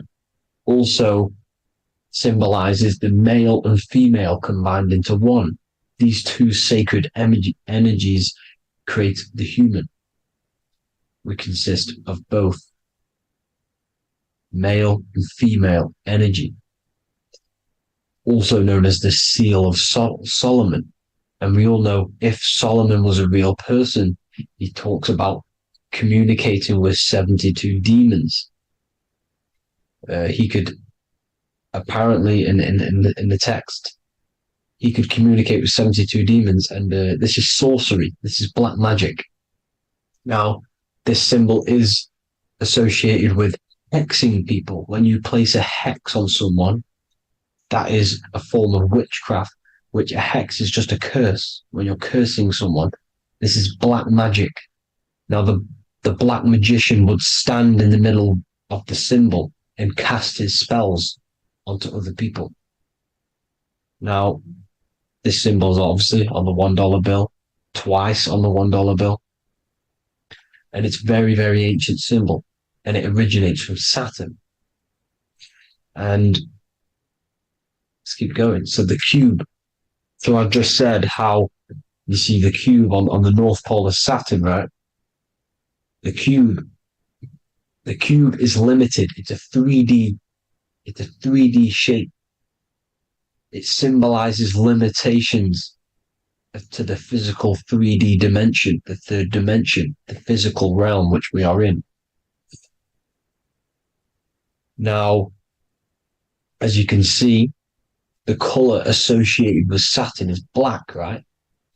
Black is infinite potential. Black is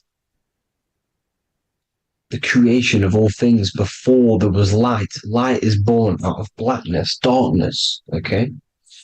Now, black is physical matter. And as you can see, the black cube, black symbolizing physical matter, the cube being limited, as the physical realm that we are in is limited. It's not like the fourth dimension where everything can exist in a thought. The third dimension is limited, right? And this is what Saturn is. It limits you to the 3D 666. Your body limits you to your physical body. Now these black cubes are placed everywhere, as you can see: Australia, Denmark, Manhattan. There's one in New York. As you can see, the Apple have a cube. The Nintendo GameCube, Trump Tower is a black cube. This is worshipping the energy of Saturn, the god Saturn. Okay, it's not a god; it's a celestial energy. However, it rules over Earth because it pretty much created the physical realm. Now, as you see, when you go to a funeral, you wear black, a black suit symbolizing Saturn, which is the color associated, black. And as you see in Mecca, they walk around the black cube in rings. As you can see here, they're stood around in rings, like the Saturn, the rings of Saturn. The Mercedes symbol. You probably wouldn't notice that, but yes, it's Saturn. And when you graduate from university, you wear a black cube on your head. This is all symbolizing Saturn. Okay. Now, as you can see, the Jews here have a black cube on their third eye whilst they pray. Notice how he's shutting his eyes into blackness, darkness, and he's wrapped around a black strap around his arm. This is symbolizing the wrapping of physical matter, of how physical matter wraps things into existence. And as we all know, the Star of David is a Jewish symbol. So he has the black cube and the Star of David, right? So all of these religions are secretly worshipping Saturn. Okay, this is all Saturn worship, Kronos, the god of time and destruction, the physical reality. Now, as you can see, it's symbolized everywhere in all major corporations. Pepsi, internet, that's obvious. NASA, of course, NASA. NASA means to deceive in Hebrew. Universal, Walkers, that one's so obvious. Nike, Toyota. So many different ways they symbolize it. You either see the rings of Saturn or the black cube, as I just showed you here, the Nintendo and the Mercedes, right? It's absolutely everywhere. Now, they also use 666 to symbolize it, as I've just broken it down to you. 666, the World Economic Forum. We all know how they're trying to enslave us into this new world agenda. Google Chrome, CERN, Disney, Coca-Cola, Cadbury's, all of these have 666. Now, every UPS barcode has 666. And even www. Is Hebrew for 666, as you can see here. Monster. It's the same Hebrew letter. It means 666. Drake, 6 god. That's his god, Saturn. Why? Because they love physical realm. They love the physical dimension, the third dimension. Because they can rule here through riches. They can build an empire here. It's not like the fourth dimension. They don't want to ascend. They want to stay down here in the physical realm. Okay? Now, this is why they're cloning. They can move their consciousness into other clones to live forever. This technology exists. This is why they love the third dimension. As you can see, all of these sellouts here, Drake, Leonardo DiCaprio, you know, all of these people doing 666 because this is their God. This is their God. They love the physical realm. They sold their souls for wealth and fame in this physical realm. So why would they leave? You see? Now, this isn't all just evil, okay? So you have 7 chakras, right? You have 7 days of the week, 7 solfeggio scale notes. These are frequencies, the solfeggio scale. Now, it's called the Saturn moon matrix because the moon symbolizes your mind, because you're created out of the Holy Trinity, which is body, mind, and spirit, right? That's the triangle, the equal triangle, body, mind, and spirit. Now, the 3 main celestial bodies are Earth, Moon, and Sun. The Earth being your physical body, the Moon being your mind, and the Sun is your soul, hence why it's called solar. It's a solar soul. Now, these symbols are alchemical symbols. So when you're doing alchemy, you use these symbols to obviously symbolize what we're talking about. Now, as you can see, these are all the symbols of the planets. Of Saturn is created out of the moon on top, the moon on the bottom and the earth on top, as you can see here.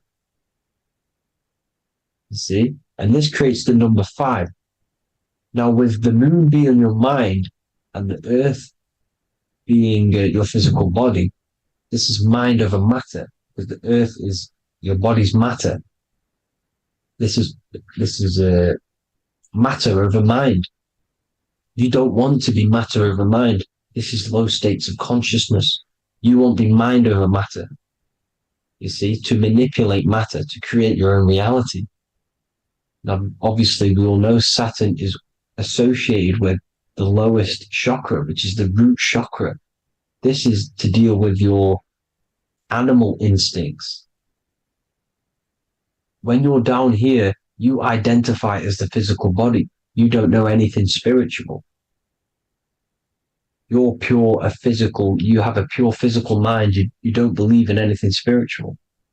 This is survival mode, consumption. They want you trapped down here, which is matter over mind. They don't want you to create your own reality, which is mind over matter. You see? Now, that's what Jupiter is. Saturn is the moon on the bottom and the earth on top. But Jupiter is the moon on top with the earth on the bottom. That's mind over matter, you see? So these chakras are an ascension process from spiritual, from matter, physical matter to spiritual. This is the ascension. This is the stairway to heaven. This is Jacob's ladder. You see? Now, the number 5, which is obviously associated with Saturn as well, which create the symbol for Saturn, created the number 5. You have 5 senses, 5 elements, 5 physical elements.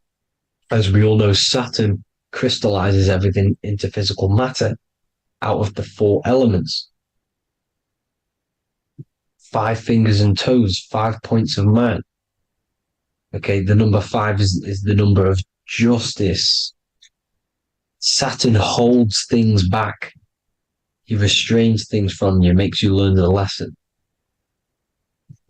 Now, 666 is not all evil. 666 is the atomic structure of the carbon atom. 6 protons, 6 electrons, 6 neutrons, right? We are carbon-based life forms. All life forms are based on the bonding properties of the element carbon. Because Saturn crystallizes everything into physical matter. Now, the Masons symbolize this with the checkered boards. They have the black square, which is obviously matter, as I just said, the black cube. And spirit is the white square, because white is eternal light. White and light, you see. Black is physical matter. Now, this is what we are. The point of our soul is to transmute from matter to spirit, but these are interchangeable. This is the constant cycle between spirit and matter, spirit and matter. High vibrational matter turns into spirit. Low vibrational spirit turns into physical matter. You see? Now, we are carbon-based life forms. This is what 666 is, the number of the beast. When I say we, the physical body is the beast. It's the animal. It's the carbon suit to operate in this physical dimension, in this physical realm. See? It's the vehicle used to operate in this physical realm. But your mind isn't from this physical realm, you see?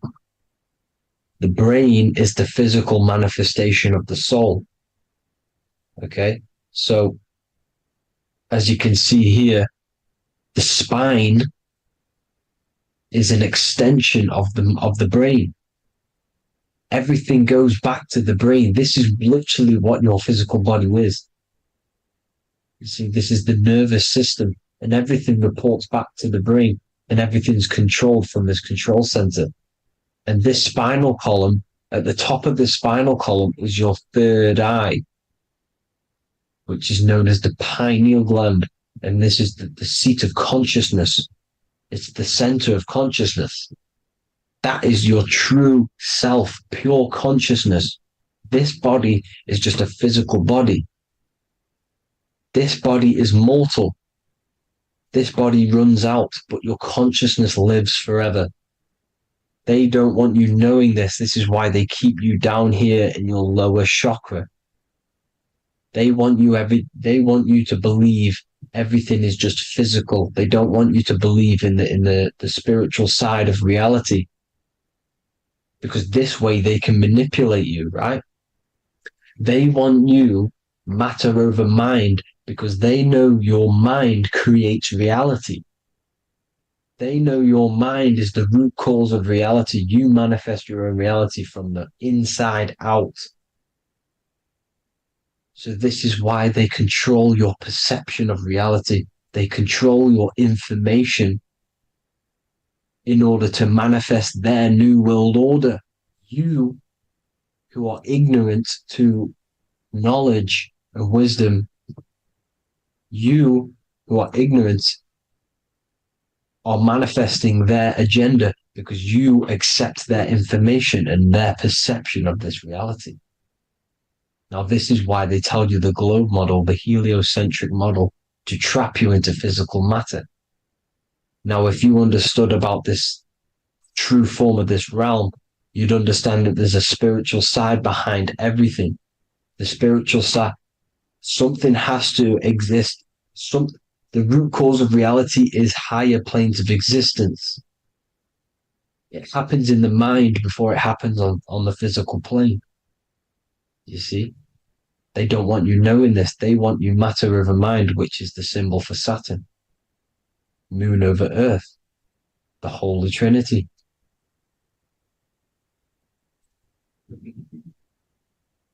Now, as you can see, the cube also makes IXXI.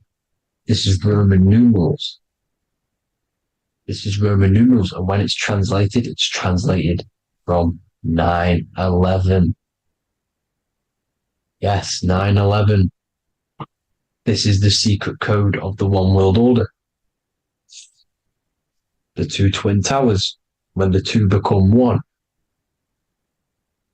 Okay, when the two become one, this is how you reach the higher states of consciousness, the physical and spiritual.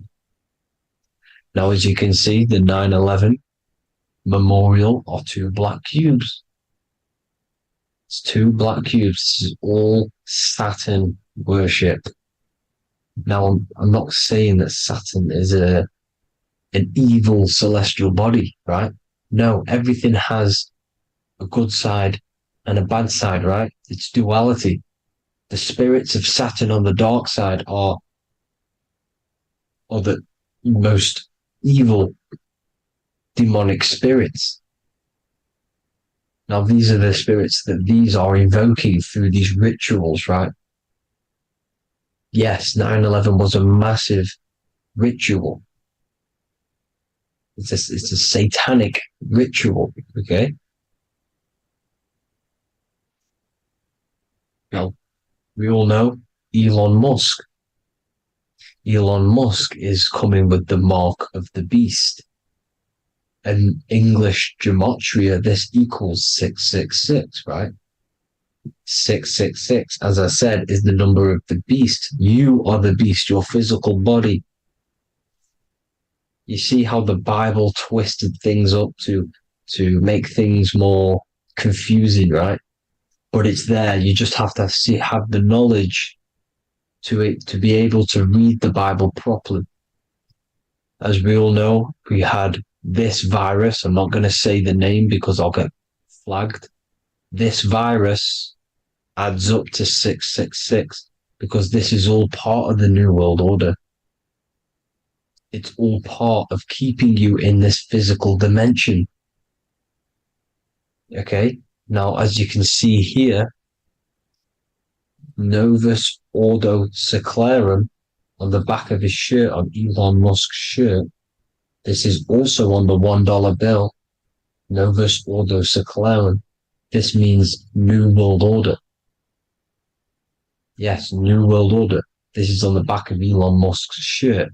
And as you can see here, he owns Neuralink, which is the brain chip, which they're going to be putting into implanting this onto your brain. This is the New World Order to connect you and merge your consciousness with AI. Neuralink and Meta, he owns Meta as well, which is the metaverse.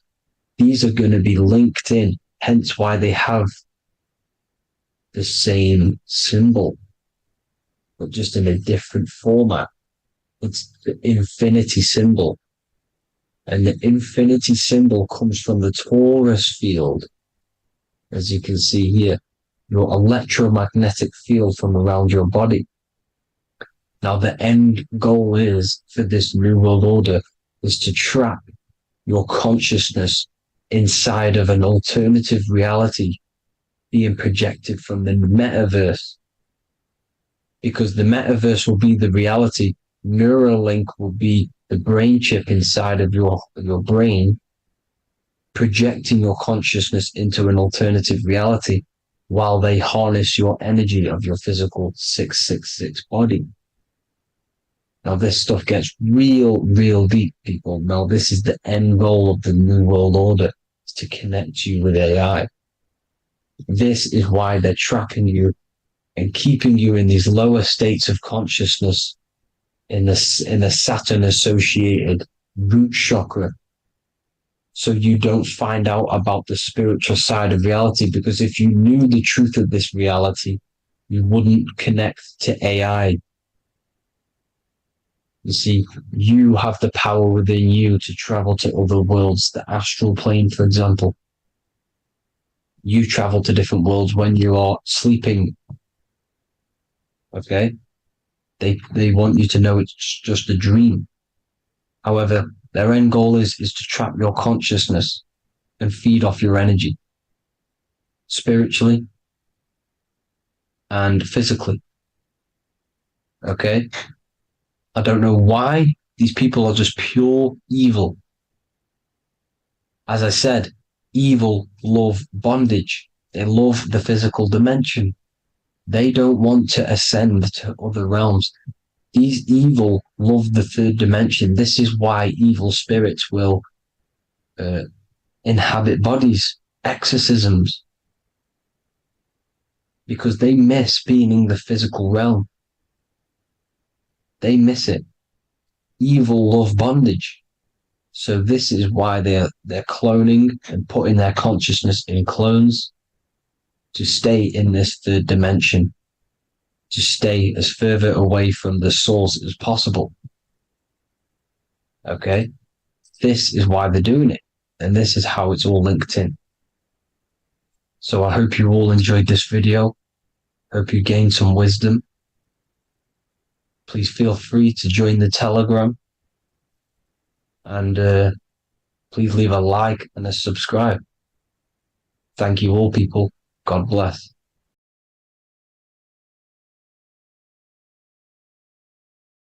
Neo is plugged in on the back of the neck, which is the reptilian brain stem. The reptilian brain is all to do with survival mode, survival state. It's always scanning the environment for safety, whether that's physically, emotionally, or mentally. It does not think. It is instant. For example, do I smack the guy or run off?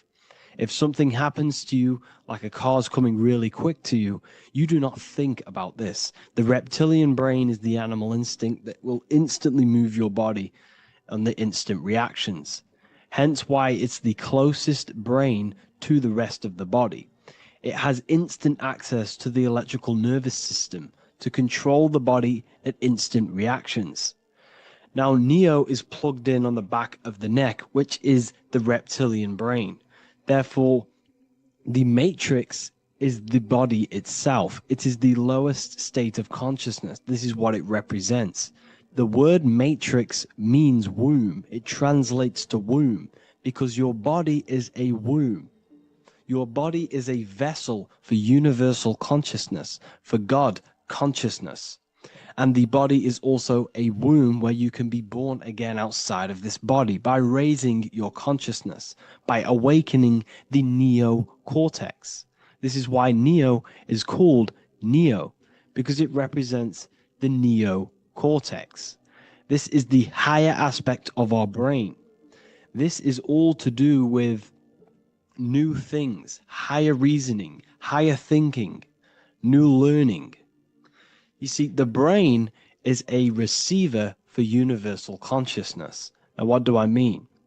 It is a radio receiver.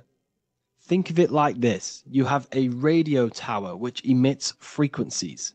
And each little frequency, 00.1, 00.2, 00.3, each 00 point is a different person. We are all the same universal consciousness, encapsulated inside of a different vessel. This is why our body is the temple of God inside of the Bible. Your body is a sacred temple of the divine essence of the universe. However, consciousness is controlling this physical body. And I'll show you this diagram here. Consciousness consists of imagination, emotions, thought, and memory. All of these things are not physical. They're not made out of atoms. You cannot think with atoms. If I split open your brain while you are thinking of a cheesecake, I would not see a cheesecake. It's because these things exist metaphysically within consciousness. They are not physical. The body is physical. It's part of matter. It's part of time. You see the Leonardo da Vinci, the circle and the square. The square represents limitation, beginning and end, because when you draw a square, there is a beginning and end. It represents the body, the mortal self, the ego, the echo. Then you have the spirit raised above, which represents spirit over matter, mind over matter. Invisible forces create physical forces. Everything physical exists in non-physical. This is also the Freemasonic square and compass, why the square is below the compass, because the compass creates the circle, which is spirit or mind. Then you have the square, which is matter. Mind and matter are the same substance. Mind creates matter through thought. Everything in this physical universe manifested through thought. Everything began as thought. So you are spirit and matter. You have a material body and a spiritual body. And you are right in the middle. This is why humans are very, very important. Because we have an animal nature, the reptilian brain, and a higher consciousness, the neocortex. And we must awaken out of the matrix, which means womb, which is the body. And neo is waken up from the lower self, the reptilian brain, and moves into the neocortex. Because the brain is a radio receiver for consciousness. Now, what do I mean? I went over this before. Your consciousness is controlling the brain. The brain is a computer. And when our consciousness, our imagination, our emotion, our thoughts, and our memories are all contributing towards just survival things, food, safety, fear, all of these things, and our consciousness is locked into a survival state, we are using the reptilian brain. We're no longer thinking. You don't think with the brain, but the consciousness is thinking, which activates the different parts of the brain. When we think for higher reasoning, we use the neocortex. It stimulates the neocortex. When we think about survival, we're using the reptilian brain. So therefore, when Neo wakes up, he wakes up to the higher aspects of consciousness, which is only utilized by the neocortex, by learning new things, and expansion of the mind and expansions of consciousness. Okay? So the whole matrix is to keep you designed, well, the whole matrix is designed to keep you in a survival state, in the three-dimensional awareness. They want you constantly scanning for safety, scanning for food, scanning for emotional safety in relationships, in other people. You see, they do not want you to think. They want you stuck in that reptile, that animal state, that beastly state that most people are in. Most people, all they do is eat, listen to music, consume, have sex, lust, desire. This is all the reptilian brain. So when we say the world's being ran by reptilians, it's symbolic. There is no physical reptilian humanoid beings controlling, manipulating human consciousness. We are all the same consciousness. However, there is a corrupted state of consciousness running this world. And this consciousness worships the physical plane. And they control the physical plane. So by doing that, they keep you stuck in a reptilian way of thinking, the animal state, to keep you stuck in the lowest state of consciousness. Now, this is the god Osiris, which represents the reptilian brain. None of the Egyptian gods ever existed. They are all symbolic for the brain and anatomy of the human body. Osiris represents the reptilian brain. As you can see, this anatomy compare to the brain stem and Osiris statue found in Egypt. And we also see an ancient artwork of Osiris with green skin and two reptile crocodile alligators next to him, which also symbolizes the reptilian survival state of human consciousness and the activation of the reptilian brain. This is what it symbolizes. Now, this is what the Matrix is all talking about. It's talking about the awakening, the expansion of consciousness. The word divine is dive in because you connect with the divine by diving inward. There is no man in the sky going to save you. You must connect with the self. Know thyself. Truth comes from within. All of these things I'm telling you comes from within you. I'm just pointing it out. All of this is self-realization. A lot of people say, well, what are my sources? My sources is knowing thyself, observing thyself, using the neocortex of critically thinking, sitting down and thinking about yourself and having deep realization of yourself. You can realize that your thoughts are not of this physical world. It's quite simple. The brain does not think. The brain does not imagine. The brain does not hold memory. All of these things exist in consciousness, the one consciousness, but we are all fractal, infinite parts of. This is the eye on the triangle, consciousness being given down to the rest. This is separate. Consciousness is separate from the rest of the pyramid. The pyramid is your body. Neo is the one consciousness. This is the Egyptians symbolizing the one consciousness giving Ankh, which is life, to all the different life forms. However, you can see that the central sphere is giving a big Ankh to the humans, because humans, like I said, possess the advanced consciousness, an advanced brain that allows us to turn above our reptilian animal self. For example, we can go against our reptilian lower animal nature and turn to our godly nature. Animals cannot do that. They are stuck in instinct. They are stuck in a reptilian animal way of thinking and operating. Everything they create is to survive. We can turn against our lower nature and create for amazing things like buildings, architecture, technology. We can use our creative consciousness for anything we wish, not just survival needs. And it's the same with your spiritual journey.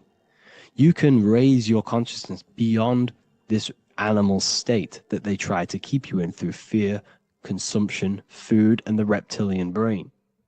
We must awaken, start to think critically, and awaken to our divinity, because the mind, the consciousness within you has infinite potential to expand. There are infinite fields of knowledge that you can explore. The mind can never be filled.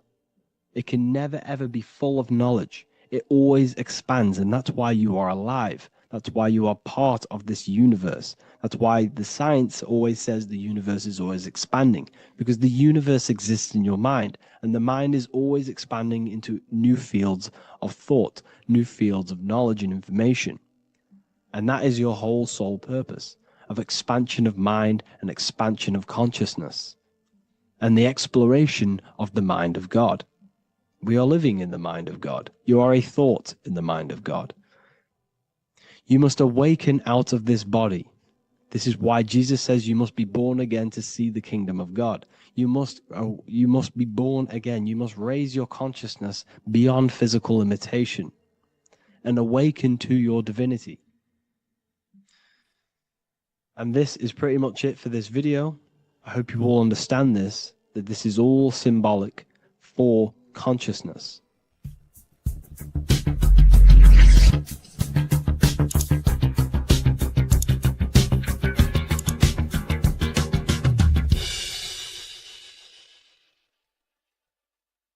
Welcome to Revival of Wisdom.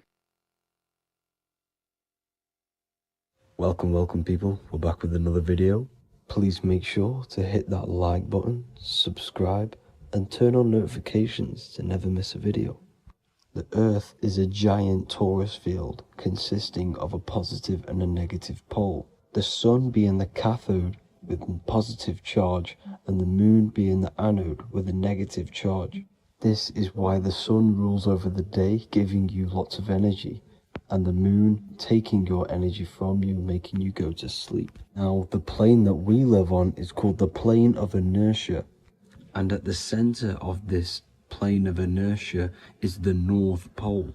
This is where the two electromagnetical energies meet. Now, this is where the most electromagnetic energy is stored. This is why all compasses will point north, because it's the most magnetic place in this reality. So the Sun and the Moon is spinning around this center point, which is stirring the ether of this reality and making everything move in circles, meaning this is a cycle. Everything's recycling itself. It's an organic simulation. The ancients also knew about this sacred land at the center of this reality, known as the North Pole. As you can see on this map from the 1500s of the North Pole, you can see 4 islands around this center black rock. Ancient civilizations like the Mayans, the Buddhists, and ancient Chinese also depict these 4 islands. The endless symbology of these sacred lands at the center has been going on for thousands of years. These sort of secrets are now kept by the elites, but as always they have to show the truth in plain sight, and this is what they are doing with the Windows symbol and also the Wizard of Oz. Now in the Wizard of Oz, as you can see, there's something called Munchkin Land. Munchkins are these unusually short people. Then on the ancient 1500s map it says Pygmy, and then the Pygmy people in mythology are also these unusually short people. Just like Santa and his elves, they come from the North Pole, and elves are these unusually short people. These stories that we are told about Santa and Munchkins are putting truth in plain sight about this sacred land. This sacred land at the center of the earth is where the aurora borealis comes from and is being emitted from this black hole in the center, also known as the black sun. The aurora borealis is the earth's aura, hence why it has the word aura inside of it. It is the life-giving essence to all life within this realm. As this dualistic reality we live in consists of both physical and spiritual, the black sun is like our sun for the spirit. It's our spiritual umbilical cord, connecting us to the spirit realm.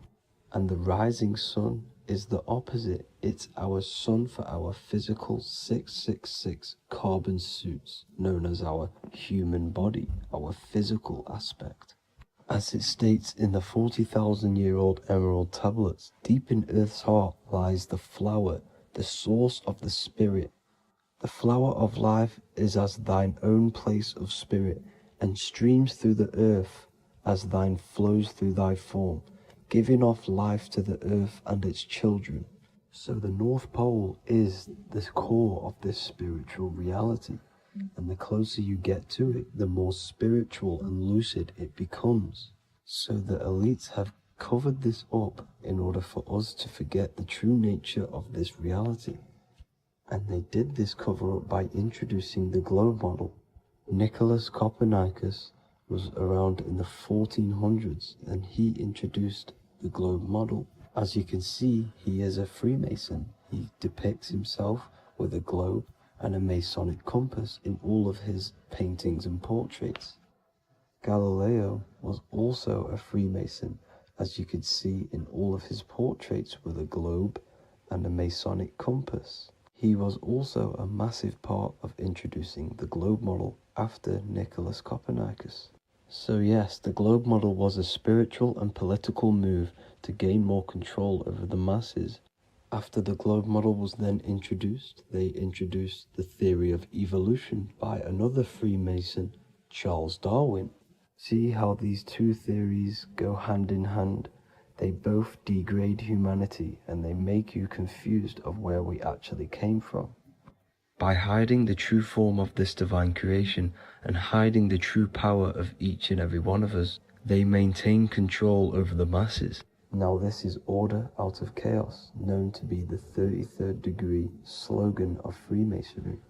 Now this is the Masonic Cosmology, and as you can see you have the checkered board for the Duality, the 5-pointed star for the 5 elements, the 4 corners for the 4 pillars, the all-seeing eye, which is Polaris, the sun, the moon, and the 7 stars. So even Freemasons are taught the flat earth cosmology and the true form of this reality. Now the true nature of the sun, the moon, and the earth is shown and reflected through the Masonic compass. The Masonic compass is the sun, the moon, Polaris at the top, and the black sun at the bottom. It makes sense why all the scientists who introduced the globe model all used the compass and the globe together, because it's truth in plain sight. As I explained in my other video, all Freemasons have to take the oath, so it goes to show, why are we all learning these theories from Freemasons who can't talk about certain topics that they learn about? Why should we believe their theories when they're holding back the real truth about this reality? Now going on to NASA. NASA means to deceive in Hebrew, and they are also funded by the government. They are not a private company.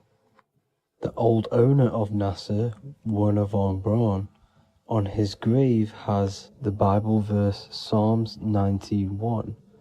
The heavens declare the glory of God, and the firmament showeth his handiwork. Now why would the owner of NASA put this on his grave? Seems a bit suspicious to me, alongside with the NASA astronauts are all Freemasons. And not to mention the countless mistakes they've made on their live videos in space stations, the moon landing, and the CGI footage of the Earth, which is obviously photoshopped. Just by tricking the masses that they live on a spinning ball, the elites gain the perception of the masses. Not only does it hide the divine creation we're inside of, it hides the divine spark within you. It hides the creator, the source. And by believing in space and we live on a spinning ball, it makes people come to the interpretation of that we are a coincidence and we do not have any purpose. And of course this is false. When you come to realization that we are all a divine creation and we can create our own divine life in this reality, life becomes more sacred and you start to enjoy little things. The elites want you to believe everything exists only in the five senses. They want you constantly looking outside of yourself because they know that will keep you on lower states of consciousness. Now this brings me to our next point. By tricking the masses into the heliocentric model, the elites started to advertise aliens in the movies, in cartoons and magazines in the late 1940s. Now this is subconsciously programming us about aliens and extraterrestrial threats, which then they can use to their advantage. And this is something called Project Bluebeam.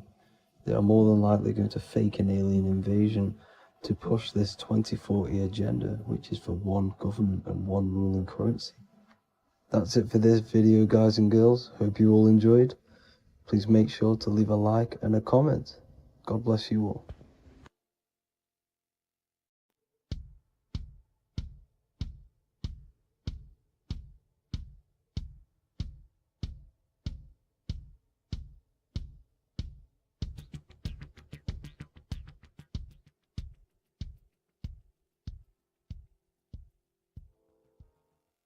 Welcome people, we're back with another video.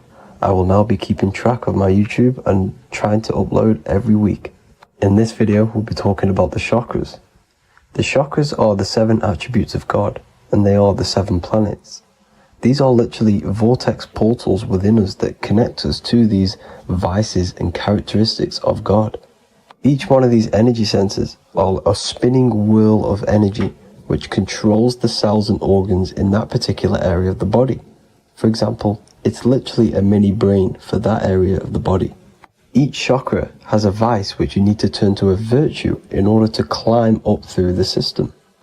They work like a stairway system. You have to go through each chakra in order to unlock the one above. This process is turning matter into spirit as you descended from spirit to matter. Saturn is Satan, that's why it's the lowest chakra, and that's why the devil is red, because red is the lowest vibrational color. When you are in these lower states of consciousness, you are in your animal nature. This is your physical side of your nature, and you are mainly being driven by your animal instincts, or your ego. Moving back to your higher self or your spirit self is not an easy process, it takes a while. However, with discipline, consistency, and motivation, you can achieve this, and this is what the ancients called Christ consciousness. Once you have achieved this, it is basically a state of mastery of the mind. You no longer lust for the lower animal nature things. Now let's start with the root chakra. This is located at the base of your spine, and you can feel this chakra by tensing your anus. This energy center is in control of your survival needs, your vitality, stability and security. Now if this chakra is unbalanced, you will feel insecure, fear, anxiety, unstable, low self-esteem, anemia, over or underweight, and constipation. In order to balance this chakra, you need to feel grounded, embodied, stable, calm, centered, a sense of safety and trust in yourself and the world around you. The next chakra is the sacral chakra, which is located around the belly button area.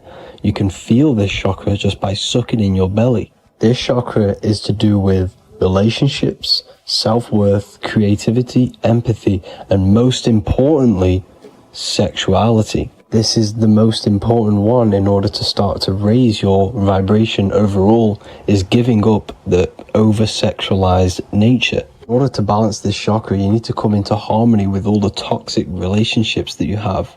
Get rid of the fear, the anxiety, the isolation, and 100% get rid of the over-sexualized nature. Lust is one of the most lowest vibrations you could possibly feel. It is literally manifesting hell. In order to work on this chakra, you need to feel self-worth. You need to do creative things, empathy, healthy relationships, and 100% being confident.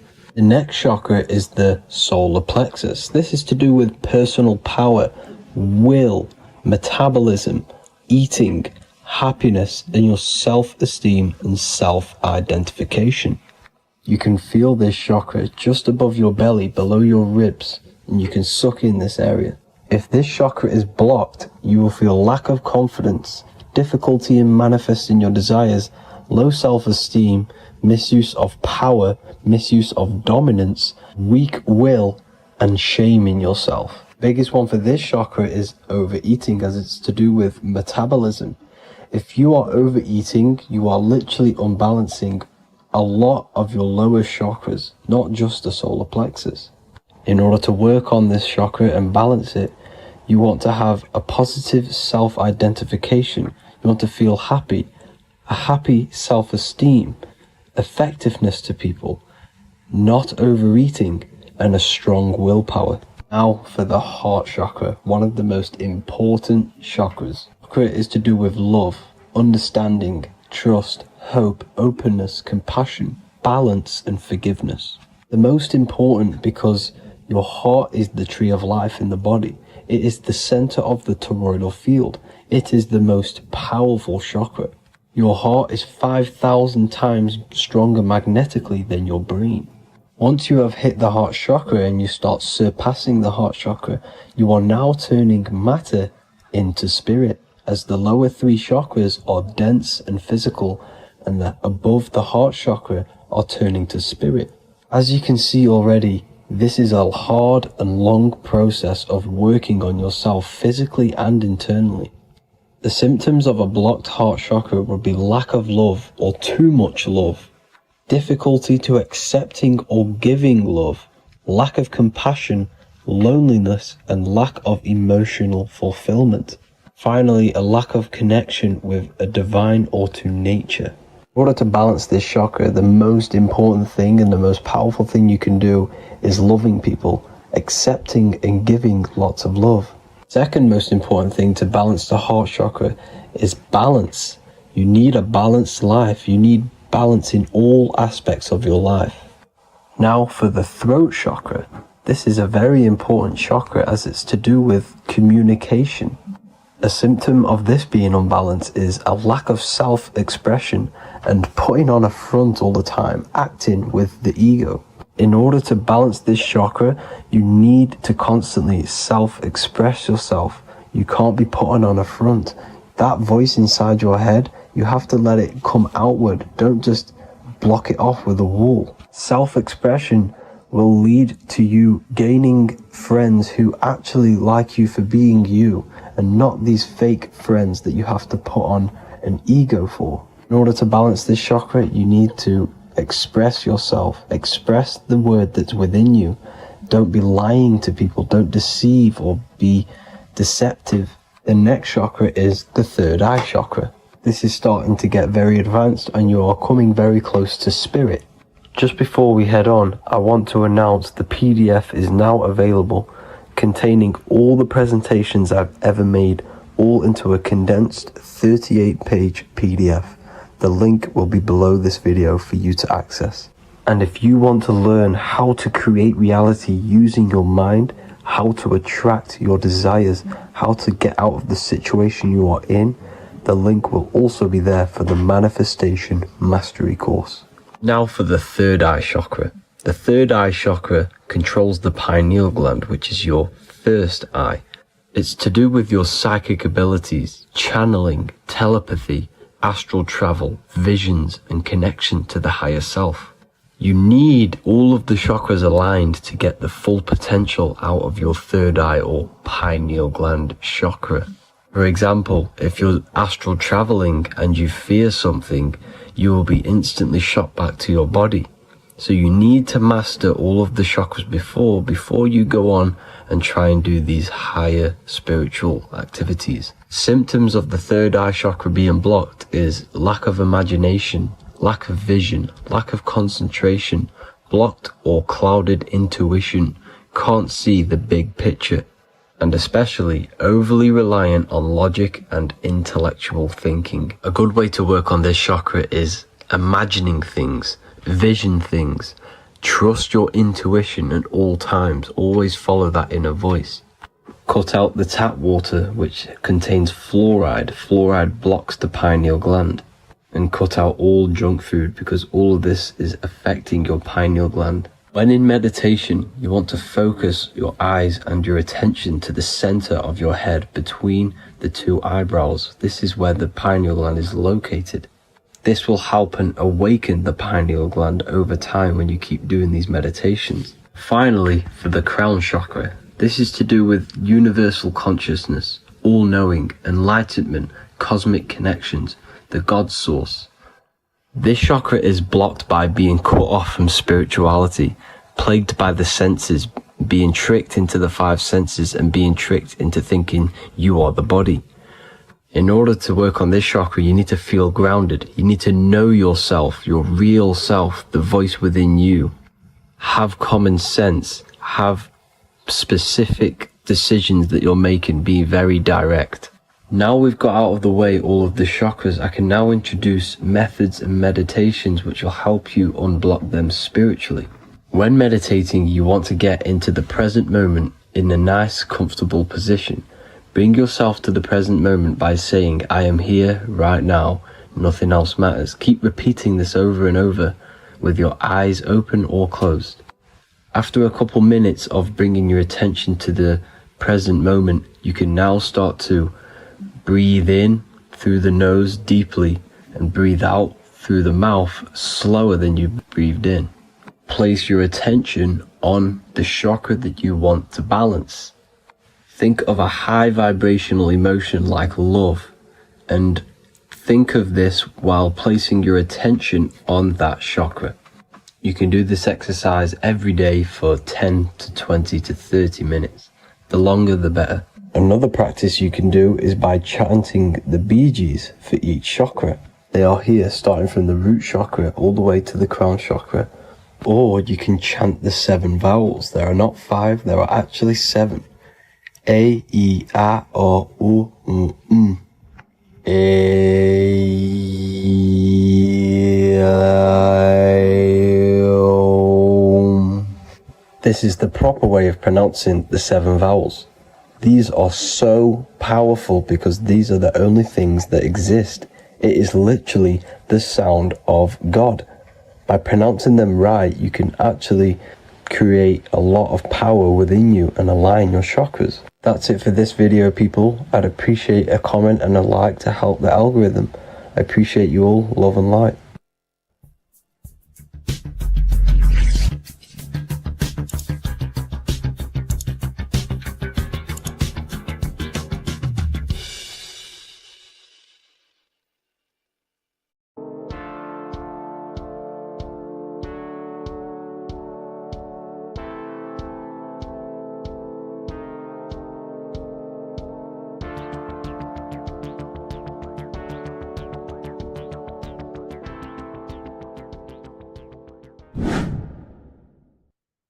Left and right hemisphere, and what are they doing? How does it contribute towards your perception in this world. And this is what we're going to be talking about in today's video. We're going to be breaking down the two hemispheres of the brain and how they function in your life. So first, we have the left hemisphere. This is the logical hemisphere. This is the analytical, divided, scientific, or verbal hemisphere. The right hemisphere is creative, wholeness, artistic, symbolic, and metaphorical. The right hemisphere does with non-verbal things. It produces a holistic perception. It is more to do with creativity. Because what you must understand is that we are not in the external world. The world is produced by our brain. We see with our brain. Our eyes are a part of the brain. What we touch is the brain's interpretation of electrical signals on the nervous system. What we smell is the brain's interpretation of smell through the nose. What you taste is your brain's interpretation of chemical reactions on your taste buds. So what you are experiencing is the brain. The brain is a computer creating a simulation. And you have two hemispheres which breaks down this reality.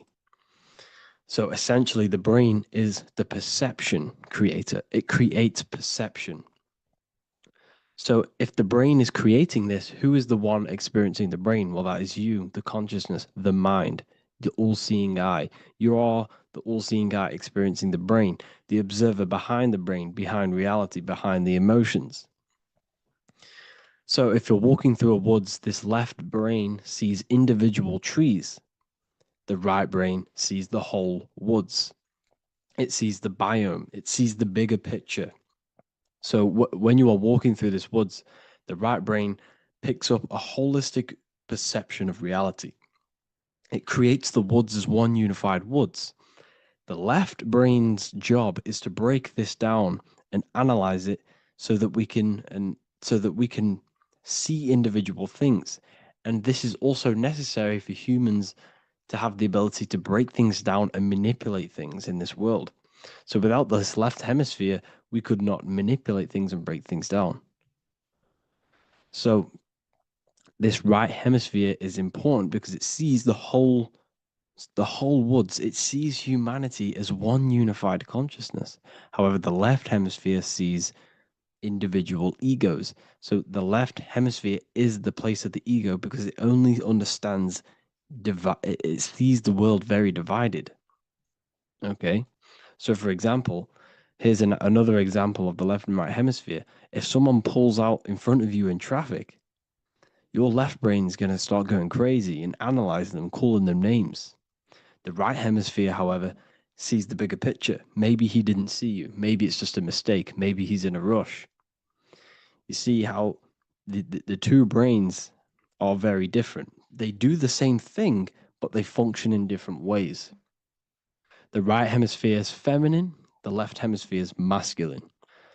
So, like I said, this person pulls out in front of you. You start to think with the left. If you start to perceive that in the left brain, you're going to start analyzing them. You're going to start going crazy and calling them names because you're analyzing it. You're not seeing the bigger picture behind it. You're not seeing it from his perspective. So there is a crossover. So the left hemisphere of the brain controls the right side of the body, the right ear, the right eye. Everything to do with the right side of the body is connected to the left hemisphere, and the right hemisphere controls everything on the left side of the body, including your eyes, your arms, your legs. So everything is crossed over, and even your visual field is crossed over. So this is your visual field, as you can see here, and even the left side of your visual field goes to the right brain. There's a crossover. No one really knows. There's not really a reason for this. However, this is how the human body is designed. As we all know, the human body is the most advanced piece of technology on the face of the earth. They cannot replicate the human body. And they tell you it has no creator. This is crazy. People are that brainwashed, they can't even understand that their body is the most advanced piece of technology. Your body is so advanced The computers that you use are mimicked of the body. Everything they create is mimicking nature, but they don't show you how intelligent nature is because they don't want you to understand you're in an intelligent design. So anyways, let's get back on track. There is a crossover in the brain, and this is why they teach you to write with your right hand. And I was speaking to someone who's in a nunnery, or whatever you want to call it. They were a nun, or they knew someone who was who was a nun, and they forced these people, these nuns, to write with their right hand. You had to write with your right hand. This is why, I'd say at least 70% of the world or 80% is right-handed and right-legged, because they taught us this to activate the left hemisphere more because of this crossover that happens in the body. So when we are using this right side more, we are using that left hemisphere more. Why? Why are they doing this? Well, they also called it writing. Writing is a spell, to cast a spell on you to use that right side of the body so that you use this left hemisphere, because they want you to see the world as a divided perception. They don't want you using the right hemisphere, using that left side of the body to activate the right hemisphere to see the bigger picture and see how everything is all one and everything is created. The left hemisphere domination keeps you from seeing the connections between everything, because that left hemisphere analyzes, it breaks things down. So when we are left hemisphere dominated by using the right side of the body, we are essentially seeing everything as divided. And this is why so many people will not understand my work, because my work connects dots and connects fields of knowledge, and makes you see the bigger picture. So people who are left hemisphere dominated will see my work and think this guy's crazy. But it's all about activating that right hemisphere. So they called it writing because every word you say is molding your mind in some sort of way. The things you see is molding your mind. Everything you take in through the five senses is molding your mind. And language is a massive spell, especially the English language. They called it writing so that you use that right side. It's a spell because your subconscious mind picks up everything you say. And 90% of your daily basis behavior and thought patterns is produced by these subconscious programs within the subconscious mind. Essentially, your conscious mind is only the 10% of you. The conscious mind is just what you're aware of, what you're wearing, how you're feeling, what you're thinking. That's your conscious mind. The subconscious mind is controlling every system in your body. It's telling your heart to beat without you being conscious of it. So essentially, this is what they're programming. They're programming this system in the back of the mind, which is controlling everything through the words. And this is what spells are, because it's all about creating perception in the subconscious. So they want you to use that right side more. I truly believe the ancients, they were balanced. They used the left and the right side of the body. They didn't have a stronger side because they understood this science of the body and how the body works. So this is actually called phonetics. It's not etymology. Etymology is the study of root words. Phonetics is the study of how words sound similar. The way words are spoken. So phonetics, phone, is why we call them a phone, because you speak into a phone. So this is write and writing, to use that right side to activate the left hemisphere more. So your hands are a manifestation of your brain. The left hand is the right brain, the right hand is the left brain. And as a child, we were always taught that when you place your hands together like this is the size of your brain, which is true because your hands are a part of your brain. They're an extension of your brain. Every part of your body other than your brain is an extension of the brain. Everything's working and feeding back information to the brain because you're experiencing the brain. So another trick that you can do, or another exercise, is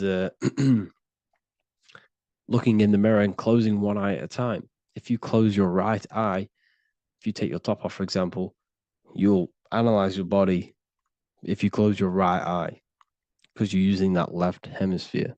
Sorry, other way around. If you look at yourself through your right eye, you'll use that left hemisphere, which will analyze yourself. You'll see individual body parts. If you close the right eye and use the left eye, you'll see your body as a whole. You won't really analyze it.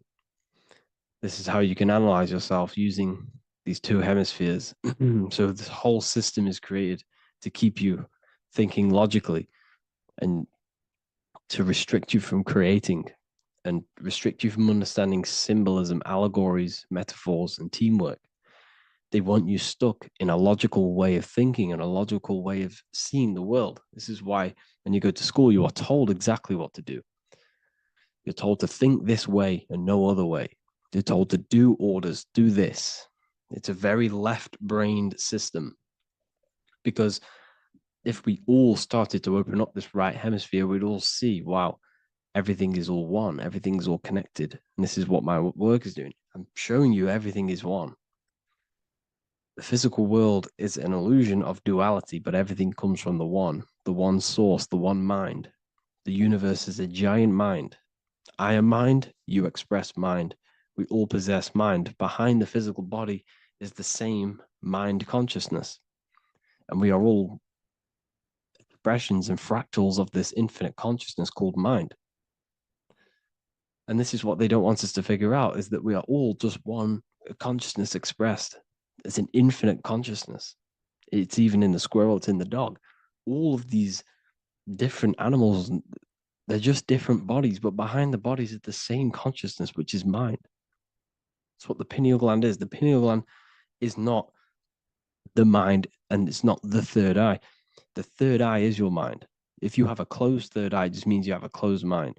If you have an open third eye, it just means your mind has expanded from beyond physical things through astral projection and mystical experiences. This is how you gain an open third eye. It's just an open mind. A mind that has astral traveled, has explored the realities within the mind. So everything they do is to keep us in a divided state. Divide and conquer, right? That's their motto. All to keep you thinking how everything is divided. Everything they've done is division. Postcodes, countries, everything is divided. You know, like football teams and all this stuff. It's also a natural process when you grow up, because as you grow up, your brain is constantly analyzing the world. So this is sort of a natural process of how you become more left hemisphere dominated, because your brain is always analyzing. And unless something awakens you, you can awaken that right hemisphere where you can start to see the bigger picture. Even the music, all tuned to 440 hertz, shuts down the right hemisphere of the brain. 440 hertz, Spotify, Apple Music, you know, the radio. Every time you turn on the radio, it's tuned to 440 hertz. This was specifically tuned. It never used to be tuned to this. It was in the 1950s. It was changed. The standard music tuning was changed to 440 hertz because it shuts down that right hemisphere of the brain. They don't want you thinking, seeing the world in this way and perceiving things as one. And I'm going to show you. It tells you this in the Bible. Cast the net onto the right-hand side of the boat and you will find the fish. What was Jesus saying? This is, you see, people read the Bible and they don't understand it. If the Bible is not talking about you, then it has no meaning. The Bible, everything you read in the Bible is about you and how it can better your life. It occurs to you. So if Jesus says, cast the net onto the right-hand side of the boat, this is an allegory. The boat is your body. Cast the net. It's the awareness, the perception onto the right hemisphere of the brain, and you will find the fish. What's fish? What do fish do? They swim deep in the ocean. It represents the knowledge. Deep knowledge. Cast the net onto the right-hand side of the boat and you will find fish. You will find the wisdom. You'll gain understanding when you cast that your awareness into that right hemisphere. You will see that I am you and you are me. We are all one consciousness. You will see everything. You'll see that the trees are the same patterns as the nerves in your body. You'll see everything is connected. Everything is a fractal of the one infinite consciousness. And how many fish did they catch? 153. That adds up to 9. This is now numerology. The Bible's filled with numerology. adds up to 9. What's 9? Human consciousness. It represents consciousness. You're in the womb for 9 months. Feminine. It's all about consciousness. And then Revelation 14.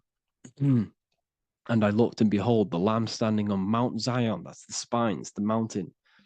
With him, 144,000. 144 adds up to 9. It represents consciousness on top of the spine. You see? And he had his name the name of his Father written on the forehead. What's the Father? The higher mind, the higher consciousness within you. Where is that? In the forehead, the pineal gland. The pineal gland is the radio receiver for the higher consciousness. Because every body part of the body has consciousness. Your heart has consciousness. Your gut has consciousness. You are thinking with these different consciousnesses. You think with the gut. You think with your penis. You are thinking with all these consciousness. And it's about raising your consciousness to the higher consciousness, which is the Father, the mind, in the head. Don't think with the lower parts of the body, because that is your animal nature. Think with the higher parts of the body. It's all representing consciousness. How to activate the right hemisphere of the brain? Well, it's all to do with non-verbal things. So music will activate the right hemisphere. Make sure it's tuned to the right frequency, though. 432 hertz, 528 hertz. Any frequency that adds up to 3, 6, or 9 is good for you. Meditation, turning off the thoughts, and you raise yourself to the higher brain. Symbolism. Symbolism is all right hemisphered. Reading between lines, metaphors, determining the Bible. It's all right hemisphered. Seeing the bigger picture. It's reading between the lines. So tithing in the Bible. These people in the churches are giving 10% of their money to the church. It's nothing but a scam. What these people have done is they have externalized the Bible. They have taken the Bible and literalized it so that they can make a business out of it. So what they're doing is 1/10 of the produce of what it says in the Bible, 1/10 of the produce of the land, whether grain or fruit, is the Lord's and is holy. So what's that saying? The 10th of, it's basically saying give the 10% to the Lord, to God. What does that mean? Well, what's the land and the fruit? This represents physical things, the physical things that you have. The 10th of the physical things that you have. What's that? That's your ego. All the physical things that you have is all to do with your ego. That's the lower self. The ego, what is the ego? It's the mind's perception of the physical self. You had no ego when you were a child. Okay, when you were a child, you had no ego. As you grew older, you created the ego. But the ego is the full self. It's the echo. Ego, echo. It's the echo of the full self. So it's saying, give the ego over.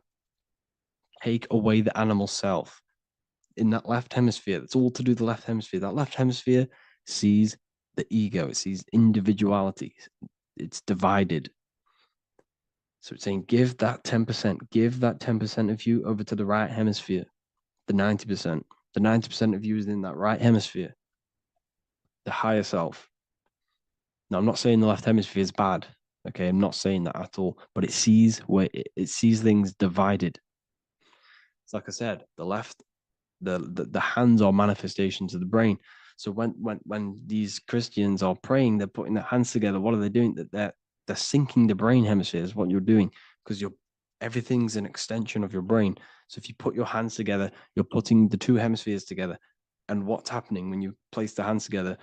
All the electricity in the body is now running in a circuit. So once you connect these two hands, the electrical energy is now running in a circuit. And energy can move around the body quicker and more efficiently. So when you pray, when these people are praying, they don't realize that they're engaging in ancient forms of meditation, of balancing the two hemispheres. So now we're talking about balancing the hemispheres, not the right hemisphere. This is what Israel is. Look at the symbol for Israel, the up triangle and the downward triangle. What's that? The up triangle represents male. The downward triangle represents female. Okay? This is talking about the brains. Israel is Ra. Isis, which is female, the Egyptian god. Ra, El. El means God. Electricity. That's the force of the physical world. It's the force that runs this world, electricity. It's the force of God. El, consciousness. It means God. Is, Ra, El. Isis, Ra, and El. It's the two hemispheres of the brain, the holy land of Israel. It's the holy land, it's the brain. Once these two hemispheres are synced, this is how you unlock your consciousness. This is the easiest way of astral projecting. Hemisphering, I forgot the word for it. Hemisphere syncretization, something like that. It's about syncing the hemispheres.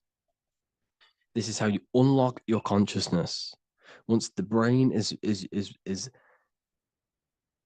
running as one electrical system, this is how you balance the two masculine and male opposing energies. Once these opposing energies are no longer in war with each other, the brain, they come together to work as one. You unlock your consciousness. You are born again. What happens when a male and female have sex? It creates a new child. It becomes one. You are born again. Once the two hemispheres of the brain, you are born again. You can then have an out-of-body experiences. So this is why the symbol of the Holy Land, Israel, is the up and down triangle back combined together, because it represents unification of the male and female, unification of the hemispheres. You're born again. You unlock consciousness. And you can get this for free. It's called the Gateway Tapes on my website. Basically, it's a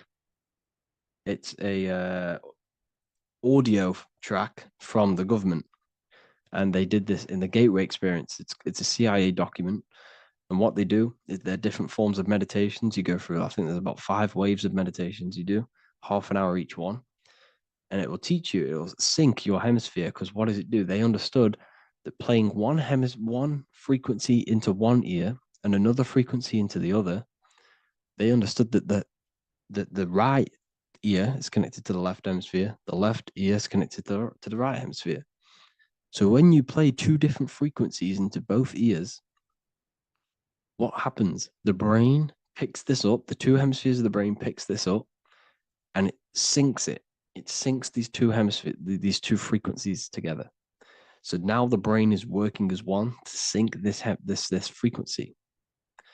So this is how you can sync your hemispheres, through listening to these frequencies. Okay, you can get them for free and do the meditations yourself. This will definitely help you. This is an easy way to astral project. So it's all about syncing the hemisphere and seeing reality from a unified perception. We should all aim to get out of that left hemisphere. I'm not saying don't use it, but we should now start to see, we should now start to read between the lines of the Bible, read between the lines of the symbolism they're showing. Study symbolism, study allegories and myths. What are they trying to tell us through these allegories? And, this is how we start seeing things in a better way. Once we understand that we are all microcosms of an infinite consciousness, we can all come to one, because love is the unifying force of this infinite consciousness. We are all divided. We are all disconnected from our hearts. Once we all connect with our hearts and see that everything is one, we can all start to love and come together as one, because love is the unifying force of consciousness. So if you haven't already seen, I now have launched the Ethereal University. I will be doing lectures like this one, but even better, deeper, and even releasing knowledge that I can't talk about online, as they are censored. I'll be doing lectures every single week. I'll be doing live calls every single week. You also gain access to my library, which is filled with over 45 occult books, filled with knowledge. Okay, I'll show you now. Plus, you get my book, The Book of Wisdom, PDF form, and the Human Health Guide, PDF form. You also get all of this stuff, the health section, Q&As, ethereal meditations. We've got some celestial studies, cosmology, numerology coming soon. You'll also get the brand new Manifestation Mastery course, plus the library. And there'll be new books, new lectures, new live calls every single week. Or you can get the Book of Wisdom, use the code WISDOM in all capital letters to gain 40% off. This sale will be ending very, very soon. So if you're watching this, be very quick to get yourself a physical version or a PDF of my book. You can get it in all these languages. Hope you enjoyed this video, people. I'll see you inside the Ethereal University, the real university. Have an amazing day.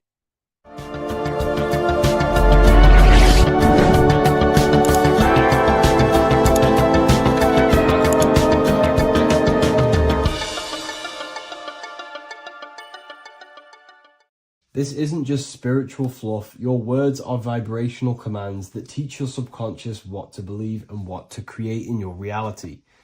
Now, I'm not going to sit here and tell you how words are these vibrational things that create reality. In fact, they are. However, the power of words does not hold in the vibration of the word. Yes, it has a little effect on plants. Yes, every word is a vibration that speaks to every cell in your body. However, this is not the main power of words.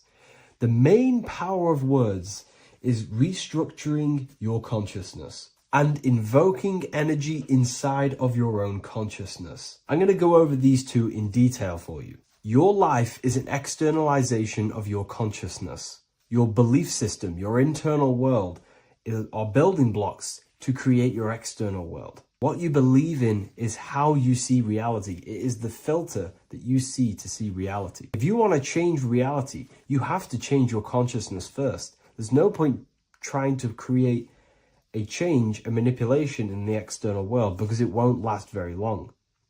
You have to restructure your inner temple, your inside world of thought and emotion. For example, your external reality is an externalization of every thought you thought in the past. Your life circumstances are just a result of every thought you thought in the past. You become what you think about. So if we can control what we think about, we will control who we become. Words are a powerful way to restructure your subconscious mind, which will then restructure what you think about. For example, if I said the word chicken all day long, I'm going to be thinking about chicken all day long.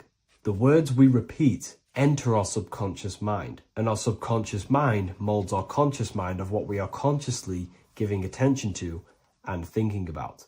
And that becomes our emotion. Our emotion becomes the energy, the charge behind our action. And all of this creates who you are and your reality. If you want to create a change in your external world, you need to repeat the end result as in an affirmation. I am abundant. I am disciplined. For example, if you're trying to stop a certain addiction, don't say, I am going to stop smoking. Say, I am disciplined. By saying discipline, the subconscious mind accepts the word discipline and not the word smoking. If you repeat smoking, I am not smoking, your subconscious mind will just pick up smoking and then do more smoking. So if you are trying to create discipline in your life and trying to stop something, say, I am disciplined. The reason for this is powerful because you're conditioning your consciousness. You're conditioning your subconscious mind and filling it with the word discipline. And I'm not going to say do this a certain amount of times a day or do this in the mornings. I want you to do this as much as possible. I did this as much as possible. Whenever I had free time, whenever I had a free minute, I would say these words either physically or mentally, just to condition your consciousness. Words are the most powerful way to restructure your belief system and restructure your inner world, which will then mirror in your outer world. Words are also a powerful way to invoke energy. This is why when you see these magic occult rituals, you see people chanting and doing these things. It's because if you slowly chant a word, you can actually invoke the emotion. There are three aspects of creation: thought, emotion, action. Emotion is energy in motion. By repeating a word over and over again, you can actually begin to invoke that energy, that emotion inside your heart. And you can start to feel the reality as if you are already living it. And this is just another powerful way to condition your consciousness to become a certain thing before you have it. This is what magic is. Magic is all to do with reprogramming the subconscious mind, aligning the subconscious with a certain belief or reality, which will then produce an effect in our thoughts, our emotions, and our actions, which will then create that reality. So if you want to create something in your life, literally just repeat, I am something. I am is referring to your consciousness. I am is the highest aspect of you. It is the true self. Whatever you condition your consciousness will be mirrored in your external reality. I am abundant will condition your consciousness to feel and believe you are abundant, which will then seep into your thinking. And then you will start to act more on this because you are thinking about it, which will then change your external reality. Words are vibration, and vibration is powerful. However, if you truly want to change your reality, you have to change your inner world of consciousness. And words are the best way to invoke feelings to become the reality you want. And words are the best way to condition your consciousness to a certain belief or a thought. And by doing this, you're actually creating a root cause. The cause is your consciousness, your mind, and you have to restructure the mind to create that reality. Words are a great way to restructure your consciousness and create reality. If you are struggling with the internal chaos, if you are struggling with emotional chaos, if you are struggling mastering your mind, or if you are isolated from your high intelligence, because intelligent people are not welcomed in our population today. I have created an amazing space, Ethereal University. Check it out. I'll leave all the links below. And I'll see you inside, where you can learn everything you could possibly imagine about occultism, esotericism. I'll see you inside.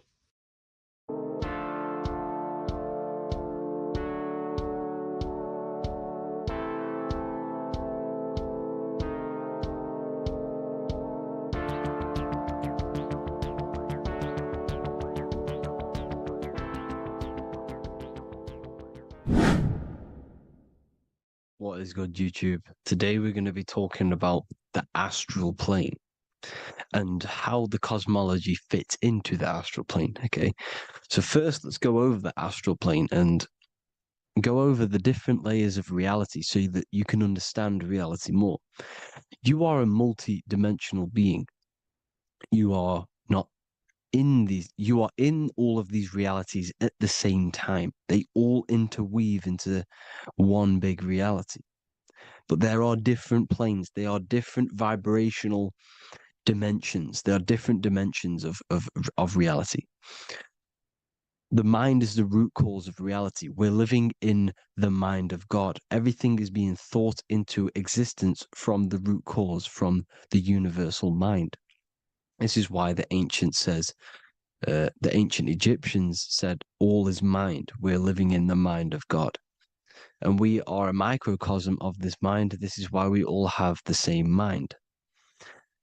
This mind is the world of thoughts. Now, this world of thoughts is just the thought alone. For example, it is the thought of a chair.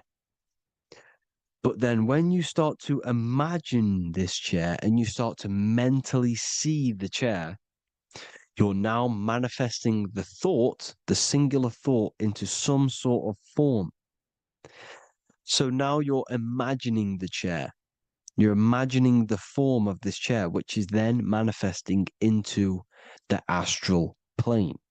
The astral plane is the world of thought forms manifesting. So when you are imagining something, you are seeing into the astral plane. Okay? Your third eye, it is an eye because it sees the astral plane. It is seeing the other side through imagination, through dreaming. Well, we'll go over dreaming later. So the thought of a chair is a singular thought. The imagination of the chair is the manifestation of the chair. And in the astral plane, it's basically the world of all the chairs that could ever exist. So you're thinking of the chair as a singular thought, which is the mental plane. The astral plane is the imagination of that chair, is the thought, the manifestation of it. Depending on the vibrational state of the thought will depend what level of the astral plane it will go to. For example, if you're thinking about a chair to torture someone on it, it's going to go on the lower astral plane. Or if you're thinking and imagining happy things, it's going to go to the higher astral plane. So wherever your mindset is, that we call it a mindset because your mind is setting frequencies to certain things. Thoughts are frequencies. And a mindset is setting your frequency, setting your mind to a certain frequency.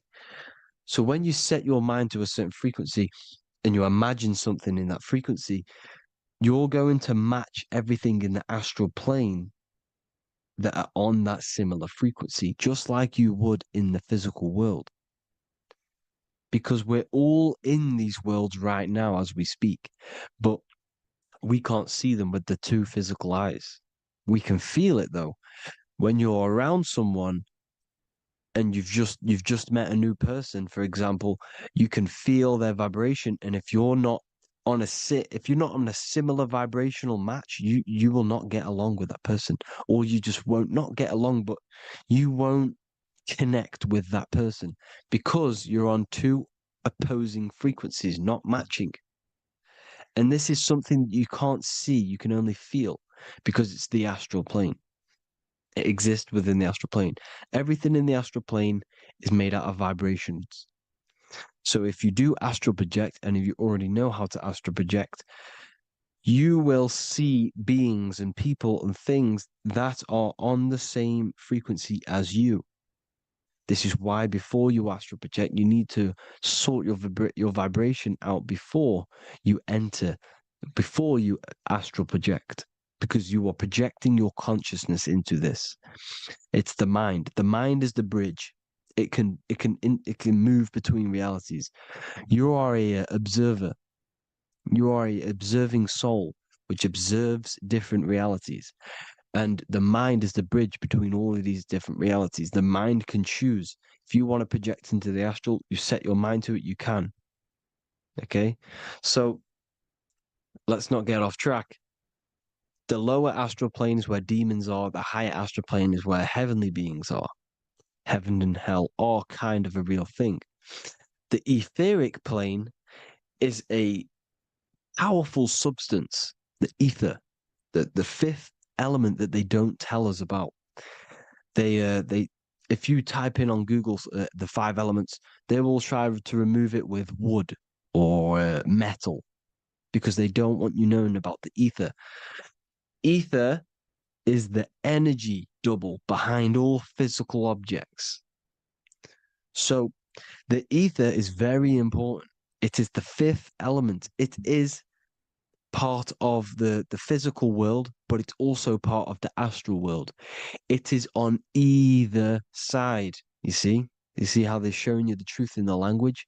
Ether and either are the same word. The ether has 1 foot in the astral and 1 foot in the physical world. It's a substance that connects the physical to the astral world. It is the either. It's on either side of reality. It's on the other side. Other, either, same word. Ether is connecting the physical to the astral plane. It's the world of frequency. Frequencies, EMFs, torus fields are in the etheric plane. It is the energy plane. It's where energy moves through the ether. Okay? So then you have the physical world, the world of effect. Everything you see in the physical world is the effect of the higher planes. Each plane is a product of the plane above. So, and it melts into each plane. The physical plane is the lowest plane, it's the most densest, and the highest is the most fluid. This is the most fluid, this is the most dense. This is where we get the saying, as above, so below from. As above, so below comes from the different planes of reality. And magicians understand this. This is why magicians always say as above, so below. Because they understand if you manipulate the higher planes of reality, you manipulate the lower planes. Because the astral plane is a direct copy of the physical world, but in the astral plane. It is mirrored. The physical world is mirrored in the astral plane. They are both the same world, but just different vibrational states of the world. Kind of. It's hard to put this in words, people. So just try and understand. The astral plane is the double. It is whatever happens in the astral plane happens in the physical plane. This is why magic works. This is why demons work. This is why spirit communication works. Because if you manipulate the higher planes, you manipulate the lower planes. As above in the astral, so below. Leonardo da Vinci showing you to look up, pointing up. You got to look up. He's telling you to change the mind, you change the physical world. You change your emotions, you're on the astral plane, you change the physical world.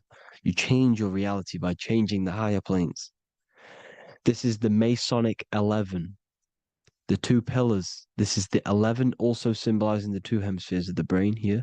But the 11 symbolizes the two mirrors. 11, 9, 11.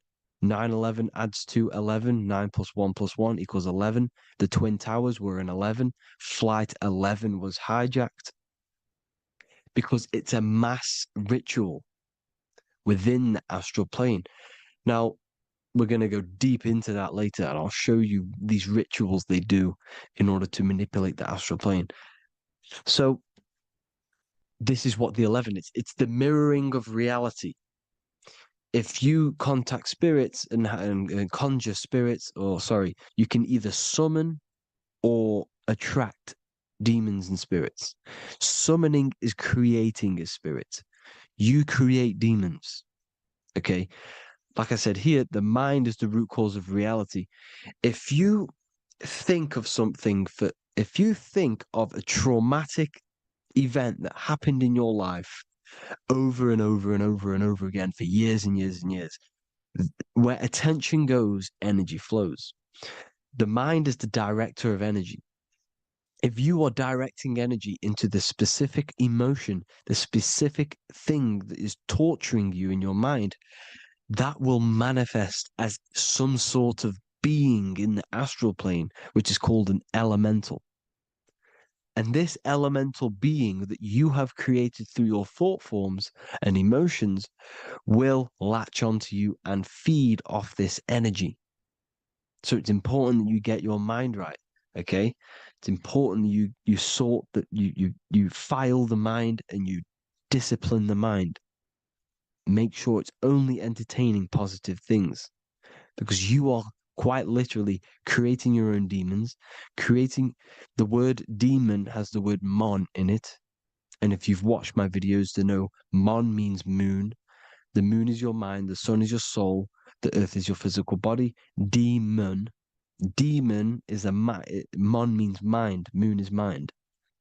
You create demons with your mind. Summoning. Now, this is where the rituals come in. 9/11 was a ritual because everyone was thinking about this big fearing, the death of 9/11. Everyone was thinking about it. And all of their minds thinking about this horrific thing will manifest and summon a negative energy spirit elemental within the astral plane. That's how all of this works. This is why it was a mass ritual. Okay, Chris Brown, new album name 11/11, release date on the 11/11. This will be my 11th album and contain 11 songs. All of these people know the occult. This is Hermes Trismegistus with the star of Saturn, the six-pointed star, as above, so below. The mirroring of reality, physical and astral, the two Masonic pillars. So as above, so below. What's above us? The stars. The stars are connected to the astral plane. This is why we call them stargates. When we dream, we are experiencing these different realities. And what are stars? They tell in the Bible, it says Genesis 1:14. And God said, "Let there be lights in the firmament of the heaven to divide the day from the night, and let them be for signs." Signs translates to things to come. Why things to come? The stars tell the future. Why? And why do we say as above, so below? As above us is the astral plane and the etheric plane. As above, so below. Whatever happens in the stars happens on Earth. The stars are connected to the astral plane. Above us is the astral plane. We are a star in a physical body. This is why we say Mr., sister, stir equals star. The E and the A are interchangeable. We are stars, and the stars are the start of our incarnation. We start in the stars, same root word, and we descend through the 7 energies, which are our 7 chakras.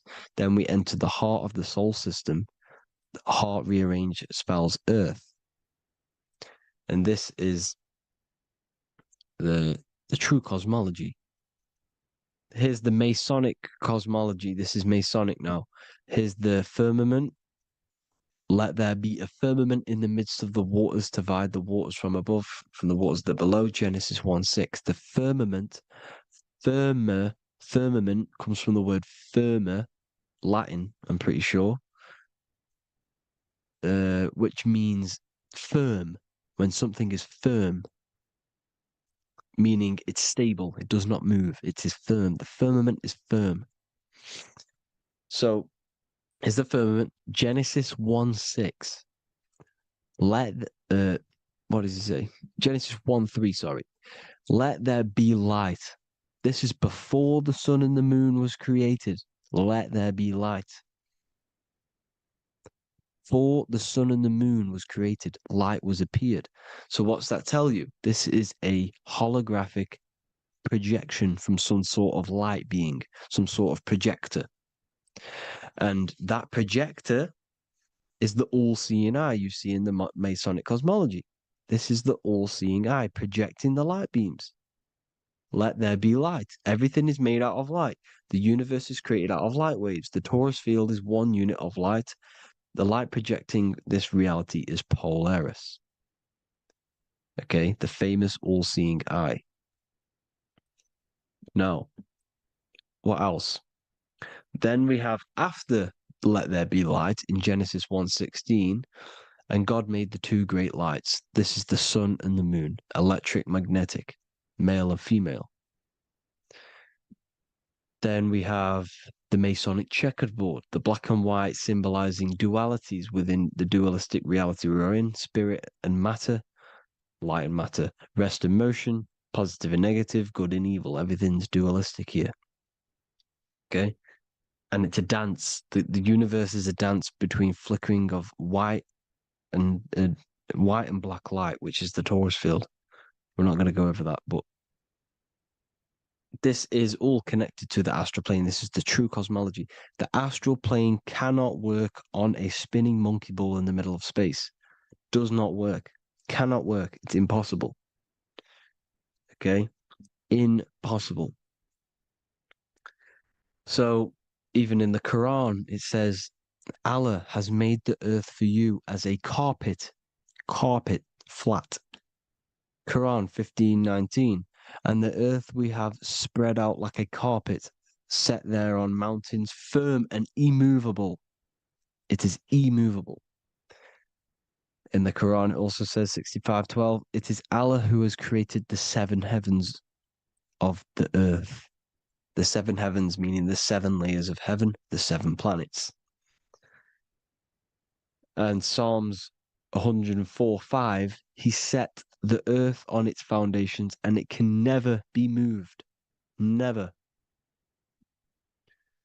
So here you see in Isaiah 40:22, he sits enthroned above the circle of the earth and its people are like grasshoppers. He stretches out the heavens like a canopy and spreads them out like a tent to live in. We live in a tent. This is the tent. The projection of light. Here you see an ancient picture here. Here you see the ethereal barrier, meaning the firmament, the etheric barrier. And here you see his head popping out. Why is his head popping out? Because your head is heaven. Your heel is hell. Your head has access to the astral plane. This is why your head is heaven. The pineal gland, when stimulated, has access to project itself, project consciousness into the astral plane. Here you see another ancient picture here with the Masonic Royal Arch, with the zodiac here, the zodiac on the top, arching, because there's a firmament above us. Here's God in the brain. Consciousness is God. Here you see the Masonic Royal Arch, symbolizing the firmament. George Washington above the Masonic Royal Arch. These are the stars. This is Polaris projecting reality. Here's ancient churches with the dome. Polaris projecting reality with Jesus. Disney World is under the dome. The seven layers heaven, ancient paintings, all depict if you go and look at the ancient paintings, they'll all depict the firmament, the arch above us. This is where we get interesting. The Masonic Royal Arch has the 6-9, which is Cancer. The constellation Cancer, which is 6-9 is associated with portals, because CERN is the 6-9. Okay, CERN is opening portals. They're trying to create a portal to the other side. Cancer has the word CERN within it, so there's a link between Cancer and the opening, the firmament opening above us to Ascension. Here you see the Masonic art with the Royal Arch and the light and the opening. Here you see the light and the opening. This is the opening of the firmament. Here's the Hebrew cosmology with Sheol, the underworld, and the opening. So Cancer is definitely some sort of portal in and out of this reality. I'm just connecting dots here. Now, we're going to go change a bit now. These celebrities that you are seeing they have not sold their soul to Satan, okay? They have not sold their soul to Satan. Satan is a demonic, low vibrational energy that has been summoned over the thousands and thousands and thousands of years of evil occult arts. So since Babylon was summoning this demonic energy, and this demonic energy in the astral plane will grow and grow and grow. It has no form. It has no physical form. Okay? But you can see it in the rappers. If your third eye is open, you can see clearly that these people are demonic. You can sense the energy that they're manifesting. Selling your soul is not what you've been told. It is gaining, because your soul is pure love, okay? Your soul does not want to do anything bad. So when you sell your soul, you're gaining physical gain. You're gaining physical wealth, for example, like for these rappers. They will be given millions of pounds because the people in control of the music industry, which is the dark occultists trying to brainwash the masses, the people in charge, they're dark occultists. They understand Satan and the energy. They are satanic energy, which has been summoned in the astral plane.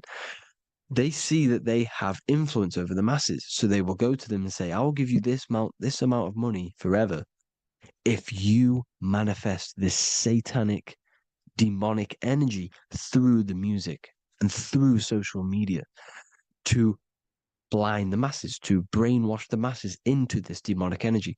Because when you listen to music is frequency. Whatever you listen to, you become that frequency. So if you're listening to these people, they're throwing energy, this demonic, satanic energy that they sold out to. Soul, same word. When you sold something, you've got your soul involved. They have exchanged money, physical gain, so that they manifest this satanic energy within the astral plane and through the music, through the videos, through social media, to keep us in this vibrational frequency, in this low state of consciousness. This is what it actually is. It's not, you're not selling your soul to some sort of devil. This satanic energy has no physical form it is formless in the astral plane. It's a summoned energy. Now, the root chakra is red. This is why the devil is red, because it symbolizes the animal nature of man. When you are operating off your root chakra, you will kill, you will fight, you will do anything to survive, because it's all about survival mode in the root chakra. They want you keeping in that fighting mode, that surviving mode, so that you are manifesting this low vibrational frequency, this satanic energy, this demonic red energy. This is why the devil is red. And the devil has a tail with the red arrow pointing down, because it symbolizes your light body. This is your Merkaba. Your Merkaba is your light body. Mer equals light, Ka equals spirit, Ba equals body. Merkaba, this is the devil's tail pointing down, the descension, your heel, up to your heel, hell. Ascension, to heaven, head. You see, this is the all-seeing eye with the illumination coming off it, your head, when you're illuminated. The Merkaba is your celestial sphere to portray different planes of reality. It is the vehicle of ascension. It's your light body.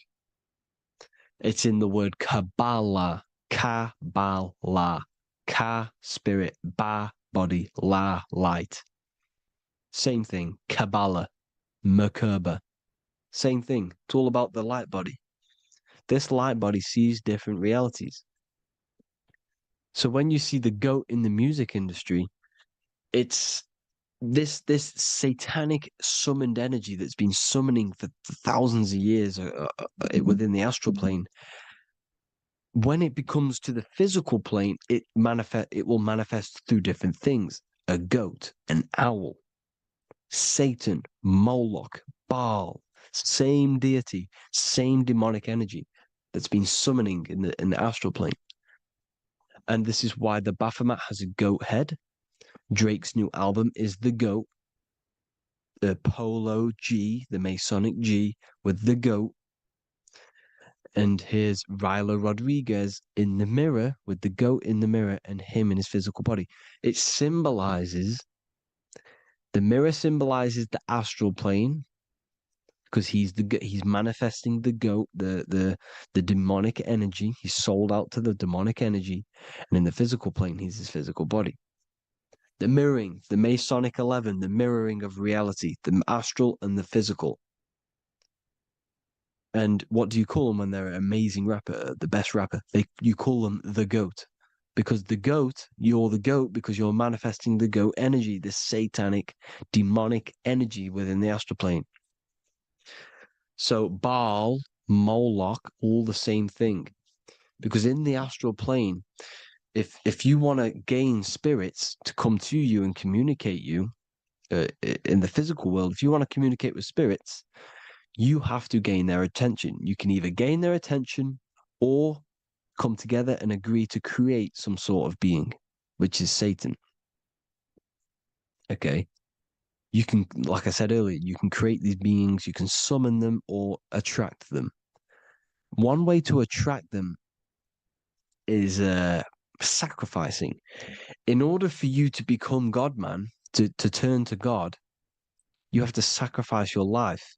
You have to sacrifice, not drinking, not doing things, not doing anything demonic, not doing anything bad, not eating meat. You have to sacrifice yourself to become the light. However, if you want quick, instant gains in the physical world, you can sacrifice something else to communicate with these spirits, because these demonic energies feed off demonic energy, your demonic energy. So these dark occultists will give away babies, they'll sacrifice, torture babies so that they gain, so that they can communicate with these spirits for physical exchange. Yes, you can do this. These powerful spirits, these powerful demons can give you powers. They can give you certain things. And this is what they are doing. They're summoning and attracting these demonic energy. This is why, trafficking is one of the most, Balenciaga. Baal is the demonic energy in the astral plane, which requires child sacrifice for his presence. Balenciaga, and they were trafficking children. They were trafficking, killing them, and offering them to the spirits. This is what they are doing. Balenciaga. It's in the name. Here you see, you can see here a stick man with two horns. The goat, obviously, it's all the same deity. Baal, the goat. Moloch, here's Moloch, the owl, the Egyptian owl, because it comes from the owl of Moloch, which is Baal, which is Satan, all the same demonic energy. And it's on the dollar bill, a tiny dollar bill, tiny, on the $1 bill. All the same thing. Bohemian Grove, they worship the big owl, Moloch. It's all the same thing. It's all one big demonic energy which has been summoning in the astral plane. And it's trying to take over Earth, the physical plane. That's what it's doing. So I hope you all gained a deeper understanding of the astral plane and what's actually going on in the world. Please leave a comment if you can to help the algorithm. Drop a like if you like this content. And hope you all learned something today. And God bless you all. Thank you all.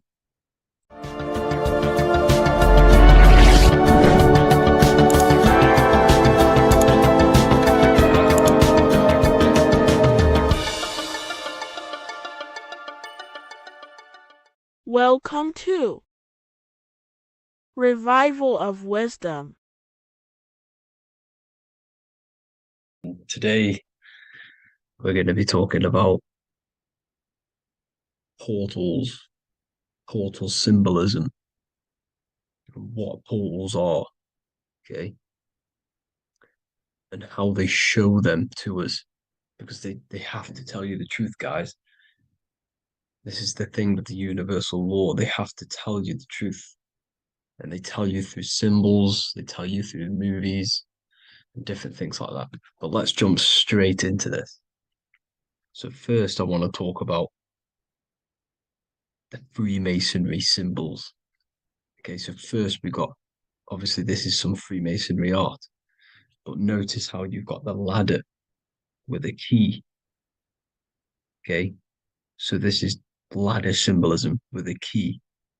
So maybe this is talking about ascending. Okay, because look, because this is ascending into the heavens, because it's a ladder with humans going up it with a key. In order to ascend, you must have the key. Okay, so what else do we have with a key? Well, the Netflix show Lock and Key, which is all about portals and keys. Because what the keys do, they open doors, gateways. Okay,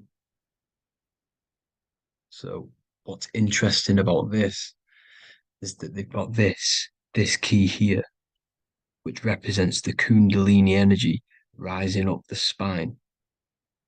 Okay, but we'll come back to this. But it's that same portal key symbolism. We've also got the Vatican. The Vatican is in the shape of a key. Okay, so you can see the start of it here and the end. So this is key symbolisms. Keys open doors. And notice how it's got the 8-pointed star. Okay, what is the 8-pointed star? Okay, we'll come back to this. This all ties in, guys. I'll break it all down for you. But then you've also got the god Janus. Janus, okay, is known as the god of the doorways. He's an ancient god of Rome, and they worshipped him. However, he's not a god, he's more like a high-level ranked demon. Because he is the god of the doorways. And notice how he's got two faces. Because doorways always have two sides. You're going into somewhere there's always two sides of a door, and he's always depicted with two sides of a face and a key, because he holds the key to the doorways, to the portals, to other worlds and realms. Okay, as you can see, he's always got two faces and a key. Okay, so now we have the Sumerians, the Anunnaki, and they are always depicted with the two faces. Why do they have the two faces? Because they're symbolizing doorways, and the Anunnaki come to Earth through doorways and portals. So these are what these gods are symbolizing in their artwork.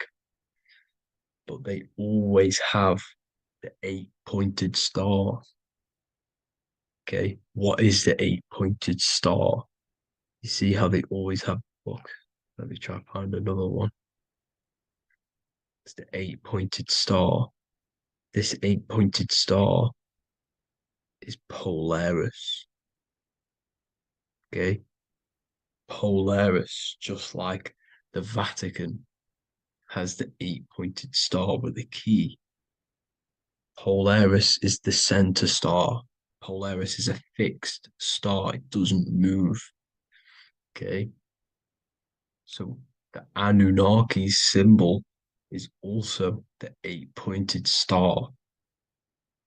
So this is symbolizing the portals and doorways that they come through in order to get to the Earth. But Polaris is that center star which does not move. It's always symbolized with the 8-pointed star, just like a compass. Why is a compass the 8-pointed star? Because at the center of our realm is where the most electromagnetic energy is stored. As you can see, we have an aura field, an electromagnetic aura field. So does the Earth. And in the center, so like our heart, for example, is where the most energy is stored. And like the center of the Earth, this is why all compasses point to the center, because this is where the most electromagnetic energy is stored. It's at the center of our realm. Okay. So like I was saying with the lock and key series, see this here? The Kundalini energy rising up the spine, just like your Kundalini energy rising up the spine. Let me try. I can't zoom in. But you know what I'm trying to say here. Let's go back to Polaris. Because at the center is where hold. Can you see the pole of electromagnetic energy? Polaris, the North Pole. It's symbolized. The truth is in the words. It's like a pole of electromagnetic energy. And this is where the aurora borealis comes from. Notice how it's got the word aura in it, because it's the Earth's aura, electromagnetic field. Just like you have an aura, also known as the northern lights, because it's coming out of this center hole in the center of our realm, where the black sun is. And this is where the electromagnetic energy is coming up from. And this is what the aurora borealis is, or the northern lights. It's just electromagnetic energy. And it's symbolized through our symbols, the original O. Okay, because it's like a hole through the middle. Polaris. So this Polaris is the sky vault. It's the portal into this realm, because this is what the Anunnaki are always talking about, always symbolize it with the 8-pointed star. And just like a compass is the 8-pointed star, pointed to the center, to Polaris. Okay. See here on the Sumerian tablets with the 8-pointed star again. And how we know it's talking about portals with this 8-pointed star is because CERN 666 are opening up portals to the underworld, letting in demonic entities into this realm. How do we know it's a portal? Because their Hydro Collider has 8 points, just like the 8-pointed star. So they are creating synthetic portals to the underworld to let these demonic entities into our realm. What is the key?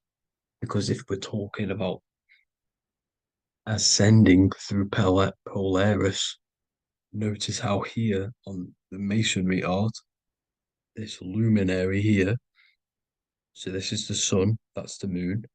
This is Polaris because it's a luminary with what? 1, 2, 3, 4, 5, 6, 7, 8 beams coming off the luminary, just like the 8-pointed star. So you see the ladder with the key going up to Polaris. It's symbolizing ascending out of Earth. So what is this key that they're keeping from us? Because it's a human holding a key going up the ladder to Polaris. Well, chakras, we have 7 chakras. Okay, so this is what they are telling us in the lock and key symbolism. The Kundalini energy rising up the spine. Okay, just like they have 33 vertebrae on the back of your spine. Okay, this represents the Kundalini energy going up your 33 vertebrae, just like in masonry has 33rd degrees. Okay, so what is the key? Your chakras. Your chakras have to be unlocked. Okay, you have to unlock your chakras, and you can't unlock this one without going through this one. You have to go through them all. It's like a ladder, just like Jacob's ladder. You can't go from the bottom to the top. You have to unlock each one. Okay, just like you have 7 chakras, you have 7 layers of your aura. Okay, you have to unlock your chakras to the highest point in order to reach Christ consciousness. And this is the key that they're talking about. They're symbolizing the organic portal within each and every one of us to ascend out of this realm. Okay, so this is the key that they're talking about, and they're holding back this knowledge to keep us trapped in this 3D realm.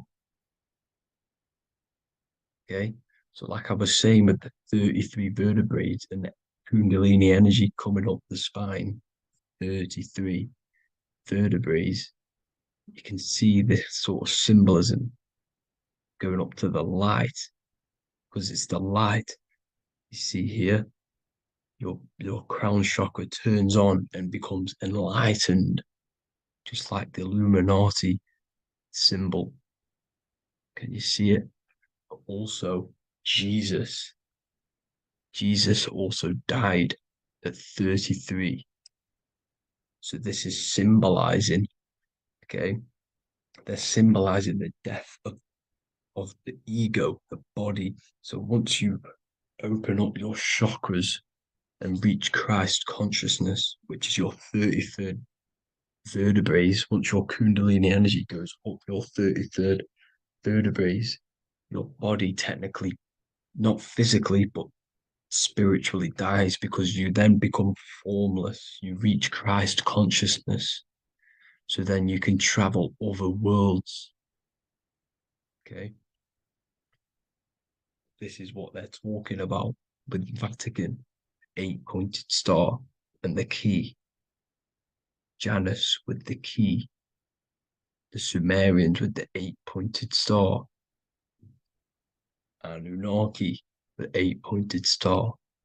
Polaris, 8-pointed star. So Polaris is the way out of this realm, which is at the center. pole, North Pole. Okay, so the key is that they're hiding from us is the knowledge to unlock our chakras. Okay, and without this knowledge that they keep from us is trapping our souls in this reality to keep reincarnating.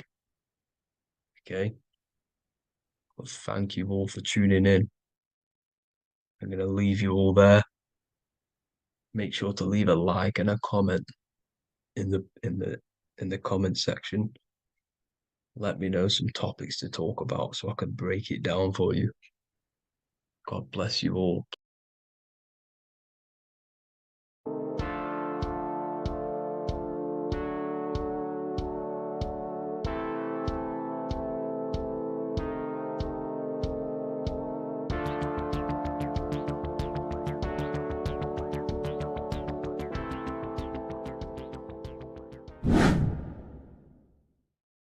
People, how are you all doing? It's Revival of Wisdom, and today we're going to be talking about your birth certificates and how we are slaves to a system and how they have trapped us into this system. Okay, so the first thing you need to understand about this system is there are two types of laws. You have the law of water, which is Admiralty law, and the law of the land. So the Admiralty law is the law of water, and this is what money is. Money is water. This is why we say liquidity, currency, the current. A current is water, something moving through something. Cash flow. And this is why banks are called banks, because a river bank is on either side of the water, and it directs the currency. You see? So money is water. And as you can see here, Ripple, the cryptocurrency, Ripple, water Ripple, and they're building a bridge over water, overseas, international banking with cryptocurrency. So money is water, and this has specific laws about water, but water is the same everywhere, you see. What the difference is with the law of the land is that you can have different laws in different lands. I can't do certain things in the UK that people can do in America, for example. You see, that's the law of the land, but the law of water is the same because water is everywhere. Now, this is very important to understand when it comes to, you know, these birth certificates. So, Pope Gregory, this is where we're going to start off. Pope Gregory in 1582 took the Orthodox Eastern sunrise calendar and changed it to his own Gregorian timeline, not a calendar, a timeline. This timeline was copyrighted by Pope Gregory under the name of the Vatican. So the Vatican owns the timeline that we are using today, 2023. They own it. They own the title of this Gregorian calendar. Okay. Therefore, anyone who is born under this copyrighted timeline, not calendar, they are subjected to Rome because Rome owns the timeline. They have a patent, a copyright for that timeline. What is on our birth certificates? That timeline. We are born underneath, we are subjected to the Vatican.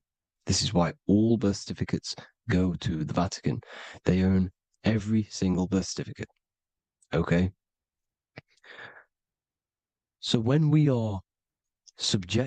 use this timeline, we are subjecting ourselves to this timeline. Okay? Which the Vatican has a claim over.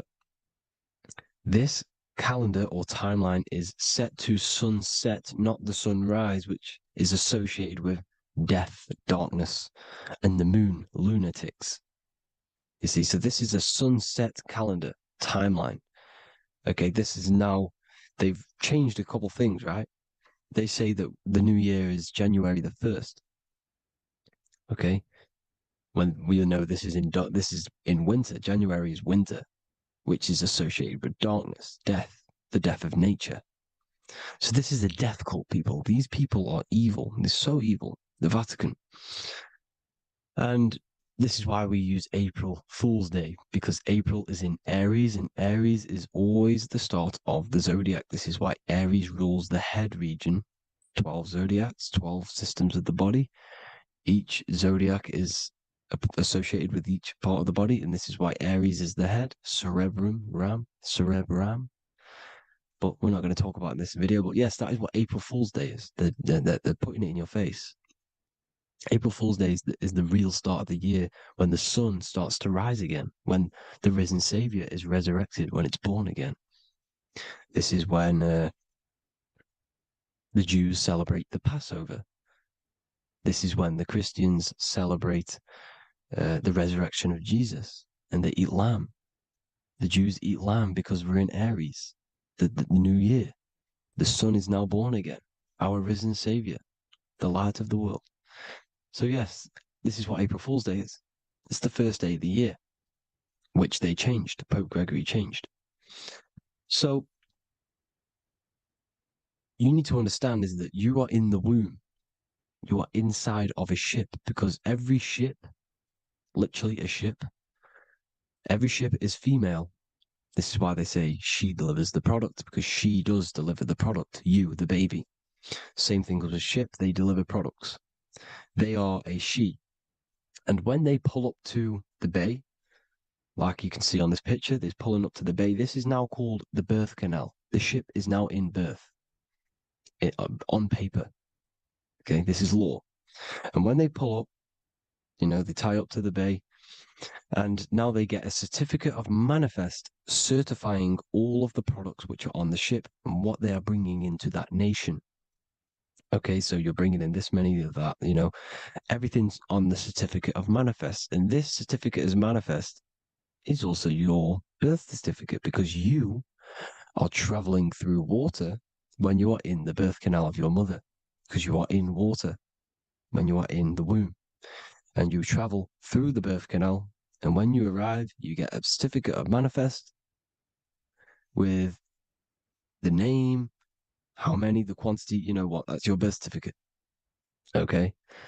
And this is what it is. We are a we're not a corporation, but we represent a corporation, which is your name in full capital letters. That is your corporation.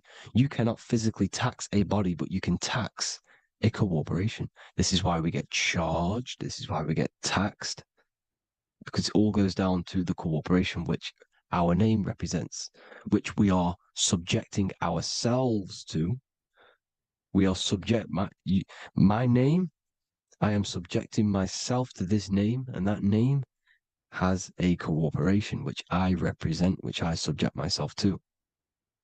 You see, this is how we are attached to this straw man, this character that they have built on paper. So it's a character which is on paper. This is what we represent. So when the woman gives birth, she delivers the baby, and then she has another substance. Now I'm going to break down how they attach this name to us, how they do it. Okay.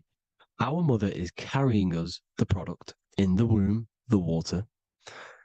And it goes, for example, it goes from the United Kingdom into a state-owned, corporate, federal-owned hospital, which is government-owned. She does not declare the package when she enters the building. Aha, so keep that in mind. When she delivers the package in the federal territory, she does not declare the package either when she leaves. Therefore, there is no evidence that we exist when we arrive. On paper. On paper, there is no evidence that we came into the building or left the building. We have not been declared. So we do not exist on paper at this point. When the woman gives birth, she delivers the baby, and then she has another substance, which is called the afterbirth material. Okay? This afterbirth material has the same DNA as our physical body, with the body, mind, and spirit. Okay? This is how they get this corporation. Hold on. The afterbirth material does not get claimed by the mother nor anyone. Therefore, they salvage that substance because we are under the Vatican. Every state is all Catholic. Your birth certificate is Catholic. No matter what religion you think you are, every single birth certificate is Catholic because we are subjected to Rome. All roads lead to Rome. Rome runs all of this. Okay, we're still under the Roman Empire. Okay, so Rome are Catholic and they believe in salvation. This is how religion comes into this. This is how they use religion to get this. So they salvage the afterbirth material and they claim it and they salvage it and give it and charge it to Rome. And they give it a name. Here's the legal term, born alive. Here's what it says. Each product of such birth is considered live, born, and fully recognized as a human person. So each product of such birth, so that could be anything, the afterbirth, the person who actually comes out, the baby. So your afterbirth, which we do not take with us, we take the baby with us, they keep that in the hospital, they collect the afterbirth, and they salvage it, and they give it the name, which, it is us. We are a representative to that afterbirth material, which they put the name on, they claimed, which is subject to Rome. So we are walking around our whole lives as a representative to that claimed salvaged afterbirth material, which the federal state have. Okay. We are under the Catholic Church, Vatican. Therefore, the afterbirth material is a child of God.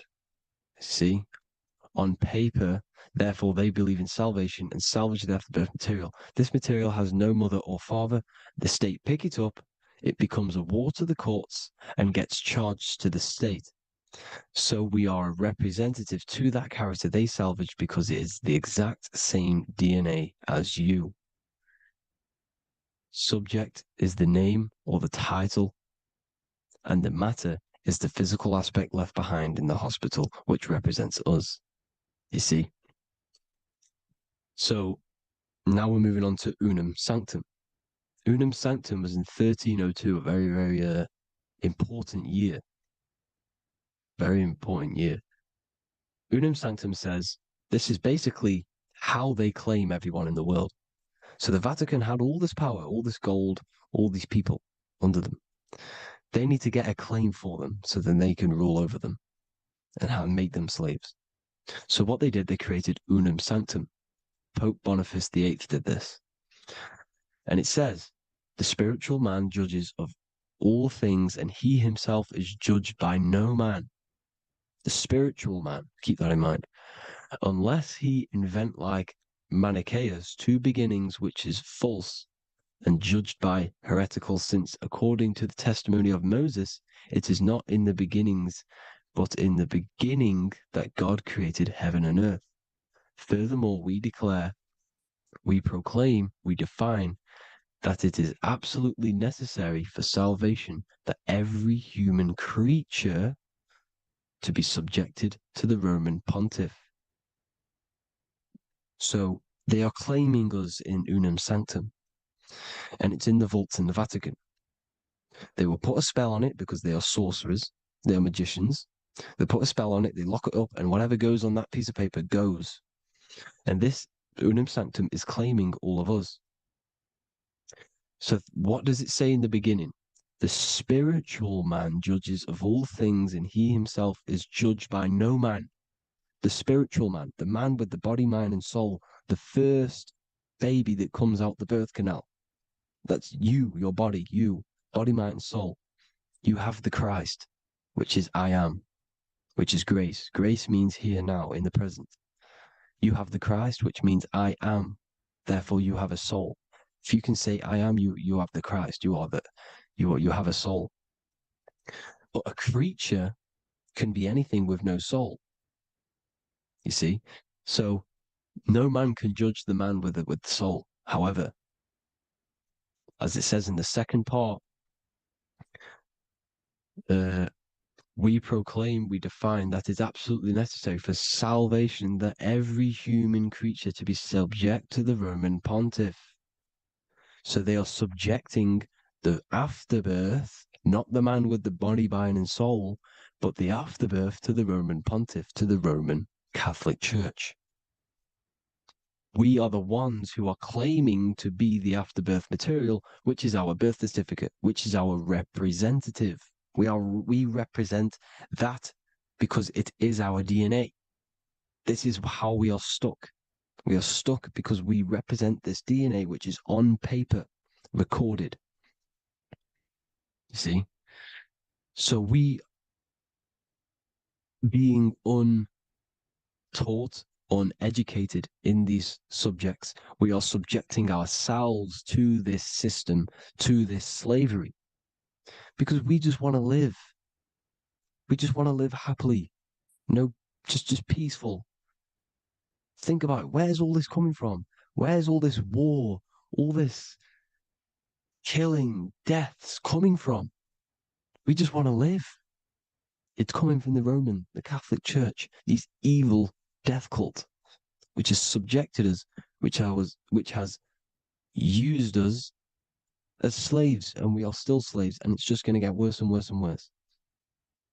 So this is how we have subjected ourselves to be the slaves to this system. It's a lot to take in, and there's a lot more deeper stuff which goes into this. I'm just going over the surface. I'm going quite deep, but there is little details that I still need to learn myself. But this is the general how that we've been stuck to this slave system. So we are batteries, okay? This is why we get charged. When you go in a court, you get charged, okay? Because you're a biological battery. This is why cities look like motherboards, because we are feeding energy to this matrix. Okay, when we look outside of ourselves, when we give power to so-called Jesus Christ, worshipping idols outside of ourselves, where attention goes, energy flows. We are feeding the matrix with energy. By looking within, placing your attention within yourself, you are taking back your power. Because the I am is Christ. The you, the soul, is Christ. It's God. The awareness is God. Okay? However, we are subjecting ourselves to this system. We're subjecting ourselves to this system and the feeding of our energy. So what we need to look for the future is that, think about it, with the end goal is to change our DNA, is to literally make us robots, transhumanism, slaves. This is why we have smart cars, smartphones, smart watches, smart meters, smart cities. And all of this is going to be connected by the smart grid, which is 5G. This is why 5G is rolling out. 5G is going to connect all of these technologies to one. It's like a big net system. And you know why they're doing this? It's because all of this is going to be connected through this 5G, and that 5G is going to be controlled by the elites. So you say anything wrong, you do something wrong, you say the wrong thing online, they'll turn off your car, they'll turn off your phone, they'll turn off your smartwatch, they'll turn off your TV, because it's all going to be connected and controlled by the smart grid. And this is what the Great Reset is, people. But they're going to trap us inside of these 15-minute smart cities, so we can't leave the area, because they're going to use climate change as a tool to enslave us to not travel because of so-called climate change and the fumes that we are putting into the air, which is all BS. They're doing this to push these new cities, to push all of it. But listen, they're trying to get inside of your body. The only way they can do that is to get you addicted and using this technology. First, they got on the body with the smartphone. Well, first of all, we use the technology. We get used to it with it in our hand. The next step for them was to get on the body, which is the Apple Watch, as you see down here. They have now successfully got onto the body.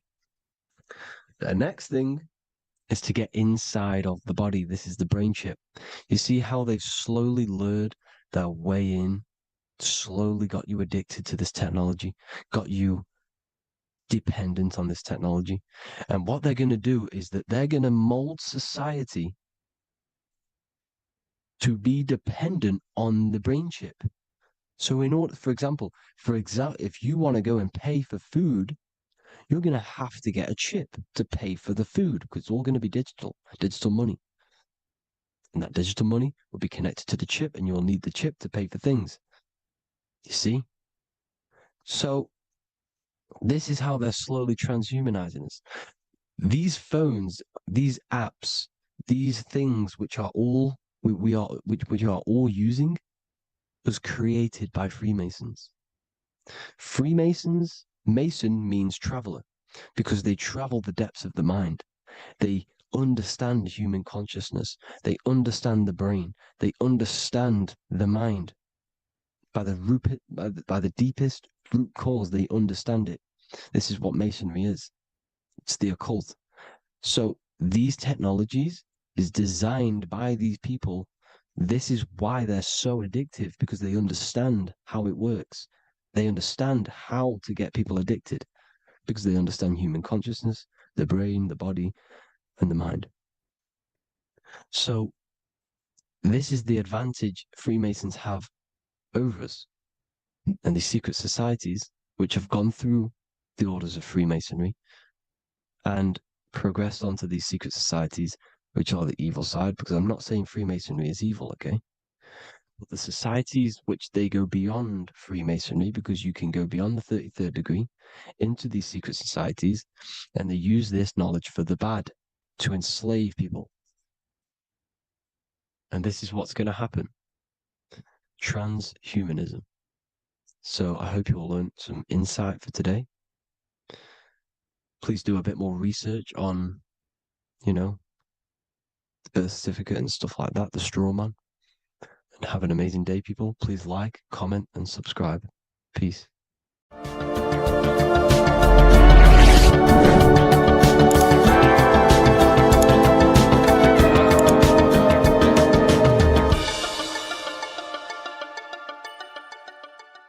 Welcome to Revival of Wisdom.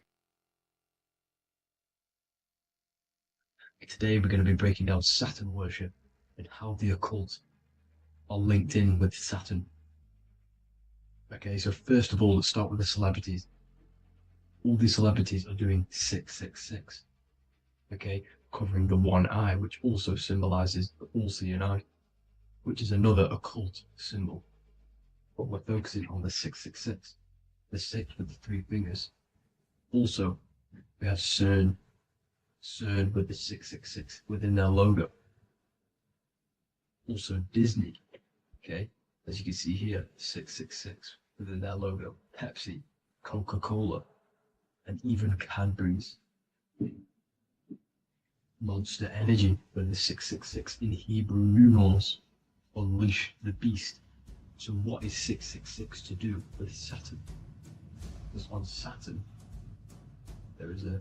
on their north pole of Saturn, there is a 6-sided hexagon, okay?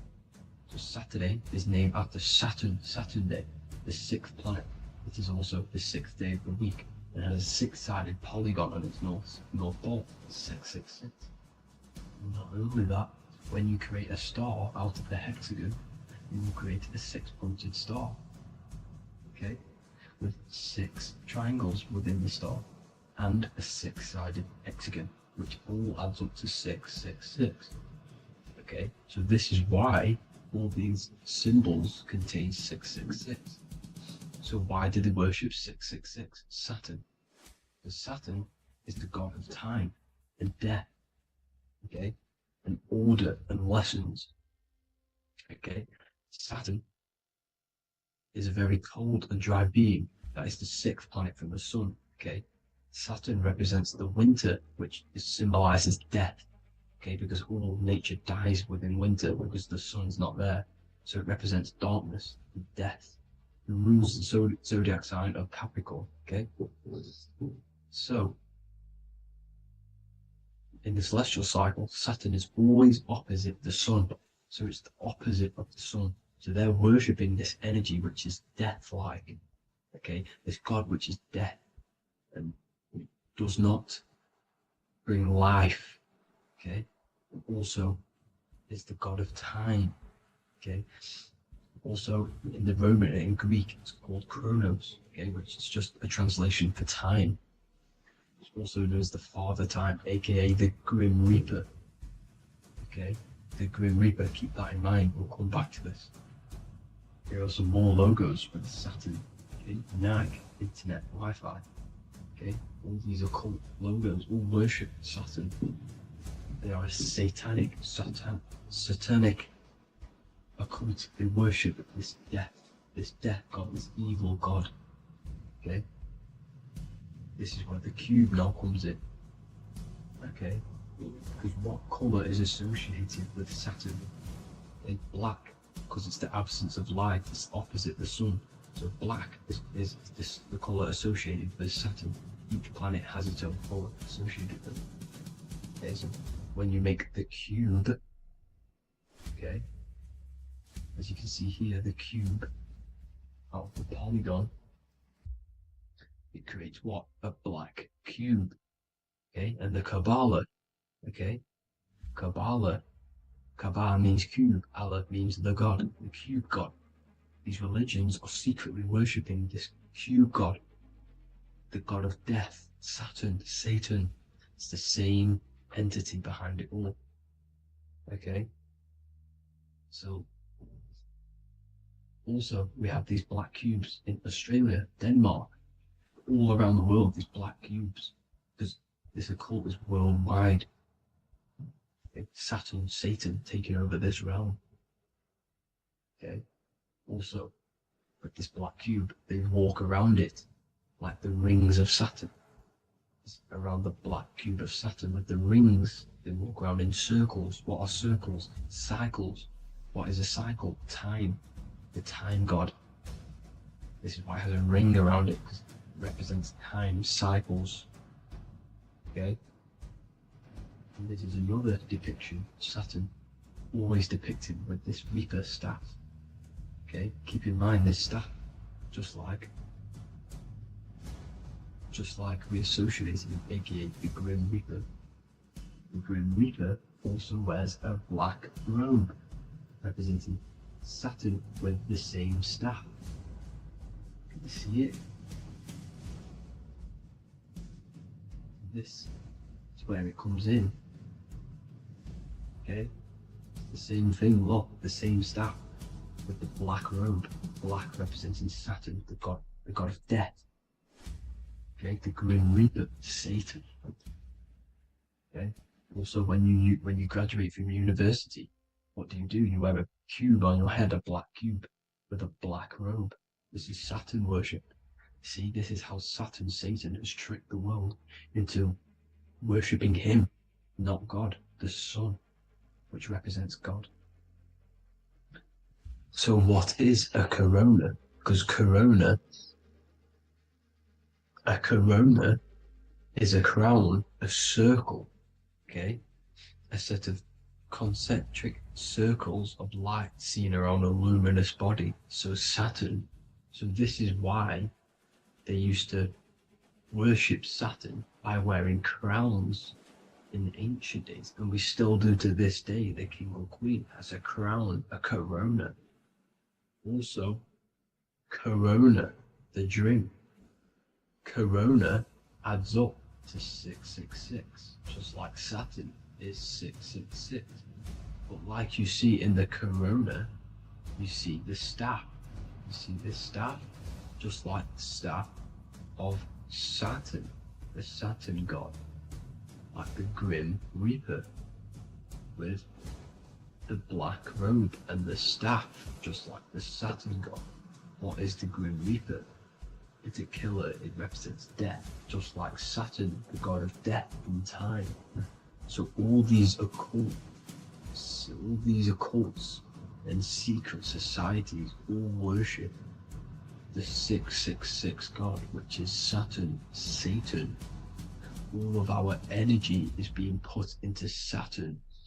Okay, and Saturn, Satan, is harnessing all of this energy. So gradually, this is what the mark of the beast is. Like it says in the Bible, the mark of the beast, or the name of the beast. Here is wisdom, let it know that you have to understand and count the number of the beast, for it is 6. It is the number 6 of a man, and is 600, 3 score is 6, 666. So this is what the mark of the beast is. They are going to eventually put green chips, just like Neuralink, which is what Elon Musk is pushing. Okay, so this chip is the mark of the beast, and it's going to be implanted to our hands or brains. Okay, and they will manipulate our consciousness, and it will manipulate our DNA, and it will directly connect us to AI, and AI is linked in with Saturn, Satan, as the demons and the people who rule this world are in love with AI. They want to connect humans to AI. And this will control our consciousness completely and give all of our energy back to Saturn, Satan, this deity that they all worship.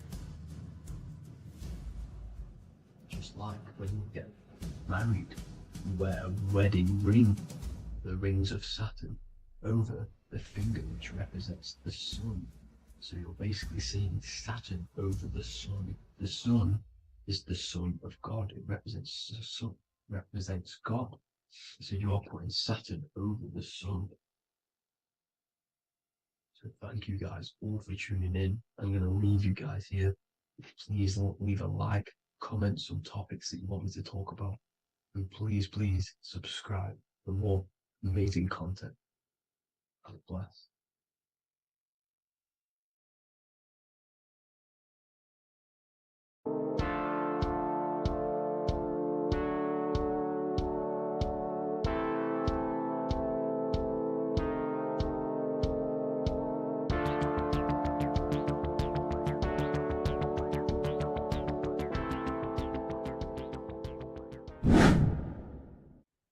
How are we all doing, people? It's Revival of Wisdom from the Wisdom Academy.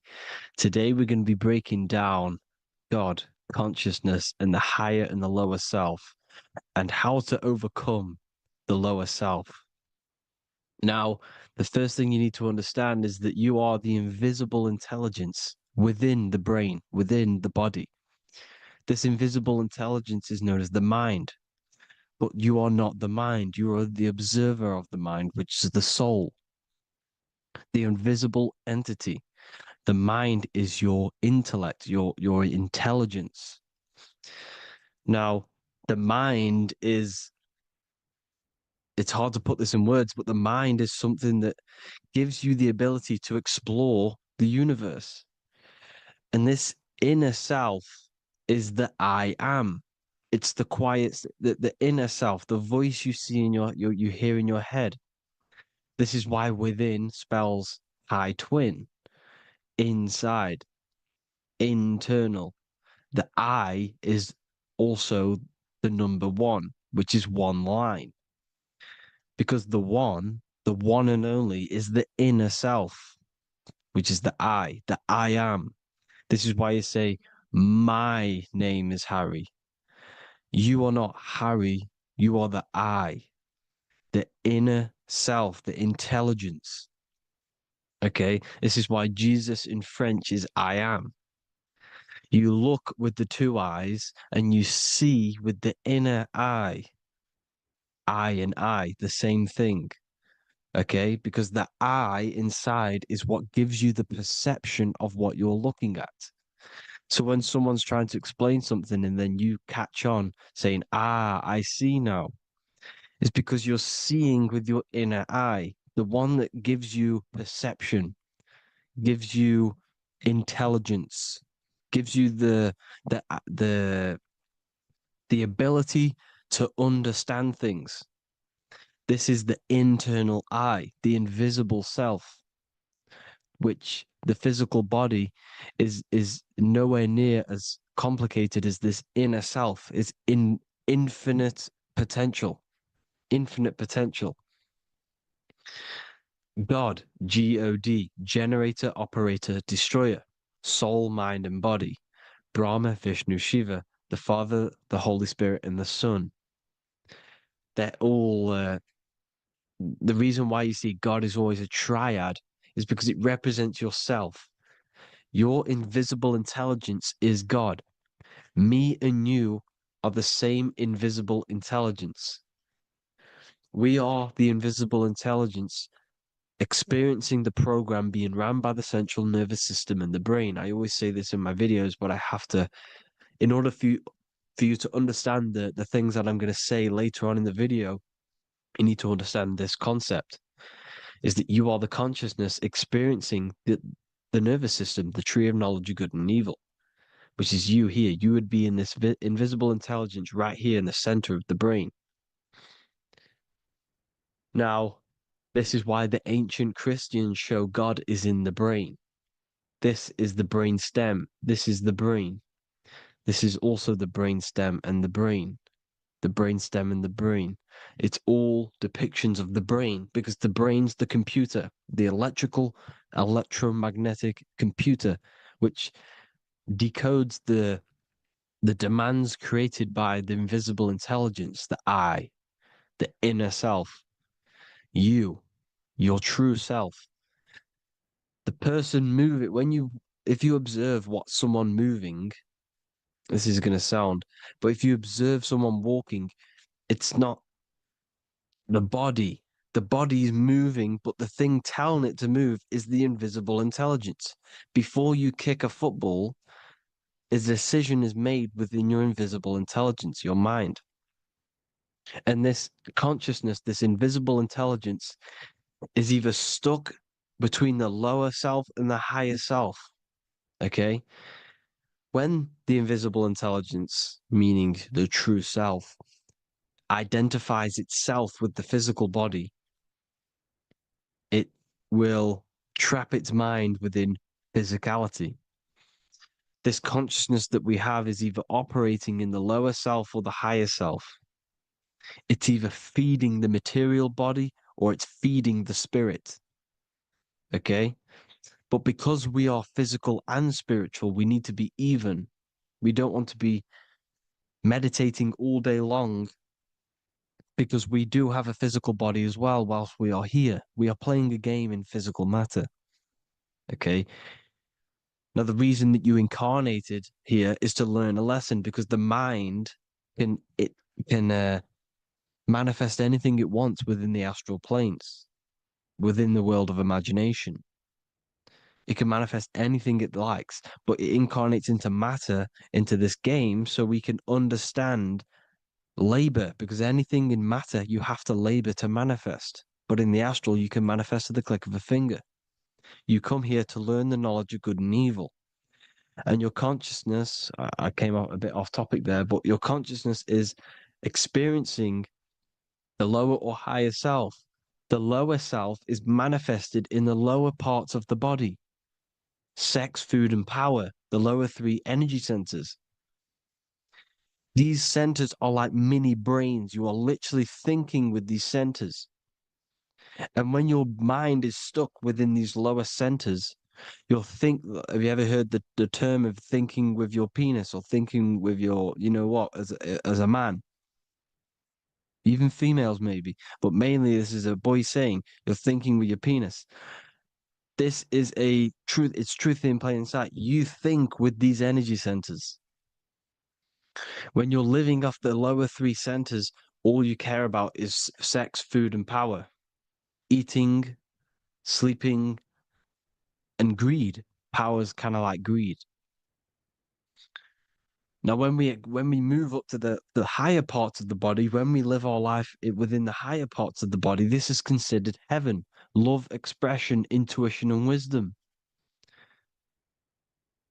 This is what we need to be aiming to do, moving out of the lower half of the body and living our life within the higher self, the higher parts of the body, thinking with the higher energy centers, thinking with love, expression, intuition, and wisdom, spreading love, expression, intuition, and wisdom to others. Heaven is even. This is why Jesus is pointing at the heart chakra, always pointing at the heart.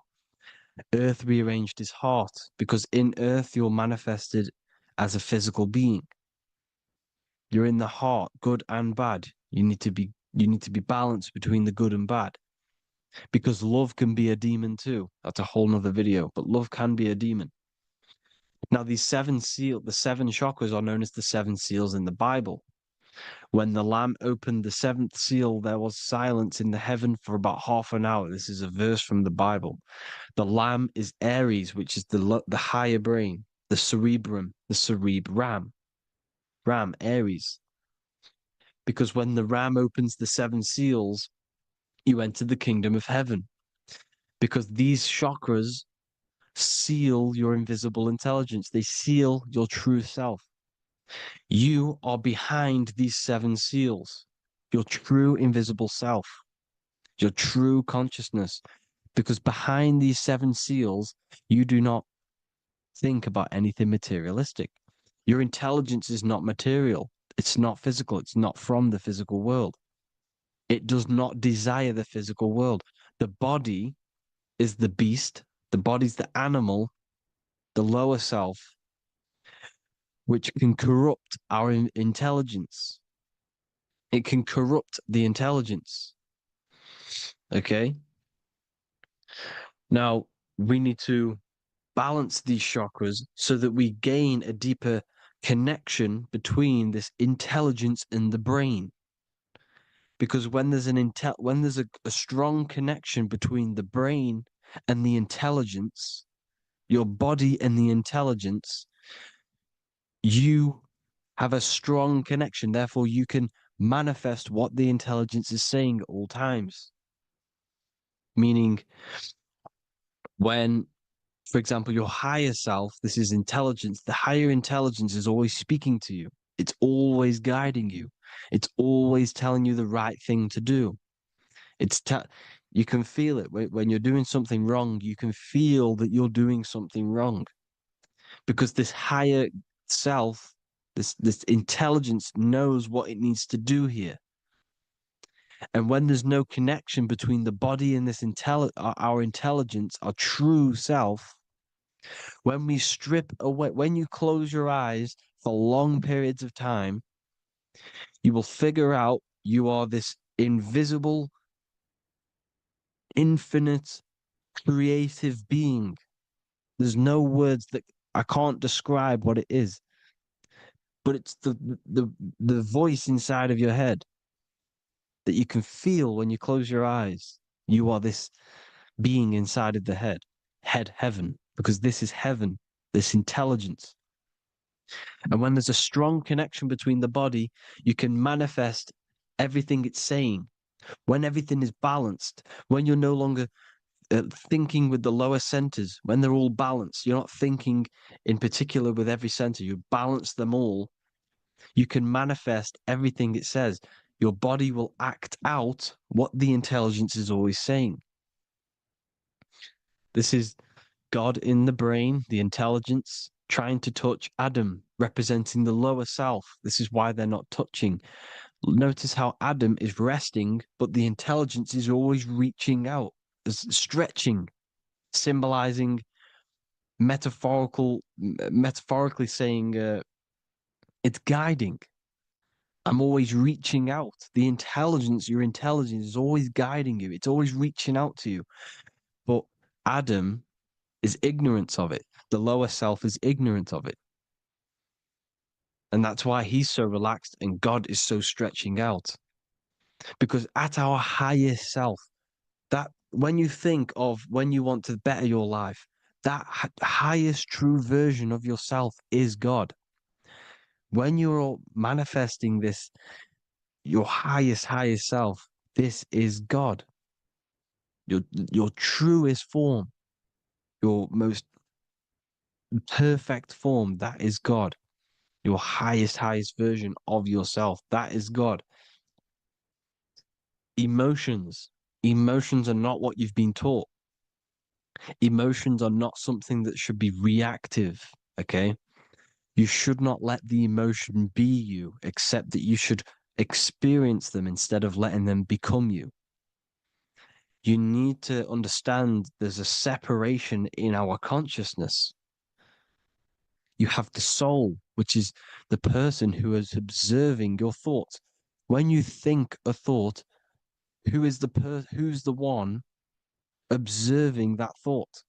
The soul, you, the I am, the I, the inner self, the one and only. And inside of every single body, inside of me, inside of you watching this video, there is this same intelligence that is inside of me, inside of you. And it's the exact same intelligence, experiencing a different body. And this is what we mean by the universe is mental.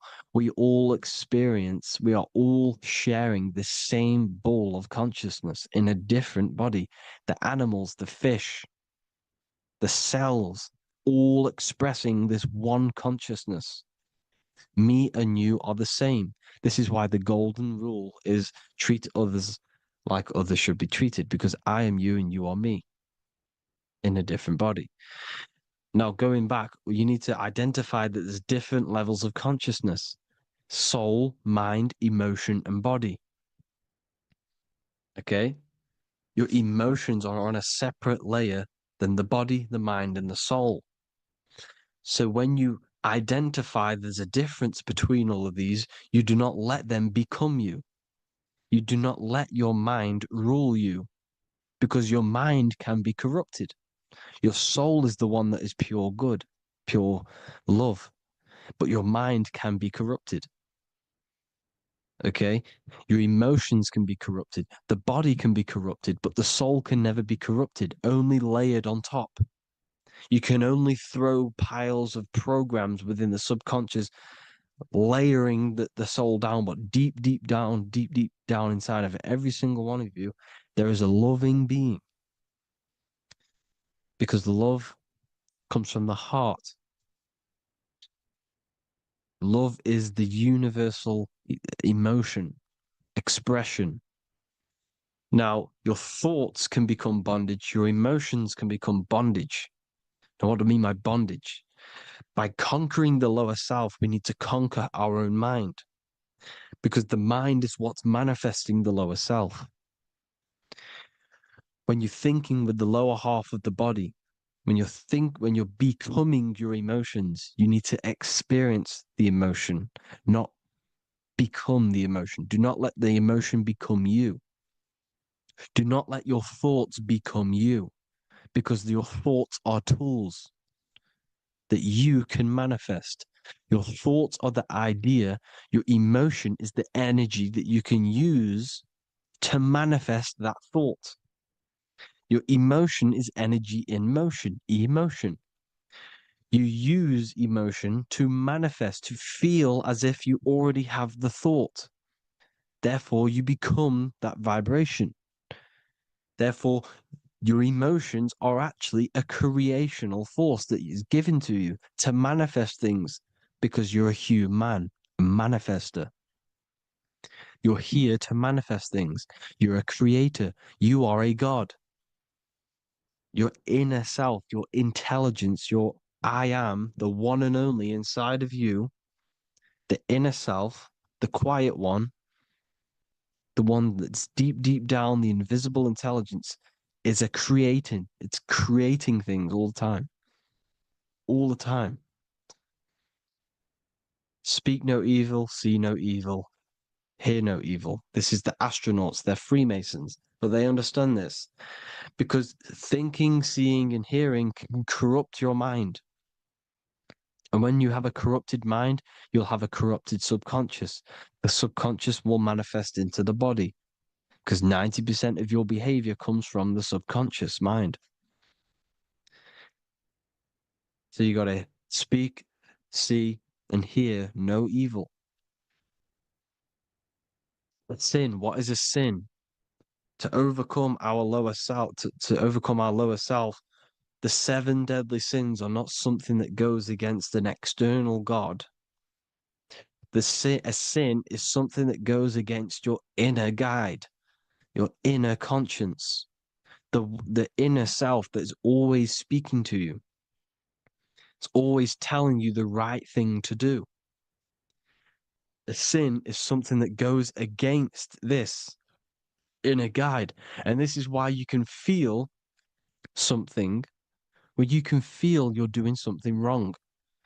Because the inner guide is speaking constantly. And when you commit these 7 deadly sins, which are 7 internal states which keep your invisible intelligence bound to your physical body. Because evil, right? Evil love bondage. This is why they stay in this realm and they control this realm, because they love the bondage of the body. They like matter. They want to stay in matter for eternal life. They don't want to ascend back into the heavenly realms where you do not have a physical body. You can explore the universe within the astral planes. They stay bounded to the body, bounded to the 3D construct of the physical world. They have greed, lust, envy, gluttony, wrath, sloth, pride. They want all of this. And if you want that, that's okay. But deep, deep down, you don't want that, because your soul is always telling you the right thing to do. Your soul knows what to do to get out of here. It needs to detach from the external world. Detach from all of these 7 internal states which bound you to your lower self, your lower centers. That's what a sin is. You know, you have a left and right brain. The left brain is always analytic. The right brain is metaphorical. So the right brain is producing a holistic view of reality. Now, what do I mean? And not view, perception. When you see, because your eyes are parts of the brain, so when you look at something and you look, that image is produced in the back of the brain in the visual cortex. And then the right brain produces a perception, a holistic, it breaks down what you're seeing into a holistic image, a holistic perception. So, for example, if you're in a woods, the right brain sees the whole woods as one big woods. The left brain is breaking that perception down into individual trees, branches, and leaves. So the left brain's to do with duality. The right brain's to do with wholeness, unified.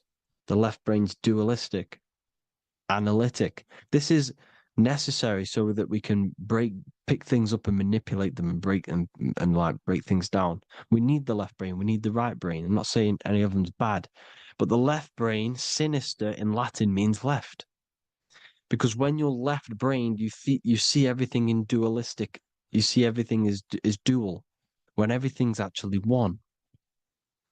We need to be focusing and strengthening our right hemisphere. I'm not saying sit in the right hemisphere all the time, but we need to be strengthening our right hemisphere. And this is why left is sin and right is right.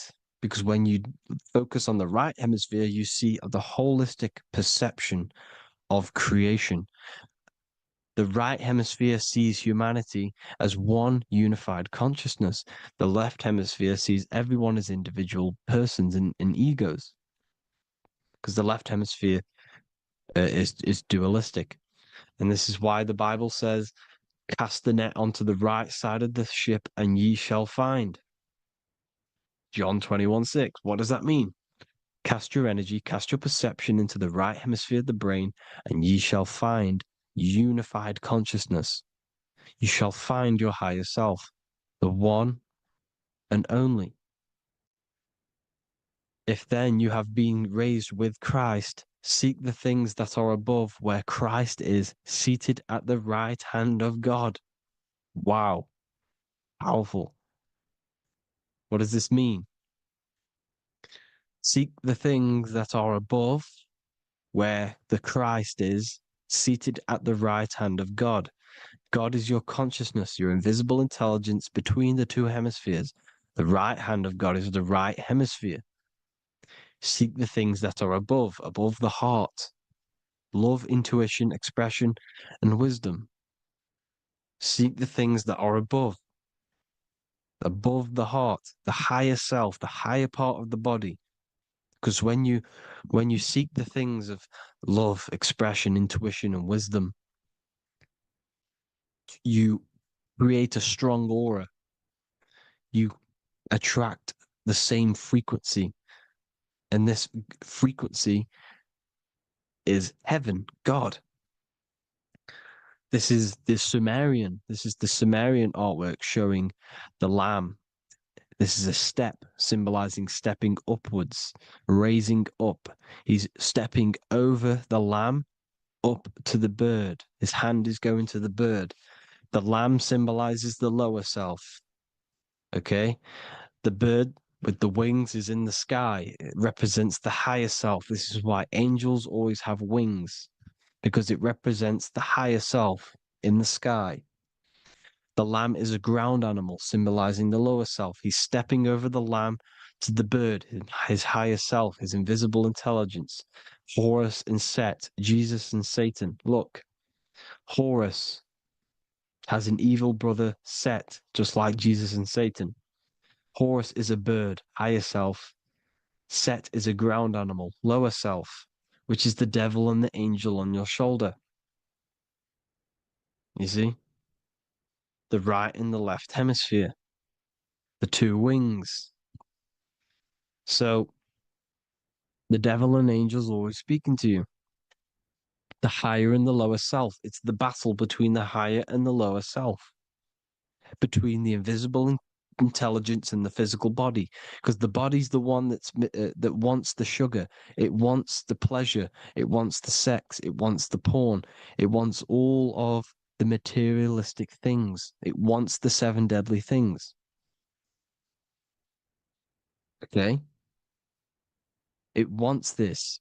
There's a battle between the higher and the lower self, your intelligence and the body. This is why you need to become balanced, so that there's a deep connection between the body and the invisible intelligence, the I am.